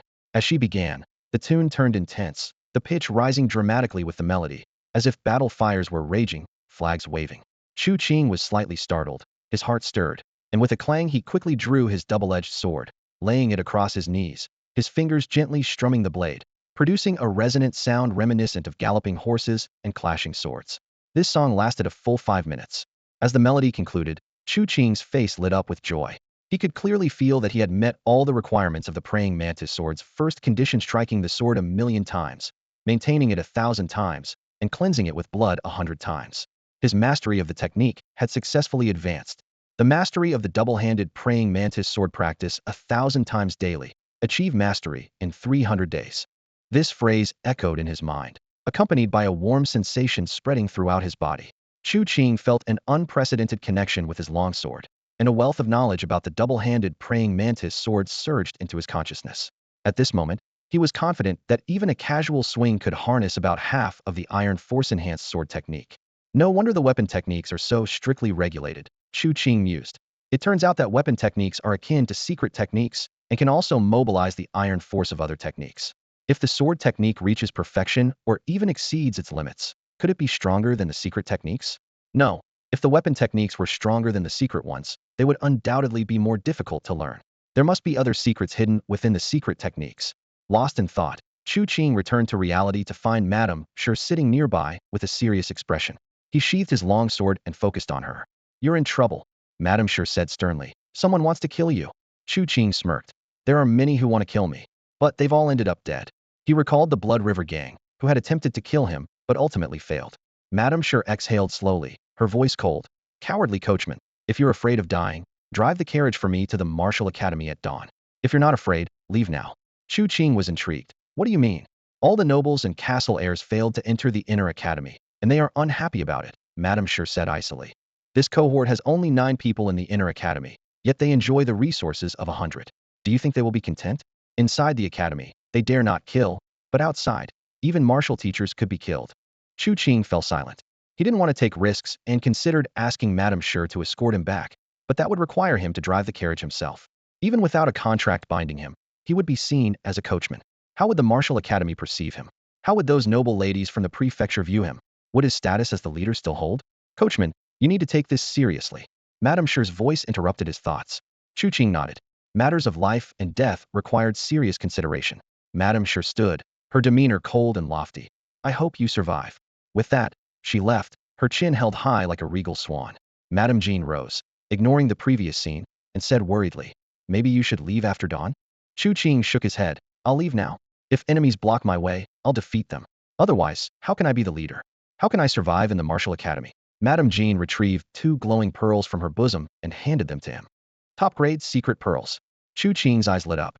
These treasures could cultivate 6 gold sinews, and any additional strength was invaluable at this time. Eagerly, he swallowed the pearls, opting to enhance his secret frog technique instead of the praying mantis fist.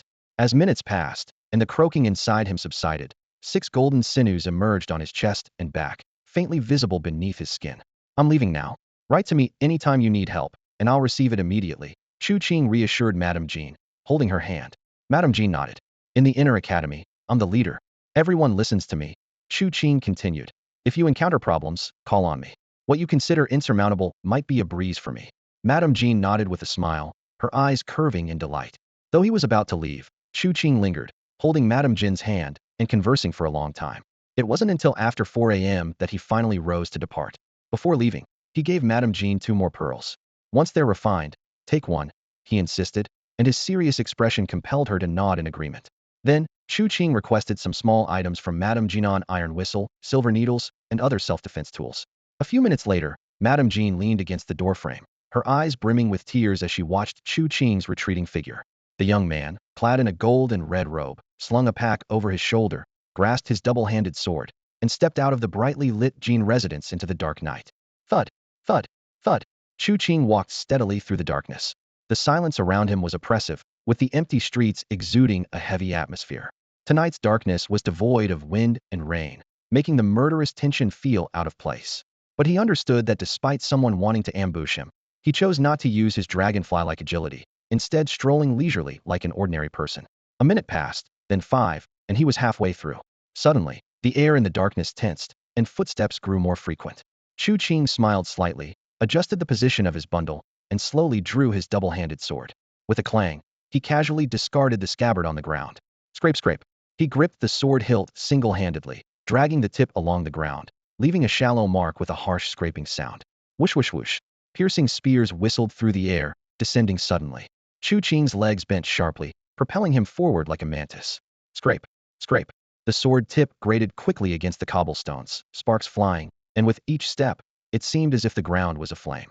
A group of swordsmen emerged from the shadows, and the atmosphere reached a fever pitch.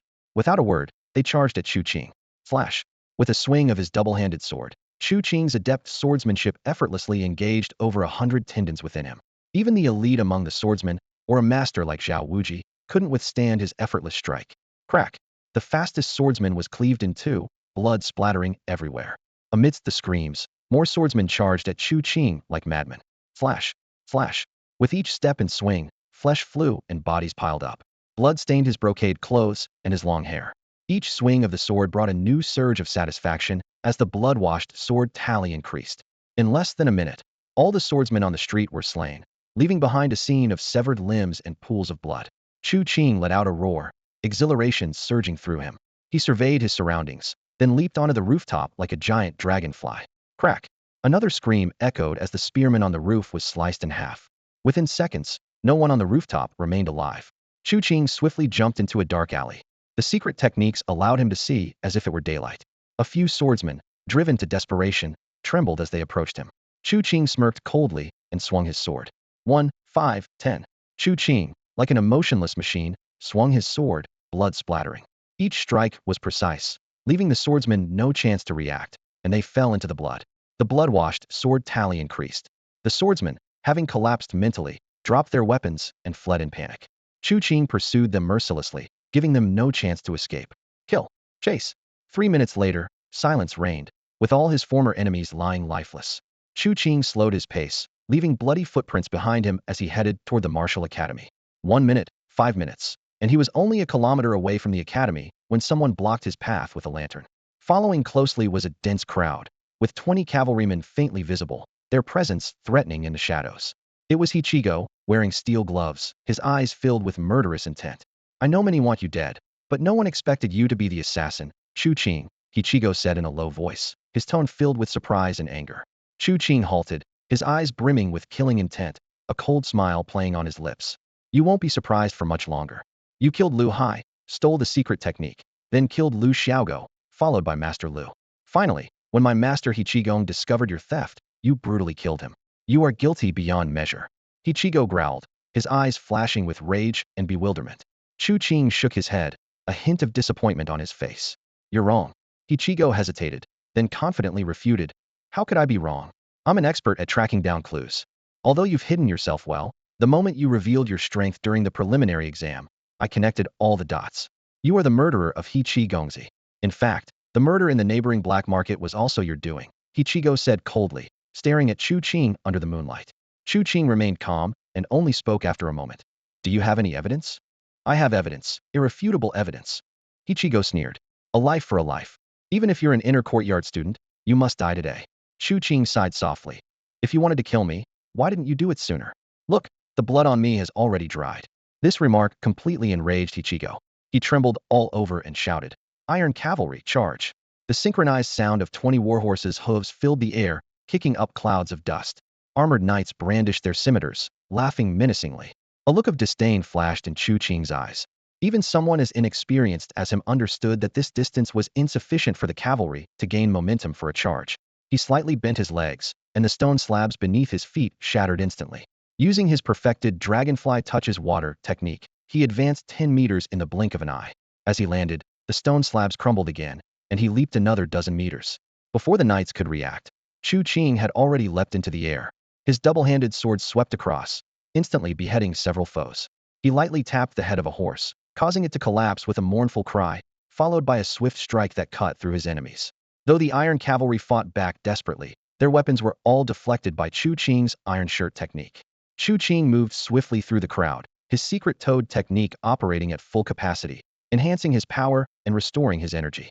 Amidst screams of agony, the iron cavalry fell one after another. Ichigo, consumed with rage, planted his lantern into the ground, rolled up his sleeves, and his muscles began to writhe, his joints cracking. No matter how strong you are, you can't withstand my iron palm. He charged into the fray, his palms striking fiercely. Yet Chu Qing ignored his attacks, focusing on eliminating the remaining cavalry.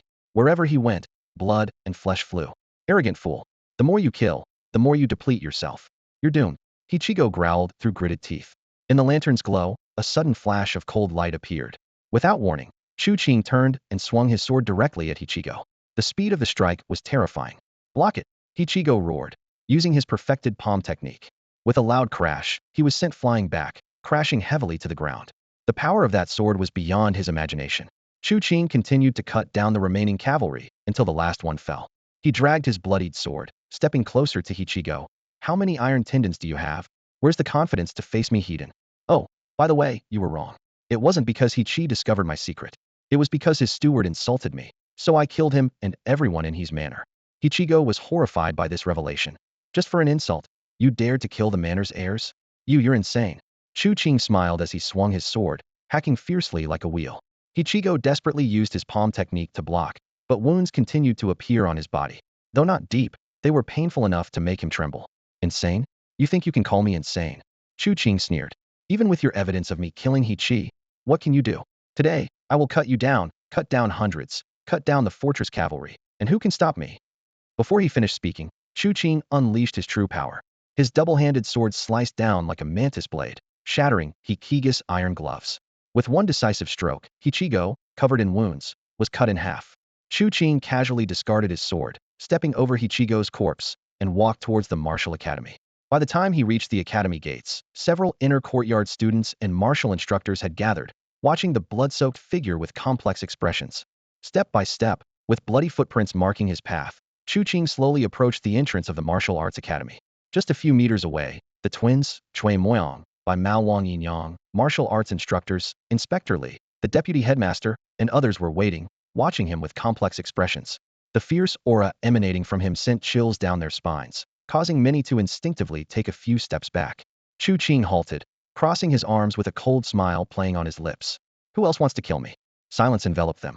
The inner courtyard students gritted their teeth, while the deputy headmaster wore a knowing smile. Who else wants to kill me? Chu Qing roared again. Immediately, some of the inner courtyard students backed away, vanishing into the darkness. He turned towards the shadows, his voice thundering. Who dares to kill me? Still, there was only silence. With a sigh, Chu Qing stepped into the academy's gates. At that moment, the twins, Qing Feng and Mingyu, excitedly shouted, "Our leader is indeed fierce." Mingyu chimed in cheerfully.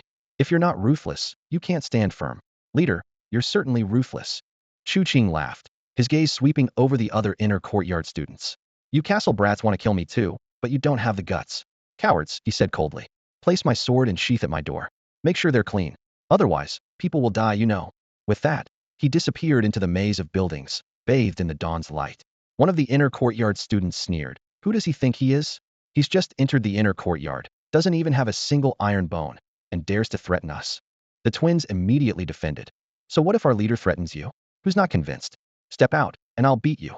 The deputy headmaster quickly intervened. "Qing Feng, Mingyu, come back. Everyone disperse, it's time for class." Inspector Li sighed in disappointment. "So many cowards at the bottom? It's pathetic. I'm leaving," returning to the main academy to report.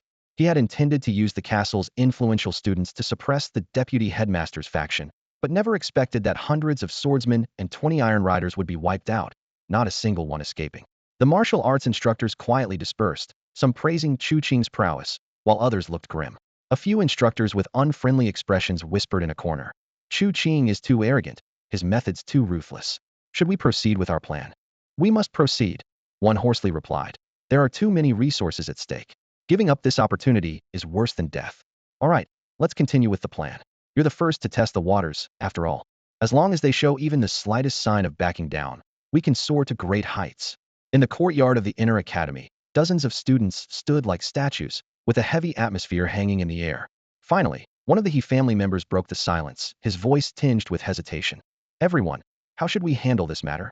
A radiant woman elegantly tucked a strand of hair behind her ear, her tone as cold as ice. "Think about it. It's just a few lackeys dead. Our stronghold isn't short of them, is it? Besides, the plan to kill Chu Qing was orchestrated by the old folks at home. What does it have to do with us?" The He family member's voice was hoarse, but he's too arrogant. He dares to claim that even ironclad evidence can't touch him, and that killing our stronghold's disciples means nothing. This is clearly a slap in the face for us. The radiant woman sneered. "Fool. When our stronghold's disciples kill, does ironclad evidence matter? Does anyone dare interfere? It's just that this time, the incident happened to us, and now it's hard to accept. If you consider him as one of our own disciples, wouldn't you understand? But he's just a commoner." The He family member's words were met with agreement from others. The radiant woman sighed inwardly, her tone even colder. "He's dressed in finery, kills as if cutting grass, has a heart of stone, and a sharp tongue. He's long past being a mere commoner." Silence fell over the group. The radiant woman shook her head and turned to leave. The He family member asked anxiously, "Should we gather his sword and sheath for him?" The foolish question nearly made the radiant woman stumble. She waved dismissively without looking back and hurried away, leaving the He family members standing there bewildered. "Quick, clean up the bodies. Gather all the weapons." The servants of the stronghold and the noble families were frantically clearing the bodies from the streets. One servant muttered under his breath, "It used to be others cleaning up for us." Before he could finish, he was whipped by a steward, who angrily shouted, "Shut up." The sound of iron hooves approached from the distance as a cavalry unit galloped in, loudly searching for the greatsword's sheath. The servants scattered immediately to search. Inside the He family council hall, the head of the family sat with a blank expression, eyes closed in contemplation, listening to the heated debate among the clan members. One person was furious. "Chu Qing is too brazen, using the greatsword to kill our people, and then deliberately discarding the weapon for us to return. This is blatant humiliation. Family head, please give the order. The next time he appears, we must gather our experts and kill him with one strike." Another voice timidly reminded, "We've already lost 20 cavalrymen. Chi dog is dead, not to mention the fallen servant swordsman. It's better to resolve enmity than to create more enemies. Why provoke a strong adversary?" The debate went on for a long time before the family head finally spoke, his voice cold. "I've already sent someone to retrieve the greatsword." Some breathed a sigh of relief, while others were resentful, thinking the family head intended to return the weapon to Chu Qing. The family head stood up, suddenly opening his eyes, his presence radiating menace. I've sent a letter to the rebels, asking them to dispatch sword experts. Other strongholds will also send skilled swordsmen. Seeing the confusion among the crowd, he coldly stated, the weapon that killed our stronghold's disciples will be the one that pierces the killer's body. Early in the morning, Taiju got up on time and stood in the courtyard, practicing his breathing exercises. Sweat soon soaked his clothes. Just as the sky began to lighten, he finished a set of basic martial arts and was about to start the second set when he heard some fellow trainees whispering nearby. Did you see that fight at the gate just now? They started before dawn, and there was blood splattered on the stone slabs. That killer is too arrogant, actually saying even if the evidence is irrefutable, what can you do to me? Upon hearing this, Taiju felt a jolt in his heart, as if his blood was boiling. He instinctively clenched his fists and gazed at the glowing horizon. When will I have that kind of confidence? He murmured, eyes filled with intense longing. But then he lowered his head, a bitter smile on his lips. Unfortunately, that person is an inner court disciple, while I'm still just in the outer court. He shook his head, as if trying to shake off that bit of unwillingness. But if I keep training hard, one day, I'll be able to say something like that too. What's that person's name? He couldn't help but ask, his eyes burning with curiosity. How would we know? One trainee shrugged. We're all servants here, never even heard of his name. As they spoke, Zhao Hongxiu approached briskly in a red dress, its hem fluttering in the morning breeze. Her expression was urgent, her voice lively. Taiju, I just got a task, and it's worth 2 credits. Tieju's eyes lit up. 4 new outer court students. Credits start at 0, and credits determine almost everything. Without them, it's impossible to get elixirs, weapons, or training techniques. He asked excitedly, Senior sister, what's the task? Zhao Hongxiu smiled brightly. Catching 2 red snakes. They're rare, but I know where they usually are. If all goes well, we can finish by noon. Taiju nodded eagerly. That's great. But then he frowned. If we go out on a task, we won't get our training resources today, will we? Zhao Hongxiu paused, her tone more serious. Today's resources were taken by Sister Lan, so we'll have to wait until tomorrow. Taiju felt a pang in his heart. For some reason, the words of that inner court disciple, Chu Qing, echoed in his mind. When a dog is strong enough, it can bite its master to death. His gaze became resolute. I don't want to be a dog, I don't want to have a master. He silently clenched his fists, his knuckles white. Meanwhile, elsewhere, a very different scene unfolded. On the steps, a maid with an oval face held a copper pot, gently washing the blood off Chu Qing. Another maid with a round face carefully wiped the still wet bloodstains from his chest. Bucket after bucket of clean water poured over him, washing away the stench and staining the stone floor red. Finally, the blood was washed away. Chu Qing stepped into the warm bath, water splashing slightly. He closed his eyes and slowly submerged, his black hair floating on the surface like dark ripples. A minute passed, and the maids exchanged anxious glances. 5 minutes later, they were visibly worried. They wanted to check on him, but dared not approach without permission. Just as their eyes began to redden with anxiety, the water suddenly churned. Whoosh! Chu Qing leapt out of the water, droplets flying. The 2 maids finally breathed a sigh of relief. Noticing them, Chu Qing said softly, I'm sorry, I just wanted some quiet. Next time, I'll let you know in advance.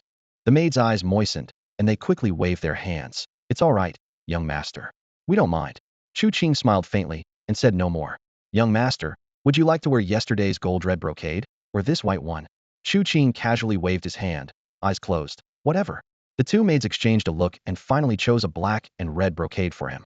The finely sewn garment fit him perfectly, making his silhouette appear as straight as a spear. Yesterday's gold-red made you look noble, young master, but today's black-red. The oval-faced maid couldn't help but praise. Is simply majestic. Chu Qing's expression remained indifferent. Clothes, to him, were just external things. He had once roamed the wilderness barefoot, wearing only coarse linen. Soon, the maids brought a table of food. His gaze swept over it, interested only in the medicinal dish. I heard from the cook that this medicinal dish is worth 10 taels of silver, and with long-term use, it can strengthen the bones and nourish the flesh, the round-faced maid explained softly. Chu Qing nodded, eating slowly but finishing everything. Half an hour later, he donned his clothes and left, carrying some small items. At the door, he noticed his twin swords were missing. He let out a cold laugh, a hint of mockery in his eyes. It seems the people in the fort still haven't given up. He turned, tossing a spare scabbard and sword to the ground, letting them roll away. I haven't killed enough people. My authority isn't strong enough yet. He stood with his hands behind his back, his gaze deep and a cold smile on his lips. I still need to establish my power. Chu Qing stood in the corridor, contemplating his choice of weapon. After losing his dual swords, he wondered whether he should forge a new one or try a different weapon. He walked towards the classroom, passing through unusually quiet halls. Students from the outer courtyard didn't recognize him, while those from the inner courtyard turned pale and avoided him. unwilling to engage. Chu Qing paid them no mind. Inside the classroom, 8 new students were already seated. Behind the podium stood a martial arts instructor in his 30s, wearing a stern expression. On the table before him was a box, and upon not seeing Chu Qing, a hint of delight flashed in his eyes. Students, the instructor began, though you come from the city and have seen much, there is still knowledge and resources in the martial academy that you are unaware of. Our first lesson is to learn to respect your teachers. What followed was an endless lecture. The 2 pairs of twins were nearly asleep.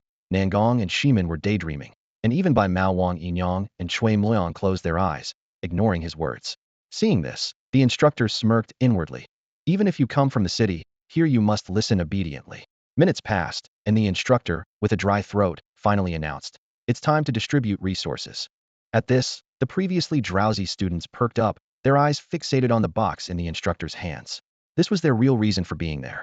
Nangong Zhu 3 basic resources, 1 limit-breaking elixir, and 1 golden incense stick. Nangong Shui frowned slightly. This didn't match what the pamphlet promised. The elixirs should have been 5, and the incense sticks 3. While the elixirs weren't particularly valuable to them, the incense sticks were rare treasures that significantly enhanced muscle refinement, even aiding in achieving golden muscles. She remained silent, observing the others' reactions. Pleased by her silence, the instructor continued distributing resources. Wang Yinyang 3 basic resources, 1 golden incense stick. Instructor, there are 2 incense sticks missing, Wang Yinyang pointed out. The instructor chuckled. Students, this is the lowest tier of the martial academy. Resources are distributed layer by layer, and some loss is inevitable. Everyone takes a little for themselves. Wang Yinyang pondered for a moment and let it go. The others also accepted this explanation, as they had anticipated it, and receiving 1 incense stick daily was already better than what they had at home. Chu Qing isn't here. I'll leave his resources here, and I won't be responsible if they go missing, the instructor said, about to leave. I'll take them to him, offered Mingyue, one of the twins. No need, thank you. With a creak, the door opened. Dressed in black and red brocade, Chu Qing entered, carrying a blood-stained bundle. He nodded at Mingyue. Mingyue smiled brightly. Big brother, you look so handsome today. Beside her, Qingfeng looked worried. Wasn't I handsome yesterday? Chu Qing teased. Yesterday you were in linen clothes and barefoot. It was awful, Mingyue pouted. Chu Qing smiled and nodded to everyone, gently moving the instructor aside. Please excuse me. Thank you. The twins couldn't help but laugh, and the others nodded in agreement.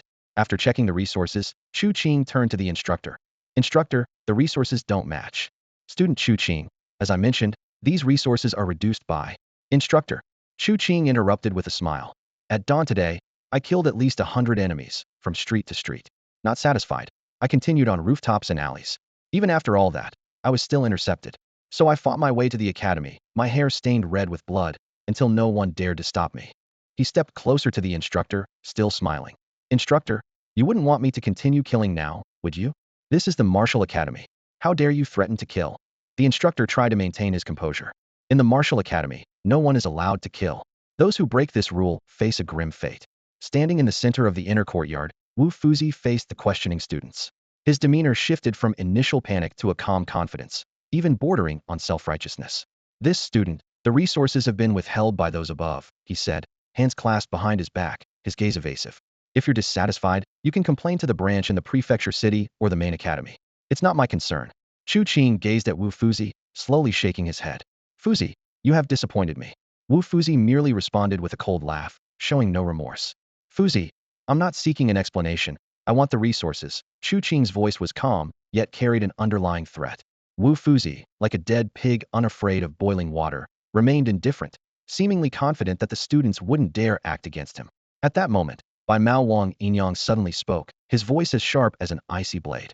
I keep a watch on him day and night. If he steps out, I'll cut him down. Wu Fuzi's mouth twitched, but he stubbornly retorted, well, I won't leave the academy for a year. Threatening me will only cause more resource loss. Standing to the side, Chui Moyang spoke coldly. I have 10,000 silver notes. Let's restrain him and find an outer courtyard student to take him out.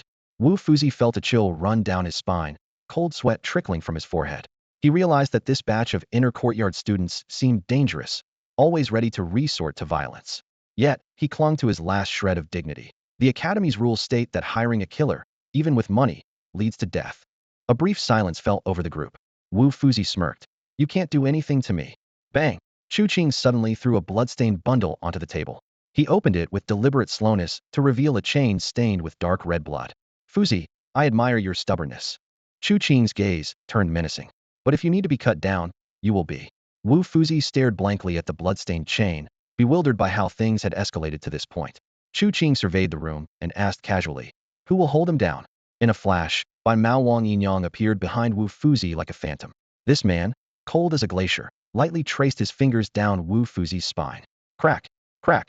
With a series of bone-cracking sounds, Wu Fuzi was horrified to find he had lost control over his body. Simultaneously, Chui Moyang appeared silently in front of Wu Fuzi. Her slender fingers brushed through her dark hair, and several needle-like hairpins precisely pierced the vital points on Wu Fuzi's chest. Wu Fuzi was even more terrified to realize he could no longer feel his muscles and bones. He began, but a bloodstained chain was already looped around his neck, like a leash on a dog. Who will lead him out of the academy? Chu Qing's gaze shifted to Qingfeng Mingyue and the 8 others, Nangong and Shimin. Qingfeng Mingyue eagerly jumped up. Me. I love walking dogs. Nangong and Shimin exchanged glances, instantly grasping Chu Qing's intention. This was a test of loyalty. They could refuse, but risk being ostracized or participate and face potential backlash from certain academy factions. Nangong smiled sweetly. I don't like dogs, but I don't mind walking them. Shimin gave Chu Qing a meaningful look, grabbed the chain, and without hesitation, began dragging Wu Fuzi outside. In that moment, Wu Fuzi understood everything. Fear surged within him as he pleaded, "No, don't take me out. The resources were withheld from above, but I'll make it up." Chu Qing shook his head in disappointment. "Fuzi, I still admire your defiance from earlier. Please, keep it up, won't you?" Nangong's eyes twinkled mischievously as she removed her silk stockings and stuffed them into Wu Fuzi's mouth. Wu Fuzi's eyes widened, able only to make muffled sounds. Everyone exchanged glances, and Nangong smugly declared, "If he doesn't beg for mercy, that's defiance." She wore a look that said, "I'm clever, praise me." The group was speechless. Mingyue's eyes darted around, and with the help of the others, they securely tied Wu Fuzi's hands. Qingfeng found a branch and prodded Wu Fuzi with it. "Move. Mm, mm, mm." Wu Fuzi could only whimper in pain and regret. He never imagined that these newcomers would find a loophole in the rules. He blinked frantically at Chu Qing, hoping for mercy. Chu Qing turned around and said coldly to Shimin, "I have a kind heart and can't bear to see the teacher beg. Quickly, take him out." With that, he covered his face and walked out. A few minutes later, at the vast martial arts academy, aside from the outer courtyard disciples, the inner courtyard students and martial arts teachers who got the news rushed over. When they saw Chu Qing and the others, as well as the disheveled martial arts teacher, everyone was stunned. Someone immediately went to inform the vice dean. Upon hearing, the vice dean chuckled lightly and said, "I suppose that teacher was withholding their resources. This act is nothing but a humiliation for him."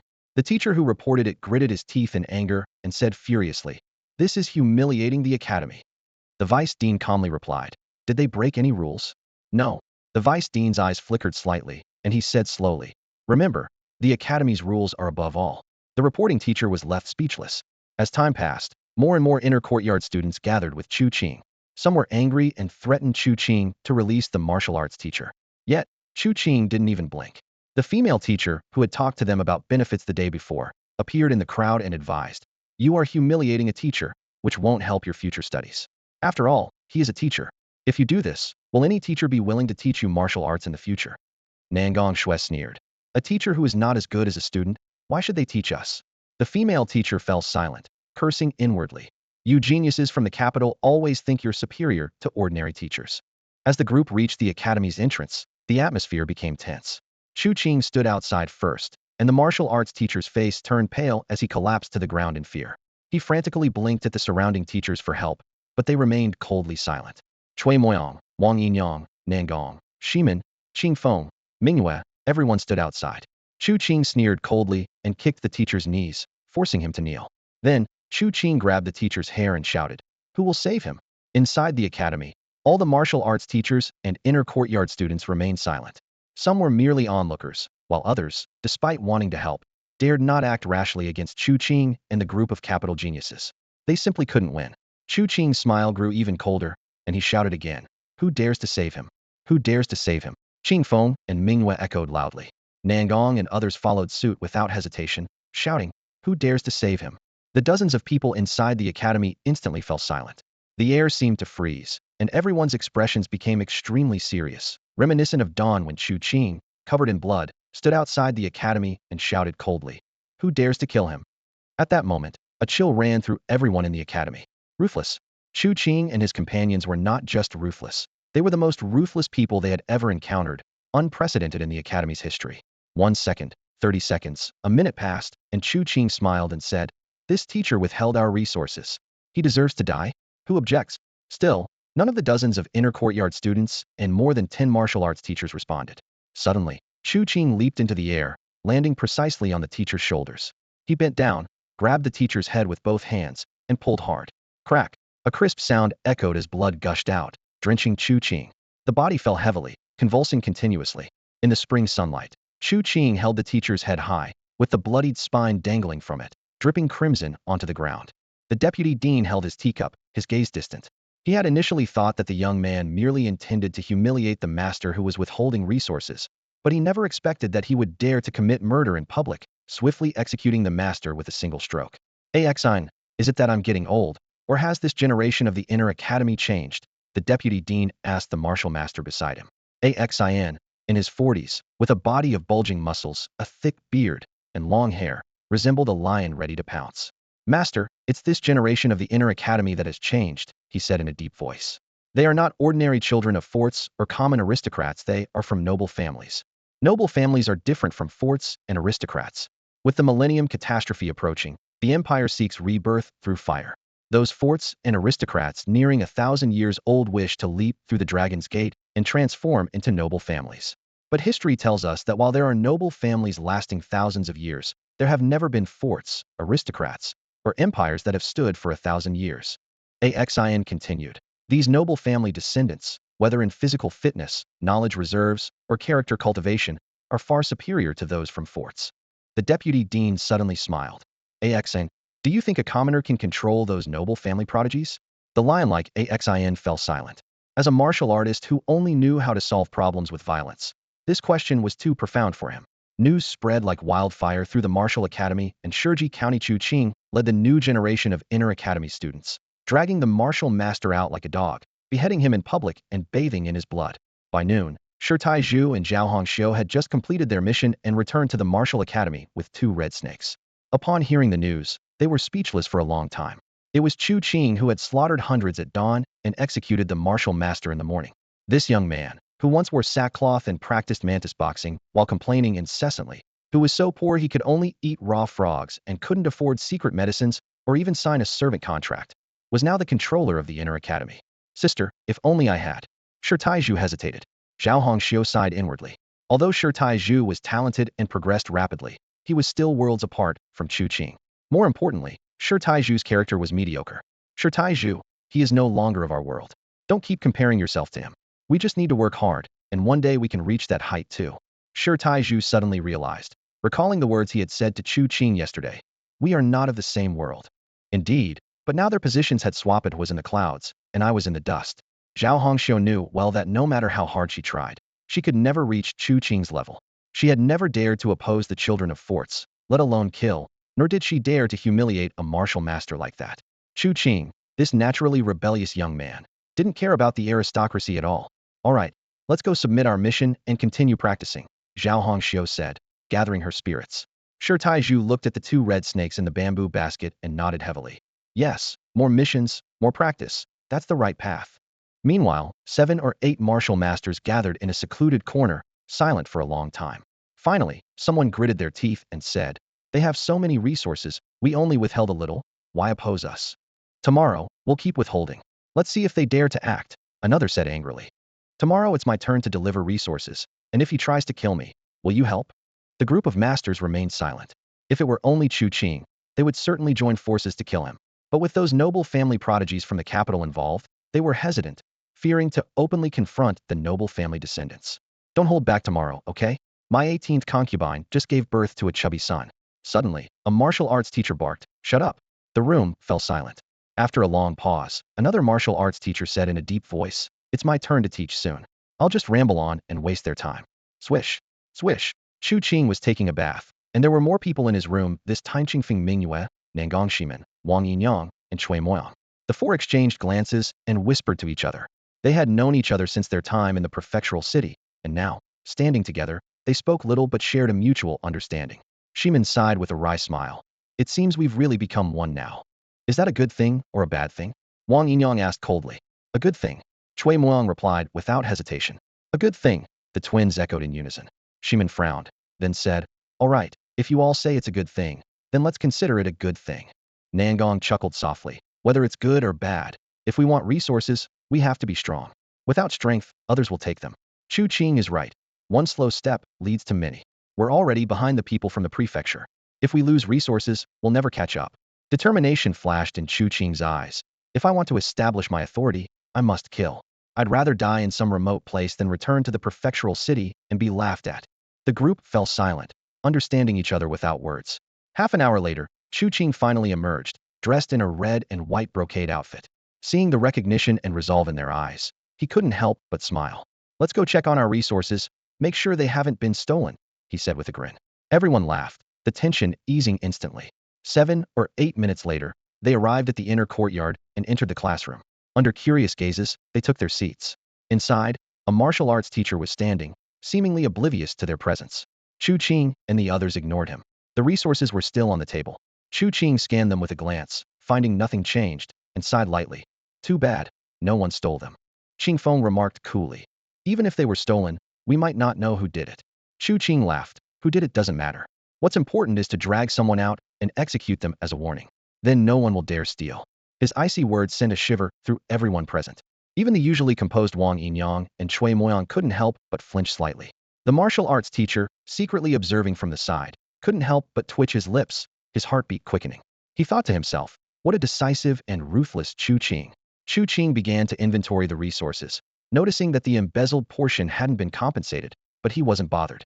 After all, someone had already paid the price, and those lost resources could be considered as having bought a golden Nanma coffin for the other party.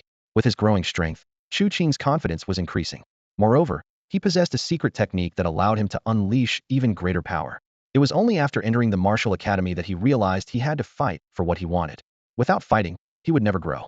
Later, a new martial arts teacher cleared his throat, stood at the podium, and said, "Now, I'll teach you a lesson, starting with history." As soon as he finished speaking, Chu Qing smiled faintly.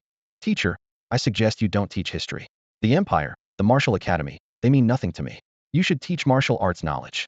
The new martial arts teacher was taken aback, puzzled, with words like lawless and disrespectful flashing through his mind. He turned to the others, seeking support. Cui Moyang's voice was icy. "Teach martial arts knowledge. Teach martial arts knowledge," the young boys and girls below echoed. The martial arts teacher's face showed a slight surprise, then he forced a smile. "The academy's rules, this class is for history." Chu Qing smiled slightly. "I can be the rule." These words immediately changed the teacher's expression, anger surging within him, making him tremble with rage. After a long while, he couldn't help but fling his sleeves and say, "Lawless." Then he turned and left. Self-study. The classroom fell into silence once more. Without the teacher present, no one seemed to mind. They all sat cross-legged and began their self-study. Chu Qing took out a portion of the limit-breaking elixir and swallowed it without hesitation. He sighed inwardly, thinking that if 4 portions of the elixir hadn't been embezzled, he could have fulfilled the second condition of the Iron Fist technique.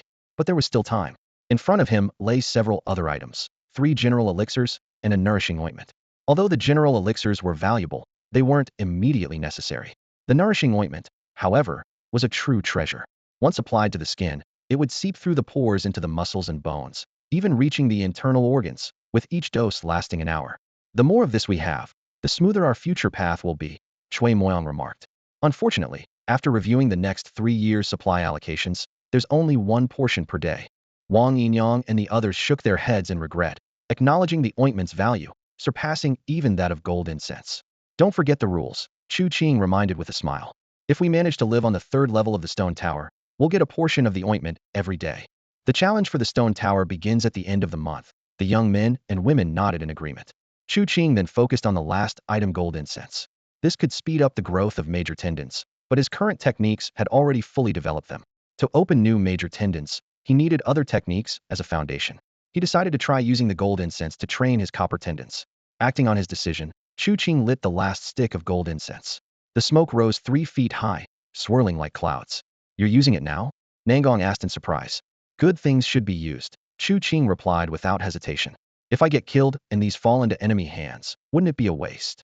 As the gold incense burned, Chu Qing began to practice the secret frog technique. Ribbit, ribbit. The sound of frogs echoed around. Cui Moyang and the others were initially startled, then realized. It's indeed the secret frog technique. He Chi Dog wasn't wrong. He really obtained the secret from the rebel army. Their eyes gleamed with envy. Though they were all prodigies, their families wouldn't give them such secrets, highlighting their rarity. The difference in strength between those with and without secrets was like night and day. The gold incense quickly burned out, and Chu Qing reached a peak in energy and spirit. He took a deep breath, inhaling the incense like a small snake into his nostrils. Training limit-breaking praying mantis fist. Chu Qing moved with agility and fluidity, resembling a nimble mantis. System notifications kept appearing. Copper Tendon 1. Copper Tendon 1. You've developed a copper tendon. Once the gold incense's effect faded, Chu Qing suddenly cursed, "Damn it. Just one stick of gold incense can train a copper tendon. That teacher embezzled 2 sticks from me, costing me 2 copper tendons." Everyone looked puzzled, not understanding why their leader was suddenly upset. "Are you saying your copper tendons aren't fully developed?" Wang Yinyang cautiously asked. "Were the 7 gold tendons you mentioned a lie?" Chu Qing coughed and admitted, "Not only are my copper tendons incomplete, but even my iron tendons aren't fully trained." "You're leading us without even completing your iron tendons?" Shiman exclaimed. Chu Qing laughed. "I dare to kill, dare to lead you in reclaiming our rightful resources. Who else dares?" Everyone fell silent. Indeed, none of them had Chu Qing's fierce courage. Chu Qing coughed lightly, his voice slightly hoarse. "Although my main tendon hasn't reached its limit, I've already cultivated 12 golden tendons." As soon as he finished speaking, Chui Moyang jumped up, eyes gleaming. "What secret medicine did you take? I'll pay 10,000 taels of silver for that information. I'll offer 30,000 taels. I'll give 50,000 taels." The surrounding young men and women erupted in excitement, eagerly raising their offers, eyes filled with greed and desire. They were desperate for Chu Qing to reveal the secret of the golden tendons. Just yesterday, Chu Qing had only 7 golden tendons, and today he had 12 golden tendons in a single day. Such an extraordinary feat was unheard of, beyond their wildest dreams. If they could obtain this secret, they would surely rise to greatness. After all, iron tendons, copper tendons, and even silver tendons were relatively easy to acquire. But golden tendons were exceedingly difficult to cultivate. The resources required to upgrade from silver to gold were 10 to dozens of times greater than all previous resources combined. Such staggering consumption meant that even noble families in the city could only support one person at a time. They had to constantly monitor progress and abandon the endeavor immediately if it fell short, switching support to another individual. These young men and women were forced to come to this remote Shurji County after failing to secure resources for golden tendons. Unexpectedly, they found hope in this desolate place. Even the usually aloof Wang Yinyang, as cold as an iceberg, had reddened eyes and growled in a voice like a beast. "Tell me the secret, and I'll kill for you for 3 years." Chu Qing looked speechlessly at the crazed expressions of those around him. He hadn't expected them to become so agitated. Tell them? They would surely compete with him for resources. Not tell them? They would eventually discover the secret of the pearls if they stayed here long enough. Better to be upfront now than to create future rifts. Besides, he needed the help of these prodigies to collect pearls for him. Chu Qing let a smile play on his lips. "We're all companions here. There's no need to pay." With that, he began to reveal the secret of the pearls. After a while, Wang Yinyang gritted his teeth and said, "Pearls that can cultivate golden tendons were wasted by the fort to refine copper tendons. It's a grave sin." Chui Moyang and the others nodded, faces dark, jaws clenched. Nangong dramatically clutched his chest in regret.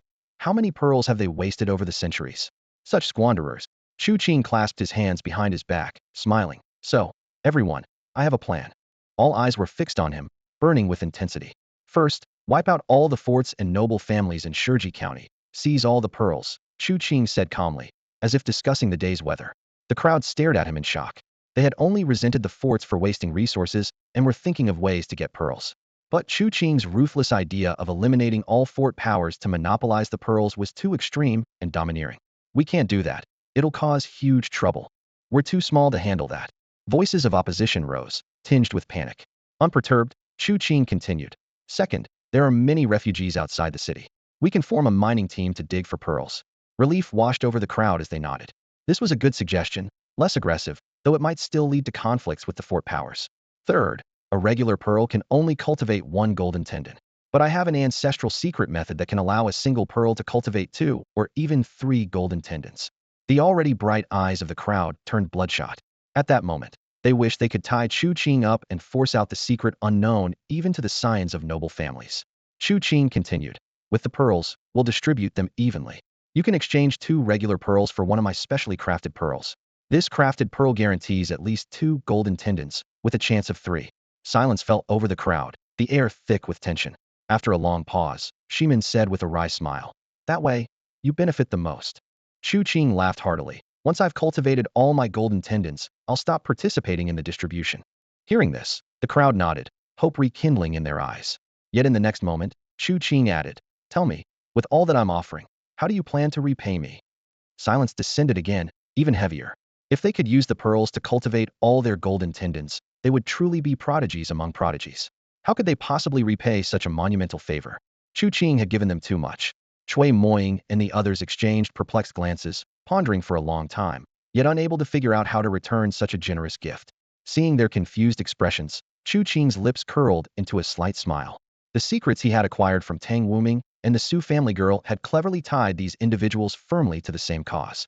This was the greatest return he could ask for. As someone without any solid foundation, Chu Qing understood well that even if the 8 noble scions joined him in battle, and even if they temporarily shared a common goal, without shared interests, this bond would eventually crumble. Now, by revealing those not so secret secrets, Chu Qing had successfully bound them together. With this layer of mutual interest, even if they went their separate ways in the future, they could still watch out for one another.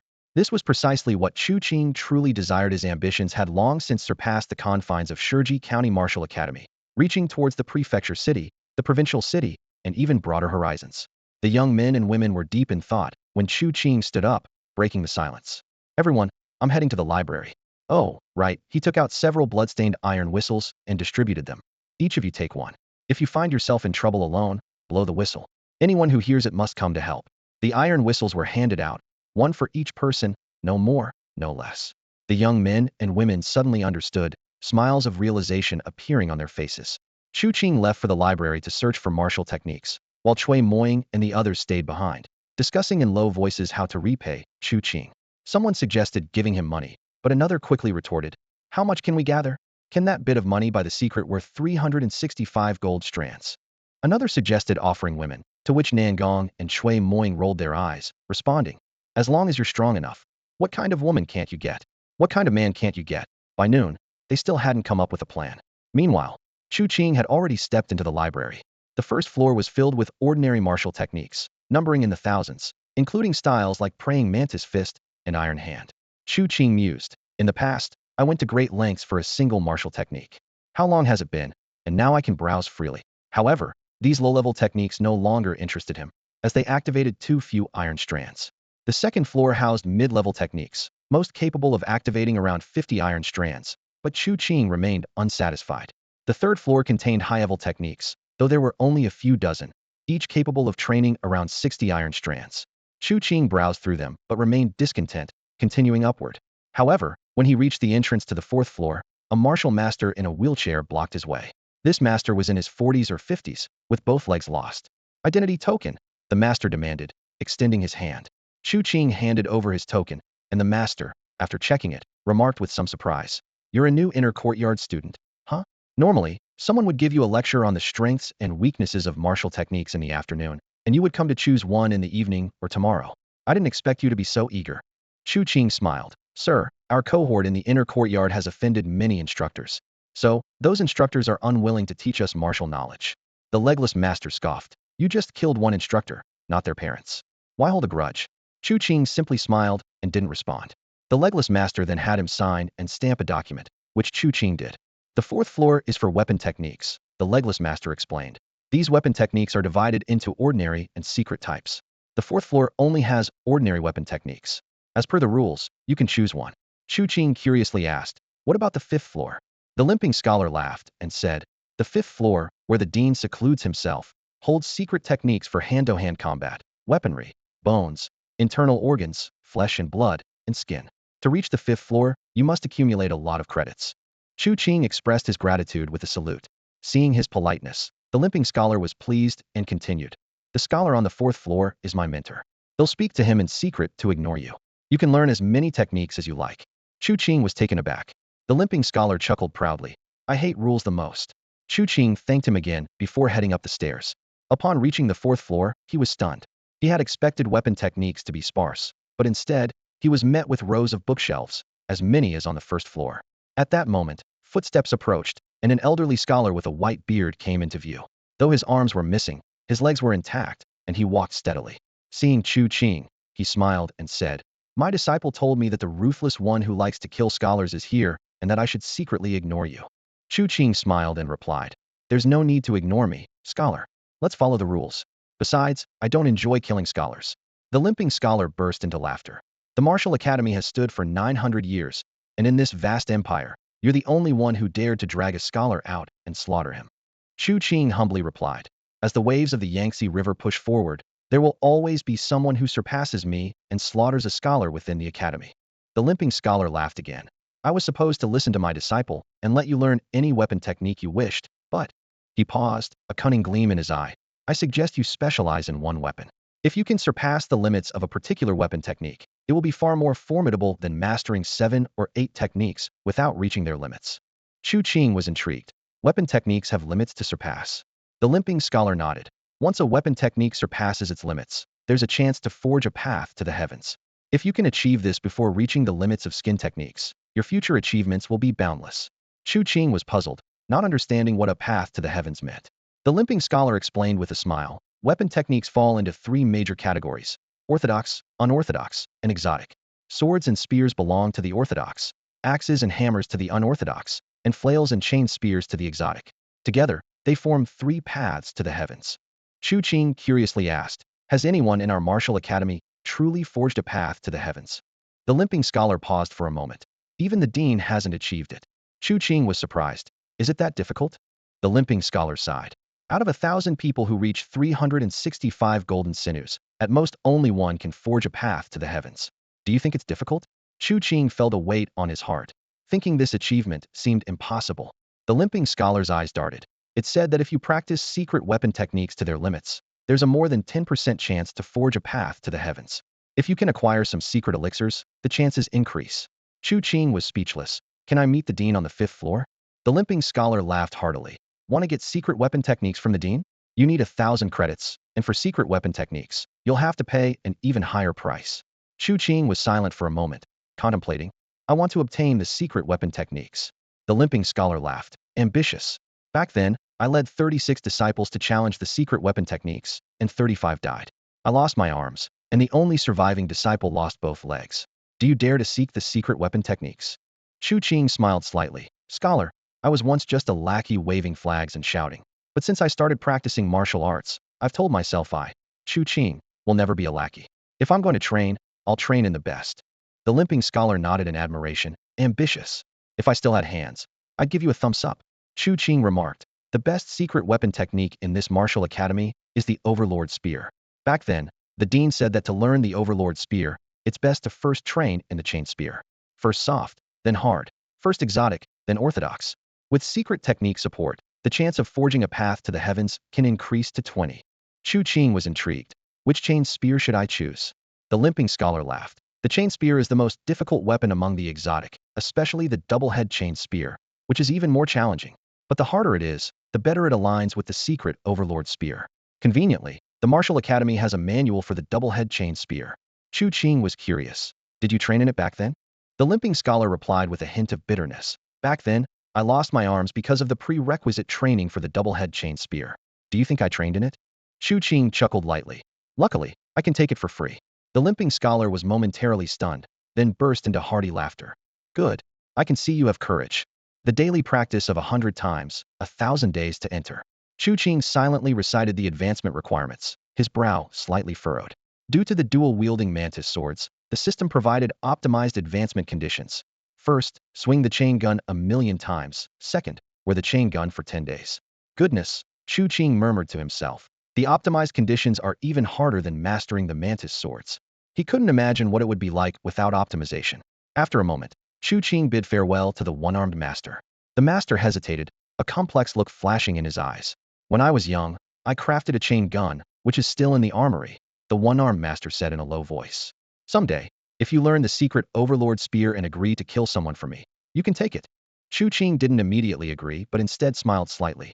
Master, why did you create a double-head chain gun when you didn't have spear skills back then? The master's eyes dimmed, and he sighed. I was too confident at the time, thought I could succeed. I even held a celebration banquet in advance. In the end, it turned into a funeral feast. He chuckled bitterly. Fortunately, the guests still enjoyed the meal. After saying goodbye to the one-armed master, Chu Qing decided to first check the quality of the weapon and headed straight to the armory. This place was only open to inner disciples. He presented his identity badge for registration and pressed a seal before being allowed entry. Inside the armory, rows of shelves held boxes of various sizes, neatly arranged. A servant guided him, pointing to the sides. "Sir, this row is for knives, and that row is for swords." Chu Qing asked directly, "Where are the chain guns?" The servant paused, quickly pulling out a small notebook to search.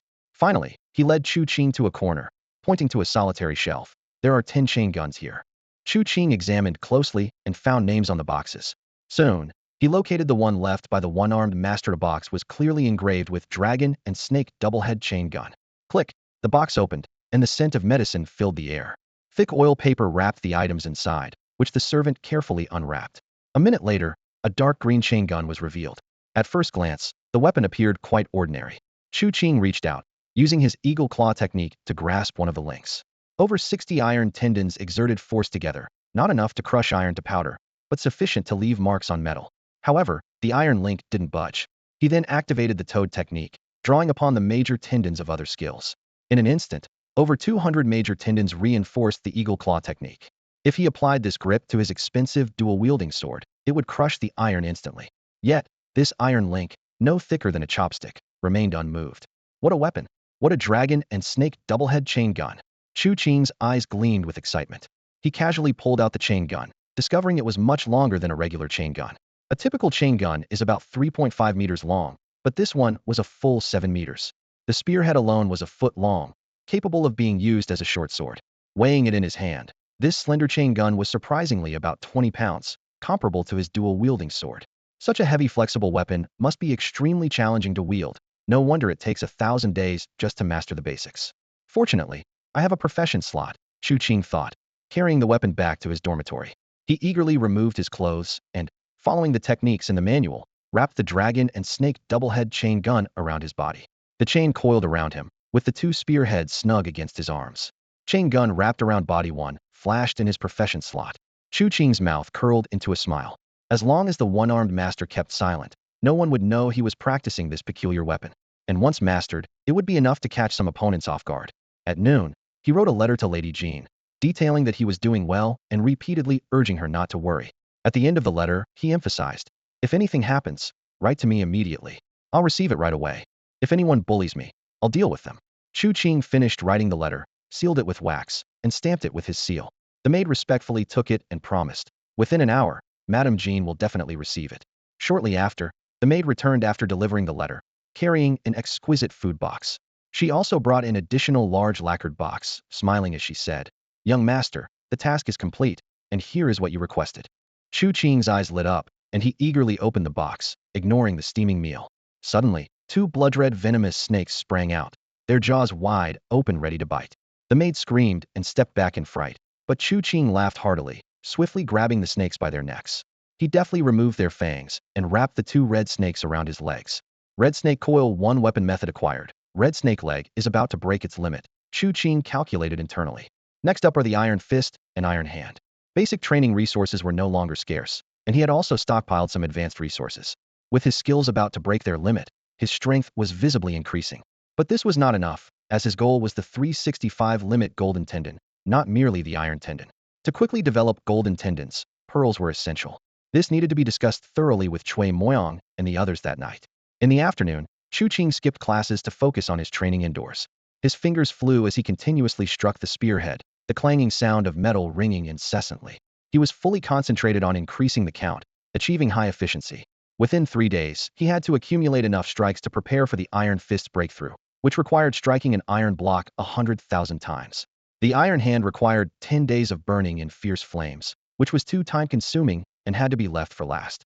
As dusk approached, there was a sudden knock on the door. Chu Qing frowned, paused his training, and looked through the observation port to see Cui Moyang and the others. After opening the door, the group filed in. Chu Qing smiled and said, "I was just about to look for you." Qing Feng clasped his fists and said, "Leader, just tell us what you need." "I wanted to ask, what plans do you have for quarrying stones?" Qing Feng replied, "We've already discussed it this afternoon. We'll fund hiring people to quarry stones. You just need to arrange a supervisor and wait to receive the pearls." Chu Qing nodded. Shimin suddenly interjected, "But we're new here and don't know where to start quarrying." Chu Qing was silent for a long time before he said, You have no idea at all? I've already dealt with Wu Fuzi's people. Do we really need to think about where to quarry pearls? Just go where there are a lot of people and start there, and gather the quarry workers along the way. The group looked hesitant. Nangong Jiao softly said, Brother Qing, the world isn't just about fighting and killing. There's also the importance of human relations. We're quarrying for pearls, not to make enemies. Chu Qing sneered. The nobles of every fort in Shiji County already loathed him deeply. From the moment he stepped into the inner courtyard, he was surrounded by enemies. A world without fighting and killing, what kind of world would that be? Every mine and location on Shiji Mountain had its owner. Without the owner's consent, who dared to quarry? The group frowned in silence. They understood this rationale, which is why they wanted to find a breakthrough through human relations.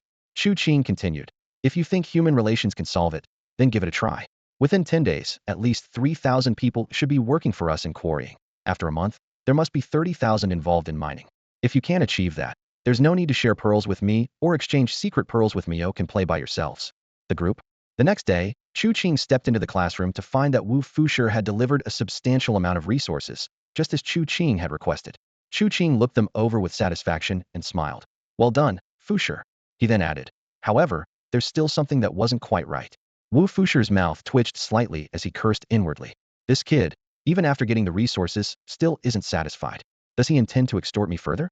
Suppressing his anger, Wu Fushi nodded and prepared to leave.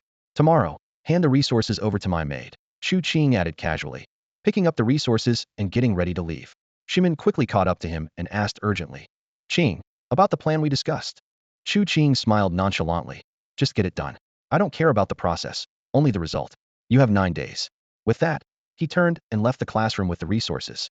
Shimin and the others exchanged glances, remaining silent for a long time. Wu Fushi cleared his throat and finally spoke. Students, today we'll continue with the basics of martial arts. Before he could finish, Shimin suddenly kicked over a desk and shouted angrily. Fushi, if what you're teaching is useless, I won't hesitate to drag you out and rip your head off. Shimin's words shocked everyone present. Chu Qing's indifferent attitude had completely infuriated him, and his anger erupted like a volcano. Chui Moyang and the others couldn't escape the pressure either, a chill flashing in their eyes. Chu Qing's words were etched deeply into their minds. 9 days to find 3,000 workers, or they couldn't proceed. Even if they found pearls, they couldn't process them. More importantly, they understood that this was not just a simple task, but a test. If they couldn't handle this, how could they hope to work with Chu Qing in the future? Chui Moyang said coldly, Fushi, write today's lesson into 9 parts and deliver them with the resources to our maid tomorrow. If you can't do that, we'll pull your head off tomorrow. She turned to her companions and said, we must act quickly. Everyone nodded and hurriedly picked up the resources, leaving the classroom to start enhancing their skills as fast as they could. Inside the classroom, Wu Fushi stood in shock, staring at the empty room for a long time. Finally, he sighed and muttered, these people, daring to threaten me. He contacted the other Fushis to discuss their next move. Upon hearing the news, the other Fushis trembled with rage. Each one showed dissatisfaction, their hearts burning with anger. These guys, do they really intend to rebel? Talking about ripping our heads off and dragging us out to be beheaded. We are Fushis, not lambs for the slaughter. They're despicable. Chu Qing, he's despicable. One of the Fushis, who was in the middle of teaching, said quietly, it seems they're planning to accomplish something in 9 days. And Chu Qing, clearly at odds with them, has given them a deadline. Another Fushi was astonished. That Chu Qing, working under the demands of some peasants? Are you sure you heard correctly? No. The Fushi frowned. Chu Qing is very assertive. Quickly, report to the family head. With the order given, messenger pigeons swiftly took to the skies, heading towards various strongholds. When the message reached the ears of the family heads, they frowned deeply. Master, he pondered for a moment and commanded, send the elite of the rebels here immediately. As long as Chu Qing is alive, I cannot be at ease. Also, send someone to the Blood River gang and order them to bring Jean Fatty and the madam. The household servants responded respectfully, yes. Meanwhile, Chu Qing was busy in a secluded chamber, swiftly operating a chain gun, his fingers moving rapidly. The chain gun emitted crisp sounds, echoing repeatedly. To avoid the noise, 2 maids had already stuffed their ears with cotton and silk to block out the piercing sound. They endured the noise while reading books aloud to Chu Qing. Time seemed to stand still at that moment. After 3 hours, Chu Qing felt fatigued, his fingers sore, as if he could feel the weight of every bone and muscle. He decided to take a break and stepped into a bath to soak for a while. After a brief rest, he climbed out. One maid continued reading to him, while the other applied a nourishing balm. The balm, given daily, was something Chu Qing's team received regularly, whereas for other inner courtyard students, it was a rare luxury, available only 3 to 5 times a month. Chu Qing pondered alone about the true motive behind the Central Academy's distribution of so many resources. Was it to cultivate experts to face the impending great calamity of the Millennium Empire, or was there a more sinister agenda to deplete the empire? Meanwhile, a maid carefully applied the last bit of ointment on him. With each breath, he could clearly feel his pores opening, allowing the medicinal effects to seep continuously into his skin, flesh, and bones, reaching deep into his organs. A wave of warmth rose from within, making him feel exceptionally comfortable. The ointment, which could heal hidden injuries and enhance one's foundation, was indeed effective. He rose gently, lit a stick of golden incense, inhaled its cloud, and began practicing the secret toad technique. Though he was supposed to upgrade his iron tendons to copper tendons, he decided to attempt training directly for gold tendons using the incense. To achieve this, he controlled the medicinal effects, continuing to temper the soul copper tendon. Before long, a notification flashed in his status bar. Silver tendons 0.5. The rate of improvement was impressive. The first golden incense increased silver tendons by 10 within 2 minutes. The second golden incense added another 10. The third golden incense had a diminished effect, increasing by only 5. When the effects of the secret toad technique faded, the rate of improvement under regular training plummeted. First 1, then 0.5, and once the ointment's effects wore off, the increase was negligible, merely 0.001. Chu Qing frowned in thought. Without sufficient resource support, breaking through to gold tendons, or even silver tendons, was difficult. Both the golden incense and the nourishing secret medicines were extremely precious, and obtaining additional resources required a significant cost. Even with the aid of the bright pearls, their production was limited and had to be shared with 8 others, not to mention the fortress and county city nobles, who were all vying for mining rights. Meanwhile, Cui Moyong and others were meeting with the previous batch of Inner Academy students. Influenced by Chu Qing, Shimin and others developed a keen interest in the bright pearls. Let's get straight to the point. We want the bright pearls, they stated bluntly. The previous students were prepared and smiled as they named their price. 10,000 silver taels per pearl, 10 slots per year. You can distribute them among yourselves. Shimin shook his head. Too few. We need more. Master He Six sneered. My He family gets 10 bright pearl slots a year. If you can kick Chu Qing out of the Inner Academy, all those slots are yours. Still not enough? Qing Feng insisted. We need at least 1,000 bright pearls a year. Master He Six mocked. 1,000? You're dreaming. Only 10 bright pearls are openly circulated annually in Shiji County. The rest are divided among the 36 fortresses, 12 nobles, and the chief constable, with each getting at most a dozen. These words secretly thrilled Cui Moyong and the others. This meant Shiji County produced at least 500 bright pearls annually, equivalent to the potential of 500 gold tendons. Yet, the fortress scions were apparently unaware that using the limit-breaking technique with bright pearls could actually train gold tendons. Ultimately, both sides agreed to negotiate with several fortress heads the day after tomorrow. A system notification flashed before Chu Qing's eyes. Red Snake Leg 1. Gun Practice 1. Bullet Gun 1. He had completed the second condition for the Red Snake Leg. The notification in the career panel made his heart leap with joy. Another limit-breaking condition had been achieved. Eagerly, he swallowed the last pearl, and the Red Snake Leg began breaking its limits, targeting 64 major tendons. The system displayed the promotion condiciono further advancements possible. Chu Qing immediately performed the Red Snake Leg technique, his legs twisting and coiling like agile serpents. The maids watching nearby shivered, as if seeing a half-human, half-snake creature slithering, jumping, and striking before them. His speed increased rapidly, and after 1 minute, 10 minutes, 20 minutes, he abruptly stopped, exhaling a deep breath. In this round of training, the limit-broken Red Snake Leg had developed 32 new iron tendons, bringing his total to an astonishing 294, just shy of the target of 365. Next, it was time to train his iron fist. Chu Qing ordered the maids to bring iron blocks and began pounding them with his fists. Bang! Bang! The iron blocks quickly bore the imprints of his punches. His punching speed increased to a terrifying rate of 20 punches per second, sustained for a full 10 minutes. This relentless barrage allowed him to refresh his iron fist count by tens of thousands in a short time. By evening, Chu Qing turned to practice the chain gun, nearing completion of the first condition. Amidst the clanging of metal, he alternated between chain gun and iron fist training. When tired, he consumed gold fragrant cloud, applied nutrient bomb, and continued refining his golden tendons with toad skill. Meanwhile, the maids focused on studying the martial courses and scriptures, ensuring no time was wasted. At dusk, he finally completed the first condition for the dragon serpent twin-headed chain gun. For the past 3 days, Chu Qing had slept only an hour a day, dedicating the rest of his time to increasing his chain gun count. With 7 days remaining, he anticipated a showdown with the double mantis swords. While having dinner, a maid with an oval face brought 2 letters, one from Lady Jean and the other from Tang Wuming. Lady Jin's letter mentioned trouble. The He family from the fortress invited her and Jin Pengzi as guests.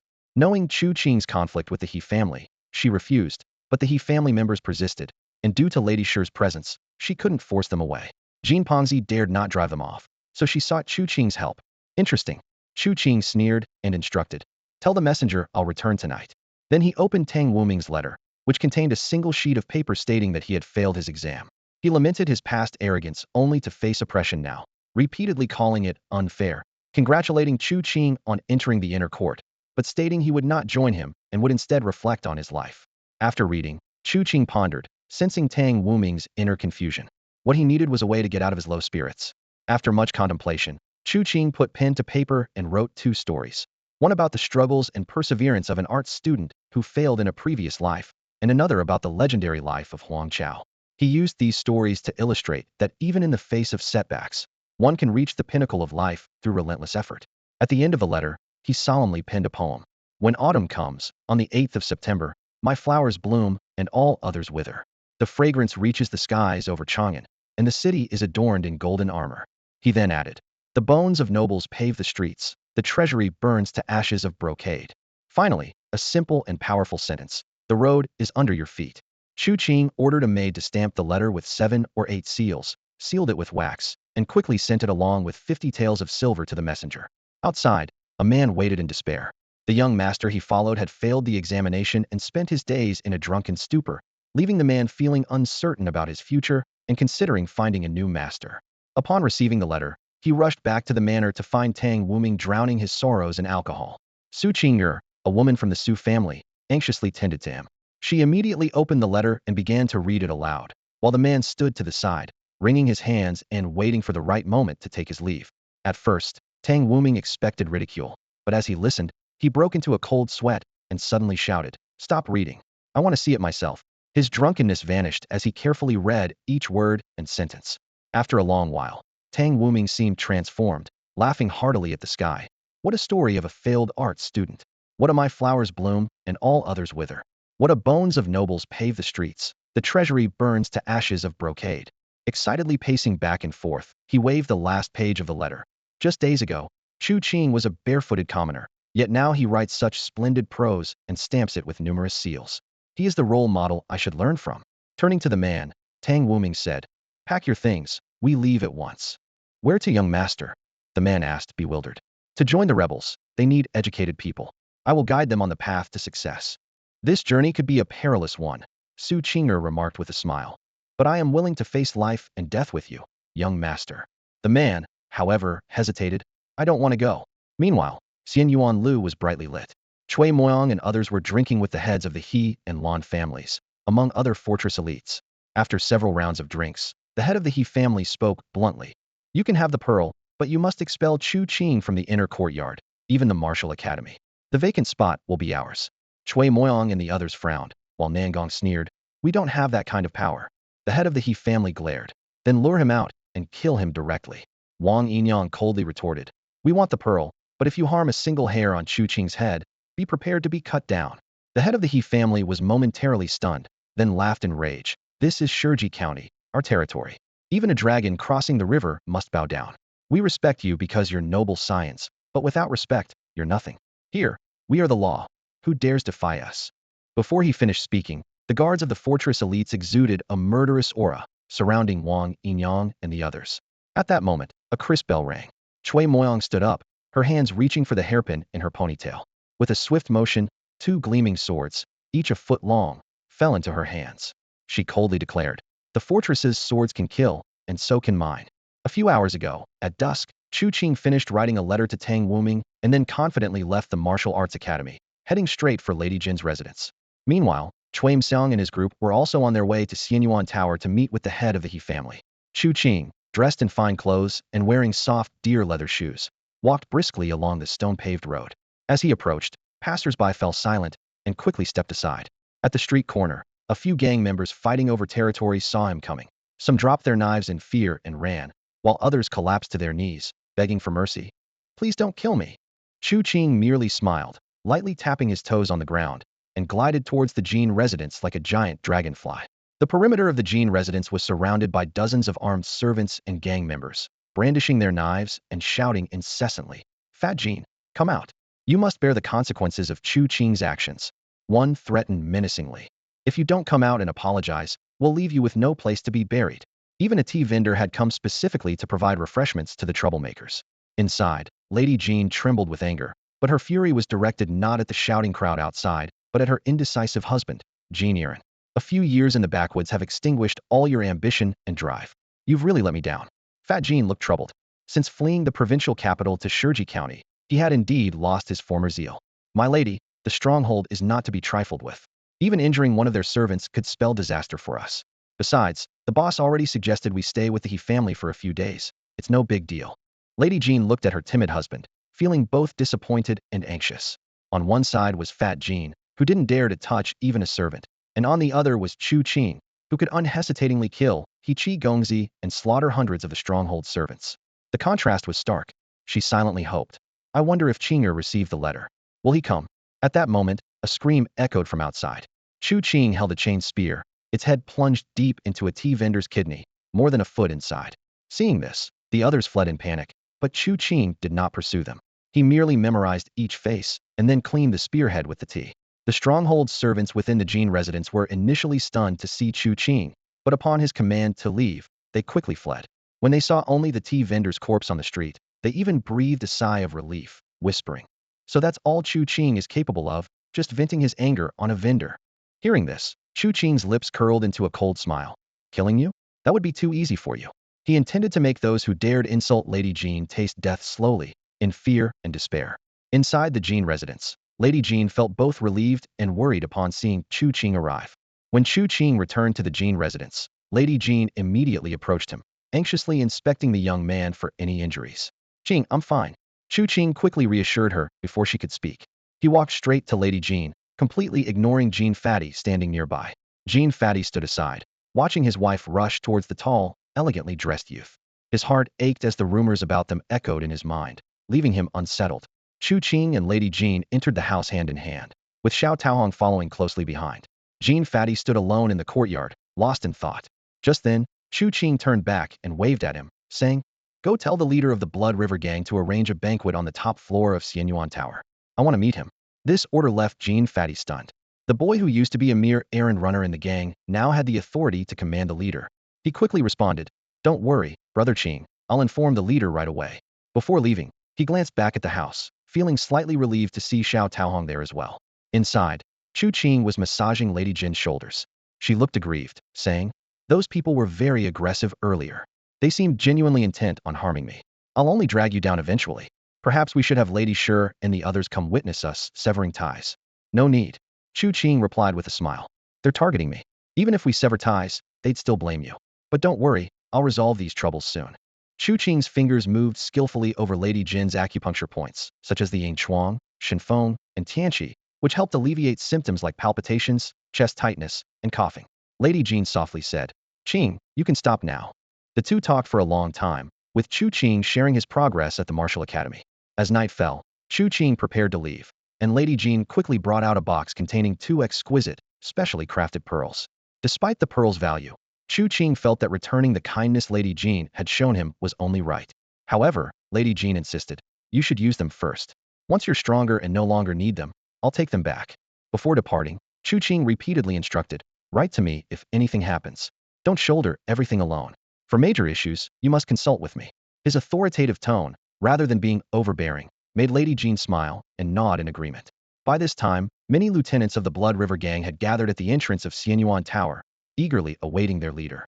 Witnessing the scene, the group had mixed feelings. One lieutenant couldn't help but ask Jean Fatty, "I heard he borrowed money from you once. Do you think he'll repay it?"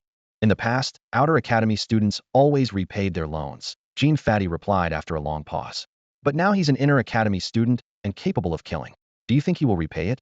Silence. The Blood River Gang leader coughed. "Brother Qing is highly skilled. Don't gossip behind his back. He might not like it." The lieutenants exchanged glances, silently questioning the leader's sudden shift in attitude. After all, he had sent Jean Fatty and Lady Jean to the He family fortress earlier that day, yet now he acted so deferentially. Before long, Chu Qing arrived fashionably late, dressed in gold and red brocade. The lieutenants quickly stepped forward, respectfully greeting him. "Greetings, Master Qing." Chu Qing nodded in satisfaction as he ascended the stairs.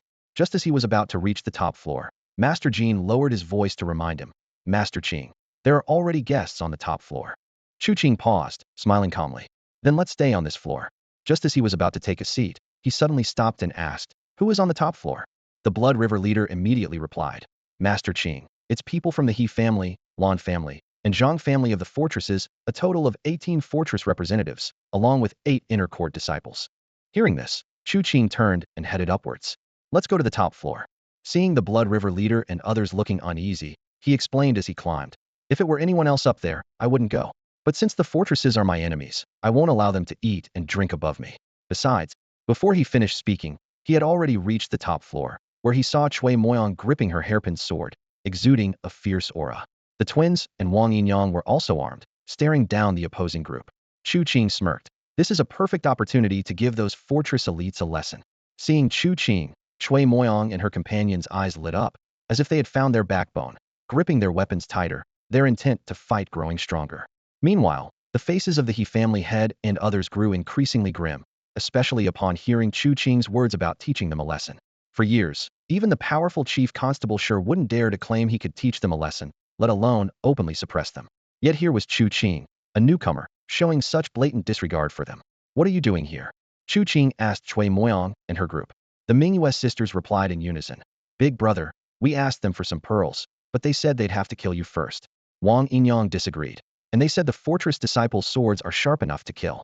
Sister Mzang said our swords are just as sharp and can kill too. Then you arrived. Chu Qing looked at Cui Moyang and the others approvingly, but said, that's not how you threaten people. As he spoke, he suddenly moved beside a burly fortress man, launching a swift and powerful kick like a striking snake. With a loud crash, the man screamed as he flew backward, smashing through a window and falling downstairs. See, that's how you threaten someone. The large top floor fell silent instantly. The He family head laughed in anger. Chu Qing, you're too arrogant. Chu Qing didn't even glance at him, sitting down confidently and beckoning to the Blood River leader. The fortress people gritted their teeth as the Blood River leader hesitated for a moment before stepping forward quickly. Master Qing, what are your orders? Chu Qing smiled and said, I visited the Jean residence today, and someone was cursing Madame Jean there. I have a special relationship with her and won't tolerate anyone cursing her. So, the Blood River leader glanced at Fat Jean, suppressing a laugh. Don't worry, Master Qing. I'll capture them for you to deal with. No need for such trouble. Chu Qing shook his head. Just chop off their heads and send them to the Martial Academy's gate. Oh, and he seemed to remember something. I'm a kind-hearted person who can't stand seeing family separations. So send their whole family's heads together to spare them the pain of parting. At these words, the Blood River leader and everyone present felt a chill. This was what he called kind-hearted, sparing them the pain of separation by wiping out their entire family. In that moment, both Cui Moyang and the He family head gained a deeper understanding of Chu Qing. The Blood River leader was now drenched in sweat. Although his men had killed many, such ruthless actions as wiping out entire families were rare for him. He mustered his courage and cautiously said, Master Qing, isn't the number of people dying a bit too high? Chu Qing frowned slightly at these words, looking puzzled. Too high? When the Dacian Empire was founded, a general buried 400,000 surrendered soldiers alive, and historians praised it. Outside the city, it's common for dozens to hundreds of disaster victims to starve to death every day. His gaze turned cold as he stared at the leader of the Blood River gang. I asked you to take care of some people in the city, and you hesitate? Do you look down on me? Or do you underestimate the resolve of the people in the city?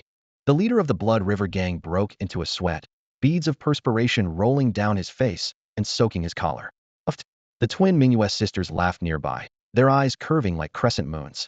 One of them said in a crisp voice, if their resolve is so strong, they should be given a dignified end. The leader of the Blood River gang nodded frantically. Master Qing, don't worry, I'll do as you say. Chu Qing nodded expressionlessly. I've memorized every face. Don't try to fool me. The leader of the Blood River gang immediately swore.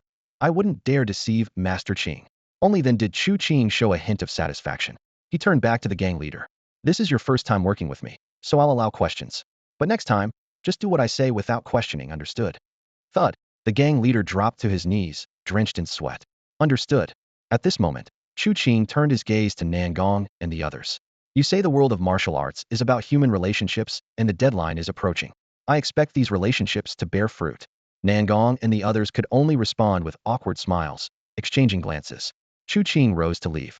The head of the He family suddenly spoke in a ghostly tone. Chu Qing, you're too arrogant. Are you interested in Lady Jean? Fine.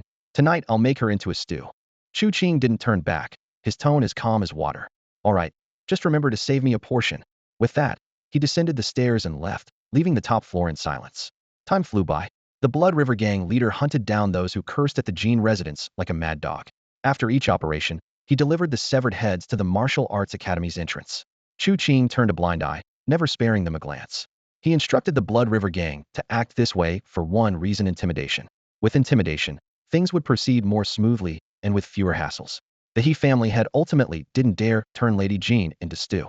He could only desperately write to the rebels, begging for experts to come and eliminate Chu Qing. In the deep mountains, the rebels had a small encampment. Not far from the camp, a 100-meter-high waterfall roared as it cascaded down. Beneath the waterfall, a rebel warrior named Zheng Tai stood on a boulder, gripping a heavy greatsword with both hands, enduring the waterfall's impact as he practiced his sword technique. The boulder beneath his feet had 2 deep impressions, evidence of his prolonged practice. The greatsword in his hands whirled and sliced through the waterfall, creating bursts of mist with each swing. Minutes passed, and suddenly, Zheng Tai let out a loud roar, leaping out of the waterfall like a great bird and landing on the shore. He thrust the 30-plus-pound greatsword into a boulder. Under his skill and strength, the hard boulder was pierced as easily as tofu. Shiji County, Chu Qing, just at the muscle training level. Such a minor figure, and they want me to handle him? What a waste, Zheng Tai muttered to himself before striding toward the central tent, where the chief commander, Zheng Zhixiang, was. Sir, I'm heading to Shiji County, Zheng Tai announced as he pushed aside the tent flap. Inside the tent, the sound of metal clashing echoed, followed by Zheng Zhixiang's voice. Xiao Tai, be careful. Zheng Tai chuckled. Commander, he's just a muscle training level student. My dual-wielding sword technique can harness the strength of 100 iron bones, equivalent to 500 iron muscles. How could he possibly withstand me? Zheng Zhixiang spoke solemnly. Chu Qing is not to be feared, but you have your weaknesses. Zheng Tai frowned. What weaknesses?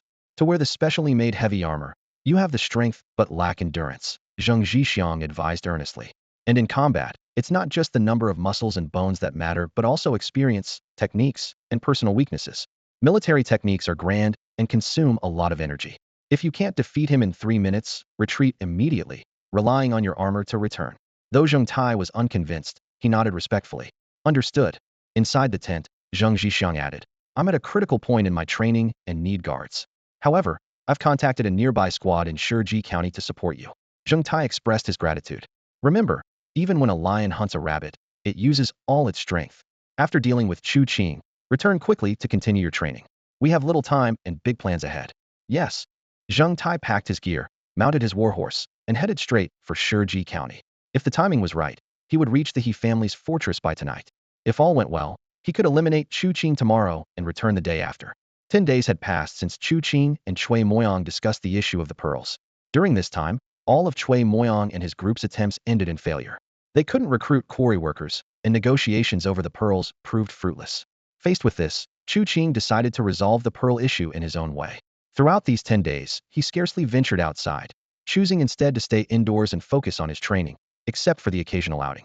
During this period, Chu Qing made significant progress in his training.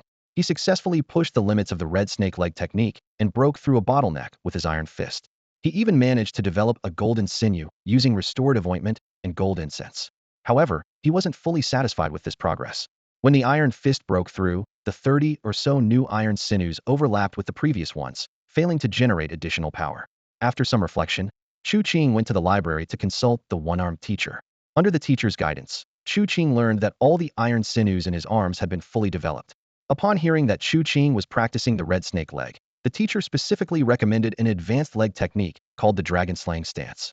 Perfecting this technique could produce 60 iron sinews, and breaking its limits could yield up to 120, with power approaching that of secret techniques. The major sinews of the dragon slaying stance overlapped little with those of the red snake leg, theoretically allowing Chu Qing to break through the limits and train 365 major sinews. However, breaking through the dragon slaying stance was no easy task. Chu Qing had reached a proficient level and was aiming for mastery. The conditions for breakthrough were stringent, requiring daily rigorous practice, consumption of secret medicines, and 1,000 days of training to reach mastery. He had also completed 60 out of the 100 times needed to fulfill the second condition being struck by the dragon slaying stance. The thought of this number made his kidneys ache slightly. Despite his stamina, completing 60 instances in just 5 or 6 days left even him feeling exhausted. Today, he decided to take a break from increasing the count. He took a deep breath, his gaze falling on the restorative ointment and gold incense. These two substances had helped him develop a golden sinew in just 10 days, a feat astonishing to ordinary people and even to Chui Moyang's group. Their family's pace of nurturing golden sinew prodigies wasn't much faster. Yet, Chu Qing was still dissatisfied. He found the pace too slow. One golden sinew every 10 days meant at most 36 in a year, just over 100 in 3 years. After developing the golden sinews, he still needed to train bones, muscles, and internal organs. Spending years on sinew training would hinder his advancement to higher stages. Thus, he decided to accelerate his golden sinew training. The pearls were key to solving this problem. For the sake of the pearls and his golden sinews, he was prepared to spare no expense. Additionally, he had to address the secret limit breaking of the frog technique. Perfecting the frog technique would not only connect the sinews of two techniques, but also enhance his senses and rapidly restore his energy. What miraculous effects would breaking the limits of the secret frog technique bring? However, breaking the frog technique's limits required 72 pearls, which was a daunting prospect for Chu Qing. He wondered if he could reduce the pearl requirement while training the frog technique. After pondering for a moment, he decided to start incorporating frog technique training from the next day, aiming to minimize his reliance on pearls. At dusk, Chu Qing picked up a pen to write to Apothecary Li, instructing him to continue producing hemostatic powder and marching pills. Although he had rarely gone out recently, he noticed the increasingly tense situation around Shurji County. The number of refugees outside the city had swelled to a staggering 100,000 and was still growing. If the rebels incited conflict, those refugees might become fearless cannon fodder. At that point, the prices of medicines would undoubtedly skyrocket, potentially increasing several-fold or even tenfold.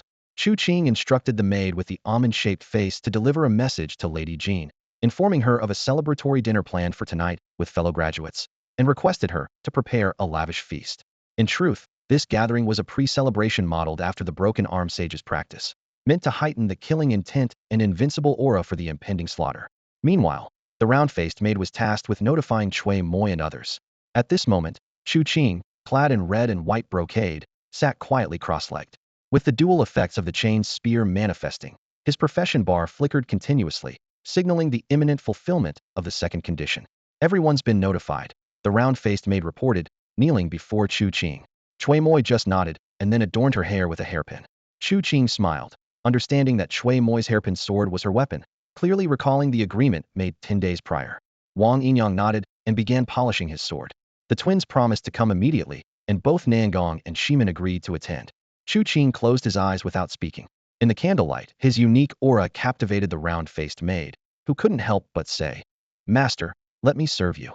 She began to bow. "No need," Chu Qing replied, feeling a dull ache in his kidneys. "I am cultivating a technique that requires me to maintain an unblemished body for a few days." Before long, Chui Moy, Wang Yinyang, and the others arrived. After serving tea, the round-faced maid quietly withdrew, yet no one touched their cups, all eyes fixated on Chu Qing. "We agreed to seize the pearls 10 days ago, yet none have appeared," Chu Qing said calmly. "The martial world isn't about sentiment, it's about combat. Tonight, we will eliminate the He family at the fortress." Nangong spoke first. "For the golden tendons and pearls, the He family must indeed vanish." Shimin smiled wryly. "Since you lead us, if you say kill, then we kill." Chui Moy, caressing the 12 hairpin swords in her hair, coldly declared, "Kill." Wang Yinyang repeated "kill" 3 times, filling the room with murderous intent. Chu Qing stood up, the dragon snake double-head chain spear moving of its own accord around him. At that moment, his profession bar updated. Dragon snake double-head chain spear initiate practice 1,000 times daily, mastery in 10 years. Advancement conditions, 100 units of limit-breaking elixir, blood-soaked spear, iron tendons entwining the spear. The group handed over their limit-breaking elixirs, and Chu Qing consumed 100 units on the spot. Though his companions thought him mad and feared he might burst, Chu Qing laughed. "How can we destroy the He family without madness?" Nangong understood it was to maintain peak condition, so he took a few doses himself, as did the others, though none dared consume as much as Chu Qing. 50 miles away at the He family fortress, the evening lights began to glow. The servant quarters remained dark, while the area inhabited by the He family was brightly lit. The head of the He family penned 36 letters, dispatching them to the Lan, Zhang, and Li families, informing them of the rebel expert's visit that night, and requesting they find a way to lure out Chu Qing the next day to kill him. While ordering the preparation of a sumptuous night feast and chambermaids, the head of the He family was secretly thrilled. No one had ever dared to challenge the fortress's dignity. Chu Qing must die. The neighing of warhorses pierced through the night. The servants of Chui Moyang and his companions were outside the martial arts academy, training the horses in preparation for their journey to the fort. You ride the horses. I'll use my lightfoot technique to keep up, Chu Qing said after a moment's silence, shaking his head. Nangong tried to persuade him with a smile. Riding horses is not only fast, but also helps maintain your energy and spirit. Riding horses is good, but it's too conspicuous, Chu Qing replied seriously. We're not going to a banquet. We're on a mission to eliminate an entire family. We must be discreet before the killing. The group suddenly understood and immediately abandoned the idea of riding horses. Chu Qing secretly breathed a sigh of relief, didn't actually know how to ride a horse. As night fell, they quietly left the city, using their lightfoot techniques to move swiftly. Chu Qing realized that these young men and women were much more skilled in their techniques than he was. Fortunately, he could barely keep up by using his toad technique, which enhanced his leg strength with iron tendons.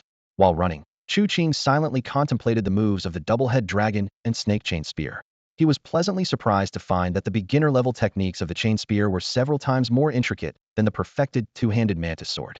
These moves were not only incredibly powerful, but also included strange variations like trapping the enemy. What delighted him even more was that each move could mobilize the iron tendons throughout his body, not at all inferior to the secret toad technique. Half an hour later, the He family's fort appeared before them.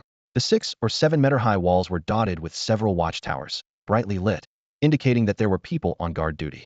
Chu Qing slowed his pace, and the others followed suit. He spoke in a deep voice. The pearl is the treasure that will refine our tendons. It's our foundation. Anyone who tries to stop us should be killed without mercy. He then detailed the various atrocities of the fort, stirring a murderous intent in everyone. Moments later, Chu Qing led the group to quietly infiltrate one of the watchtowers.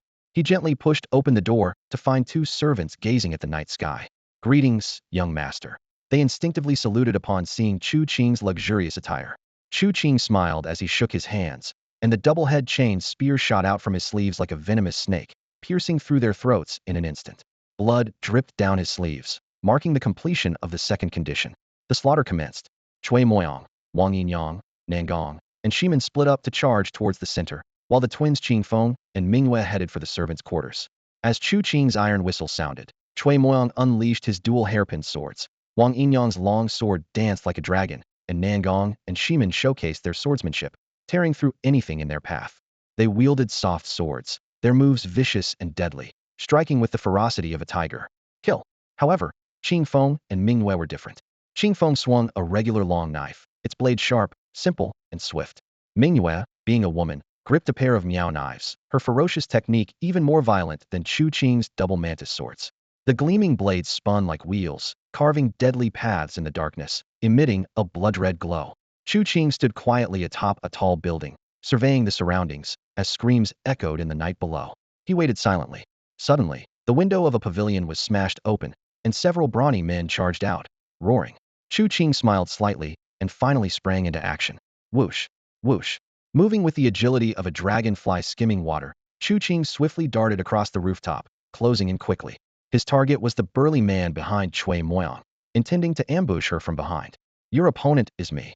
Chu Qing descended from above, his chain gun whirling like a venomous snake, the spearhead crashing fiercely towards the man. The man's eyes changed, and he crossed his hands abruptly, trying to fend off the deadly blow. Crash! The gun shaft vibrated violently, bending into a crescent, before the spearhead struck the man's back fiercely. Crack! The man's back was split open, the spearhead piercing through his chest and abdomen, emerging from his back. With a violent shake of the chain, accompanied by the scream the man never had a chance to utter, he was cleaved into 2.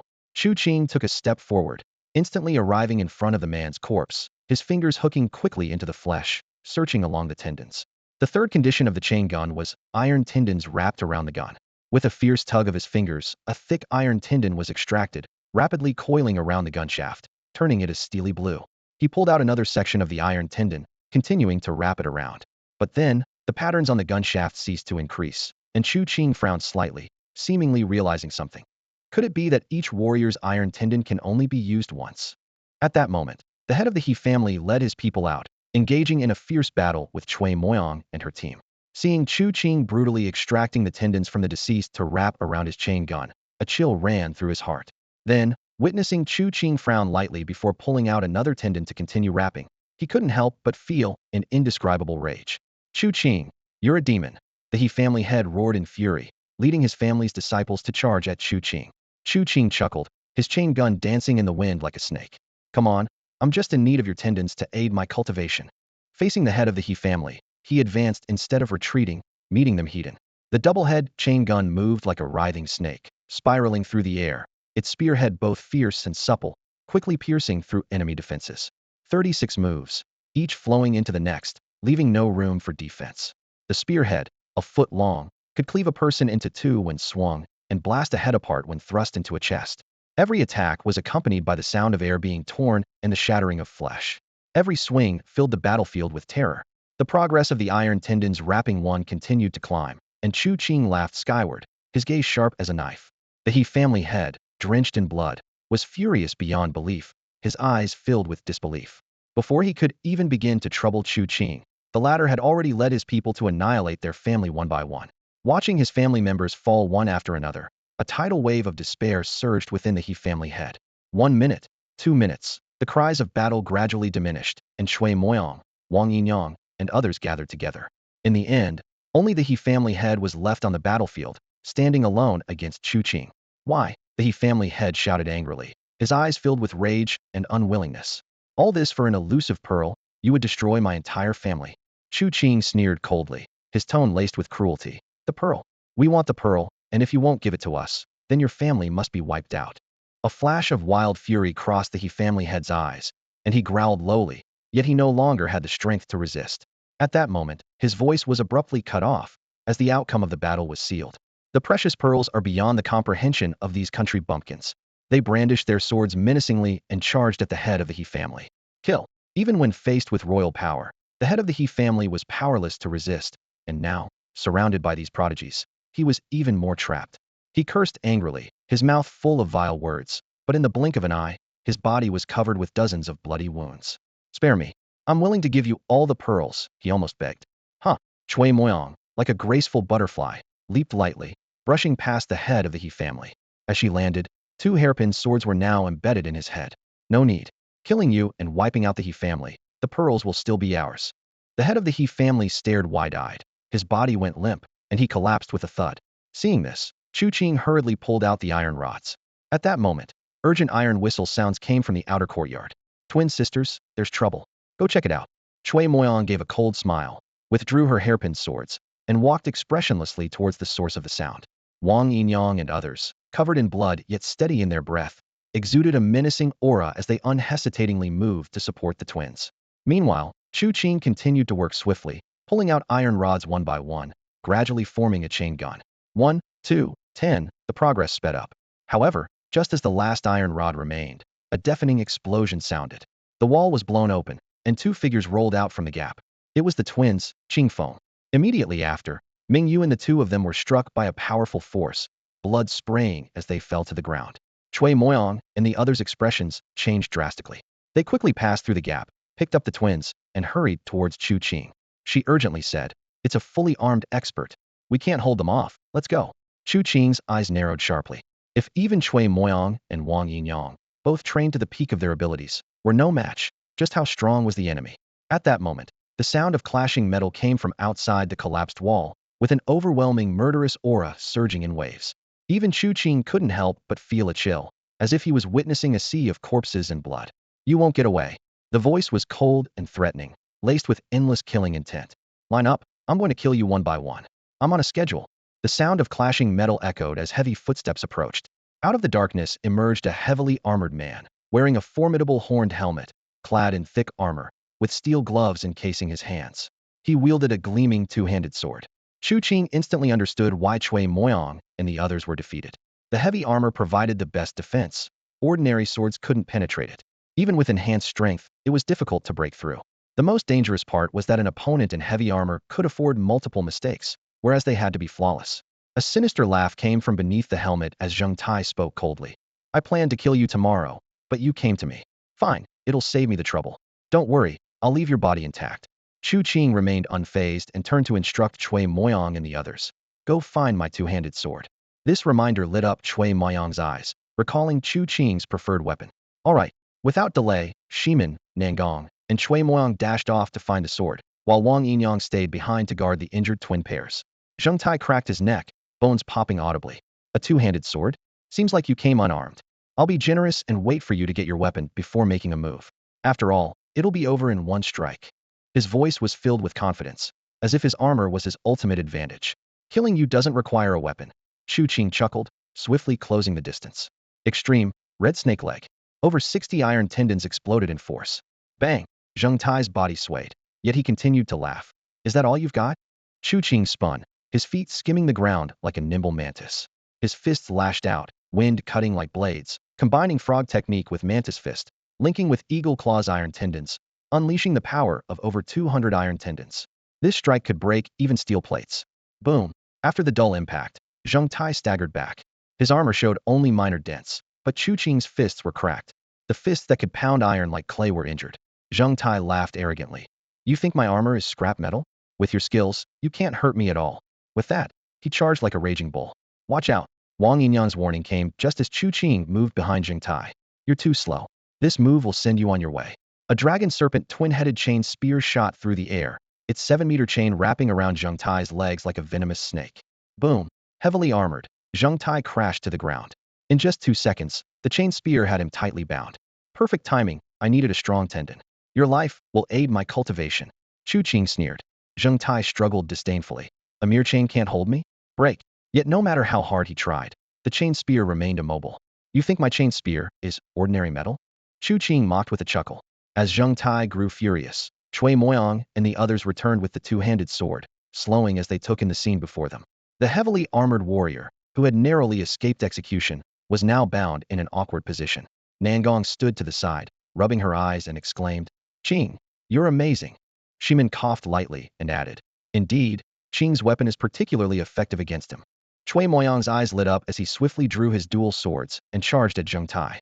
The swords flashed, but each strike was deflected as Zheng Tai's cold laughter echoed from beneath his armor. Cui Moyang decisively handed his swords to Chu Qing, saying, You do it. Your strength is greater than mine. If you can't cut him, how could I? Chu Qing shook his head. Roar!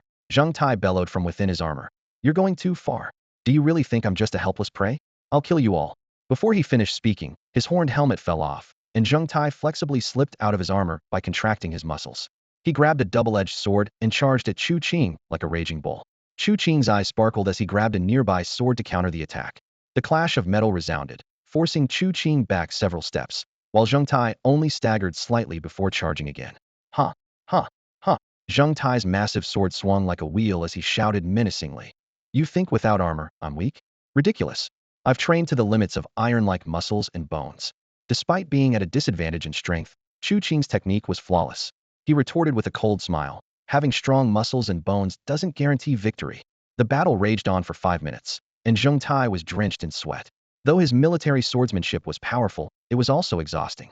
Meanwhile, Chu Qing maintained his energy thanks to a secret elixir and his toad-style recovery technique. In the 6th minute, seizing a moment when Zheng Tai paused to catch his breath, Chu Qing activated a mechanism within his sword. A stream of fiery oil flowed down the blade, and with a loud explosion, the flaming sword clashed with Zheng Tai's weapon. The fire oil splattered onto Zheng Tai, engulfing him instantly. As Zheng Tai covered his face in agony, Chu Qing maneuvered like a snake to his back, hooking his fingers to extract a large spinal tendon. Zheng Tai collapsed, and Chu Qing wrapped the tendon around his chain spear, fulfilling the 3rd condition of his training. This tendon will aid my training perfectly, Chu Qing remarked, looking at the now lifeless Zheng Tai. And now that you're dead, we're not pressed for time anymore. Zheng Tai spat out a final mouthful of blood, his eyes filled with regret for trusting Zheng Zhixiang's words, and closed his eyes forever. Silver notes, secret potions, gold, jewelry, and land deeds were being seized by Chu Qing and others, including Cui Moyang, as they scoured the fortress. 2 large carts quickly filled with valuables, while warehouses overflowed with silk, satin, and grain, far more than they could carry away. So this is what it feels like to raid a house. It's thrilling, exclaimed Cui Moyang and the others, brimming with excitement. These are worthless, Chu Qing said disdainfully about the gold and jewels. Find the pearls. Dig 3 feet if you have to, but find those pearls. Realization dawned on everyone the pearls were indeed the most precious. An hour later, thanks to the secret potion, the twins had fully recovered. Even more exciting was the discovery of the pearls, over 20 neatly arranged in a large box. The moment they saw the pearls, not only Chu Qing but also Cui Moyang and the others couldn't contain their excitement. Chu Qing began distributing the pearls, giving each person 2. Everyone was eager to try them, but Cui Moyang remained calm and handed his 2 pearls to Chu Qing. Brother Qing, please make a secret potion pearl for me. 1 for the potion and 1 as payment. In this way, all the pearls ended up back with Chu Qing. It'll be ready in a few days, Chu Qing said. Tonight, let's have a celebration feast. The twins loaded the captured heavy armor onto the cart, and the group joyfully headed to the Jin residence. Before leaving, at Chu Qing's request, Chui Moyang and the others set fire to the He family fortress. What a waste of so many things, Nangong said regretfully, watching the raging fire. The pearls are enough, Chu Qing replied with a smile. It's better to destroy what we can't take than to leave it for others. By the firelight, Chu Qing found the two-handed sword. The flames on the sword had extinguished, leaving the blade and hilt a bright red. After cooling it with water, he was delighted to see the blade turn a striking blue, though the scabbard was ruined. Shortly after they returned to the Jin residence with their spoils, 40 to 50 rebels arrived at the He family fortress. They were stunned by the burning buildings and the disfigured body of Zheng Tai. Boss, our reinforcements are dead. What should we do? The leader smirked and called for a pigeon, scribbling a message for the carrier pigeon. Once reinforcements arrive, immediately hunt down the culprits and avenge the dead. Brilliant, boss, his men echoed. The pigeon soared into the night sky, disappearing from view. Boys, loot the valuables, commanded the leader, and his men swiftly complied. Meanwhile, the Jin residence was brightly lit as the young men and women celebrated with a feast, drinking heartily. Brother Qing, you're amazing for preparing this feast in advance, someone praised. Is this big house yours? Why were you barefoot and in simple clothes before? Why ask so much? Just eat and drink. Chu Qing laughed, diverting the subject. I'm only eating, not drinking, the twin Xingfeng said excitedly. Tonight, I'm sleeping on the cart full of gold and jewels to guard it. Chu Qing laughed heartily, for he cared little for the gold and jewels. His true interest lay in the pearls and secret potions. As the drinks flowed and the night deepened, Chu Qing glanced around the room and asked, have any of you heard of dragon sinew? The group looked at each other in confusion, shaking their heads. Never heard of it. There's no such thing as dragons, so how could there be dragon sinew? Chu Qing frowned slightly. The key to the chain gun lay in the dragon sinew. Without it, how could it be enhanced? The chain gun's performance in battle that night had greatly satisfied him, surpassing the double-handed sword in both killing and capturing enemies. More importantly, this chain gun was closely related to the future secret technique of the overlord spear. The banquet continued late into the night, and as the alcohol took effect, the Mingyue twins began to dance like songstresses. Even Nangong joined in with a soft laugh, and the usually stern Wang Yinyang showed a rare hint of a smile. Only Chui Moyang remained cold as ice, downing her drink in one gulp and staring intently at Chu Qing. Killing and looting bring wealth. Just one Hijiawu can yield over 20 pearls. There are 36 forts in Shiji County. If we take them all down, we could gather 600 to 700 pearls. Chu Qing was taken aback by her audacity, realizing that Chui Moyang was even more ruthless than he was. Yet a thought excited him. If we could refine all those pearls into 3 golden sinews, it would be enough for most of us to reach the pinnacle of golden sinew. Chui Moyang grew more excited, downing another drink, and suddenly laughing. Once I perfect my 365 golden sinews, I'll make that wench kneel at my feet and lick my toes. Having a woman lick is no fun, Chu Qing quipped with a gulp of strong liquor. It's more interesting when a man does it. Uft. 2 hairpins simultaneously stabbed into the table. Chui Moyang snapped. Be respectful, leader. After the banquet ended, Lady Jean instructed the servants to clean up and quietly told Chu Qing, come with me. The tipsy Chu Qing put his arm around her waist and stumbled after her. To his surprise, there was someone else in the study, Madame Sure, dressed in opera attire and makeup. As Chu Qing entered, she began to sing operatically. Chu Qing, in his drunken state, attempted to embrace her, but Madame Sure coldly pushed him away. Unfazed, Chu Qing continued to critique her singing, provoking a glare from her. Lady Jean sighed from the side, covering her eyes. Qing is grown up. It's time to find him a wife. Madame Sure sang for about 10 minutes before stopping, looking at Chu Qing with an icy gaze, as if he were a corpse. You lowly groom, mind your place. My status is higher than yours. Chu Qing retorted with a drunken sneer. Madame Sure's eyes flashed with cold light, and the atmosphere turned tense. Lady Jean shivered from the chill in the room. Despite feeling the tension and his alcohol-induced haze dissipating, Chu Qing's anger flared at Madame Sure's contemptuous gaze. He stepped forward to meet her stare. Leave, Madame Sure ordered coldly. Outside, Fenghua and Shuiyue were secretly pleased. Finally, the mistress can't hold back anymore. I hope she slaps him 100 times, knocking out all his teeth. Inside, however, it was eerily silent. 1 minute, 3 minutes passed. Madame Sure was testing Chu Qing's courage and resolve, using a hint of her killing intent to see how long he could endure. Chu Qing's defiance only piqued her interest further. Barely holding on, Chu Qing gritted his teeth and asked, by the way, do you know about dragon sinew? Whoosh! Madame Sure abruptly turned, fixing him with a serious gaze. Who told you about dragon sinew? Is it valuable? Chu Qing asked in surprise. Madame Sure replied coldly. Are the pearls from Hijau valuable? Chu Qing realized she knew about their raid on Hijau and the stolen pearls. Valuable. Even 1,000 pearls aren't as precious as a single dragon's sinew, Madame Sure said icily. Chu Qing was stunned by her words. There were originally no dragons in the world, nor anything like dragon tendons. But a chance discovery changed everything. Certain creatures were found to have tendons with peculiar patterns and extraordinary properties. These special tendons were subsequently named dragon tendons. Dragon tendons could randomly appear in any animal. Once discovered by martial artists, they were invaluable for making weapons or refining secret medicines. Ironically, most dragon tendons were unknowingly cooked and eaten by ordinary people as regular meat. Madame Sure recounted the bloody incident in Qinghe County 10 years ago with a grave expression. That year, the entire martial world went mad over a dragon tendon. Over 3,000 martial artists perished in Qinghe County, and local gangs were uprooted. The Bingjiao sects suffered heavy losses, losing 7 or 8 inner disciples and more than 20 outer disciples. The martial academy's inner court lost over half its members. As for those who died in secret, they can't even be counted. She paused for a moment. It was because of that incident that I ended up here. Precious? Of course, it's precious, Madame Sure sneered. The most ironic thing is that many people died not even knowing they were fighting over a dragon tendon. I only learned its name by chance. Hearing this, Chu Qing felt a headache coming on. Dragon tendons were so valuable, and obtaining them was evidently difficult. He pondered over his plan to create a double-head dragon snake chain spear, realizing it would require a long-term effort. However, since dragon tendons could appear in any animal, he suddenly had a bold idea. What if he opened a pig farm and increased the chances of finding dragon tendons through mass slaughter? This would need careful planning and couldn't be rushed. By the way, Chu Qing changed the subject. Give me all the pearls you've collected, and I'll help you refine them. Madame Sure lifted her head proudly, like a haughty swan. You refine the pearls? The finest pearls are my handiwork.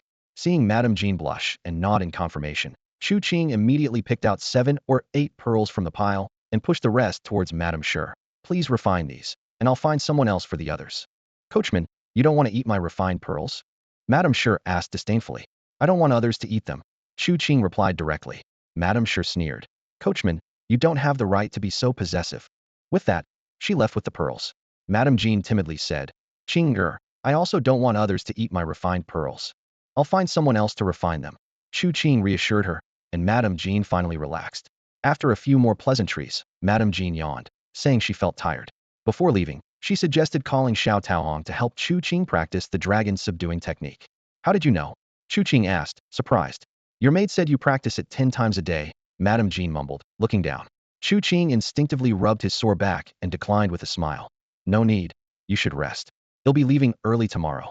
Madame Jean nodded and whispered before leaving. In a few days, I'll find you a good girl. In the morning, the twins Qing Feng divided 2 carts of gold and silver into 9 parts, with one larger share for Chu Qing. After some thought, Chu Qing decided to leave half with Madame Jean for safekeeping and asked her to give the other half to Apothecary Li. After dividing the gold and silver among themselves, Cui Moyang and the others returned to the Martial Arts Academy in high spirits. As soon as they stepped through the gate, Chu Qing noticed Zhao Hongxiu and Shi Taizhu, along with other outer court disciples, standing by the roadside. When their eyes met Chu Qing's, there was a noticeable flicker and evasiveness in their gaze. Chu Qing didn't pay much attention to it, and planned to focus on practicing the toad technique and chain spear, pondering whether he could find a way to lower the advancement requirements. Just as they were about to pass each other, Zhao Hongxiu suddenly spoke up. You all wait here, I'll go fetch something. With that, she quickly followed Chu Qing. When they reached a corner, Zhao Hongxiu caught up with Chu Qing and lowered her voice. Chu Qing, something's wrong. Her words left Chu Qing and Cui Moyang momentarily stunned. Seeing several inner court disciples staring at her, Zhao Hongxiu, despite feeling immense pressure, continued. Chu Qing, Sister Lan and her group are planning to harm you. Chu Qing raised an eyebrow. Zhao Hongxiu quickly explained. This morning, I saw many disciples from the fortresses gathering, saying they were going to He Family Fortress for a banquet. I overheard them plotting to lure you out of the city. Chu Qing was silent for a moment before calmly saying, Tell them to prepare pearls, and I might consider leaving the city. You're too careless. Zhao Hongxiu rolled her eyes. They're after your life. He Family Fortress is hosting a banquet for so many fortress leaders. There must be a big conspiracy. Once they finish discussing, they'll make a move against you. Chu Qing smiled and thanked her. Thanks for the warning, but there's no need to worry about me for now. By the way, if you return tonight, you can come to my dorm. I have something good for you. Zhao Hongxiu understood and replied. Don't worry, I'll tell you everything I see and hear. With that, she hurried off. Nangong, standing nearby, teased, who knew Brother Qing was such a ladies' man. Chu Qing simply smiled and didn't respond, urging, "Let's go back and practice." Everyone nodded in agreement. Not only had they obtained a large amount of gold and silver at He Family Fortress, but they had also acquired many secret elixirs, which greatly benefited their training. Back at the dormitory, Chu Qing found the almond-faced maid waiting. She approached and reported, "Young master, last night when delivering the letter, Lady Jean asked a lot about you." "Well done." Chu Qing smiled, "but don't casually discuss the dragon subduing technique in the future." The maid blushed and responded softly, "Yes, young master. Do you need my assistance in practicing the dragon subduing technique today?"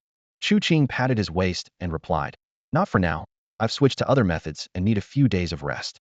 "Oh, and inform the kitchen to prepare an eel soup every day for the next 100 days." The maid promptly went to the kitchen and instructed the cook, "Make sure to use wild eels, the bigger, the better. Remember to add more. My young master wants to eat." The cook assured her, "Don't worry, I'll make sure the young master eats to his heart's content." By this time, Chu Qing had already begun his practice. He started with the secret toad technique, consuming a few doses of the secret elixirs he had saved earlier. Soon, the sound of frogs croaking filled the air. As he felt the flow of the toad technique, he occasionally checked his profession panel, experimenting to see if self-training could lower the advancement requirements, even if it meant reducing just one pearl. Chu Qing practiced the toad skill for 1 hour, then 2, until his clothes were drenched with sweat, yet his breathing grew longer and steadier. Meanwhile, Zhao Hongxiu, Shi Taizhu, and other students of servant status waited respectfully at the door. An hour passed, then 2, and deep footprints formed beneath their feet. Finally, Sister Lan and her group appeared in the distance, dressed in luxurious clothing and riding tall horses, exuding an air of authority. Young Master He Lu rode closer, looking down at Zhao Hongxiu and the others with disdain in his voice. "Take a good look. Even at the academy, these people will always be our servants. Using the academy's resources to strengthen our foundations is a huge advantage." The fortress disciples laughed heartily, eyes full of pride. Zhao Hongxiu and the others could only bow their heads in silence and jog behind the horses, not daring to look up. At that moment, Cui Moyong and his group arrived at Chu Qing's door, knocking gently. He Lu had already left. After a moment of thought, Chu Qing surveyed the group. "Who will go kill him?" Wang Yinyang immediately stepped forward. "I'll go." Cui Moyong was eager as well, eyes glinting with murderous intent. "Good. Bring back his head," Chu Qing ordered. "No problem." Wang Yinyang left briskly. Although He Lu was a former inner courtyard disciple with dozens of iron bones, without heavy armor for protection, he was easy to kill. In the distance, horses galloped, raising clouds of dust. Sister Lan and the fortress disciples chatted and laughed, occasionally teasing young Master He Lu. The He family is going to be in the spotlight this time. Feigning sadness, He Lu sighed. "What spotlight? It's all disgraceful. So many of my family's servants have died." Sister Lan and the others dismissed his words with a laugh. "They're just servants. Spread the word, and countless commoners will be begging to become servants." That Chu Qing cleaned out the old servants, making room for new ones. The group chuckled, while the dust raised by the horses made things difficult for Shi Taizhu, Zhao Hongxiu, and the others following behind. Covered in dust, every breath they took was filled with grit.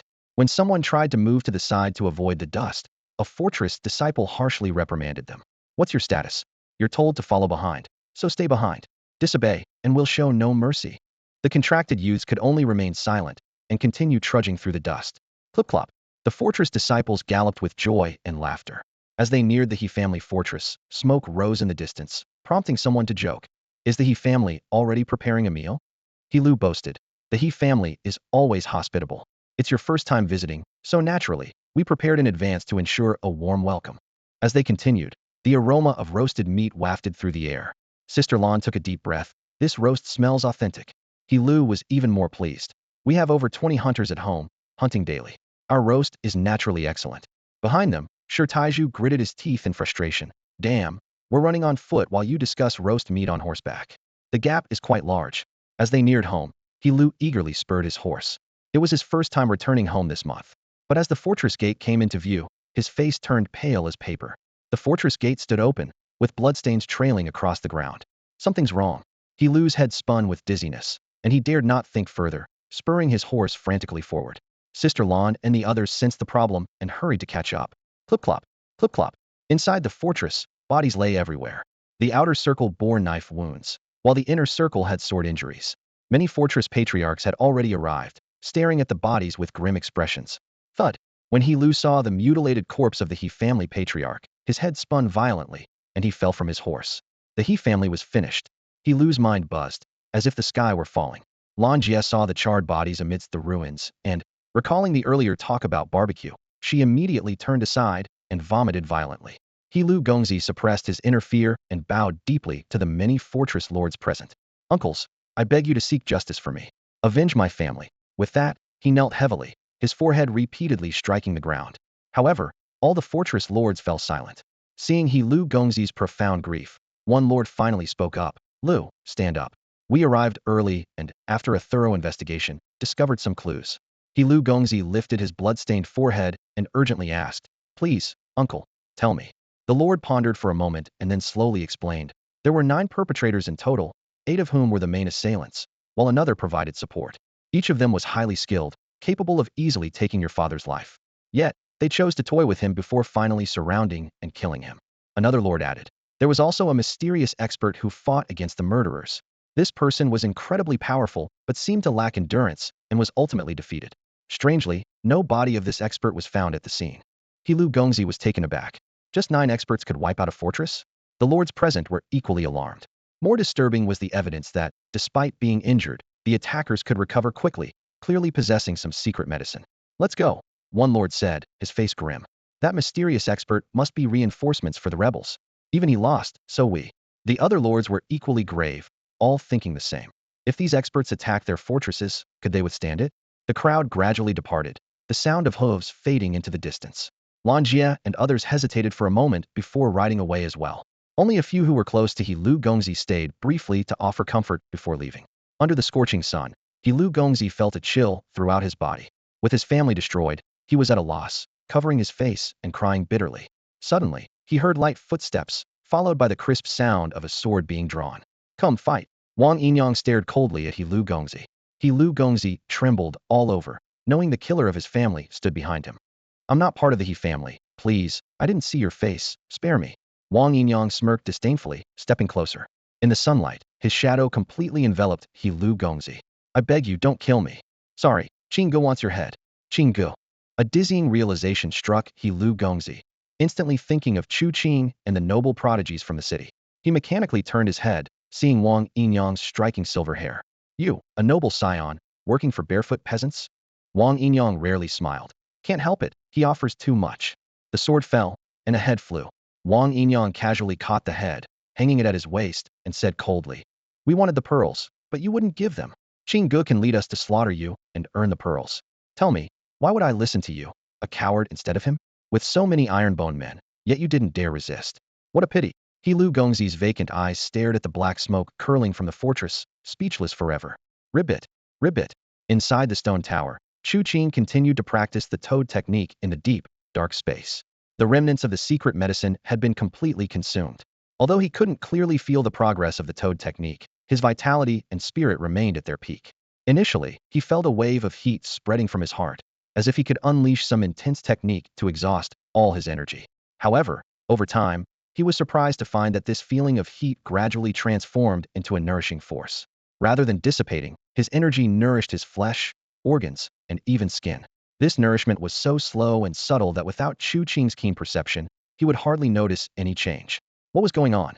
The focus of the toad technique was supposed to be on strengthening the muscles and bones. So why were his flesh, bones, and organs being nourished? Could it be that the true effect of this secret technique was not just linking muscles and bones, but providing comprehensive nourishment to enhance the foundation for future breakthroughs? As hours passed, Chu Qing still couldn't fully grasp the true mystery of the toad technique. At that moment, a thought suddenly occurred to him. Perhaps he should ask the one-armed master. His understanding of this technique might provide some answers. Around noon, Wang Yinyang returned to the stone tower with Lu's head. Chu Qing glanced at it and said calmly, Throw it away. Wang Yinyang nodded, turned, and disposed of the body outside for the wild dogs to devour. As he dealt with the head, Lan Jie and some disciples of the fort happened to see it. They first looked at Lu's head, then at Wang Yinyang, a flash of surprise and increasing fear in their eyes. Was it Wang Yinyang and his group who wiped out the He family of the fort? Lan Jie and the others were filled with fear. The 9 culprits matched exactly with Wang Yinyang's group of 9. Each of them was stronger than the head of the He family, and doing such a thing was chilling. The crowd's expressions changed, and Wang Yinyang glanced at them before making a throat-slashing gesture and turning away. This action sent shivers down the spines of all the disciples present. Many of the fort's disciples turned pale and hurriedly said, I need to take a leave and go home. Soon, Almost all the fort's disciples left in a hurry. Only Lan Jie and a few others remained, silent for a long time. Zhao Hongxiu's eyes darted around, and she suddenly spoke. Lan Jie, we actually have no conflict with Chu Qing and his group. All the disputes were caused by He Qi, the steward, and the He family. Now that the He family is gone, the conflict is naturally over. Lan Jie turned mechanically, looking blankly at Zhao Hongxiu. But they still want the pearls. Zhao Hongxiu sneered, dismissively saying, if they want them, let's give them. Pearls are precious, but they're just used to refine a few copper tendons. Lan Jie shook her head. You don't understand. There must be some other secret hidden within the pearls. Otherwise, why would these young elites be so crazy about them? Even if the pearls are useless, we can't just give them away. Zhao Hongxiu sneered inwardly, thinking, foolish, won't realize the truth until it's too late. But she said nothing more. By noon, the frog sounds within the stone tower gradually subsided. After days of relentless practice, the toad technique was finally complete. Practicing at least 1,000 times daily, consuming one secret medicine each day, Chu Qing had completed the secret advancement condition of the toad technique, needing 71.9 pearls and 10 portions of limit-breaking secret medicine. After more than 4 hours of practice, he noticed a slight reduction in the pearl requirement be 0.1 pearls. If he continued practicing the toad technique daily, at the current rate, he estimated that in another 3 to 5 days, he could reduce the consumption by 1 pearl. Theoretically, after a year, he wouldn't need to rely on pearls to advance. This efficiency was astonishing, but Chu Qing was not satisfied. He thought to himself, a year is too long. I must seize the day. Pearls, I need more pearls. He couldn't help but recall Cui Moyang's words. If one fort could gather over 20 pearls, then what about 10 forts, or 36 forts? At this moment, Chu Qing could no longer suppress the murderous intent in his heart. Clenching his fists, he thought to himself, I must take down another stronghold to gather more pearls. Just then, the maids came in, pushing a food cart. On it lay a medicinal meal, a steaming bowl of eel soup, along with various fresh fruits, vegetables, and exquisite dishes. Without a word, Chu Qing began to eat heartily. One more eel soup, and in 99 days, I'll meet the conditions, he calculated as he ate. As for the dragon tendons, I need to speed up the search. Once he was satisfied, the maids approached with a nourishing ointment. Young master, it's time to apply the ointment. Chu Qing stretched his limbs, his joints cracking loudly. Feeling the energy coursing through him, he thought for a moment and said, no need to apply it now. I'll use it all at once when I've gathered 10 portions. Yes, the maids replied as they retreated.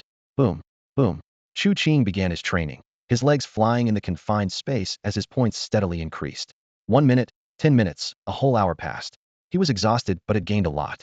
That's enough for today. I'll train again tomorrow, he panted.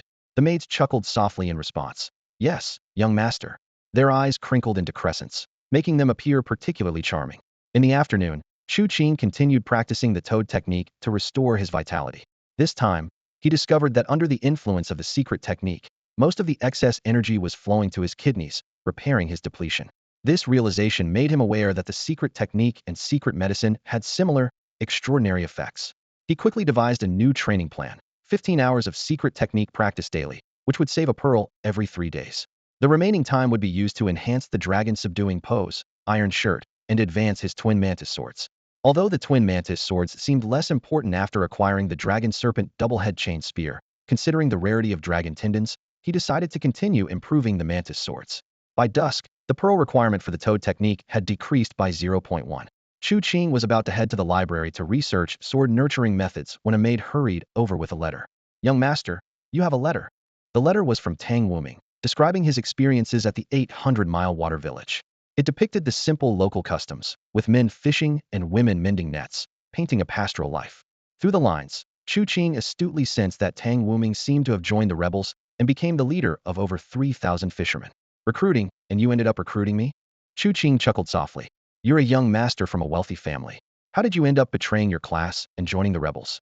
He instructed the maid to grind ink, and after some contemplation, his eyes lingered on words like water village and fisherman before he finally penned his reply. The county town is nice, but it can't compare to the countryside.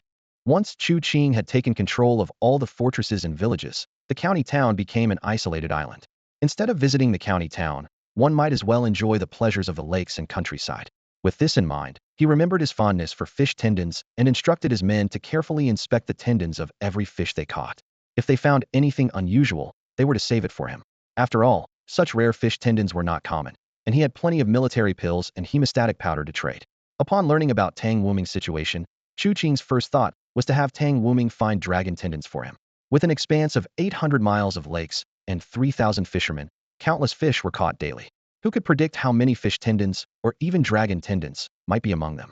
In legends from his past life, fish dragons were said to exist.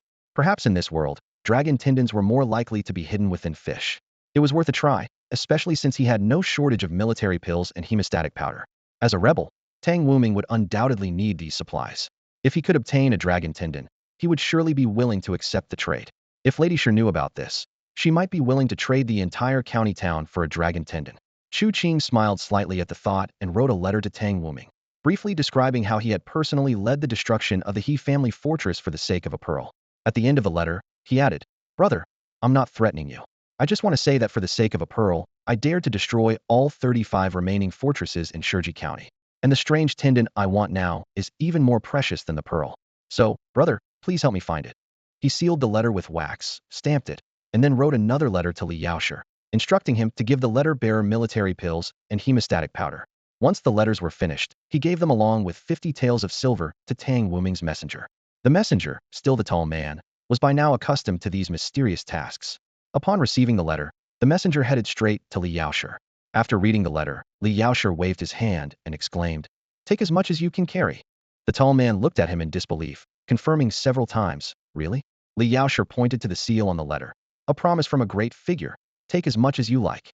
Half an hour later, the tall man, burdened with 7 or 8 large boxes, was grinning foolishly as he confidently headed towards the 800 miles of lakes. The supplies Chu Qing needed would significantly improve his situation with this journey. Thud, thud, thud. Chu Qing, dressed in a golden-red brocade robe, strode confidently towards the 4th floor of the library. From a distance, he spotted the one-armed teacher organizing books. He approached quickly, exchanged a few pleasantries, and got straight to the point. "Teacher, I have a question. What's the difference between secret techniques and ordinary techniques?" The one-armed teacher remained silent at first, looking at Chu Qing with a complex expression. Seeing this, Chu Qing lowered his voice and asked, "What? Is this some kind of unspeakable secret?" The one-armed teacher rolled his eyes, his tone tinged with exasperation. "If you read more books, you wouldn't ask such silly questions. Go to the 3rd floor, shelf 105. You'll find all the secrets about secret techniques there." Chu Qing suddenly understood, a look of realization crossing his face. The one-armed teacher sighed deeply and advised earnestly, "Martial artists should read, too. The more you read, the greater your achievements will be. Don't get so caught up in training that you forget the importance of reading." Chu Qing nodded repeatedly. He suddenly remembered that people from the Mantis Martial Arts School had also mentioned that reading was beneficial to martial arts. However, no one could clearly explain why. After thanking the one-armed teacher, Chu Qing quickly made his way to the 3rd floor, shelf 105. The books here were vast and varied, but all related to martial arts. He swiftly scanned the shelves and soon found a book specifically about secret techniques. The book detailed, secret hand-to-hand techniques not only connect with other techniques, but also enhance strength, sharpen the senses, and improve recovery. When perfected, they can nourish the flesh, organs, muscles, and skin. If a secret technique breaks through its limits, it can increase the chance of reaching the heavenly path by 10 and significantly enhance foundational nourishment. At the end of the book, it was noted, with frequent practice, descendants will have martial aptitude several times higher than ordinary people, or even more. No wonder the rebel leader was searching for secret techniques everywhere, and why the fortress disciples fought so hard for them. Chu Qing realized. The talents of noble families must be due to their ancestors practicing secret techniques. If this continues, their descendants' talents will only improve. Now that I've mastered a secret technique, I might be able to establish a noble family myself. He continued reading and found information about weapon secret techniques. These techniques primarily focused on mastering the heavenly path, but even if one couldn't achieve that, reaching perfection or breaking limits brought significant benefits. Although the book didn't specify what these benefits were, it implied they were even more precious than the heavenly path itself. After a while, Chu Qing closed the book, deep in thought. It seemed he indeed needed to read more, especially martial arts miscellanies. Many martial secrets were hidden in these seemingly ordinary books. Chu Qing immediately decided to have his maids read books aloud to him while he trained. From now on, I'll listen to books, he thought. After pondering for a moment, he sought out the one-legged teacher to inquire about sword nurturing techniques. After some thought, the teacher pointed him to a location. Soon, Chu Qing found the sword nurturing technique. After a brief glance, he frowned. The content was extremely intricate and couldn't be displayed in the attribute panel. "I'll take it back and study it slowly," he muttered to himself. Then, he randomly picked 2 more books to have the maids read to him later. As he was leaving, Chu Qing saw a senior student entering the library. Upon seeing Chu Qing, her face turned pale, and she instinctively took 2 steps back. Sensing an opportunity, Chu Qing smiled knowingly. Senior, you took 4,000 silver taels from me as a registration fee back then. When do you plan to return it?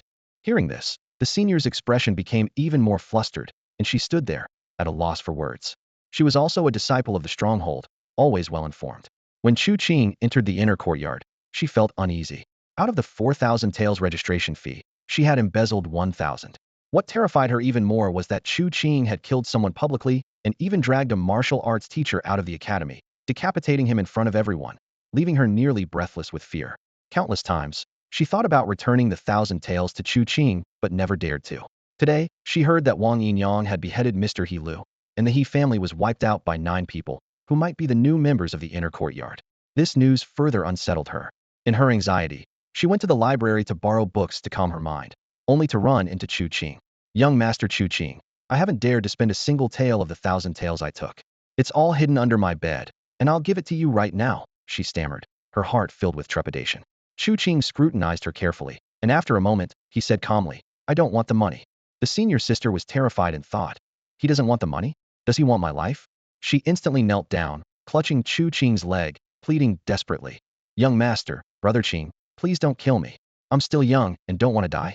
I can earn money and return 4,000 taels to you, even 8,000. Chu Qing remained expressionless and unmoved. The senior sister suddenly realized something, and with a thud, she prostrated herself on the ground, tears streaming down her face as she said, Brother Qing, I can be your follower. I have a decent foundation, my martial arts are all right. I'm obedient and willing to work. Just spare my life. She looked up, her eyes full of pleading. Chu Qing coughed and said, Open your mouth. The senior sister was momentarily stunned, but then closed her eyes and opened her mouth.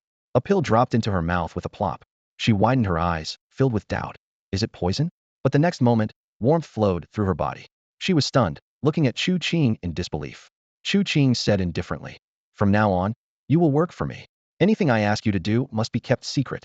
Not even your husband can know. If you do well, I won't take your money, and I'll give you a portion of the limit-breaking elixir every day. The senior sister was bewildered, thinking, Not going to kill me? And a portion of the limit-breaking elixir every day? This feels like a dream. Although she was a disciple of the stronghold and a member of the inner courtyard, getting a portion of the limit-breaking elixir every 10 days was the norm. Now, working for Chu Qing, she could get one every day, which was beyond her imagination. As for leaking secrets, as long as she was alive, she wouldn't dare.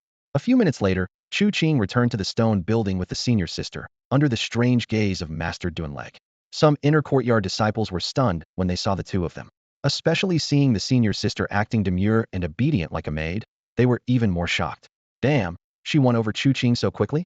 She's betraying our strongholds class. Some inner disciples were dissatisfied with this, but more disciples, upon hearing the news, had a glimmer in their eyes, thinking, I can't provoke you, but can I be your follower? Being a follower not only spares my life, but also grants me resources to aid my cultivation. Better to work for Chu Qing than others, since Chu Qing is more formidable and has a brighter future. With that thought, they immediately contacted their families to inquire if they could approach and win over Chu Qing. Meanwhile, inside the room, Chu Qing wrote down the method for refining pearls with essence and blood on a note and handed it to the maids. Give this to her. The 2 maids nodded in agreement. 10 minutes later, the maids came out of the inner room, astonished, saying, Young master, she is nourishing and refining pearls with her essence and blood, attempting to make 4 at once. Young master, won't she die from blood depletion? Chu Qing took a sharp breath, thinking, that senior sister is quite ruthless. But a bit of ruthlessness is good. By tomorrow morning, 4 secret pearls will be ready, surely delighting talents like Chui Moyan. It's fine. The senior sister has a strong foundation and powerful essence. She will be all right. As for whether her secret pearls are top-notch, Chu Qing was also full of anticipation. Lady Shi was a martial arts expert, and her secret pearls were top grade, whereas Lady Jean, an ordinary person, produced average pearls with her essence. He wanted to test if this martial arts senior sister's essence had any special effects and to find common traits.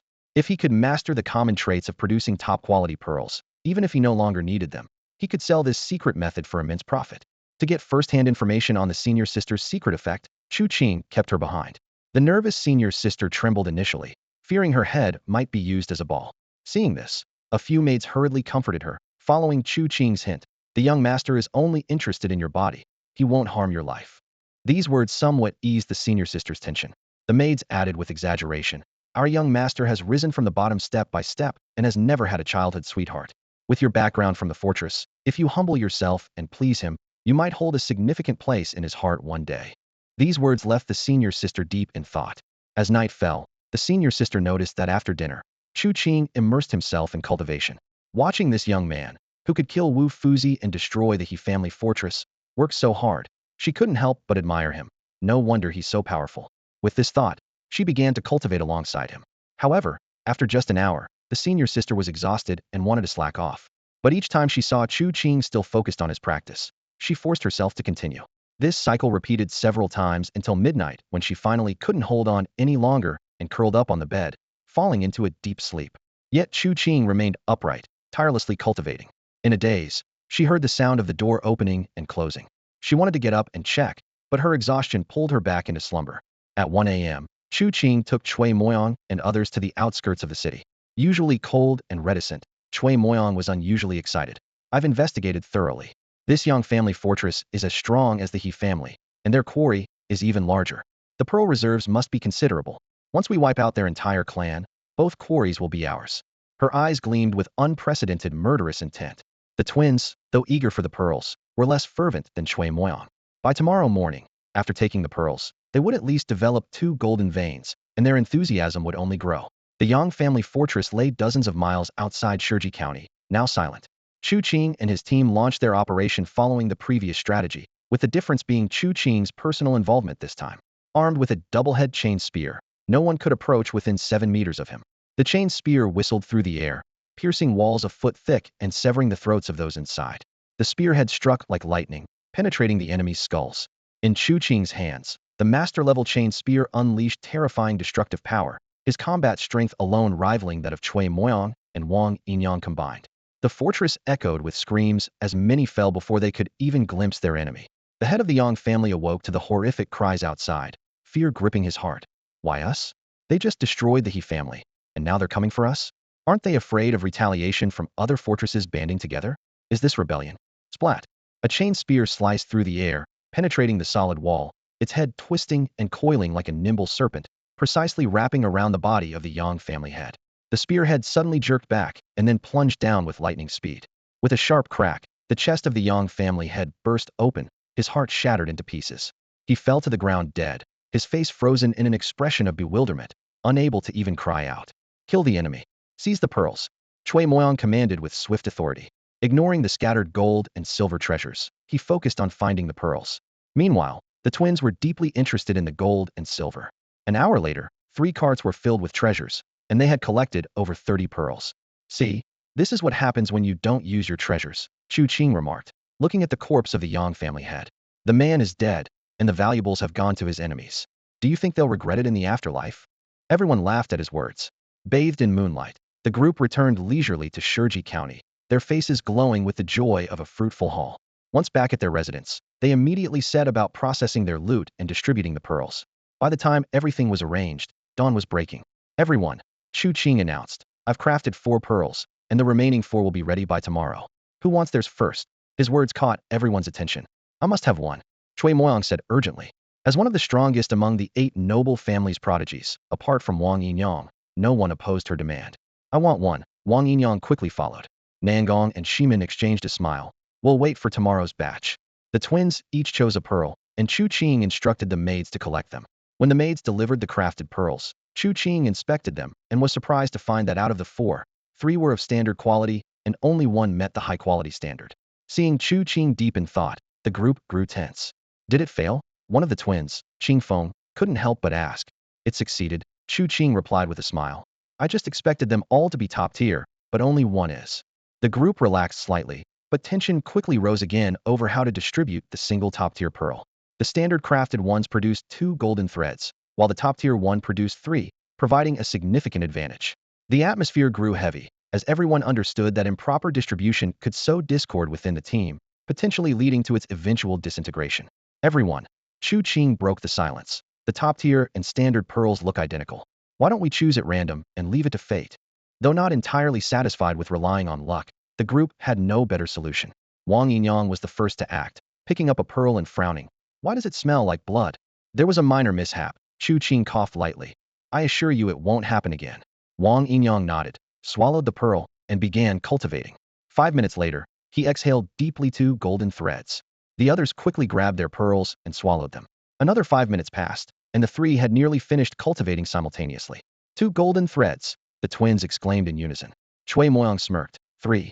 The group was both envious and jealous, knowing that each additional golden thread represented a greater advantage and future potential. After dinner, there are 4 more pearls to craft, Chu Qing said. But I must remind you, I can't guarantee another top-tier pearl. Everyone nodded, content to have even the standard pearls. Feeling the power of the golden threads within, the group was thrilled. Even the usually composed Mingyue expressed a rare bloodlust. 2 threads in one day. Brother Qing, let's wipe out another fortress now. The others were equally eager, their eyes gleaming with excitement. Everyone. Chu Qing cleared his throat. It's best to act under the cover of night. Daytime killings aren't ideal. Besides, the martial world isn't just about fighting. It's also about relationships. The group immediately protested. You said the martial world was all about fighting, no relationships. Now you say the opposite? So is it black or white? It's all up to you? How domineering. The Yang family in the fort was completely wiped out. In the entire fort, apart from a few surviving servants, none of the main members of the Yang family managed to escape. The news, like a cold wind, swiftly swept through the major forts of Shiji County. Upon hearing it, the remaining fort leaders' faces turned ashen, their brows furrowed, eyes flickering with fear and anger. They gathered quickly in a dimly lit hall, discussing strategies with grave expressions.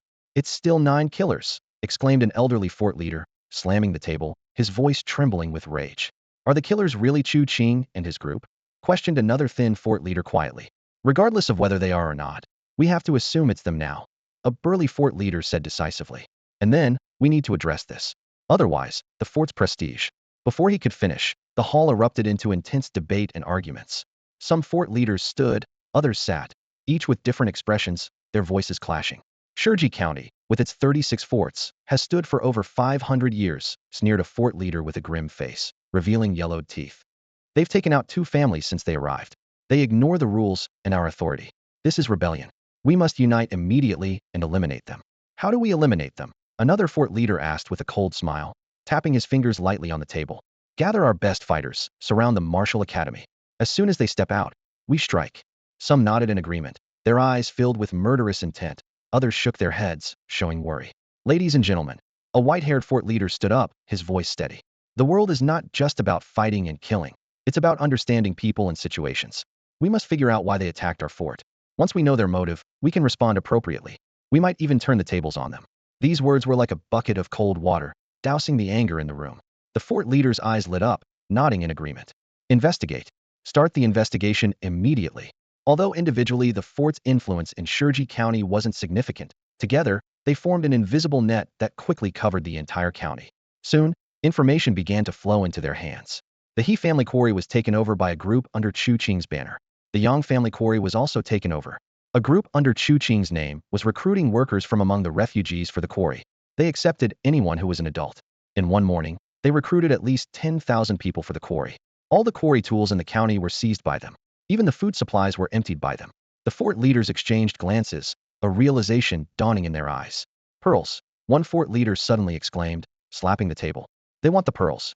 Shiju pearls are very valuable, added another fort leader. Consuming them can develop 2 copper veins, and if one has enough talent and luck, perhaps even silver veins. However, a small-built fort leader frowned. As great as the pearls are, they shouldn't surpass the Academy's golden incense and nourishing bombs. The hall fell into a brief silence, filled only with the howling wind outside. Perhaps the pearls hold other secrets, a fort leader suggested quietly, uncertainty in his voice. They fell silent again, each pondering their next move. Threaten them with the pearls? A young fort leader tentatively proposed. How do we threaten them? Negotiate with them, a fort leader said through gritted teeth, eyes gleaming with determination. How do we negotiate? We offer them all the pearls we have. In return, they must give us golden incense or other martial secrets. But will they agree? Chu Qing's sword can kill, and our swords can kill too, a fort leader declared, his eyes filled with deadly intent. Agreed, they all echoed in unison. Send them an invitation to meet at Xianyuan Tower tonight. If negotiations fail, we'll seize the opportunity to eliminate them. As dusk fell, the golden glow of the setting sun draped Shiji County in a thin veil of gold. Chu Qing left the Martial Academy alone, walking briskly through the streets towards Madame Jin's residence. Madame Jean had been in a good mood these past few days. With Chu Qing out of danger, the fort people dared not trouble her. The vast Blood River gang also obeyed her every word, all thanks to Chu Qing. Although it had only been a little over a day since she last saw Chu Qing, she still missed him greatly. I wonder how Qing'er is doing. Madame Jean mused, sitting by the window, her gaze soft as she stared at two violets, her slender fingers gently caressing the petals. Jean Fatty stood beside her, attending to her carefully, not daring to slack off. A few days ago, because of the arrogance of the fort's servants, he didn't dare provoke them and was scorned by Madame Jean. Since then, he had tried everything to please her, only to be met with her indifference. As a result, Madame Jean couldn't be bothered with him and wouldn't even allow any intimate gestures.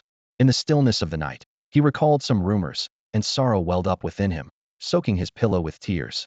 Master, Madam, Brother Qing is here, the servant announced.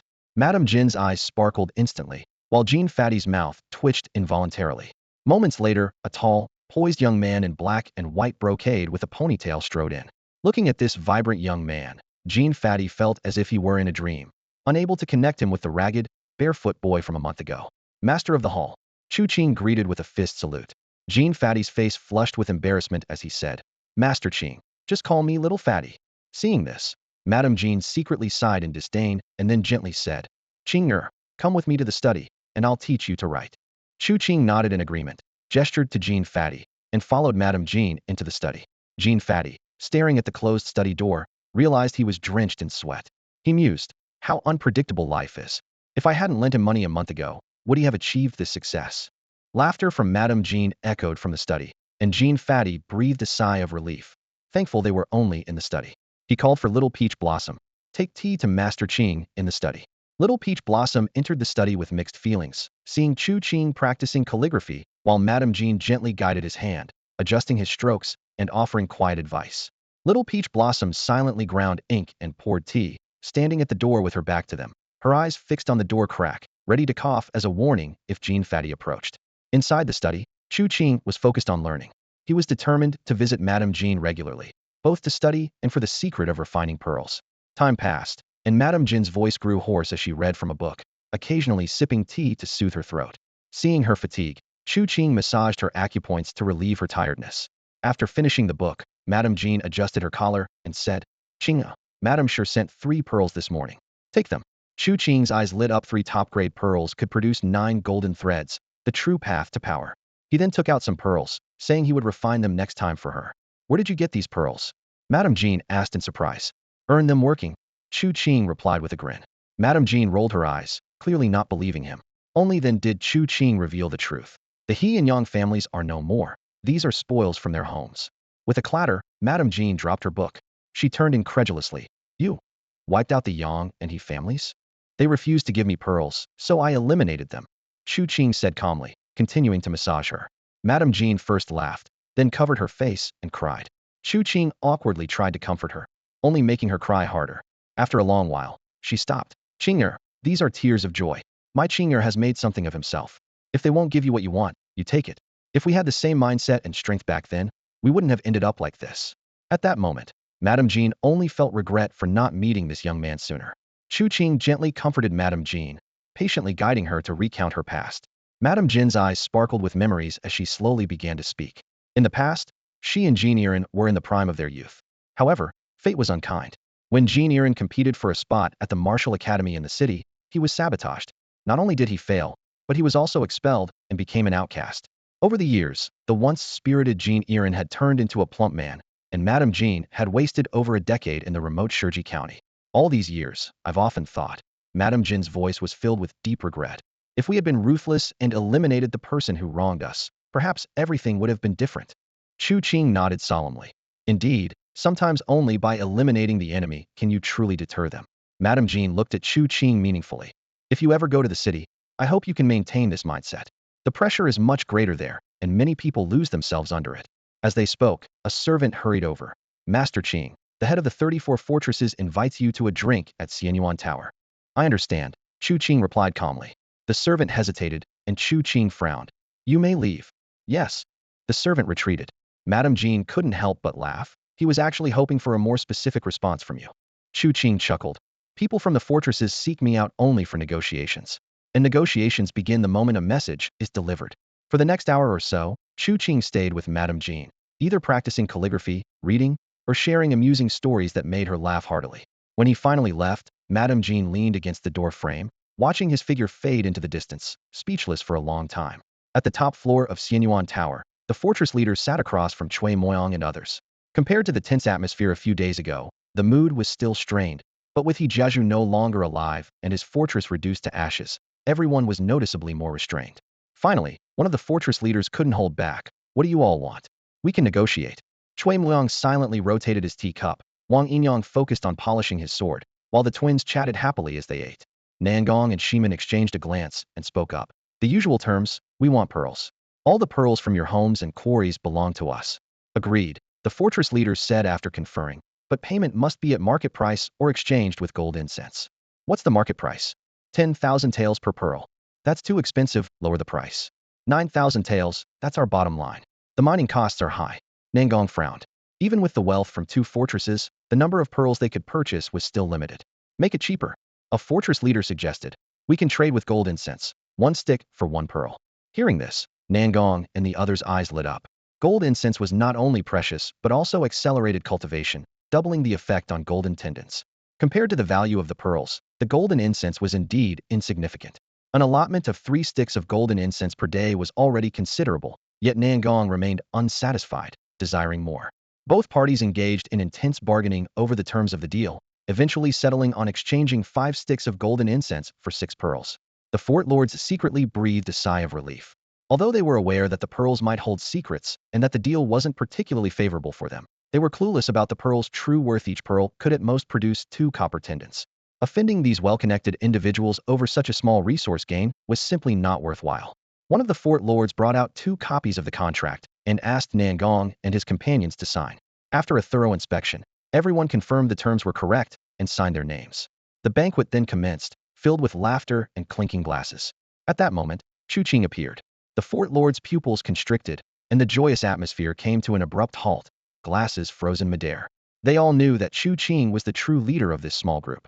Nangong excitedly said, Brother Qing, we've struck a deal. 5 sticks of golden incense for 6 pearls. The incense is free from the Martial Academy, so we're not losing out. The fort lords twitched at the corners of their mouths, thinking, don't rub salt into our wounds with this. Chu Qing glanced at the contract and shook his head, saying, this won't do. Before he finished speaking, he had already torn the contract to pieces. Nangong and the others were dumbfounded, and the fort lord's expressions were even more remarkable. Brother Qing, using free incense to get pearls is already a good deal, Nangong and his companions said, puzzled. The fort lords' faces grew increasingly grim. You're swapping something you got for free for our pearls, and it's still not enough? Chu Qing smiled and said, this deal seems favorable to us, but it's actually benefiting the fort lords. Seeing the confusion on their faces, he casually tossed the shredded paper to the ground and continued to explain. The only reason the fort lords are willing to trade is because of our formidable strength, forcing them to swallow their pride. Once they become stronger by leveraging the golden incense, they will undoubtedly go back on their word. When dealing with such people, there's only one principle: who take all the benefits, and they get none. Everyone seemed to ponder this, while the faces of the fort lords turned ashen. Cui Moyang had a revelation. We must acquire the pearls, but we can't give them any resources. Chu Qing clapped in approval. Exactly. Renegotiate. He sat down with authority, fixing his sharp gaze on the fort lords across the table. The fort lords wore sullen expressions, and one couldn't help but growl. Trading for incense was already generous of us, and now you want it for free? Chu Qing was blunt.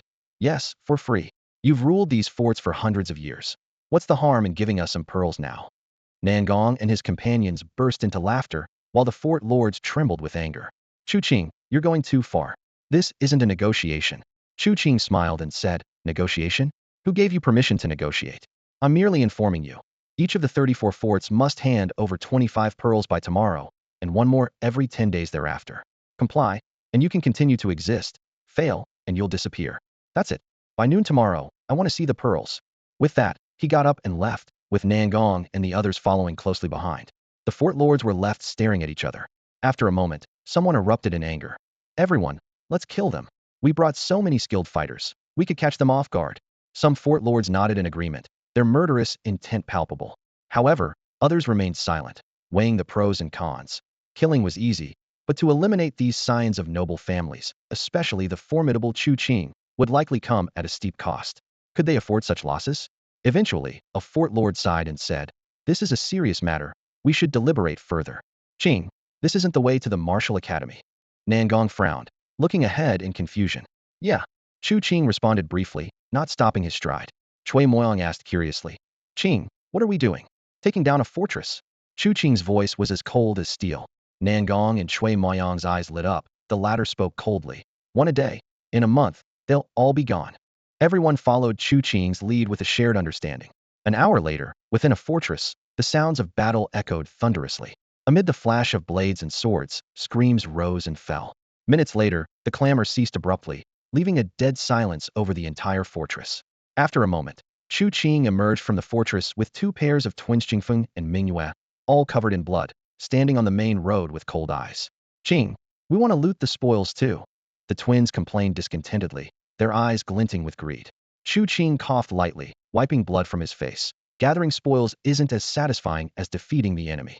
Qing Feng and Mingyue pondered this. Then all four nodded almost simultaneously. "All right, then let's fight." Chu Qing's expression turned serious as he corrected them. "We don't kill indiscriminately. We target our enemies. These fortresses are despicable, oppressing the people and cutting off our resources. If we don't take them down, we won't have peace. We are just." Hearing this, Qing Feng and Mingyue's eyes flickered with confusion, but it was quickly replaced by determination. 1 hour, 2 hours. In the distance, dust rose as horses galloped closer. On horseback, the head of the Zhang family looked tense, his brow furrowed. After Chu Qing and his group left, the fortress leaders urgently discussed strategies.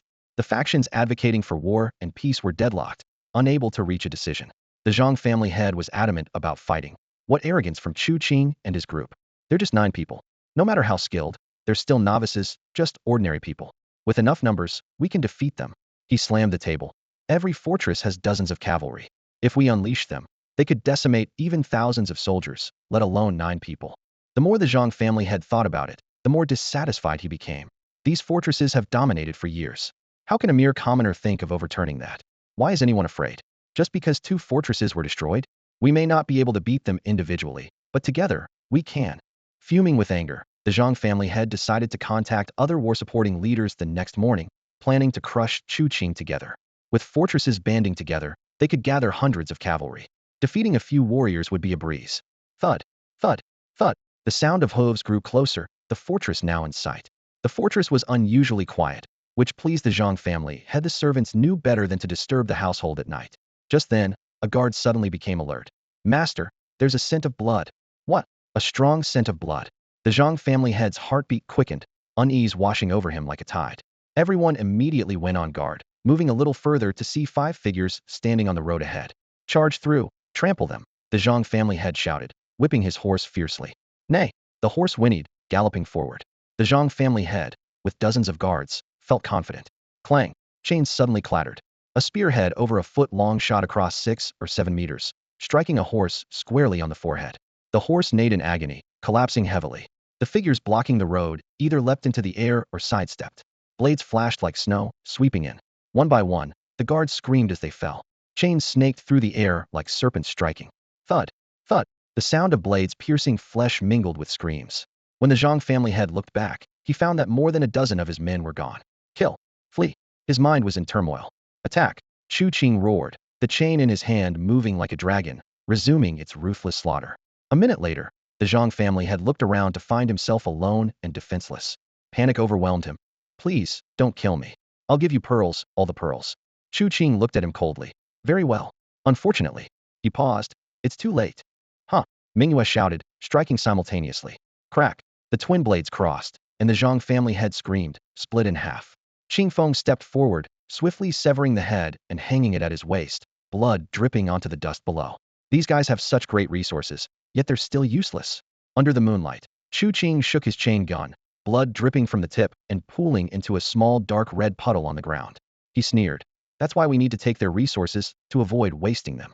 The spoils exceeded expectations. 30 pearls neatly arranged, glimmering with a subtle glow, gold, silver, and jewels filled 2 carts, the wheels slightly sinking under the weight.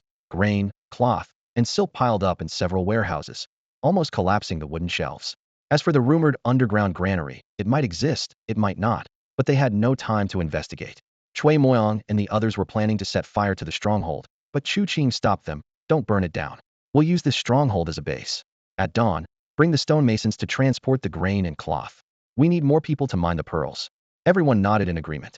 The original owner of the stronghold had hired workers to mine, but due to cost considerations, the number of workers was limited. Chu Qing and his team, however, didn't have to worry about costs after all. All resources were gifts from nature, to be used freely, and if they ran out, they could just take more from nature. They could afford to hire people without concern. Since they needed to occupy the stronghold's resources, Nangong, Chui Moyang, and the others worked tirelessly until dawn to sort everything out. As the sky began to lighten, a large number of ox and horse carts were loaded with grain and cloth, their wheels carving tracks into the dirt as they headed for the gathering place of refugees outside the city. Join us in mining, and we'll provide food, lodging, and medical care. Not a single copper less in wages, shouted the recruiters. Find a pearl, and you'll earn 10 taels of silver. The top 100 fastest workers each day get a tael of silver. At Chu Qing's suggestion, Nangong and Chui Moyang improved the benefits for the stonemasons, detailing compensation even for injuries or death caused by falling rocks. The refugees were on the brink of starvation. They couldn't return home because the areas hit by floods had outbreaks of plague, and going back meant certain death. Staying put also meant starvation. Now, with Chu Qing offering jobs, even just for food, they were eager to join. Moreover, the generous benefits made them grateful, their eyes shining with hope. Nangong discreetly leaned over to Chu Qing and whispered, "We're offering too much." Chu Qing smirked, "Too much? A single pearl is worth at least 10,000 taels of silver, and they're priceless. How much can 10,000 people eat in a day? As long as they can find pearls, it's worth it even if we lose money. Remember, we're not after gold or silver, we're after pearls." Everyone suddenly understood, their eyes glinting with greed.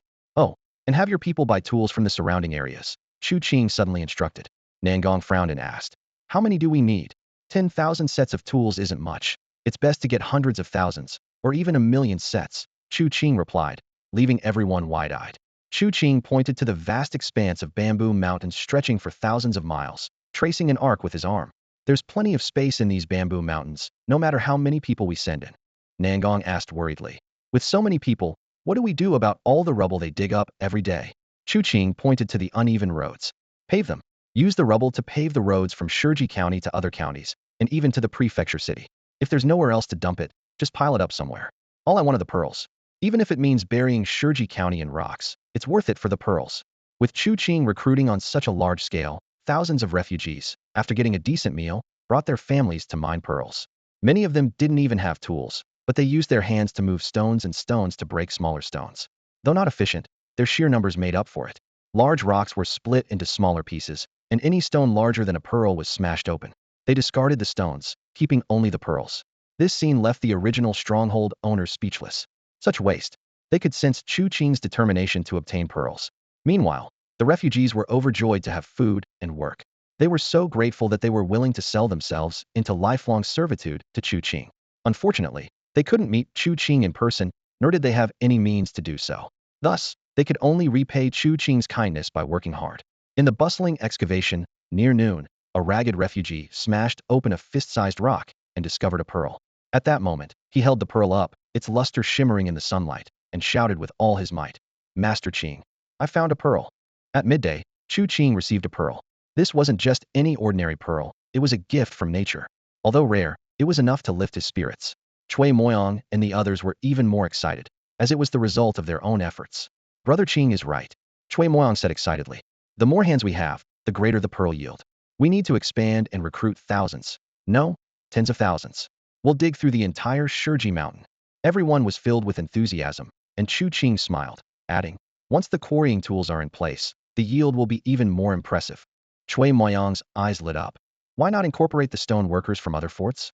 Those forts only cut large stones into slabs and statues to sell, wasting pearls with their crude methods. "You can handle these matters yourselves?" Chu Qing nodded. "Later, when pearls are delivered from the forts, you will manage it. Remember, what matters is not who brings pearls, but who doesn't." After arranging these tasks, Chu Qing focused on his martial arts training at the martial courtyard. He meticulously allocated time to each skill, including toad art, dragon subduing stance, and double-handed praying mantis sword. He prioritized practicing toad art to conserve pearls and strengthen his foundation. Once his training session ended, he lay down to let the maids massage him, restoring his energy. A knock at the door interrupted, but he continued resting, signaling the maids to proceed. Within minutes, he was rejuvenated, springing up to practice the dragon subduing stance, his legs moving swiftly through the air with a whooshing sound. After half an hour, his mastery of the stance improved. A round-faced maid suddenly entered to report. "Sir, many people are kneeling outside, pleading to see you." Chu Qing was well aware of the situation and calmly replied, "Open the door and tell them I agree." Outside, 20 to 30 inner courtyard students from various forts had been kneeling for over an hour. They had received messages from their family heads, saying Chu Qing had destroyed another fort, and their pearl offerings had been rejected by Chui Moyang, awaiting Chu Qing's instructions. It was clearly a warning, but given Chu Qing's recent conquest of 3 forts in as many days, they had no choice but to wait respectfully at the door. When the stone door finally opened, a maid softly said, "My master is too busy to see you." The fort descendants were deeply disappointed, with some even kowtowing and pleading, "Please, Lord Qing, grant us an audience." A group of young nobles from the fortresses knelt in unison, their foreheads hitting the stone ground heavily as they shouted in unison, "We beg Lord Qing to see us." Watching this scene, the maid stood by with a complex expression. She had heard other maids say that these fortress nobles were all proud, looking down on everyone. They wouldn't even deign to say sorry, let alone kneel and bow. Yet now, these once arrogant noble scions were begging like beggars. Though they were kneeling to Chu Qing, the maid felt a wave of indescribable satisfaction. She knew Chu Qing had a humble background, once regarded as the lowest of the low, treated as dust by these very nobles. Now, they had to kneel before the man they once scorned. In that moment, the maid straightened her back, her expression proud. She felt that these people were kneeling not just to Chu Qing, but to her and everyone else they had once trampled upon. "The young master has agreed to your plea," she said coldly. "You may leave." The nobles felt a huge relief, bowing once more in gratitude before hurrying away to report back to their families. The heavy stone door closed slowly behind them with a deep thud. The maid looked in the direction of the door, a scornful smile playing on her lips. "Young master, those people are not even as good as a dog." Chu Qing smiled slightly, his tone calm. "Go prepare the ointments and secret medicines. Continue to assist in my cultivation." "Yes." The maids responded in unison, immediately setting to their tasks. As for those fortresses, Chu Qing paid them no mind. If they didn't learn their lesson, he could easily destroy another one. More important than these trivial matters was increasing his martial arts skills and completing enough repetitions of the dragon-subduing stakes. He trained methodically, sweat pouring off him. Afterward, he bathed, changed clothes, and enjoyed a large bowl of eel soup. After a brief rest, he picked up his heavy two-handed sword and began to work on advancing his praying mantis sword technique. Clang, clang. He tapped the sword blade with his knuckles repeatedly, performing tens of thousands of repetitive motions without rest. Before long, the maids brought a new batch of sword nurturing materials. The martial arts manual mentioned over a dozen ways to nurture a sword. Chu Qing carefully chose one that consumed a lot of resources but took the least time. He meticulously applied a silver's worth of sword oil to the blade, then used high-quality silk to rub it 1,000 times until the oil was absorbed into the sword. The first time nurturing the sword took Chu Qing 10 minutes. But to complete 1,000 repetitions, it would take over 10,000 minutes, several days, a huge waste of time. After pondering for a moment, his eyes lit up. He turned to the maids and said, "You will take turns nurturing the sword." The maids quickly agreed.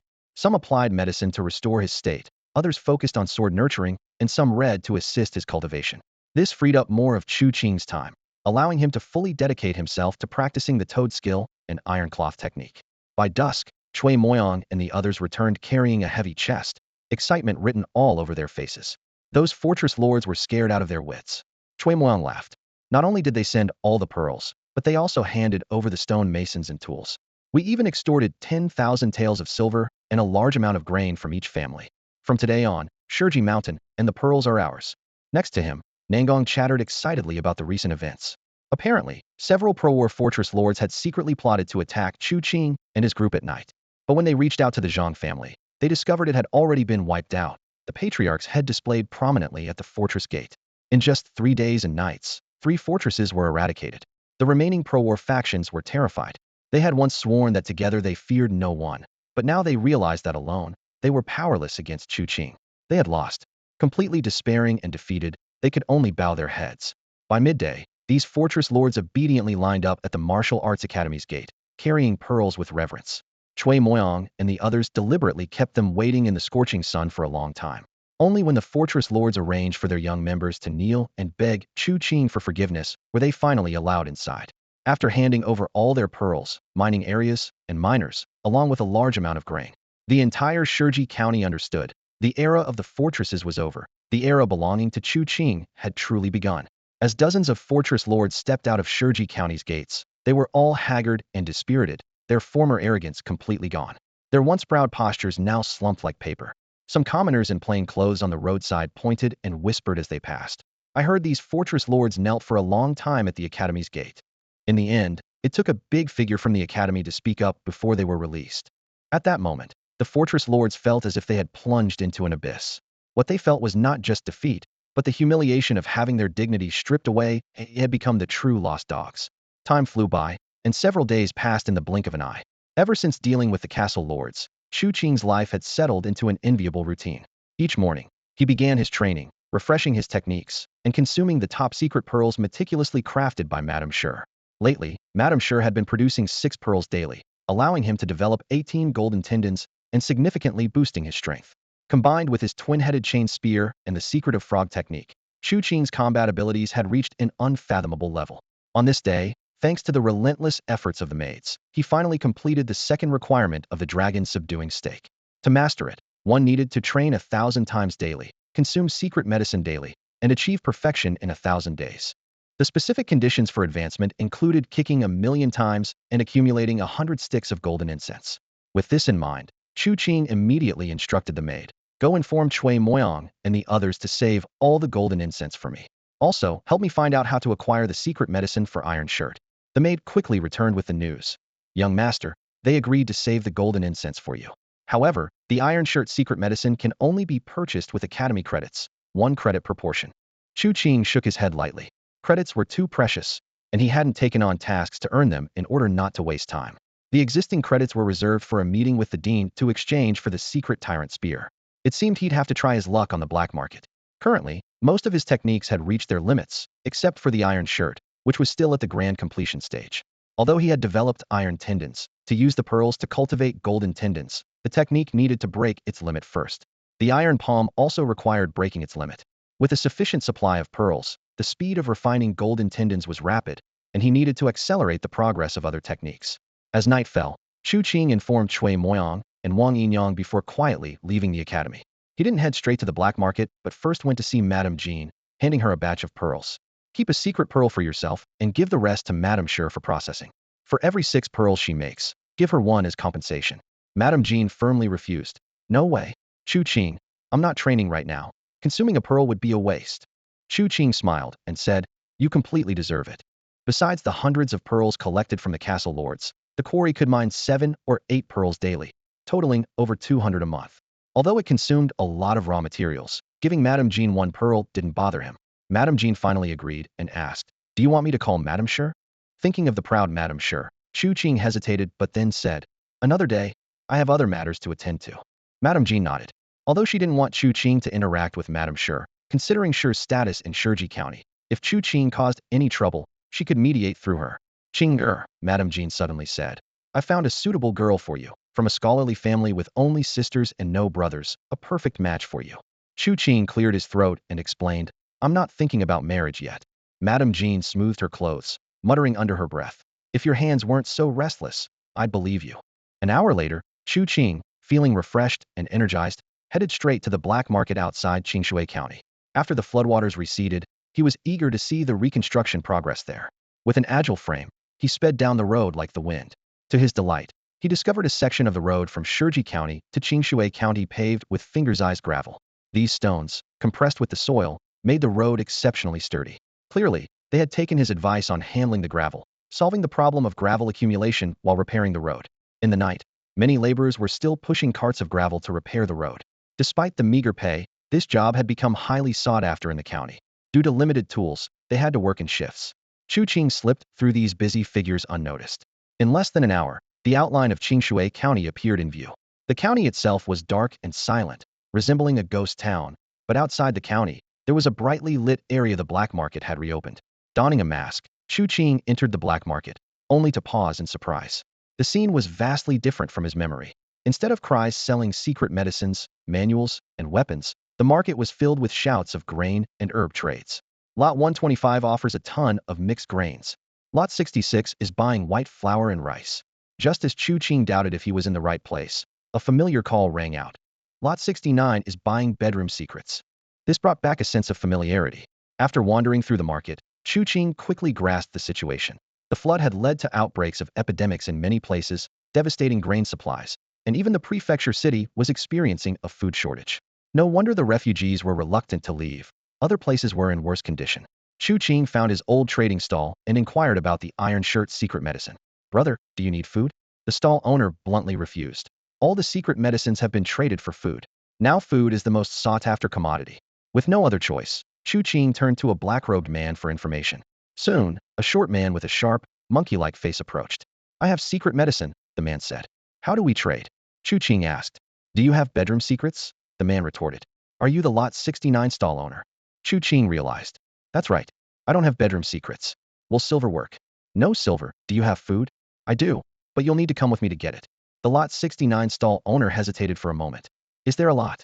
Chu Qing pondered. The He family granary might have been cleared. Zhang's was off limits, leaving only the Yang family granary. I haven't looked closely, but there should be plenty. In the pitch black night. Brother, do you really have food? Yes. Chu Qing's voice was unusually firm in the darkness. You're not lying to me? The vendor at stall 69 squinted suspiciously.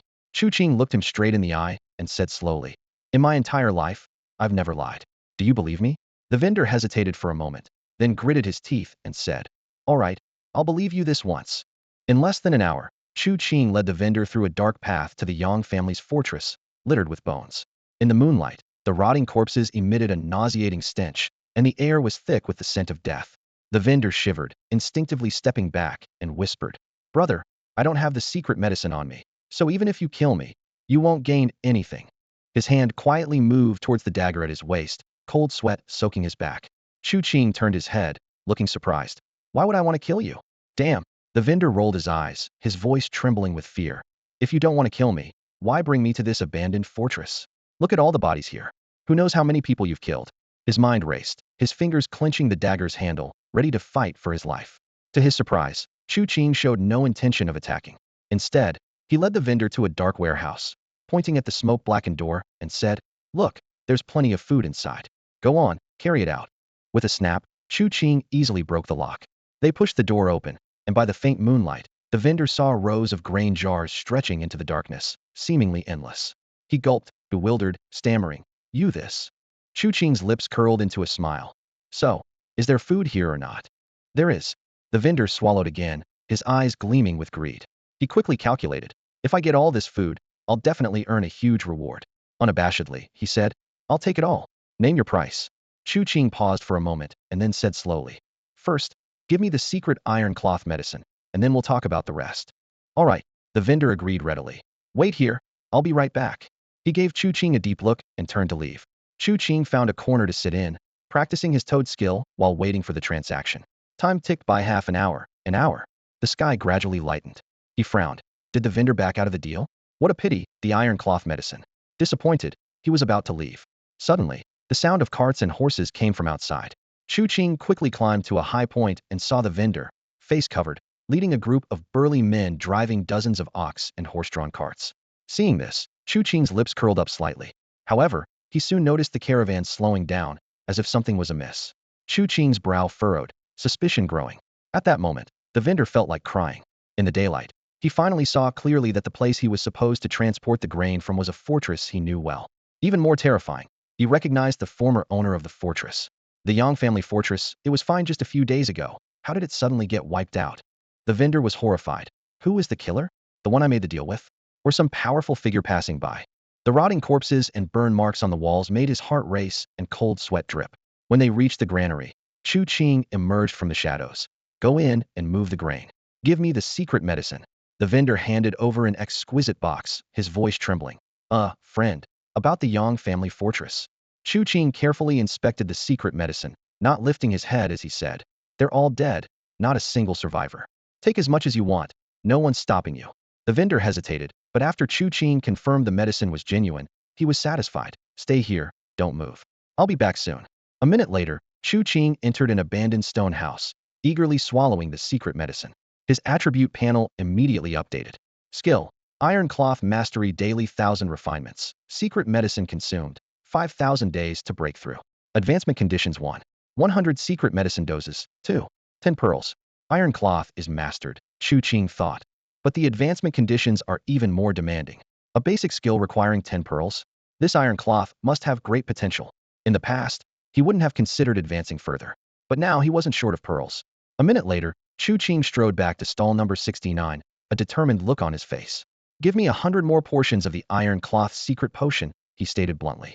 Although he could use a universal potion to enhance his iron cloth skill, it was too precious for him to waste. So, he tried his luck to find a potion specifically for iron cloth, and fortunately, he found it. The stall owner at 69 stared intently at Chu Qing, his eyes filled with countless questions, but in the end, he simply nodded firmly. Don't worry, brother, the stall owner said in a low voice. I brought over 500 portions of the iron cloth potion this time. However many you want, I'll give you. Chu Qing shook his head, his tone resolute. I only need 100 portions. The transaction was completed swiftly. Chu Qing found a secluded corner, quickly swallowed the potion, and then consumed the pearl. In the next instant, his skill panel immediately reacted. Ultimate Iron Cloth 1, 108 major tendons. 2. Enhance the quality of major tendons. Advancement condition maxed out. As soon as the information appeared, Chu Qing felt the major tendons within his body begin to writhe wildly, while his skin tightened painfully. The writhing tendons gradually formed eerie patterns of wailing ghosts and ghostly figures on his chest and back. Inexplicably, he had a peculiar feeling the enhanced iron cloth not only doubled his defense, but also subtly altered his flesh, organs, and viscera, especially his skin, which seemed to have been thoroughly tempered by some power, showing more significant changes than those brought by the secret toad art. Could it be that all horizontal training techniques have such mysteries? Chu Qing pondered. Unfortunately, with his major tendons nearly fully trained, he didn't want to expend energy on other horizontal training techniques and would have to explore them later. Now that his iron cloth had reached its limit, swallowing the pearl could further train it into iron cloth golden tendons. At that point, the 108 golden tendons would be equivalent to over 800 iron tendons, with unimaginable power. The more Chu Qing thought about it, the more excited he became, eager to find sure food to dig out the crafted pearls and swallow them to rapidly boost his strength. Over an hour later, the helpers at stall 69 had already loaded the carts and horses with goods. Friend, about the remaining grain, the stall owner tentatively asked. Chu Qing thought for a moment and decisively said, I still need it. Can't give it to you. A flash of disappointment crossed the stall owner's face. However, Chu Qing had a sudden thought and said, if you can get me some quarrying tools delivered to Shurji Mountain, I can trade grain with you. The stall owner's eyes widened, asking excitedly, really? Chu Qing nodded in confirmation. How many sets of tools do you need? The owner asked eagerly. Quarrying tools might not be valuable, but trading them for a cart of grain was a significant deal. Chu Qing pondered briefly and then looked up. Start with 100,000 sets. The stall owner was stunned.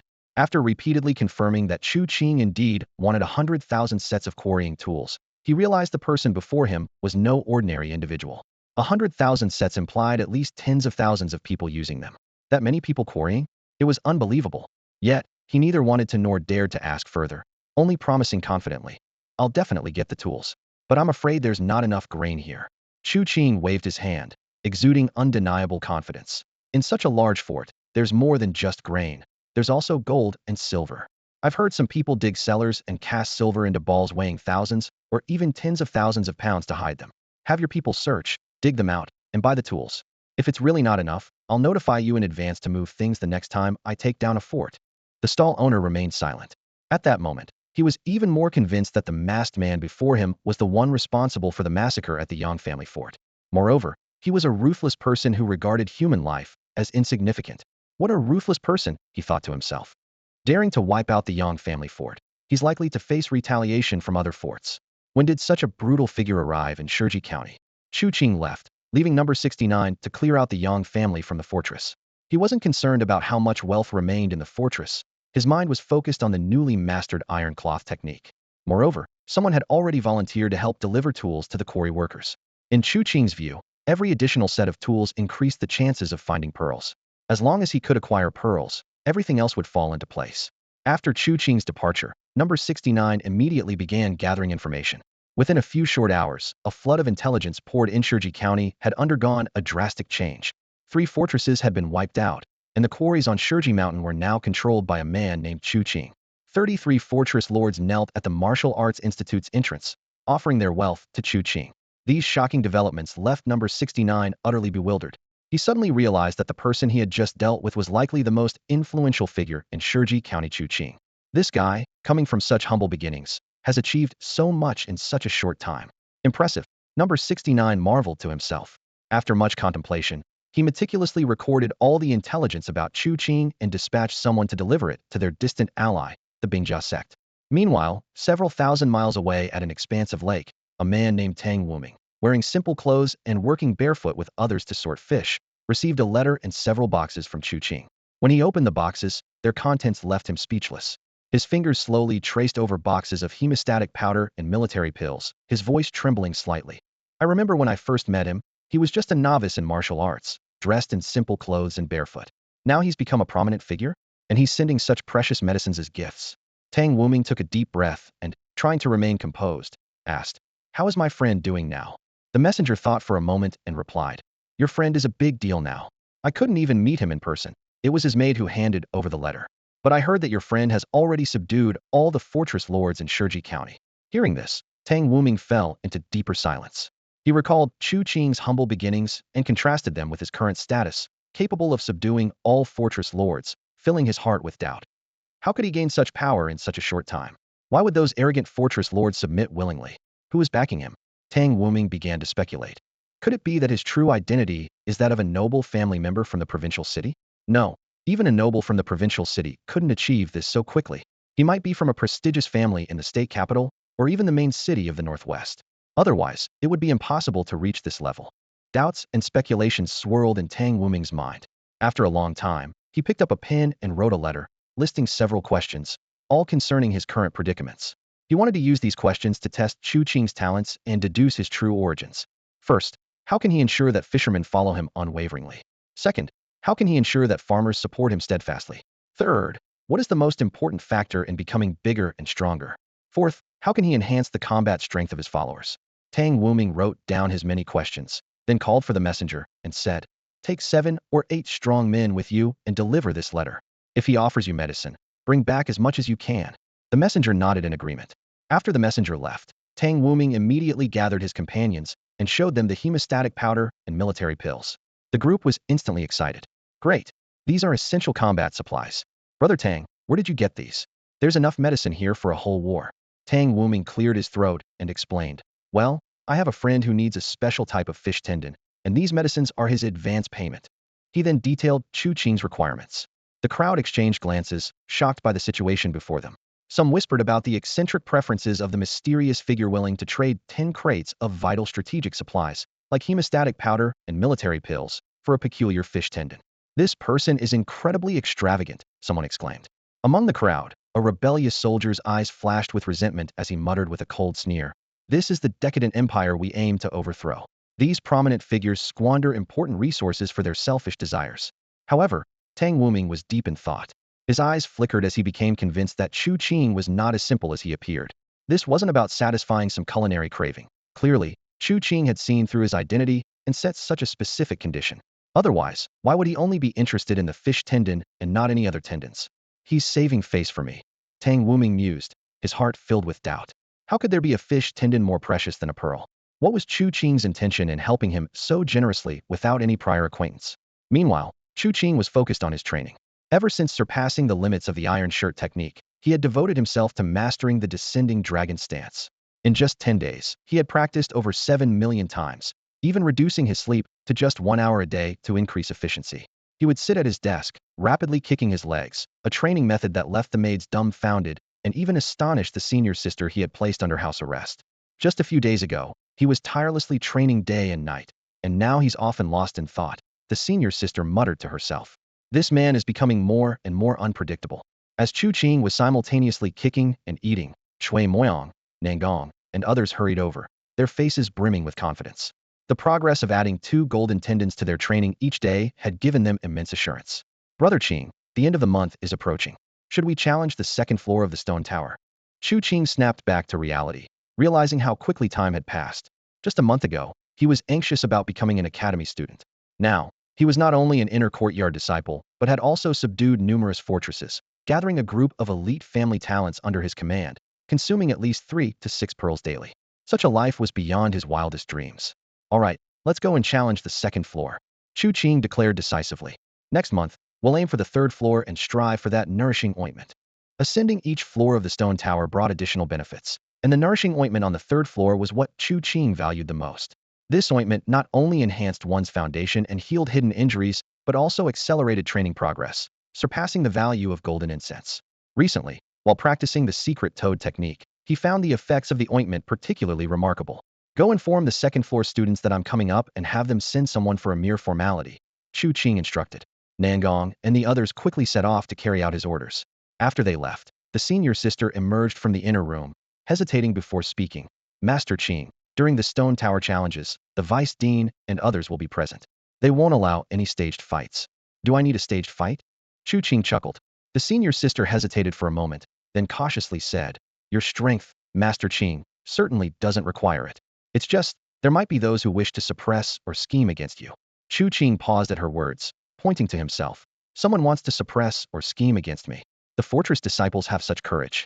How could it be from our fortress? The senior sister quickly explained. I'm referring to the influential families, the sons of nobles, and aristocrats from the county. Chu Qing suddenly realized the situation. Reflecting on recent events, he understood that while he had successfully subdued the young lords of the fortress, he had overlooked another formidable force, the city's aristocracy. Though fewer in number compared to the fortress, these nobles had long stood as equals, each possessing the strength to single-handedly challenge the fortress's elite fighters. Master Qing, his senior sister said with a serious expression, while the fortress has submitted to you, making you their leader, the aristocrats have always opposed the fortress. This time, they will certainly target you. Chu Qing responded with a confident smile. So what? It was I who challenged them to the Stone Tower duel, not the other way around. They have no grounds to target me. Although his senior sister understood his reasoning, she couldn't shake her unease. Lately, many visitors had come calling, both from the fortress and the aristocracy.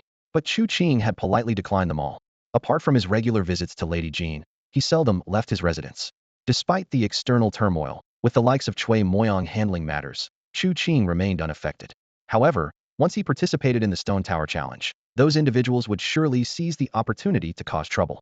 Chu Qing was fully aware of this, yet remained unconcerned. In recent days, his strength had undergone a tremendous transformation. Beyond mastering the limit-breaking techniques and perfect techniques, he had trained his major tendons to achieve 200 golden tendons. This meant that by using the secret toad technique, he could unleash the power equivalent to 1,600 iron tendons with any extreme technique. Such formidable strength was unmatched unless the opponent had trained over 300 iron bones, a feat none of the second-level Stone Tower students could achieve. 2 days before the Stone Tower challenge, Chu Qing received a letter from Tang Wuming. In the letter, Tang acknowledged that the idea of the mystical fish tendons was a joke, but promised to have his men search for it regardless. He also requested in advance of some medicines, mentioning a grand plan and posing several questions for Chu Qing to answer. Chu Qing pondered for a moment before replying. He meticulously wrote down his insights on interests, land, heavy industry logistics, and martial arts for all. Initially patient, he grew increasingly impatient with Tang's relentless questions and decided to include all the rebellious strategies and methods he had seen from online forums in his past life. By the time he finished, he had filled 200 to 300 sheets of paper. The content might be somewhat unrealistic, Chu Qing chuckled to himself. But since I'm not the one leading a rebellion, any issues are not my concern. He sealed the letter with wax and added his stamp, handing the thick envelope to a maid. Give this to the messenger. Also, we're not providing them with any medicine this time. I have important plans for it. A few days ago at the black market, Chu Qing keenly observed that food and medicine had become the most sought-after commodities, even more precious than manuals and weapons. This indicated that the surrounding areas might soon descend into chaos. In such turbulent times, gold and silver were less valuable than food and medicine. The hemostatic powder and marching pills were enough for him to secure substantial profits amidst the impending chaos. He silently hoped that the turmoil would arrive slowly, at least giving him time to complete training his 365 golden tendons. At that moment, a messenger held a thick letter in his hands, his face full of confusion. Sister, is there no other letter from Mr. Chu? He asked. The round-faced maid shook her head, replying, No, just this one. You should head back. The messenger sighed in disappointment. He had brought 7 or 8 strongmen with him to carry medicine boxes, only to find them missing and left with a pile of thick waste paper. Oh well, the young master's friend must not be foolish enough to give away valuable items so easily. He bid farewell to the round-faced maid and hurried away. As a messenger, he had to deliver the letter as quickly as possible. As he and the strongmen departed, warriors quickly followed from a distance, signaling each other. Soon, more warriors quietly caught up, brandishing swords and blocking the messenger. Who are you? Hand over what Chu Qing gave you. One of the warriors demanded fiercely. The messenger's face changed, sensing trouble. He told the strongmen, "Hold them off while I run. This letter must be delivered intact to the young master." The strongmen responded in unison, "Yes." In a grand mansion, several young men and women gathered with the family's old steward, discussing romantic tales, commenting on the state of the empire, and debating new policies. At times, they applauded with joy. At others, they cursed corrupt eunuchs and treacherous officials. After a while, a radiant young woman spoke. "What do you all think of Chu Qing?"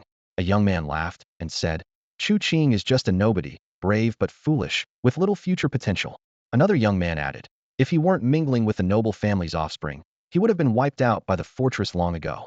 The radiant woman shook her head silently and murmured, "Chu Qing is not simple. Even when our families joined forces, we couldn't subdue the fortress, but Chu Qing did." A young man sneered, "Chu Qing is a loner, with no assets or weaknesses. He collaborates with the city's noble families to brazenly attack the fortress. Would he dare be so arrogant if he had assets?" The young men and women nodded in agreement. The radiant woman paused in silence before asking, "Our family wants us to deal with Chu Qing. How do you suggest we handle him?" A voluptuous woman smiled. "I'm in the 9th level of the stone tower. I can only suppress him when he reaches there. But can he even make it up?" Another young man waved his folding fan and laughed. "Chu Qing visits the Jin household every so often. According to his pattern, he should go again tomorrow night. I propose ambush him on the way." The radiant woman frowned and said, "Chu Qing is quite a character. Killing him would be a waste. It would be better to recruit him." She harbored another thought she didn't voice. How strong is Chu Qing really, and what would it cost to kill him? Last time, the fortress gathered so many to kill Chu Qing, yet they failed, and he wiped them out completely. Even if they were just ordinary servants and gangsters, it still would have taken effort to kill hundreds of pigs, but Chu Qing managed it. As he Chi-Dog said, "Chu Qing's heart is as hard as iron, and he kills as if cutting grass." What price would the family have to pay to kill him? If we fail, can we withstand his backlash? A young man furrowed his brows, his voice tinged with concern. In the conference hall, young men and women from various families sat in a circle, discussing strategies to deal with Chu Qing. The air was thick with tension. "Why not just have him join us?" someone suggested. A disdainful young man scoffed. "Make him a servant? Would he agree to that? Marry into our family? Is he even worthy?" His tone was full of contempt. Another person, with a serious expression, interjected, "Lately, not just here, but even in the provincial city, there's been unrest. The rebels are becoming more rampant. The military sect and fortresses are getting increasingly close to the rebels." He lowered his voice. "The recent flood has led to a surge of refugees. Those rebels are absorbing them. It won't be long before chaos erupts." He slammed the table. "And Chu Qing, right now, is an unstable factor. He must be eliminated to prevent future trouble."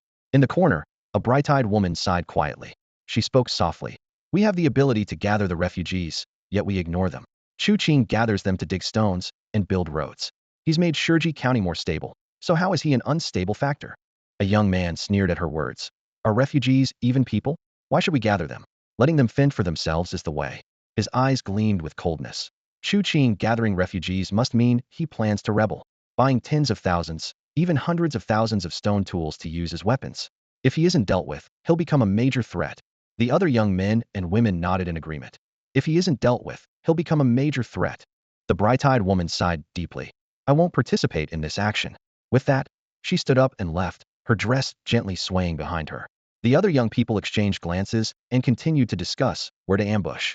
The old steward stood by, silently noting everyone's words and actions to report back to their respective family heads.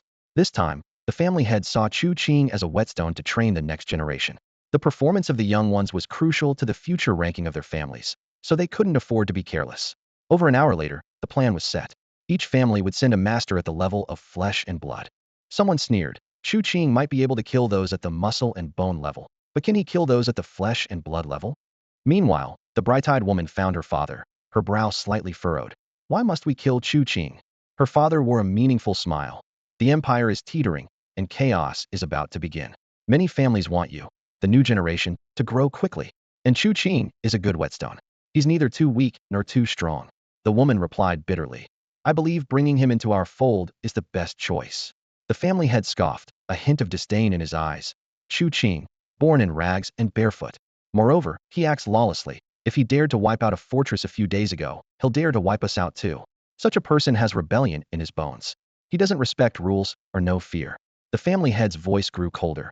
"Besides, Shurji County is small. It can't accommodate the rise of a new family." The woman smiled wryly. "Father, perhaps his ambitions aren't limited to the small Shurji County." The family head laughed coldly. Does he think he can go to the provincial city? Our family has struggled for hundreds of years and still can't establish a foothold there. Him ha. The next evening, as dusk settled, Chu Qing followed his usual routine of gathering his belongings to head to the Jin residence. However, as he reached the entrance of the martial arts academy, a sudden sense of unease washed over him. After a brief hesitation, he decided to turn back.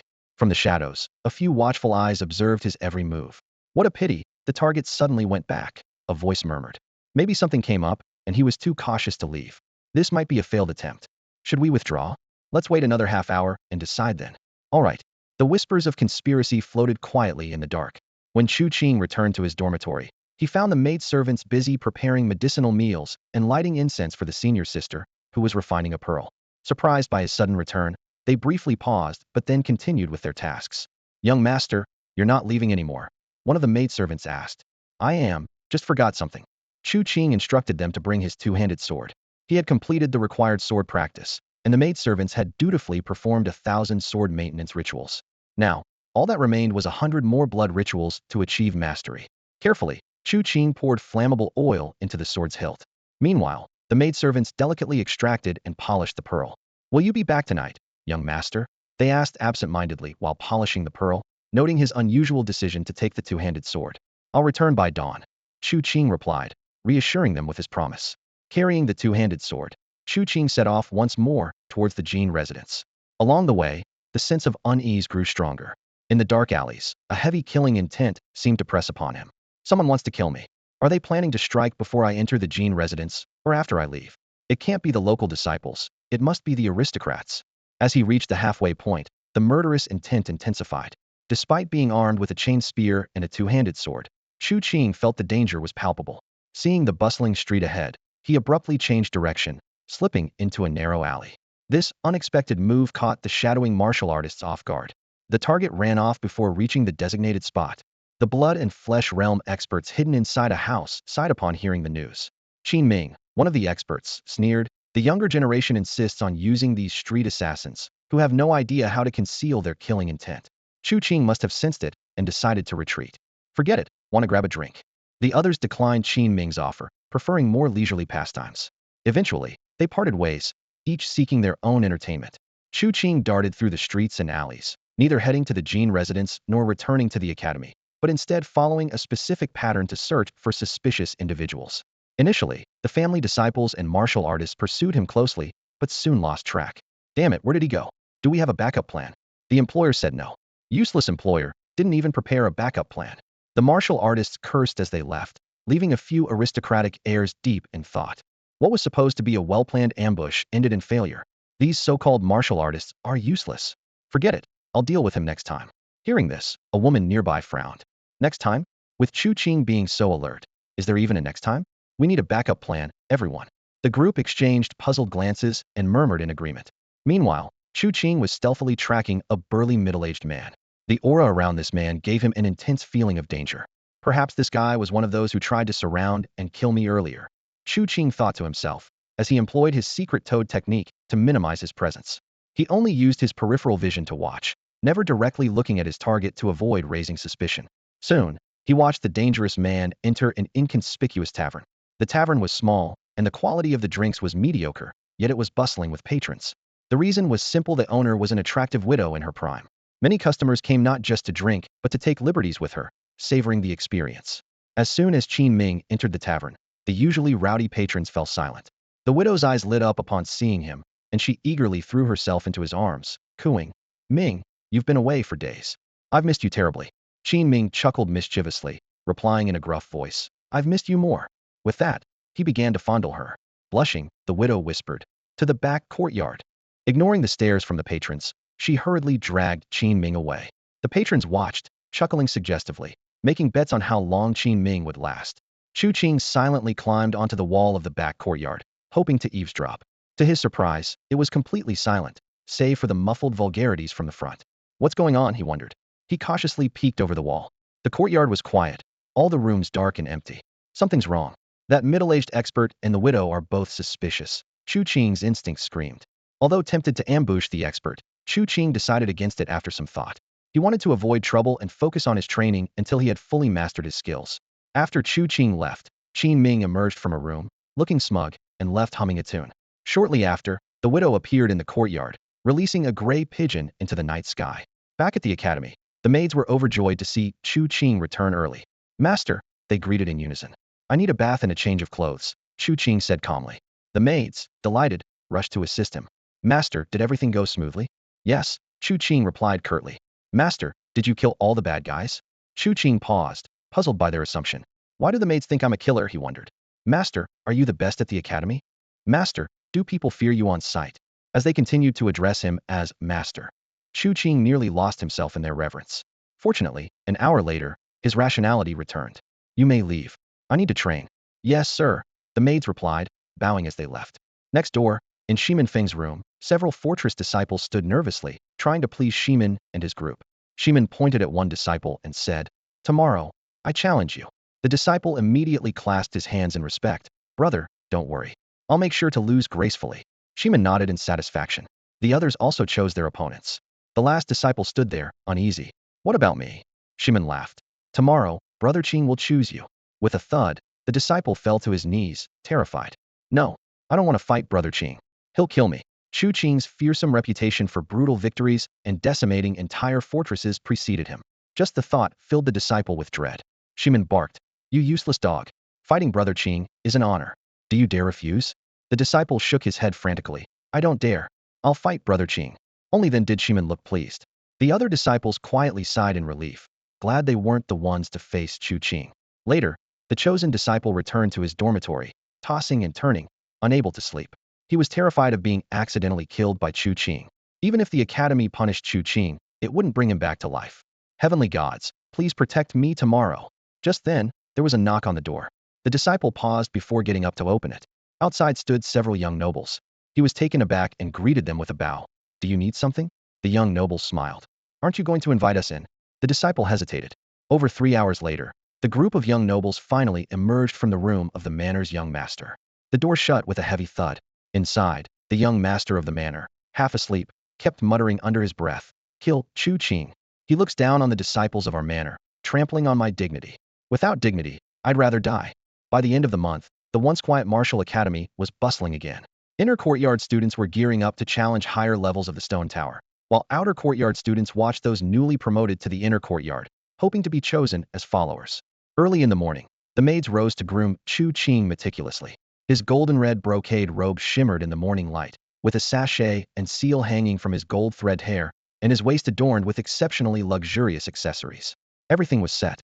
Chu Qing opened the door, ready to head to the central courtyard of the stone tower, where the challenges would take place. The challenge began at the lowest level, progressing layer by layer to the tower's summit. However, as soon as he stepped out, a towering martial arts instructor stood before him, his frame robust, muscles like hills that could almost accommodate a horse, and his leg muscles thicker than most people's waists. Chu Qing's heart skipped a beat as he asked, What do you want? The vice principal wants to see you. The martial instructor replied in a deep voice. Chu Qing frowned slightly. The vice principal was usually a good person, but since entering the inner courtyard, he hadn't seen him for a long time. Now, with the stone tower challenge about to start, why did the vice principal want to see him suddenly? Was it real? The martial instructor took out a letter with a seal from his pocket and handed it to Chu Qing. Chu Qing examined it carefully. The patterns and name on the letter were indeed the vice principal's seal. The letter contained only one line. If possible, do not enter the tower this time. Intrigued and full of doubts, Chu Qing responded.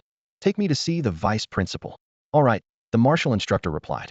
A few minutes later, Chu Qing arrived at the pavilion where the vice principal was. The pavilion was spacious and bright, with an elegant tea room inside. The vice principal sat there, dressed neatly, his expression serene as he sipped tea. Upon seeing Chu Qing, he smiled slightly and gestured for him to sit down. Student Chu, it's been a while. Chu Qing saluted. Vice principal, it's been a long time. His words hinted at urgency as he eagerly asked. Vice principal, why don't you want me to challenge the tower? The vice principal set down his teacup, seeming somewhat wistful. My request for you not to challenge the tower is just a personal thought. Chu Qing nodded, patiently waiting for an explanation. The vice principal continued. As you know, the Millennium Calamity is approaching, and the Imperial Star is wavering. Our northwest route is the most impoverished area of the empire, and the Stoneji Prefecture is the poorest within it. There are rebels as numerous as cattle here. Recently, floods have ravaged the area, leaving many displaced, and the rebels have taken advantage to recruit many of them. Soon, they might launch a rebellion. Chu Qing nodded slightly. But what does this have to do with me challenging the tower? The vice principal shook his head with a bitter smile. We are a martial academy. When the rebels grow powerful, students above the second level of the stone tower will have to go out and clear them. Clearing the rebels is risky and time-consuming. Right now, focusing on your training is most important. Hearing this, Chu Qing felt a warmth in his heart, grateful for the vice principal's concern. However, he still had a question. Vice principal, if I give up this month's challenge and the rebels aren't subdued by next month, will I have to keep giving up? The vice principal paused, then nodded. Yes. Chu Qing smiled slightly. If I give up the challenge and others take it, won't the resources that should have been mine be taken by others? How then can I progress faster than them? The vice principal immediately understood Chu Qing's point and sighed. Although the rebels are strong, we estimate that they will be dealt with within a month at most.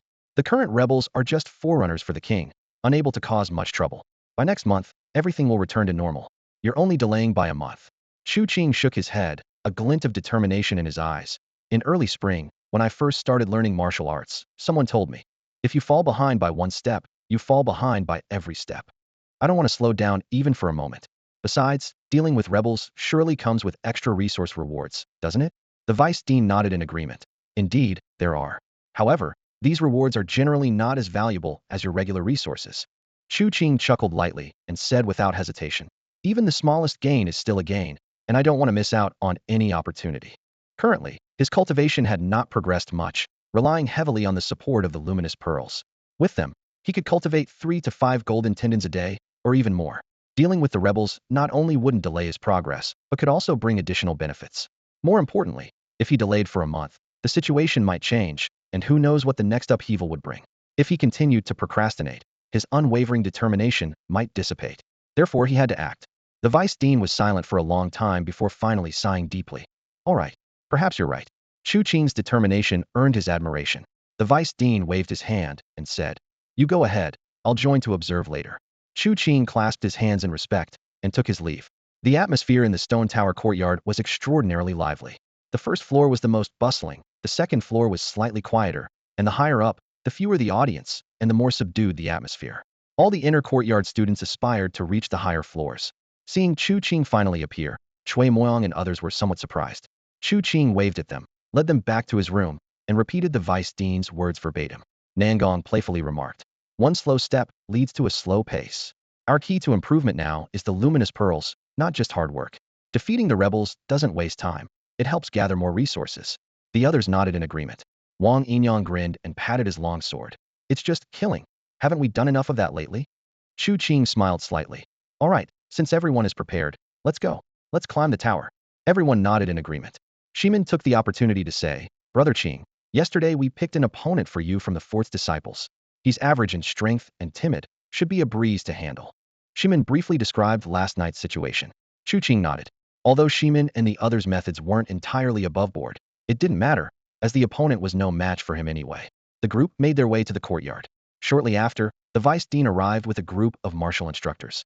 After a brief speech, the vice dean announced, the tower climbing challenge begins.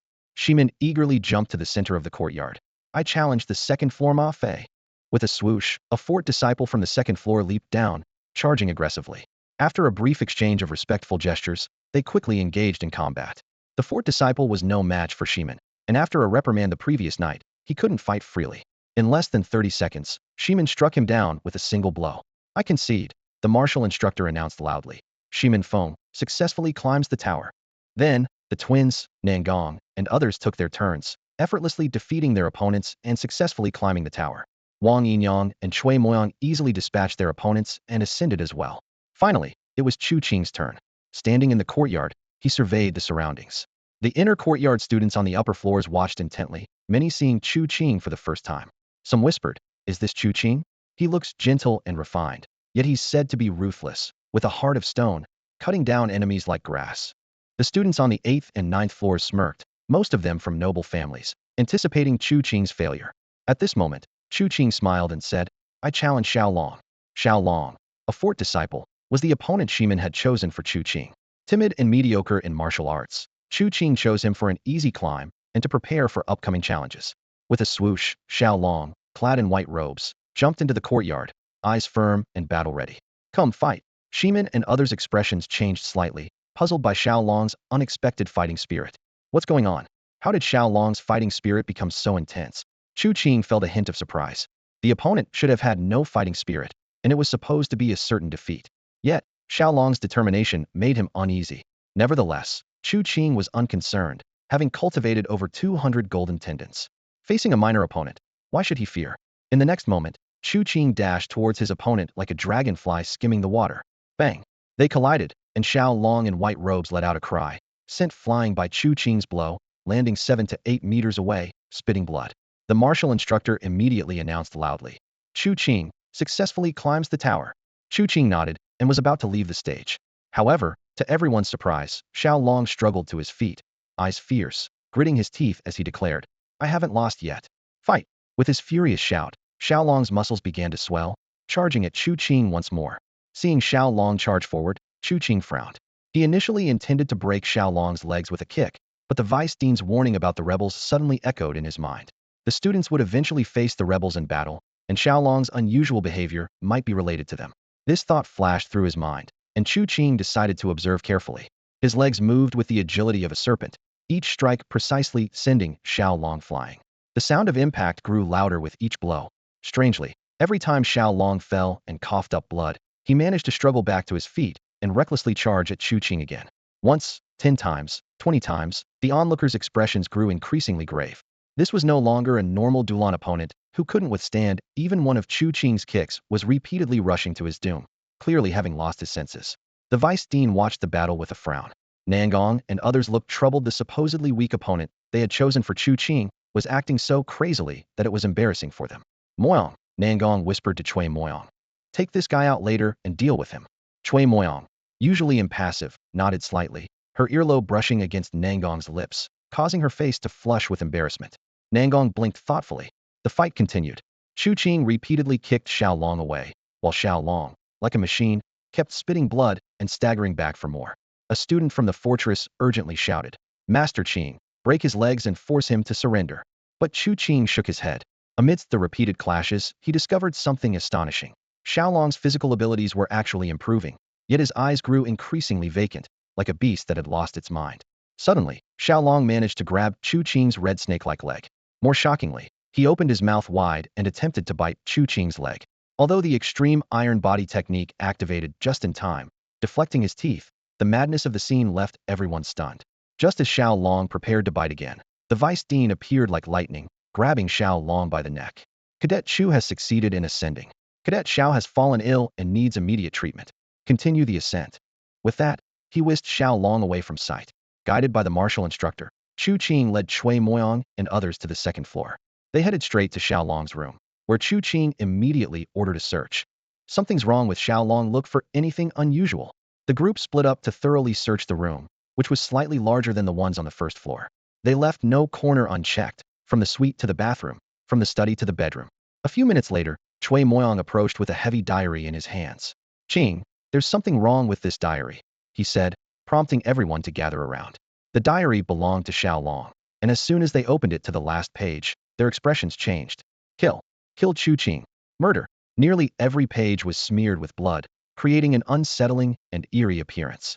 They continued flipping through the diary, finding the earlier entries relatively normal until the previous night, when Xiao Long's writings took a drastic turn.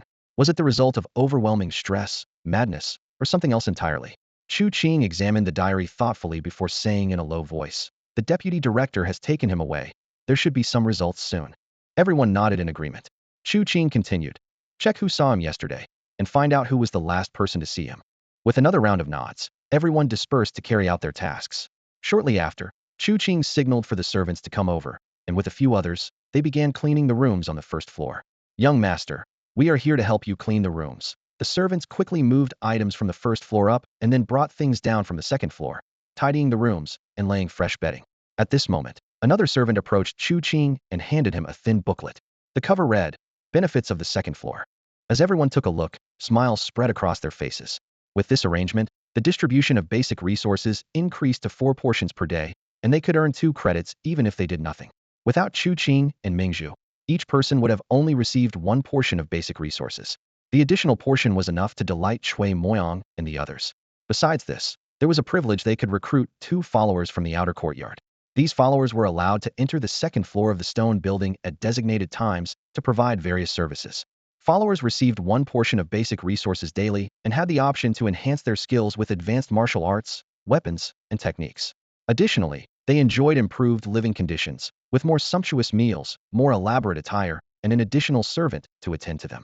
What truly excited everyone was the status of being a follower. Although servants could handle some chores, they lacked martial arts skills, making certain tasks difficult. With followers, many challenges could be resolved, allowing for more time to focus on training. Shimin, if we offer these slots, won't it attract a lot of competition? Chui Moyang asked with a smile. Chu Qing shook his head. No, it's just a basic resource, not something precious like golden incense or nourishing ointment. Shimin sighed. Qing, you don't know what it's like to be in need.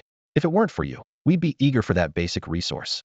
Chu Qing paused, clearly not expecting such a response. Chui Moyang and the others nodded seriously. Shimin remarked, one basic resource can increase training speed 3 to 5 times. People from the outer courtyard only get one resource every 10 days, and even previous inner courtyard students took 5 days to earn one. If we don't limit followers to the outer courtyard, even inner courtyard members would compete to be our followers. Chu Qing was momentarily taken aback, feeling a bit amused. The resources he once pursued now seemed so trivial. Chui Moyang coldly stated, soon, people will be coming to us for those slots. Qing, my spot is yours to use as you see fit. Others quickly offered their slots to Chu Qing as well. However, Chu Qing shook his head and said, you should handle your own slots. You can also manage my 2 slots. We're no longer in the phase of wild growth. We should start looking for suitable allies. Everyone nodded in agreement. Just then, there was a knock at the door, followed by a muffled voice. Master Qing, I am Lan Yichen from the Lan family of the fortress. A minute later, the tall and upright Lan Yichen approached Chu Qing and respectfully clasped his fists in greeting. Master Qing, Chu Qing asked with a hint of curiosity, is there something you need? Master Qing, my sister Lan Lan is an outer academy student, and she wishes to be your attendant, Lan Yichen stated directly. Upon hearing this, Chu Qing fell silent. Shimin and the others nearby couldn't help but laugh. They had just been discussing attendance, and now someone had come forward voluntarily. The eagerness of these Bastion descendants was evident. Will there be more people coming? Chu Qing pondered for a moment before asking. Yes, Lan Yichen replied with some embarrassment. People from all 33 bastions want to be your attendants. This statement made Chu Qing and Shimin realize the significance of the attendant spots for their current inner academy cohort. Otherwise, these Bastion descendants, who had just been bested by them, wouldn't be so quick to lower their pride and seek favor. All right, I'll give you one spot, Chu Qing finally said. I have other plans for the remaining positions. Don't worry, Master Qing. I'll have my sister serve you tonight. Lan Yichen said gratefully. Chu Qing felt there was something off about that statement, but he couldn't quite pinpoint what it was. He waved his hand, indicating for Chui Moyang and the others to leave, and then he retired to his room to rest. As he was closing the door, Chu Qing noticed a group of Bastion descendants gathering outside, all with ingratiating expressions. He nodded in acknowledgement before shutting the door and pulling the door cord. Soon, 2 servant girls came in excitedly, eager to assist him with bathing and changing clothes. Calm down. Chu Qing lightly tapped their heads. Why are you so excited? The round-faced maid explained with a smile. Since you succeeded in ascending the tower, our pay has doubled. A month's salary is enough to save for a decent dowry. Following you for 3 years, we can save a dowry comparable to that of a wealthy family's daughter. Upon learning there were still available maid positions, Chu Qing casually said, just choose one. What type does the young master prefer? The maid's eyes sparkled with anticipation. Someone reserved. Chu Qing thought for a moment. Oh, and go ask Zhao Hongxiu if she'd like to be an attendant. Meanwhile, in the outer academy, Sister Lan and Zhao Hongxiu, along with others, were practicing martial arts. Suddenly, an older student from the previous cohort rushed over, excitedly announcing a groundbreaking news. The new inner academy students had all ascended to the second floor of the stone tower. This news struck Sister Lan like a knife to her heart, and the other new outer academy students were filled with resentment. They believed they should have had a share of the inner academy spots, but they were taken by others. Adding insult to injury, a poorly dressed peasant had made it into the inner academy, which had only 10 spots, while none of the Bastion descendants were selected. This was an intolerable humiliation. Ascending the tower, what does that have to do with us? Sister Lan said with a hint of melancholy. They have attendant spots, the older student said enviously. Just by becoming their attendant, you can receive a basic resource package every day. What? Everyone exclaimed in shock. Lan Jie and the others widened their eyes in disbelief at the news they had just heard. Basic resources? They usually received a share every 10 days, but now, by becoming an attendant, they could get a share every day. Even more tempting was the rule that they could only choose attendants from among their own peers. As everyone buzzed with discussion, Lan Yichen appeared in the distance, running and shouting excitedly. Lan, great news. What great news? All eyes focused on Lan Yichen. With a face full of excitement and a hint of pride, Lan Yichen announced, Lan, I just met with Qing Yi, and he agreed to let you be his attendant. The moment these words were spoken, the place erupted in excitement. All the fortress's youths looked at Lan Jia with envy, exclaiming, wow, your brother is really something, getting you in attendant position right away, and with Chu Qing no less. Watching everyone hurriedly bidding farewell to the teacher and rushing to seek connections through their own brothers, the teacher smiled and said, go on. Spots are limited. Secure one, and you could soar to great heights. Witnessing this, Lan Jia stood frozen. She clearly remembered that Chu Qing was once just a barefoot peasant. Back then, as a young lady of status, she was often surrounded by admiring fortress youths, commanding attention and respect. And Chu Qing? She had looked down on him. Now I have to be an attendant to a peasant, she murmured to herself. Slap. A loud slap landed on Lan Jia's face as Lan Yichen's expression turned stern. Shut up. What peasant? That's Qing Yi. You must address him as Qing Yi from now on, understand? Do you know how much money the family spent to secure this position for you? A whole 30,000 taels. At this moment, a round-faced maid hurried over, searching among the remaining people. Her gaze finally settled on Lan Yichen. Excuse me, where is Zhao Hongxiu? My master wishes to invite her to be his attendant. This statement left everyone stunned, especially Zhao Hongxiu, whose mind buzzed. Shi Taizhu was equally dumbfounded. This is Miss Hongxiu. Lan Yichen pointed to Zhao Hongxiu. The round-faced maid confirmed. You are Zhao Hongxiu? The master wishes to see you, will you go? Recalling the scene of Chu Qing practicing at the martial arts hall and the vast difference in their statuses now, Zhao Hongxiu smiled and said, I will go. Lan Yichen quickly nudged Lan forward. Let Lan go too. She is also Qing Ye's attendant. The round-faced maid nodded in agreement, and the three women, each with their own thoughts, headed towards the stone tower. The large training ground was left with only Lan Yichen and Shi Taizhu. Lan Yichen was all smiles, while Shi Taizhu stood there, murmuring to himself. Chu Qing, who couldn't even afford meat before, is now Qing Yi? Both my senior sister and Lan Jia are to be his attendants? What should I do? Why is the gap so wide? In just 2 short months, the gap had widened to a despairing extent. Shi Taizhu vividly recalled the scene from 2 months ago. While he and Chu Qing were practicing at the Mantis Martial Arts School, Chu Qing would rest against the wall after just a few rounds, panting for breath, whereas he continued to train tirelessly, drenched in sweat. Later, he watched as Chu Qing leisurely enjoyed frog meat, while he had to make do with a simple bowl of braised pork. Time flew by, and Chu Qing gradually faded from his view. Shi Taizhu, full of confidence, signed a contract with Zhao Hongxiu, took a secret elixir, and entered the martial academy, believing it to be his opportunity to soar. However, reality hit him hard. Although he was indeed progressing, Chu Qing's growth far exceeded his expectations. Now, the once high and mighty sister Lan and the senior sister Zhao Hongxiu he admired had become Chu Qing's attendants. The word attendant left a bitter taste in Shi Taizhu's mouth. It was merely a more dignified term for a servant and could even imply serving as a bedchamber maid. His vague affection for his senior sister was shattered by reality, leaving him with a swirl of complex emotions. How would Chu Qing treat her? What choice would she make? How should he face her in the future? At this moment, the second floor of the stone building was bustling. Maids were directing servants to arrange furniture with great enthusiasm. In the study, Chu Qing leaned against the desk, glancing between Zhao Hongxiu and Sister Lan. When he recognized Sister Lan as Lan Yichen's sister, he was taken aback. The once arrogant and domineering Sister Lan now appeared submissive and humble. Sister, you'll work for me from now on, and your basic resources will be distributed on time each day. However, you must be diligent and responsible, Chu Qing said. Zhao Hongxiu smiled. Don't worry, Brother Qing. I'll do my best. She quickly adjusted her mindset. If she could be a little sister to Sister Lan, why mind working for Chu Qing? Besides, Chu Qing now far surpassed Sister Lan. Brother Qing, I currently have 150 iron tendons and want to train up to 365. This way, I'll be stronger and can do more for you, Zhao Hongxiu volunteered. Chu Qing nodded in agreement, then turned his gaze to Sister Lan, remaining silent. Finally, Sister Lan spoke in a low voice. Greetings, Master Qing. Chu Qing smiled with satisfaction. You can call me young master or Brother Qing from now on. Yes, young master. Sister Lan replied obediently, aware that the gap between her and Chu Qing was now insurmountable. She didn't even have the privilege to affectionately call him Brother Qing, like Zhao Hongxiu. Being allowed to call him young master was a significant favor. From now on, work diligently and listen to my senior sister's advice, Chu Qing instructed. Sister Lan sighed silently and nodded in agreement. Zhao Hongxiu felt a secret joy, recalling how Sister Lan had bossed her around and withheld resources over the past month, and now the tables had turned in her favor. Just then, A maid with an oval face led a new maid into the study. The new maid was tall, about 1.78 meters, with a beautiful yet aloof appearance. Her graceful movements exuded respect, and the fleeting glimpse of her long legs beneath her skirt called to mind the term 9 heads tall. Come here, Chu Qing called. The aloof maid immediately stepped forward, respectfully saying, Young master. Chu Qing nodded in approval. Very good. The cool and composed maid felt secretly delighted. In the entire martial academy, everyone wanted to follow Chu Qing, and being able to be here was an immense stroke of luck. Chu Qing's gaze briefly passed over her, but his thoughts drifted to Lady Shi. He calmly instructed the almond-faced maid. Teach her the properties of various secret medicines, fragrances, and ointments. The assessment is about to begin.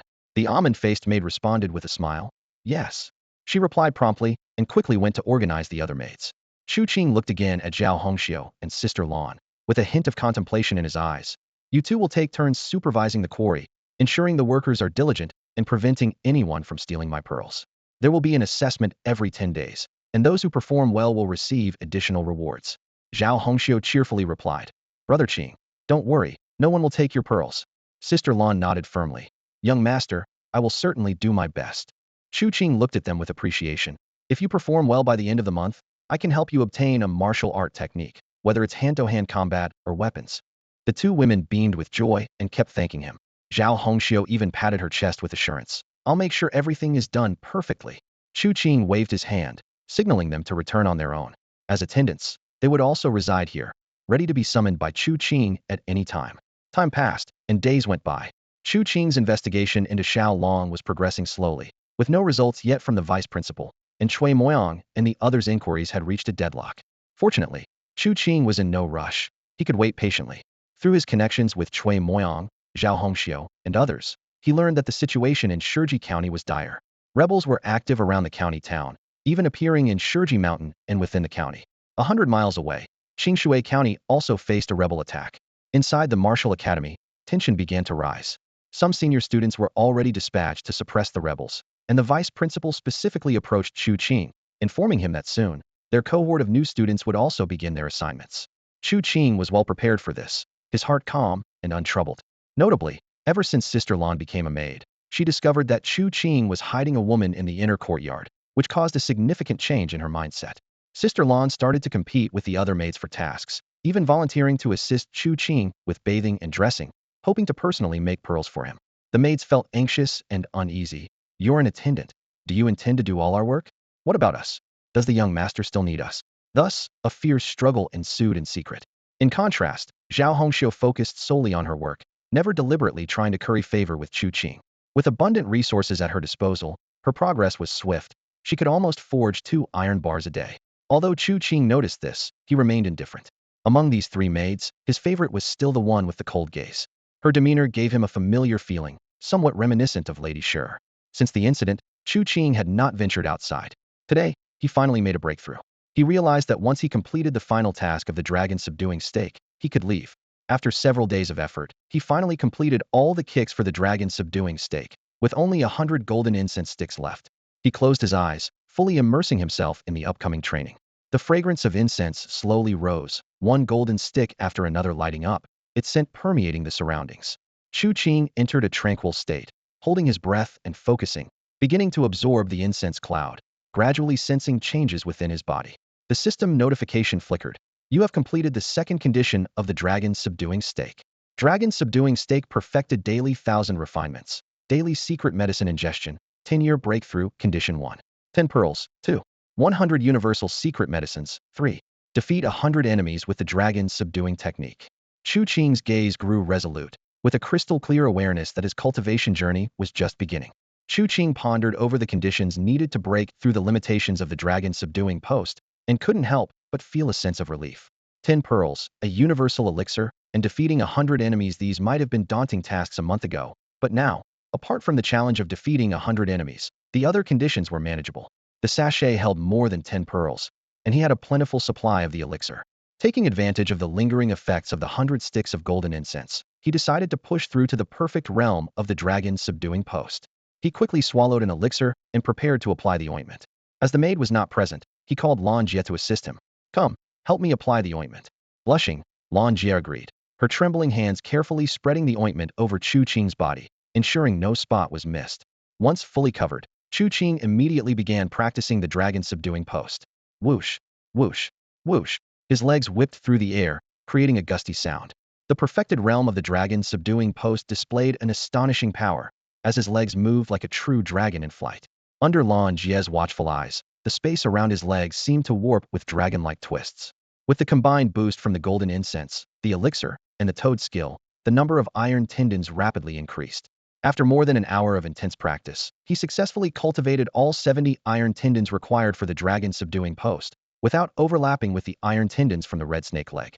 His total number of iron tendons now reached an astounding 332.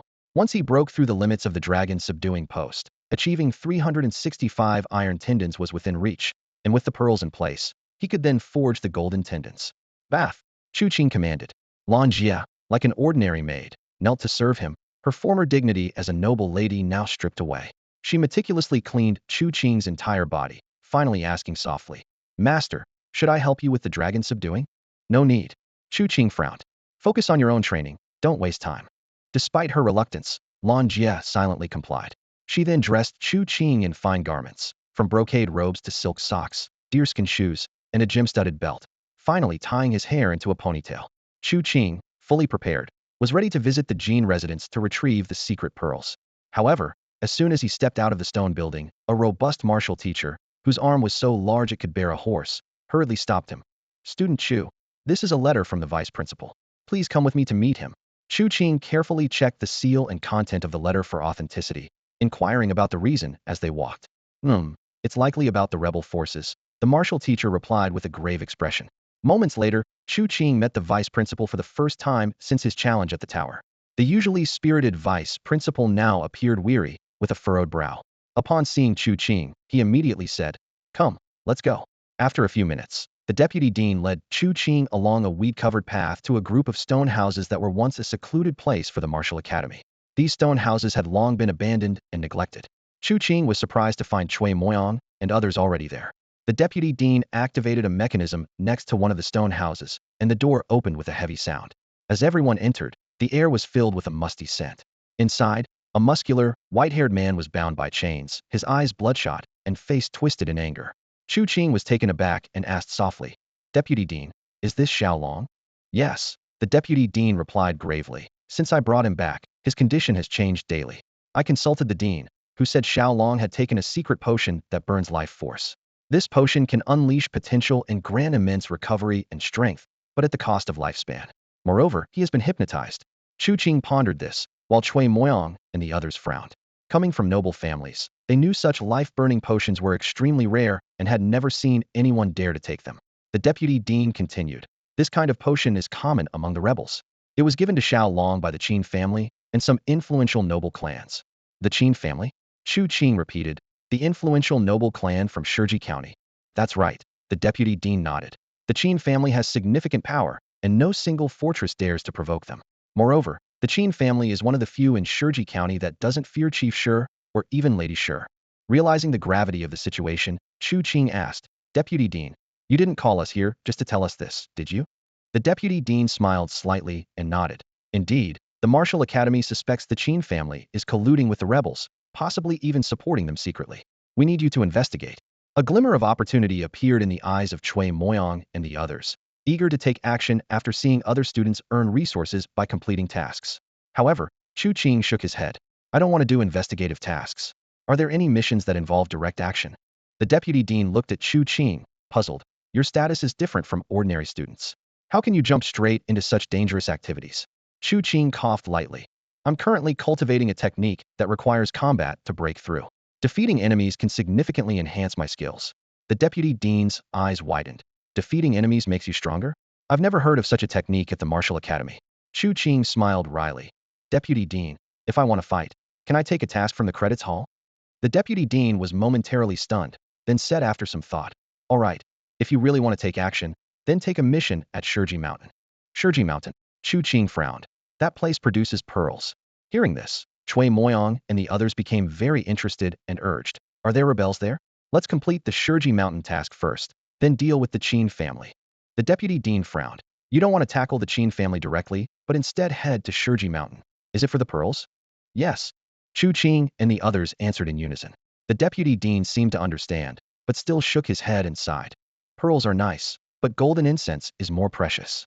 Solve the Qing family issue, and the academy will reward each of you with at least 10 sticks of golden incense.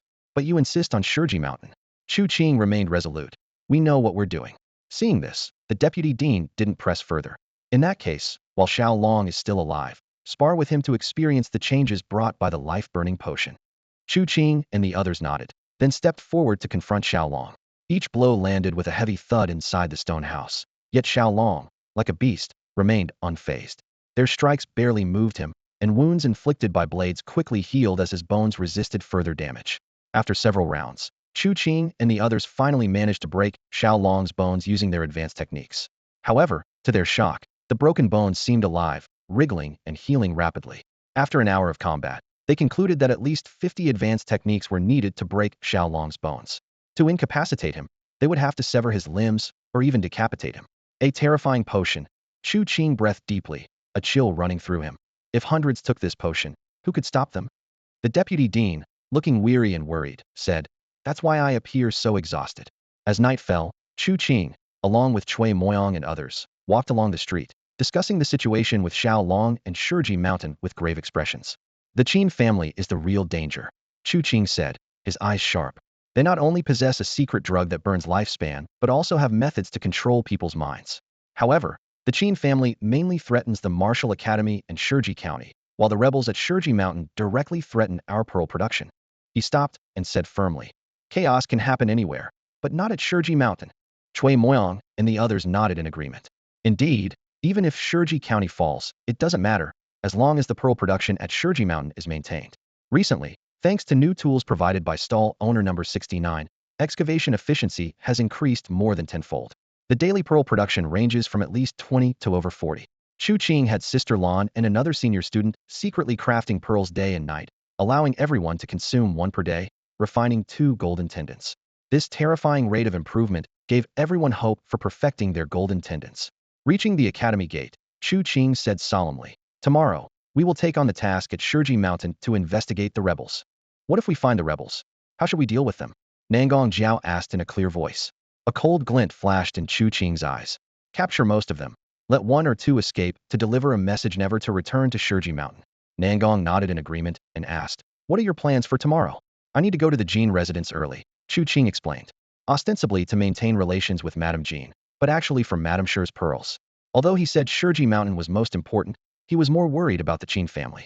The formidable warriors created by their secret drugs were too troublesome. To quickly enhance his strength, he decided to stop slowly honing his secret toad technique. Initially, he wanted to build his foundation while conserving pearl consumption, but now he couldn't afford to. After parting ways with the others, Chu Qing hurried to the Jean residence.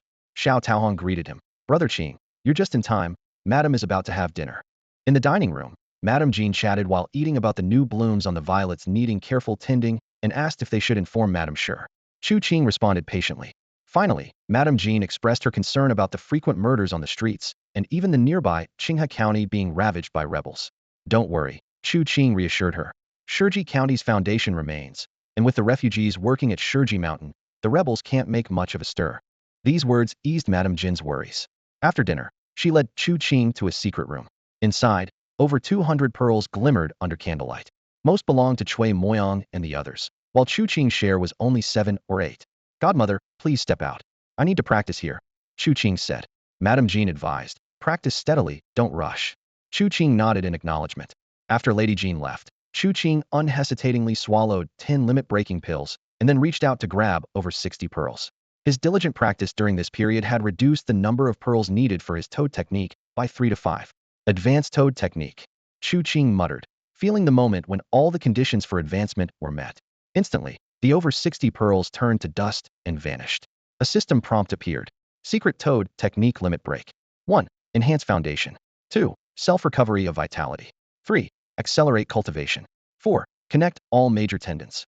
5. Improve descendants aptitude. 6. 10 resistance to blows. Advancement condition maxed out. After 2 months of rigorous training, the secret toad technique had finally surpassed its limits. The breakthrough resulted in 72 iron tendons forming within him, though most overlapped with tendons from other techniques, leaving only 8 truly new. Now, Chu Qing had a total of 340 major tendons in his body. He stood still, deeply sensing the changes the toad technique had brought to his body. The most noticeable change was his state of vitality. Was astonished to find his energy, spirit, and vigor constantly at their peak. Even when he exerted himself fully, the depleted strength was quickly restored to its zenith. This is just a minor feature of the secret toad technique, Chu Qing thought with delight. The secret technique lives up to its name. The effects after breaking the limit far exceeded his expectations. Step, step, step. Chu Qing left the chamber and headed towards the study. Inside the study, Lady Jean was chatting with Lady Shi. Lady Shi, with heavy makeup and dressed in theatrical costume, appeared aloof. Upon seeing Chu Qing enter, a flash of excitement appeared in her cold eyes, and she immediately stood up to sing an opera. Chu Qing listened, nodding along until the performance ended. Stable boy, what kind of attitude is this? Lady Shi frowned, her tone icy, clearly displeased with Chu Qing's indifferent demeanor. Chu Qing sighed inwardly, thinking that Lady Shi was addicted to role-playing. However, he didn't mind and patted his thigh, signaling Lady Shi to sit. Lady Shi lifted her chin slightly, her long neck arched, and said coldly, "Stable boy, who do you think you are? How dare you let me sit on your lap?" Chu Qing feigned anger. "A mere actress, daring to resist?" he said, reaching out to grab Lady Shi. Lady Shi darted around the table to escape, and in her panic, clumsily climbed onto the table. After some playful slapping, she quickly pushed him away. Chu Qing noticed Lady Shi's lack of enthusiasm today and thought, could she be feeling unsatisfied? By now, Lady Shi had tidied her dress and coldly said, "I'll be leaving now." With that, she prepared to leave, as proud as a swan. Before leaving, she suddenly turned back, her voice cold. "There are many skilled rebels, very formidable. Be careful, especially one named Zheng Zhixiang. The unlucky person you killed at Hijaiwu was one of his relatives. He's coming to Shiji County soon." Is Zheng Zhixiang formidable? Chu Qing's interest was piqued. What level is he? Lady Shi pondered for a moment. 10 years ago, he refined 300 golden tendons and 300 golden bones. 5 years ago, he refined some golden blood and flesh. Now, he should have reached the skin level. Chu Qing frowned. His golden tendons were not yet perfect, his bones were untrained, and as for blood, flesh, and skin, he didn't have the techniques for these levels. The gap was substantial. Zheng Zhixiang is domineering, Lady Shi said icily. And like you, he is ruthless, treating human life as worthless. If you can leave Shiji County, do so quickly. Otherwise, you might provoke him and end up dead. Beside him, Lady Jean turned pale, her small hand holding Chu Qing's tightly. What about you? Chu Qing asked, his interest piqued. 10 years ago, we fought and both were injured. 5 years ago, I seriously injured him. Now, he still isn't my match, Lady Shi said proudly. Chu Qing nodded, but Lady Shi added, however, while I can fend off Zheng Zhixiang, I can't withstand his armored guards. If real danger comes, I can escape, but you might not. You should prepare an escape route soon. When will he arrive? Chu Qing asked. Lady Shi coolly replied. After Qinghe County is breached, he'll bring his army here. Troops? An assault?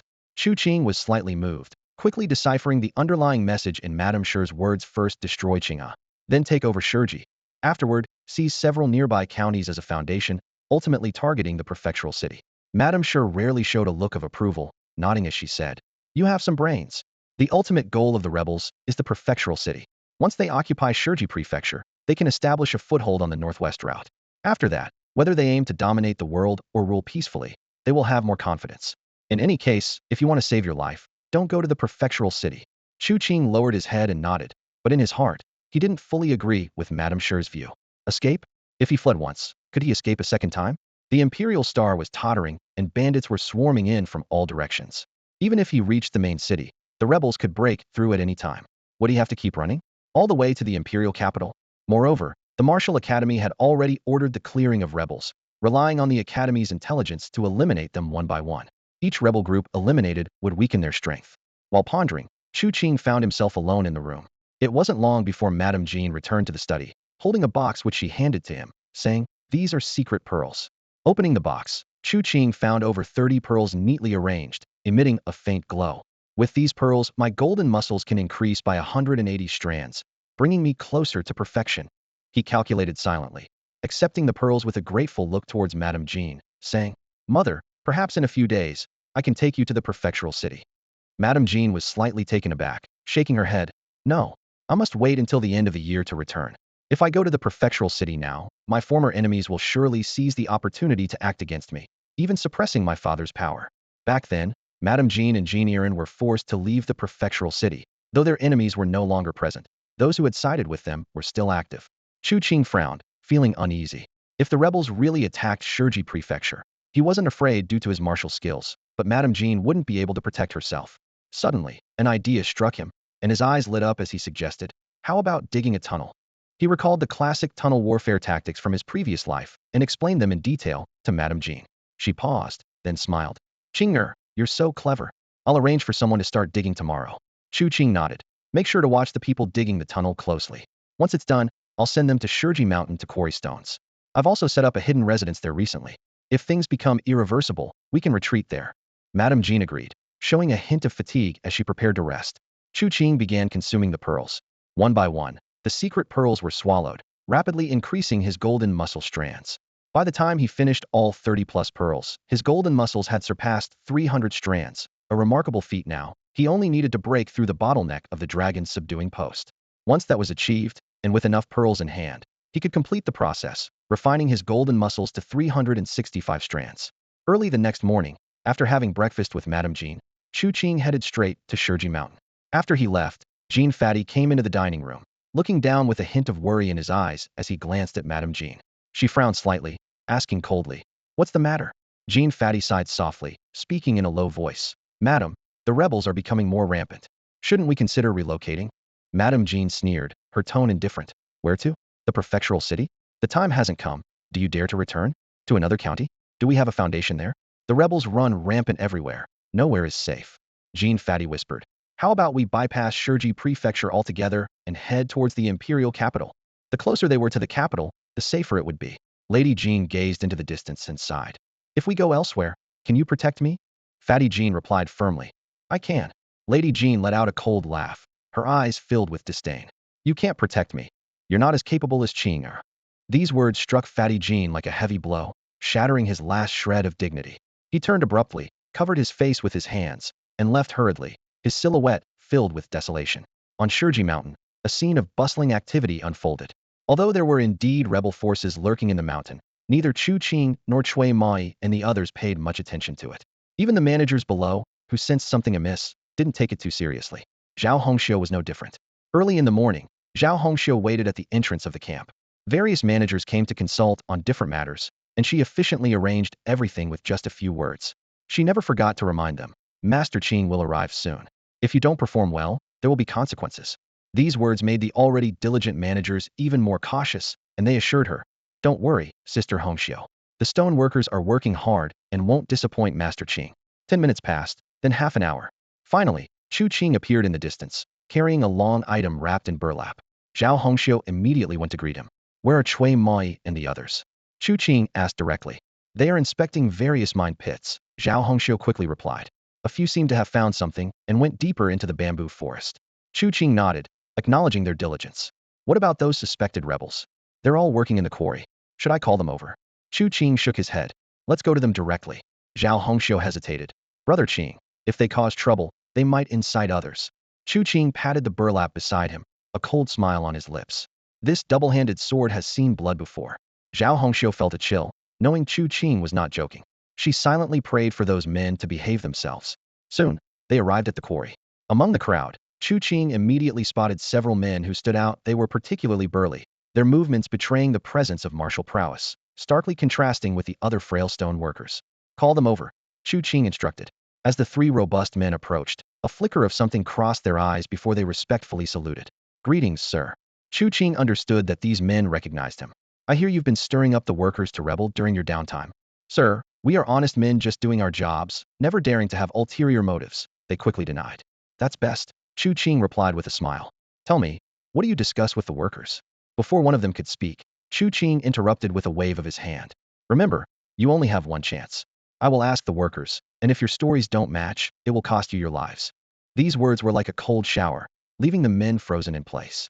Sweat beaded on their foreheads as they faced a dilemma. Telling the truth could lead to execution by their leader, while lying risked exposure by the workers. The lead man's sweat dripped steadily onto the stones, his internal struggle evident. Chu Qing stood still, counting the seconds. 10 seconds, 30 seconds, a minute passed, and he smirked coldly. "Well, my friend, I gave you a minute. Now, it's your turn to answer. Remember, be serious, or people might really die." The leader of the group broke out in a cold sweat and took a deep breath. "Sir, We were just discussing the workload and food issues with them. Chu Qing nodded and turned his gaze to the other two. They quickly explained, Sir, we were just casually chatting about trivial matters. Sister, keep an eye on them. Chu Qing instructed and walked over to the quarry workers to question them. These workers, mostly from good families, were intimidated by Chu Qing's imposing presence and dared not conceal anything. They confessed. They said the nobles are exploiting us too much, urging us to resist. The wages are too low, and we need to fight back. The food is poor, the hours are long, and a single pearl is worth tens of thousands, yet we only get 10 taels of silver. Chu Qing sighed and told the quarry workers, if you want to work, do so. If not, you can leave. But while working here, do not steal my pearls. With that, he turned towards the three men and said regretfully, You have disappointed me. As he slowly unwrapped the cloth around his double-edged sword, the blade gleamed with a chilling blue light in the sunlight. Seeing this, the three men broke into a sweat and, after exchanging glances, suddenly scattered and fled. Don't run, Zhao Hongxiu shouted, giving chase. But Chu Qing was faster, his legs powered by hundreds of golden threads, skimming over the ground like a dragonfly, catching up to one of the men in an instant.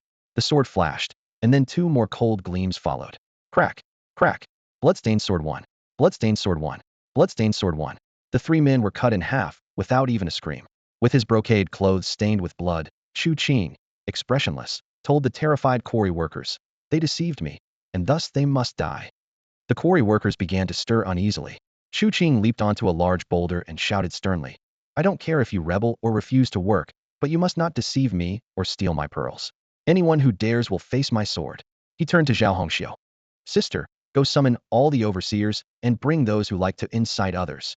Zhao Hongxiu had just left when a group of quarry workers wielding pickaxes and crowbars stormed over, angrily questioning, What right do you have to kill? You're neither the government nor our master. You killed 3 today, will you kill 300 tomorrow? Will you rebel the day after? Chu Qing chuckled softly and raised his greatsword. One burly man, sweating nervously, blustered, Do you dare kill in front of everyone? You, splat. Bloodstained sword one. The scene fell silent instantly. Everyone stared at Chu Qing, dumbfounded. Even the scions of fortresses and noble families dared not be so brazen, yet Chu Qing had done it. Who else wants to question me? Chu Qing demanded, his gaze fierce as he scanned the crowd. He wasn't afraid of these people causing trouble. In fact, he feared they wouldn't. No matter how many there were, anyone who dared to cause trouble would be cut down. In the end, no one dared to cause trouble. Among the crowd, someone shouted angrily, Why kill without asking questions? Let's all go and beat him to death. Avenge our brothers. This cry stirred up the quarry workers. Chu Qing, with a slight smile on his lips, leaned on his large sword, waiting quietly. 1 second, 30 seconds later, finally, a quarry worker stepped forward, pointing at Chu Qing, ready to scold him. Swish. The long sword sliced through the air, blood splattered, and silence fell instantly. Hundreds of craftsmen fell silent once more. Chu Qing sneered and said, Among you, there are some rebels. But I don't care if you are rebels or decent people. You come to the quarry to work, to collect pearls for me. I only want the pearls. As long as the pearls are collected, even if you kill the county magistrate, I won't bother. But without the pearls, even breathing is a crime. Before he finished speaking, he shouted, Get to work. With a clatter, hundreds of quarry workers scattered and obediently went to work. Chu Qing was disappointed. He had hoped these people would cause trouble so he could take the opportunity to kill and advance his progress with the great sword. Unfortunately, after the sword of death fell, reason regained control, and this group was cowed. Chu Qing began inspecting each quarry site, and all suspected rebels were gathered by Zhao Hongxiu and a group of overseers. Chu Qing glanced over and saw there were 200 to 300 people. He said coldly, I don't care if you incite rebellion, but you must ensure the production of pearls for me. Without pearls, I will indeed kill. The 200 to 300 suspected rebels were secretly pleased, but paid no heed to Chu Qing's threat. In a few days, once they fully incited the quarry workers, would Chu Qing still dare to kill? The impact of thousands, even tens of thousands, would certainly instill fear in him. So, this group readily agreed. Zhao Hongxiu, anxious, stomped her foot discreetly. Once the crowd dispersed, she immediately said, Brother Qing, if you let them go, it will cause big trouble later. You should arrest or kill them. Chu Qing looked at her deeply and said slowly, If we arrest this batch, there will be another. By then, they'll hide even better. Besides, in at most a month, a rebel named Zheng Zhixiang will come. That Zheng Zhixiang is ruthless and sees human life as worthless. He is the real trouble. As for the rebels here, although they can incite people, their impact is minimal. You and Lon Lon just need to keep an eye on them. If they show signs of rebellion, contact me immediately. I need to cut down enemies to practice. Zhao Hongxiu suddenly had a feeling that Chu Qing was actually waiting for these people to rebel so he could find an excuse to start a massacre. What terrifying martial arts has Brother Qing been practicing? In the bamboo forest, Cui Moyang and others were fighting a group of armored soldiers. Facing the soldiers in groups, they easily killed with a single strike. Spears and broadswords slashed, and with a slight sway, they dodged and countered, killing one person with a single blow. With screams echoing, the bamboo forest quickly returned to silence. They continued their search. If it were more than a month ago, the young geniuses from noble families would have been wary of the rebels. But since consuming the pearls to practice the golden muscles, they no longer feared the rebels. The rebels deserve to die for trying to overthrow the quarry, disrupt our pearl supply. Kill them. Kill them all until blood flows like a river and bodies litter the ground. Cui Moyang and Wang Yinyang were filled with murderous intent. In the bamboo forest, Cui Moyang and his companions searched for traces of the rebels, eliminating them one by one. Meanwhile, Nangong and Shimin, along with the Qingfeng twins, were patrolling the quarry. Upon encountering Chu Qing, they immediately reported the situation. When it's time to make an example, you must do it without hesitation. Chu Qing's tone was firm. Kill those who dare to resist, and the rest will naturally work obediently. Nangong rolled his eyes at this. Brother Qing, your methods are too crude. We have our own ways of handling such matters. As long as it doesn't affect the production of pearls, do whatever you want. Chu Qing replied, waving his hand with a serious expression. Zheng Zhixiang is approaching, and whether we can hold on to Shiji Mountain is uncertain. Even if we manage to keep it, those quarry workers might be taken away by him. The immediate priority is to secure more pearls. However, a better strategy is to create trouble for the rebels and delay their progress. Go back and ask the vice president if we can target the rebels in Qinghe County. Over an hour later, Chu Qing climbed over 3 mountain peaks and finally found an ideal bamboo forest. In the forest, there was a clear lake with fish and shrimp playing in the water and birds circling in the sky. He noticed a clearing and thought it would be perfect for building a bamboo house. If Zheng Zhixiang indeed captured Shiji County, this could serve as a refuge for Madame Jean. The 3 peaks were separated by dozens of miles, making it inaccessible to large groups of rebels, and smaller groups wouldn't dare venture deep into this area, ensuring safety. What would be a challenging task for ordinary people, building a bamboo house was a simple task for Chu Qing. He wielded his large sword, cutting down thick bamboo, and skillfully using the existing bamboo forest to construct walls, a roof, and a floor. With his strong physique, these physical tasks were a piece of cake for him. By nightfall, a small, exquisite bamboo house had taken shape. With fish and shrimp from the lake and a water supply, all that was needed were some grains, oil, and bedding. Chu Qing planned to transport these supplies the next day, making the lakeside bamboo house one of his escape routes. With this assurance, Chu Qing felt more confident. That evening, he went to see the vice president and happened to meet Cui Moyang and the others there. The vice president looked grave upon hearing about the 300 to 500 soldiers hidden in Shiji Mountain, but relaxed knowing they had been eliminated. Indeed, the information was accurate. The rebels have already laid their plans. There must be ambushes in other places too, the vice president said worriedly. Vice president, why not tell us all the places where the rebels might be hiding? Chu Qing suggested. We can take action and wipe them out.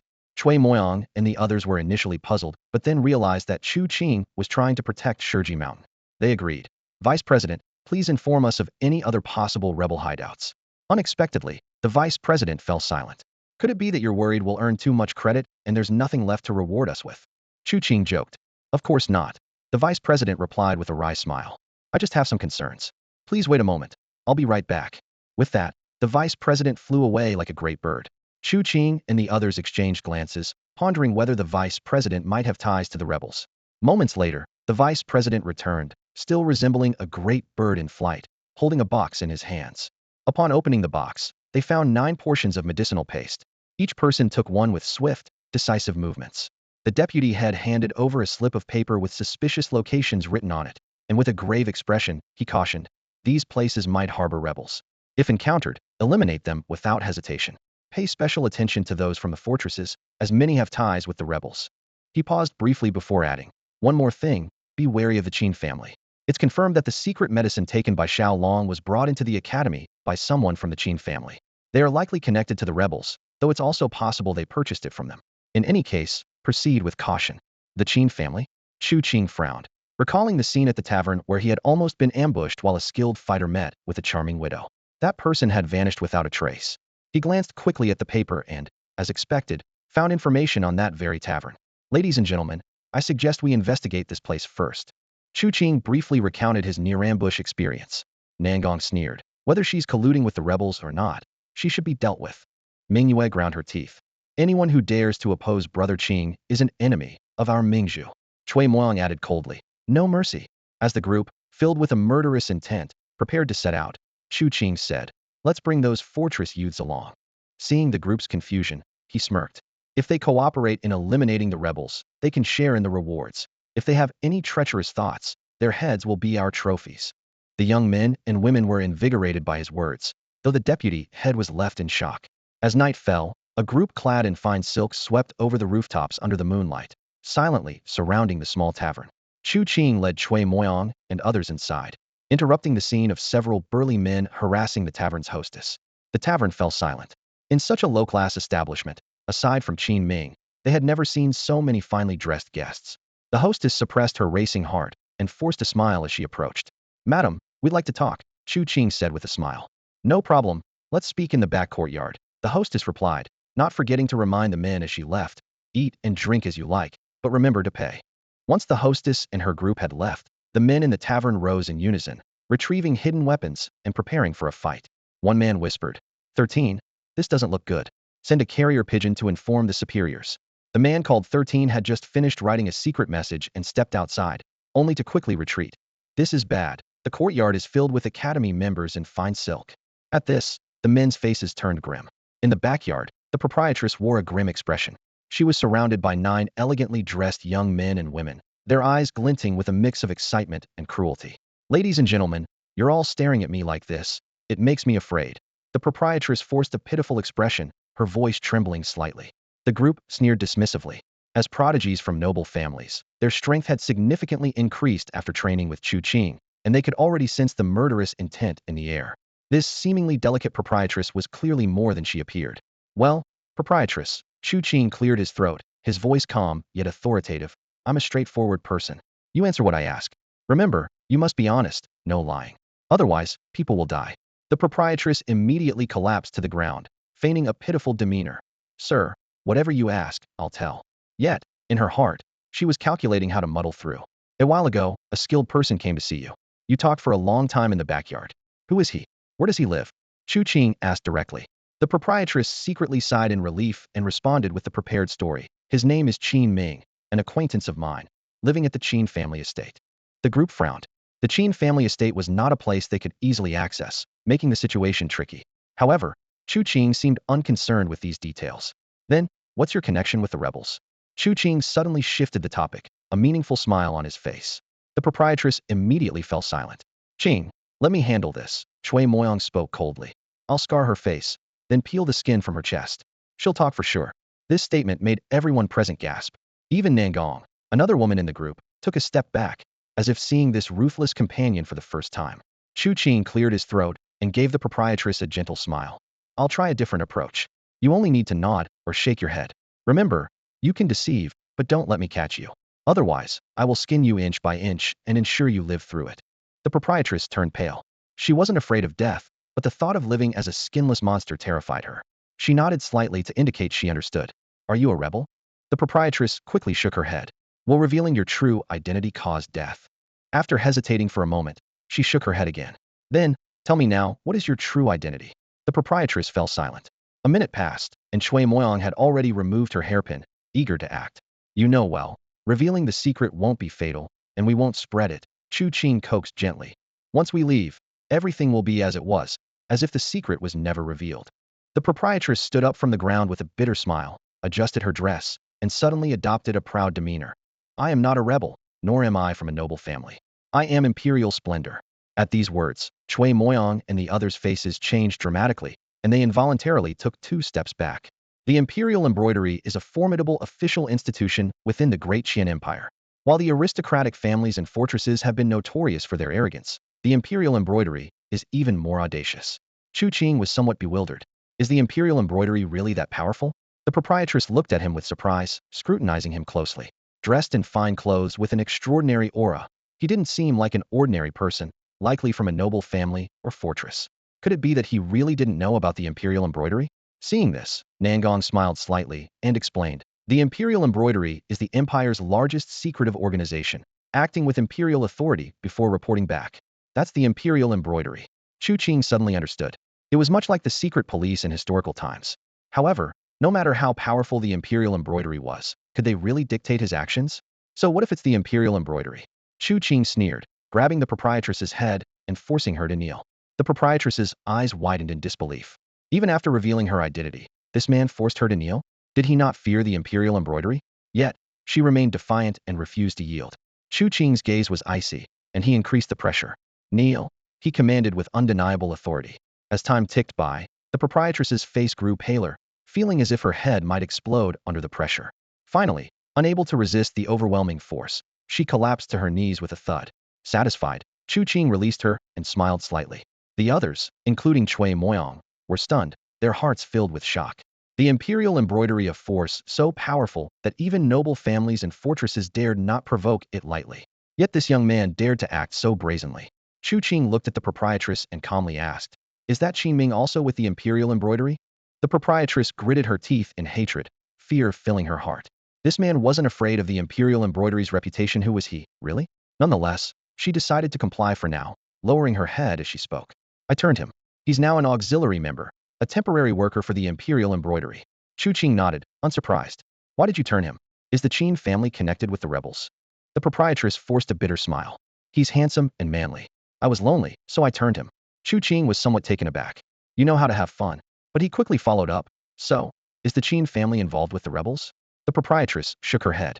"No, I have information that the Qin family hasn't sided with the rebels." Hearing this, Nangong and the others finally breathed a sigh of relief. The Qin family was a top family in Shiji County. Any ties to the rebels would be a huge problem. It seemed the vice president's secret medicine was indeed purchased through legitimate channels. Chu Qing frowned, pondering for a moment before asking, "Can you bring that turned man here?" The proprietress was silent for a moment before answering, "I can," with a complex emotion in her eyes. "Then get him here quickly," Chu Qing instructed. The proprietress gave Chu Qing a deep look and slowly asked, "Are you planning to kill him? He's trained in blood techniques. You're no match for him." Chu Qing smiled slightly, his eyes cold. "Why would we kill him? We just want to have a nice chat." The proprietress didn't believe him, but she knew that this man disregarded the imperial embroidery and didn't fear Qin Ming in the slightest. She had no power to resist. To save her life, she agreed and contacted Qin Ming. Meanwhile, Chu Qing blew a whistle. Outside, the fortress disciples entered the room in unison, shouting, "Master Qing." Chu Qing nodded, silent. Only when the proprietress finished writing a secret message to Qin Ming and designated a burly man outside to deliver it did Chu Qing take action. With a wave of his hand, the fortress disciples swiftly tied up everyone securely and threw them into the backyard. Chu Qing personally bound the proprietress, using iron chains to ensure she couldn't resist. Master Qing is indeed thorough, tying her with chains. She won't escape even if she exhausts herself, the fortress disciples flattered. The proprietress struggled helplessly, the sound of the chains ringing in her ears. No matter how hard she tried, she couldn't break free. Furious, she vowed to seek revenge someday. Cui Moyang and the others looked at the kneeling proprietress, their eyes filled with anticipation. "Master Qing, what do we do next?" Chu Qing glanced around, his gaze icy. "We wait for him to come."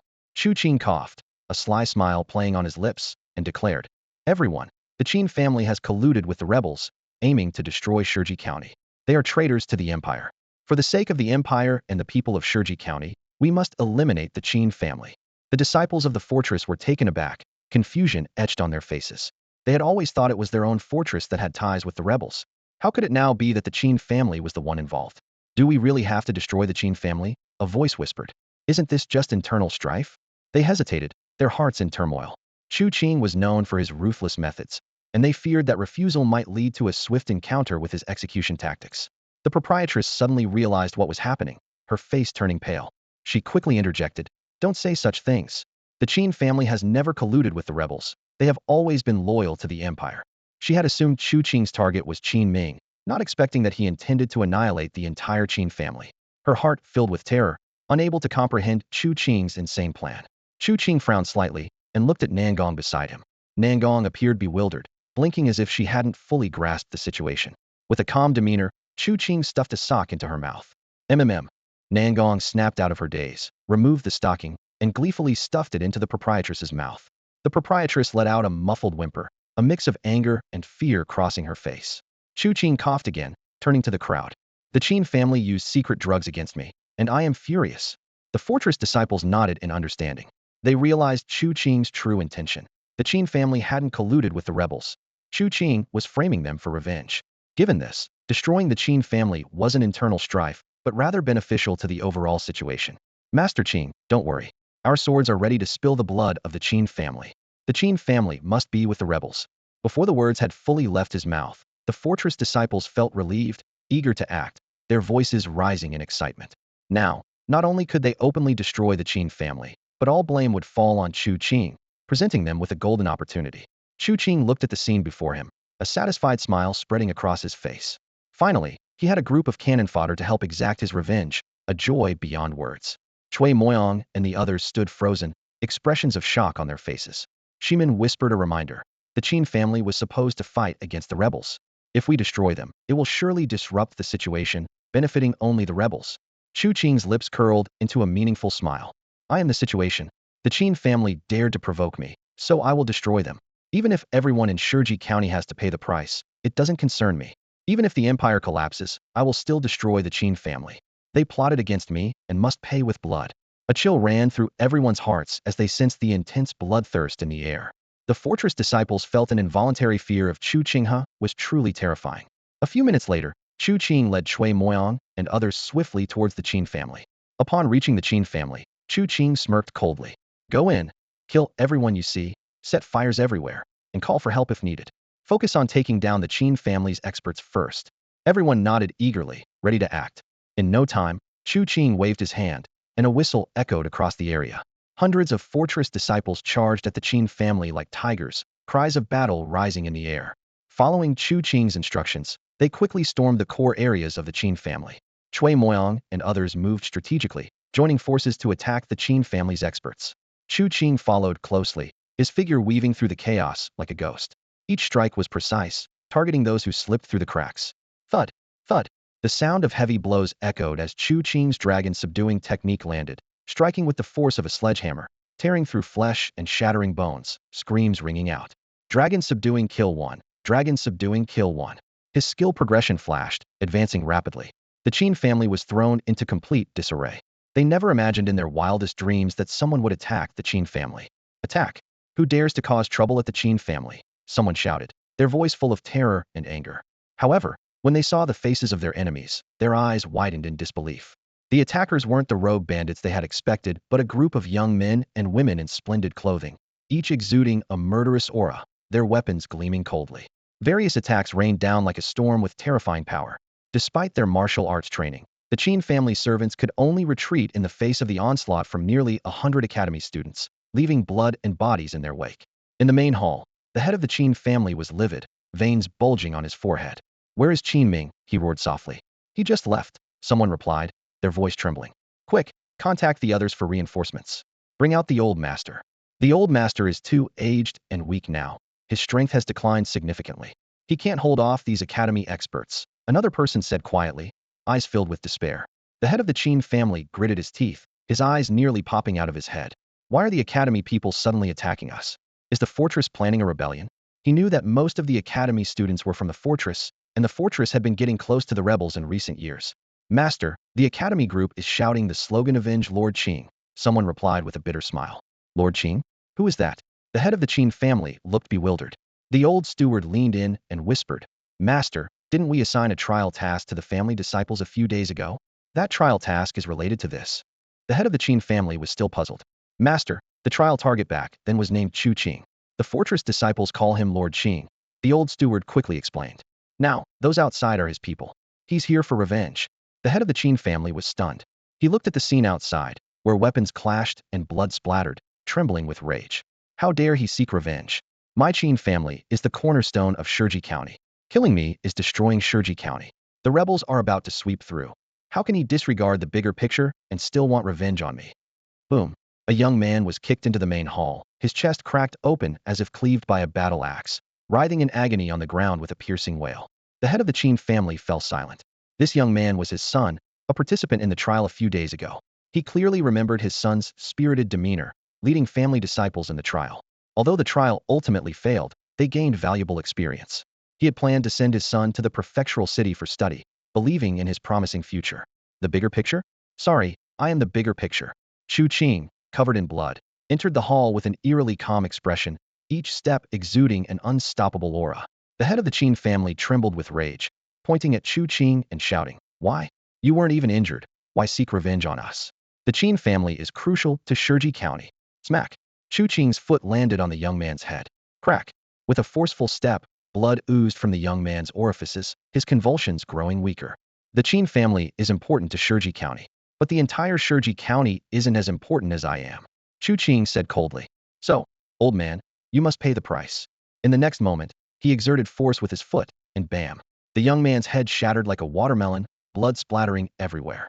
Chu Qing, like a giant dragonfly, instantly rushed to the head of the Qin family, shouting fiercely, "Dragon subduing stance." His long legs swung down fiercely, like an unstoppable battle axe. The head of the Qin family let out a low growl, crossing his arms to block. Bam! Though his arms blocked the long leg, the violent force shattered them instantly, bone fragments piercing through the flesh. What terrifying power! The head of the Qin family thought, eyes wide with fear. Immediately, Chu Qing's long leg swung down again. Bam! This time, it struck his forehead directly. The head of the Qin family spurted blood from his orifices, staining Chu Qing's long leg red. Dragon subduing kill 1. Dragon subduing stance 3rd, condition completed. The sounds of battle gradually faded away. Chui Moyang entered the room, holding a blood-soaked head, its blood still fresh, revealing the face of an old monster who practiced blood alchemy. Despite his age and having passed his prime, he refused to retire and dared to face death. Shi and Wang Yinyang swiftly executed him. Chu Qing nodded calmly and instructed, "Have them all leave and wait for Qin Ming to return." Chui Moyang hesitated for a moment and whispered, "Qin Ming is young and at his peak strength. Can we really handle this?" Chu Qing chuckled softly. "We'll only know after we fight." He gestured around them. "Let the disciples of the fortress go first. Anyone who refuses, deal with them." Left with no choice, Chui Moyang nodded. She quickly gathered Wang Yinyang and others, giving them quiet instructions. Then, she stood up and spoke just loud enough for her voice to carry through the fortress. "Everyone, gather and wait for Qin Ming's return." Meanwhile, Chu Qing focused on his alchemy. He took out a bright pearl and a secret potion and swallowed them without hesitation. As the potion took effect, a surge of power coursed through his body. The conditions for breaking the constraints of the dragon pillar technique were met 140 sinews, enhancing the quality of his sinews, and Chu Qing's body began to transform. Iron sinews grew within him, rapidly amplifying his strength. Minutes later, the emergence of 10 golden sinews filled him with an unprecedented power. With a deep exhalation, a smile flickered in Chu Qing's eyes. At that moment, the interface of his professional status began to shift slightly, as if undergoing some transformation. Yet, he knew he was still a step away from a complete breakthrough. He retrieved another top-grade secret pearl and swallowed it. The power coursed through him again as he continued refining his sinews. Outside, the air grew more oppressive, and suddenly, a furious roar echoed from afar. "You bastards! You dare destroy the Qin family. I will see you all dead." Qin Ming had returned. Chui Mzang turned to look at Chu Qing and was startled to notice he was still consuming pearls, refining his sinews. Her eyes narrowed in shock. Just how advanced were his golden sinews? How many pearls had he used?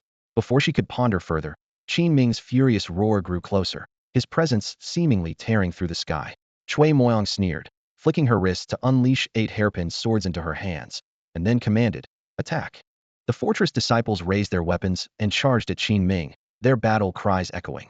Qin Ming's eyes glinted with cold fury as he punched, sending a disciple flying, blood spraying. Before others could react, he swung again, shattering an oncoming sword, and without hesitation, his fist smashed into an opponent's head, resulting in a gruesome explosion of blood and brain matter. Fear gripped the surrounding disciples, causing them to retreat in panic. Chui Moyang coldly declared, "Anyone who retreats will be killed." Her words stopped the fleeing disciples in their tracks, knowing that their numbers gave them the advantage to suppress Qin Ming. Qin Ming's eyes flashed with icy determination as he identified her as the leader of the resistance. With a cold smile, he charged at Chui Moyang, his murderous intent palpable. Like a fierce tiger, he was unstoppable. Yet, Chui Moyang vanished like a phantom among the crowd, swiftly moving past Qin Ming to target the fleeing disciples. Slash! Slash! Her hairpin swords swiftly drew blood as they sliced through the necks of enemies. The fortress disciples clutched their throats, collapsing lifelessly. You're killing your own?"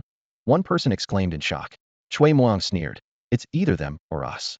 As she finished speaking, Wang Yinyang and others joined the fray, decisively cutting down those attempting to flee. Their actions were swift and ruthless, matching Qin Ming's ferocity. At that moment, the disciples of the fortress felt like crying. Qin Ming was bewildered. Killing their own? What kind of strategy was this? Chui Moyang led the charge, her eyes glinting coldly as she brandished her weapon, forcing the hesitant young fortress disciples into action. Under her intimidation and slaughter, these initially scattered youths regrouped and encircled Qin Ming once more. "Strike him with your weapons," came Nangong's sharp voice from the crowd. "Retreat immediately if you're in danger, and others fill in the gaps." She moved agilely among them, using her knowledge of military tactics to orchestrate a surrounding formation. The twin sisters joined the fray as well, their twin blades gleaming with a cold light, launching continuous attacks. Ming Yu led the assault, while Qing Feng skillfully coordinated with the other disciples, creating a flowing line of defense. Within moments, the dense array of swords and blades trapped Qin Ming, leaving him unable to move. "You bunch of bastards!" Qin Ming, now restricted, cursed furiously, but Chui Moyang and the others ignored him, continuing to tighten their encirclement. A minute passed, and the fortress disciples gradually adapted to this cooperative rhythm of combat. After 2 minutes, Qin Ming suddenly erupted with a flurry of punches and kicks, each strike imbued with terrifying power. Over a dozen weapons shattered under his blows, and several unlucky disciples were either killed on the spot or seriously injured, coughing up blood. The once tight defensive line began to falter. Chui Moyang glanced toward the main hall, where Chu Qing was still consuming his secret pearls, intensely focused on his cultivation, oblivious to the battle outside. At this point, one more or less golden tendon makes no difference. Chui Moyang fumed, exchanging a glance with Wang Yinyang before both joined the battle. As the most skilled fighters with the most golden tendons, their entry put even more pressure on Qin Ming. Qin Ming sneered, "Just a bunch of small fry." Confident due to his superior cultivation level, he declared, "I've trained my blood, making my stamina several times that of ordinary fighters. Even if I have to, I'll wear you down to death." He adjusted his combat rhythm, either destroying weapons or evading attacks, and whenever an opportunity arose, he struck with a heavy blow, each time taking down or injuring one unfortunate opponent. After 4 or 5 minutes, the number of fortress disciples had significantly dwindled. Eventually, even Nangong and Shimin had to join the fight personally. "Ha, you're finished." Qin Ming laughed triumphantly, calculating that he needed only 5 more minutes to exhaust the remaining youths. Just then, a chain spear suddenly shot through the air, its body moving like a dragon or serpent, fierce and treacherous. Caught off guard, Qin Ming felt a cut open on his side. As he was about to rage, the chain spear swept across again with a mournful wail. Qin Ming roared, retreating, but found the chain spear relentlessly pursuing him, its attacks fierce and wild. With Chui Moyang and others coordinating, he was forced into a retreat. "Brother Qing!" Chui Moyang and the others shouted joyfully. Chu Qing, with a serious expression, wielded the chain spear with both hands, its strange and ferocious moves sweeping toward Qin Ming like a flood. Qin Ming suddenly roared, forcibly grabbing the chain spear, his arms bulging with veins. "Come here." He intended to seize the weapon. Chu Qing moved nimbly, his body agile like a large toad, seizing the opportunity to close in on Qin Ming. Using the toad skill to activate the dragon subduing stance, he harnessed over 300 golden tendons, striking ferociously. The air twisted under the blow, with dragon and serpent-like currents faintly visible. Qin Ming's eyes narrowed. A leg technique that breaks limits? What a terrifying skill. But he then sneered, "So what? I've trained 300 copper tendons, 200 iron bones, and undergone blood training twice. Your tendon-trained leg technique can't hurt me." He stood firm, letting Chu Qing's strike hit his chest.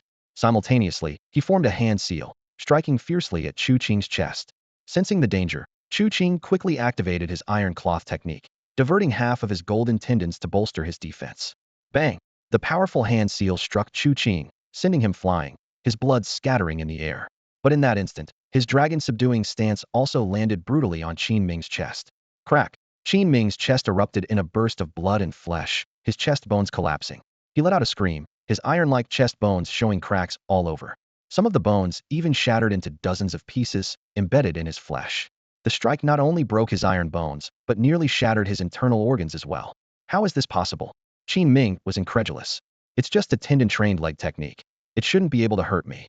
But Chu Qing had managed it, and the effect far exceeded his expectations. He realized that Chu Qing's leg tendons were at least silver, possibly even golden. More frighteningly, Chu Qing had a secret technique that could harness other tendon strengths.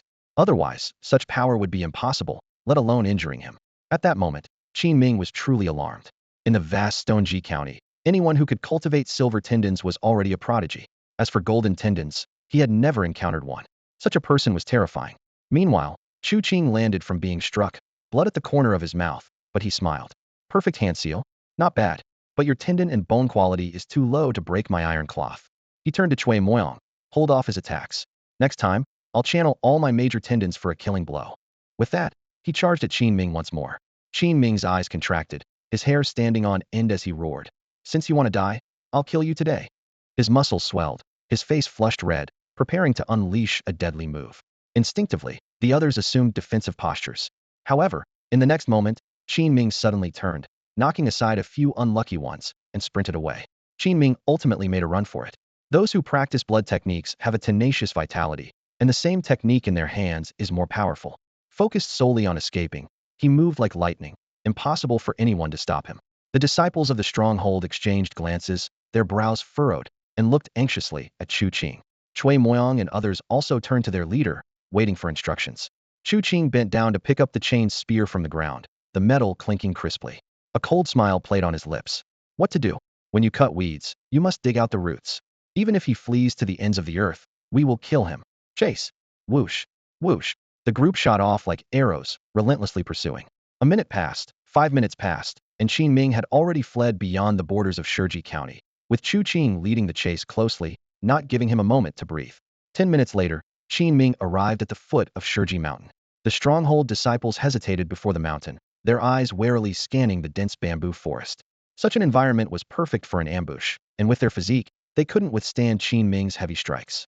Chu Qing couldn't be bothered with these cowards and, with Cui Moyang and other corps members, charged into the depths of the bamboo forest without hesitation.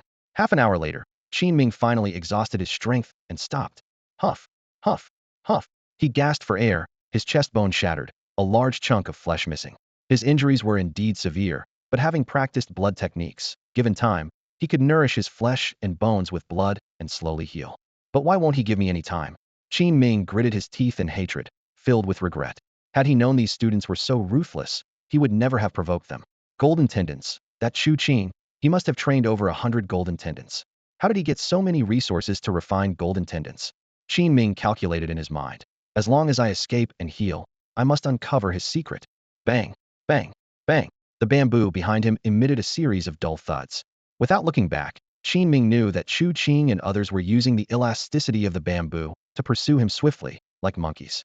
After crossing 1 hill, 2 hills, 3 hills, Qin Ming finally saw a bamboo house and a lake ahead. He stopped, unwilling to run any further as injuries had worsened, and continuing to run would only hasten his death. I am, after all, a practitioner of blood techniques, a level higher in realm than him. I must be able to hold him off. Qin Ming mobilized all his blood to seal his wounds, adjusting his state for one last fight. 10 seconds, 30 seconds later, whoosh, whoosh. A group of young men and women in brocade clothes bounced off the bamboo like birds, shooting forward. 1, 5, 9 youths in brocade approached Qin Ming, exuding murderous intent. Chu Qing let his hands fall, the gun tips scraping the ground, making a ding-dong sound. Cui Moyang's ponytail bells jingled softly with her steps, a hairpin sword deftly twirling in her fingers. Wang Yinyang, Qing Feng Mingyu, and Nangong Shimin also showed killing intent, watching intently. Run, why aren't you running anymore? Chu Qing asked with a smile, a cold glint in his eyes. Qin Ming took a deep breath, suppressing the intense pain in his chest, and growled. Chu Qing, why must you be so relentless? Chu Qing continued to smile. I don't want to be ruthless either, but your Qin family insisted on plotting against me. So, I'm forced into this, you must understand. Qin Ming's mouth twitched, urgently explaining. I didn't plot against you. And besides, my wife is with imperial splendor. For the sake of imperial splendor, spare me. Chu Qing laughed heartily at this, covering his face and laughing wildly towards the sky. Back then, when so many of you ambushed me, did you think about sparing me? When you plotted against me with secret drugs, did you think about sparing me? Imperial Splendor's face? I made Imperial Splendor kneel at my feet, didn't you know? Today you must die. Qin Ming knew there was no peaceful resolution today. He roared in anger, charging towards Chu Qing like a cornered beast. If he must die, he would die fighting. He would die with dignity. Huh. Perfect great handprint. Qin Ming unleashed his ultimate technique with all his might. Whoosh! Chu Qing's chain spear straightened, resembling a true spear, bursting into a flower of spear strikes that swept forth. Cui Moyang and the others also attacked, each move deadly. Thud! Blood splattered. Blood spurted out as Qin Ming's heart was pierced by the sharp metal of the chain spear, striking like a venomous snake. In less than 10 seconds, he was too weak to struggle, his gaze gradually losing focus. Then, with lightning speed, Mingyu's dual blades crossed and severed his head, blood splattering everywhere as his body fell limp. Nangong delivered a vicious kick between Qin Ming's legs, sending the lifeless body crashing to the ground. In that moment, at Shiji Mountain and the bamboo-lined lakeside, Qin Ming, the descendant of the Qin family and a proud Wudong disciple, met his end in battle. Outside the mountain, the disciples of the fort, who had been waiting anxiously, wore expressions filled with worry and helplessness. Their minds were in turmoil, unable to conceal the failure of their mission. They had expected to easily eliminate the Qin family, but the cost was far greater than anticipated. Blood covered the battlefield, mingling with the fallen bodies, and their anger permeated the air. It's all Chu Qing's fault. Their eyes were filled with resentment and blame. Amidst their frustration, a few young fort disciples muttered curses under their breath. Why don't we just kill Chu Qing and avenge our fallen brothers? However, Lonnie Chen, covered in blood and exuding an intimidating aura, sneered. Avenge? Do you really think you can take on Qingyi? Believe me, he could destroy your entire fort with a flick of his hand. His gaze swept over the crowd, and they fell silent, chilled to the bone. Our fort has wanted to destroy the Qin family for over a decade, but we've always been cautious, unable to act recklessly. Have you considered how long Qingyi has been rising? He's already achieved what the fort masters have dreamed of, and you dare to oppose him. Lonnie Chen's words thundered through the crowd. Do you believe that once the Grand Master learns of this, he won't be angry, but will instead send gifts to thank Qingyi? The fort disciples were stunned. In the face of such authority, any thought of resistance seemed unbearable. Meanwhile, a commotion erupted in Shurji County as news of the Qin family's massacre spread, causing a great uproar. The prominent families were furious and rushed to the head constable to discuss how to handle the situation. Initially, head constable Shur was enraged, slamming the table and declaring, Chu Qing must be torn to pieces. However, after a brief visit from a maid of Feng Huaxueyu, he returned with a tone of hesitation and resignation. Everyone, the Qin family is gone. I understand your feelings, but Chu Qing is a disciple of the martial academy, loyal to the empire, and certainly not a rebel. The family heads exchanged glances, their anger tempered by doubt. Master Su questioned, Head Constable, just because Chu Qing is powerful, should we let him go unchecked? Head Constable Shur took a deep breath and said solemnly, We must consider the bigger picture. The Qin family is gone, and Chu Qing's rise might not be a bad thing. Without him, Shurji County might have fallen into even greater chaos.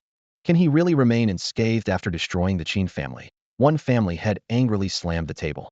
Head Constable Shur frowned, paused, and then slammed the table with a decisive voice. You must understand, Chu Qing is part of the bigger picture.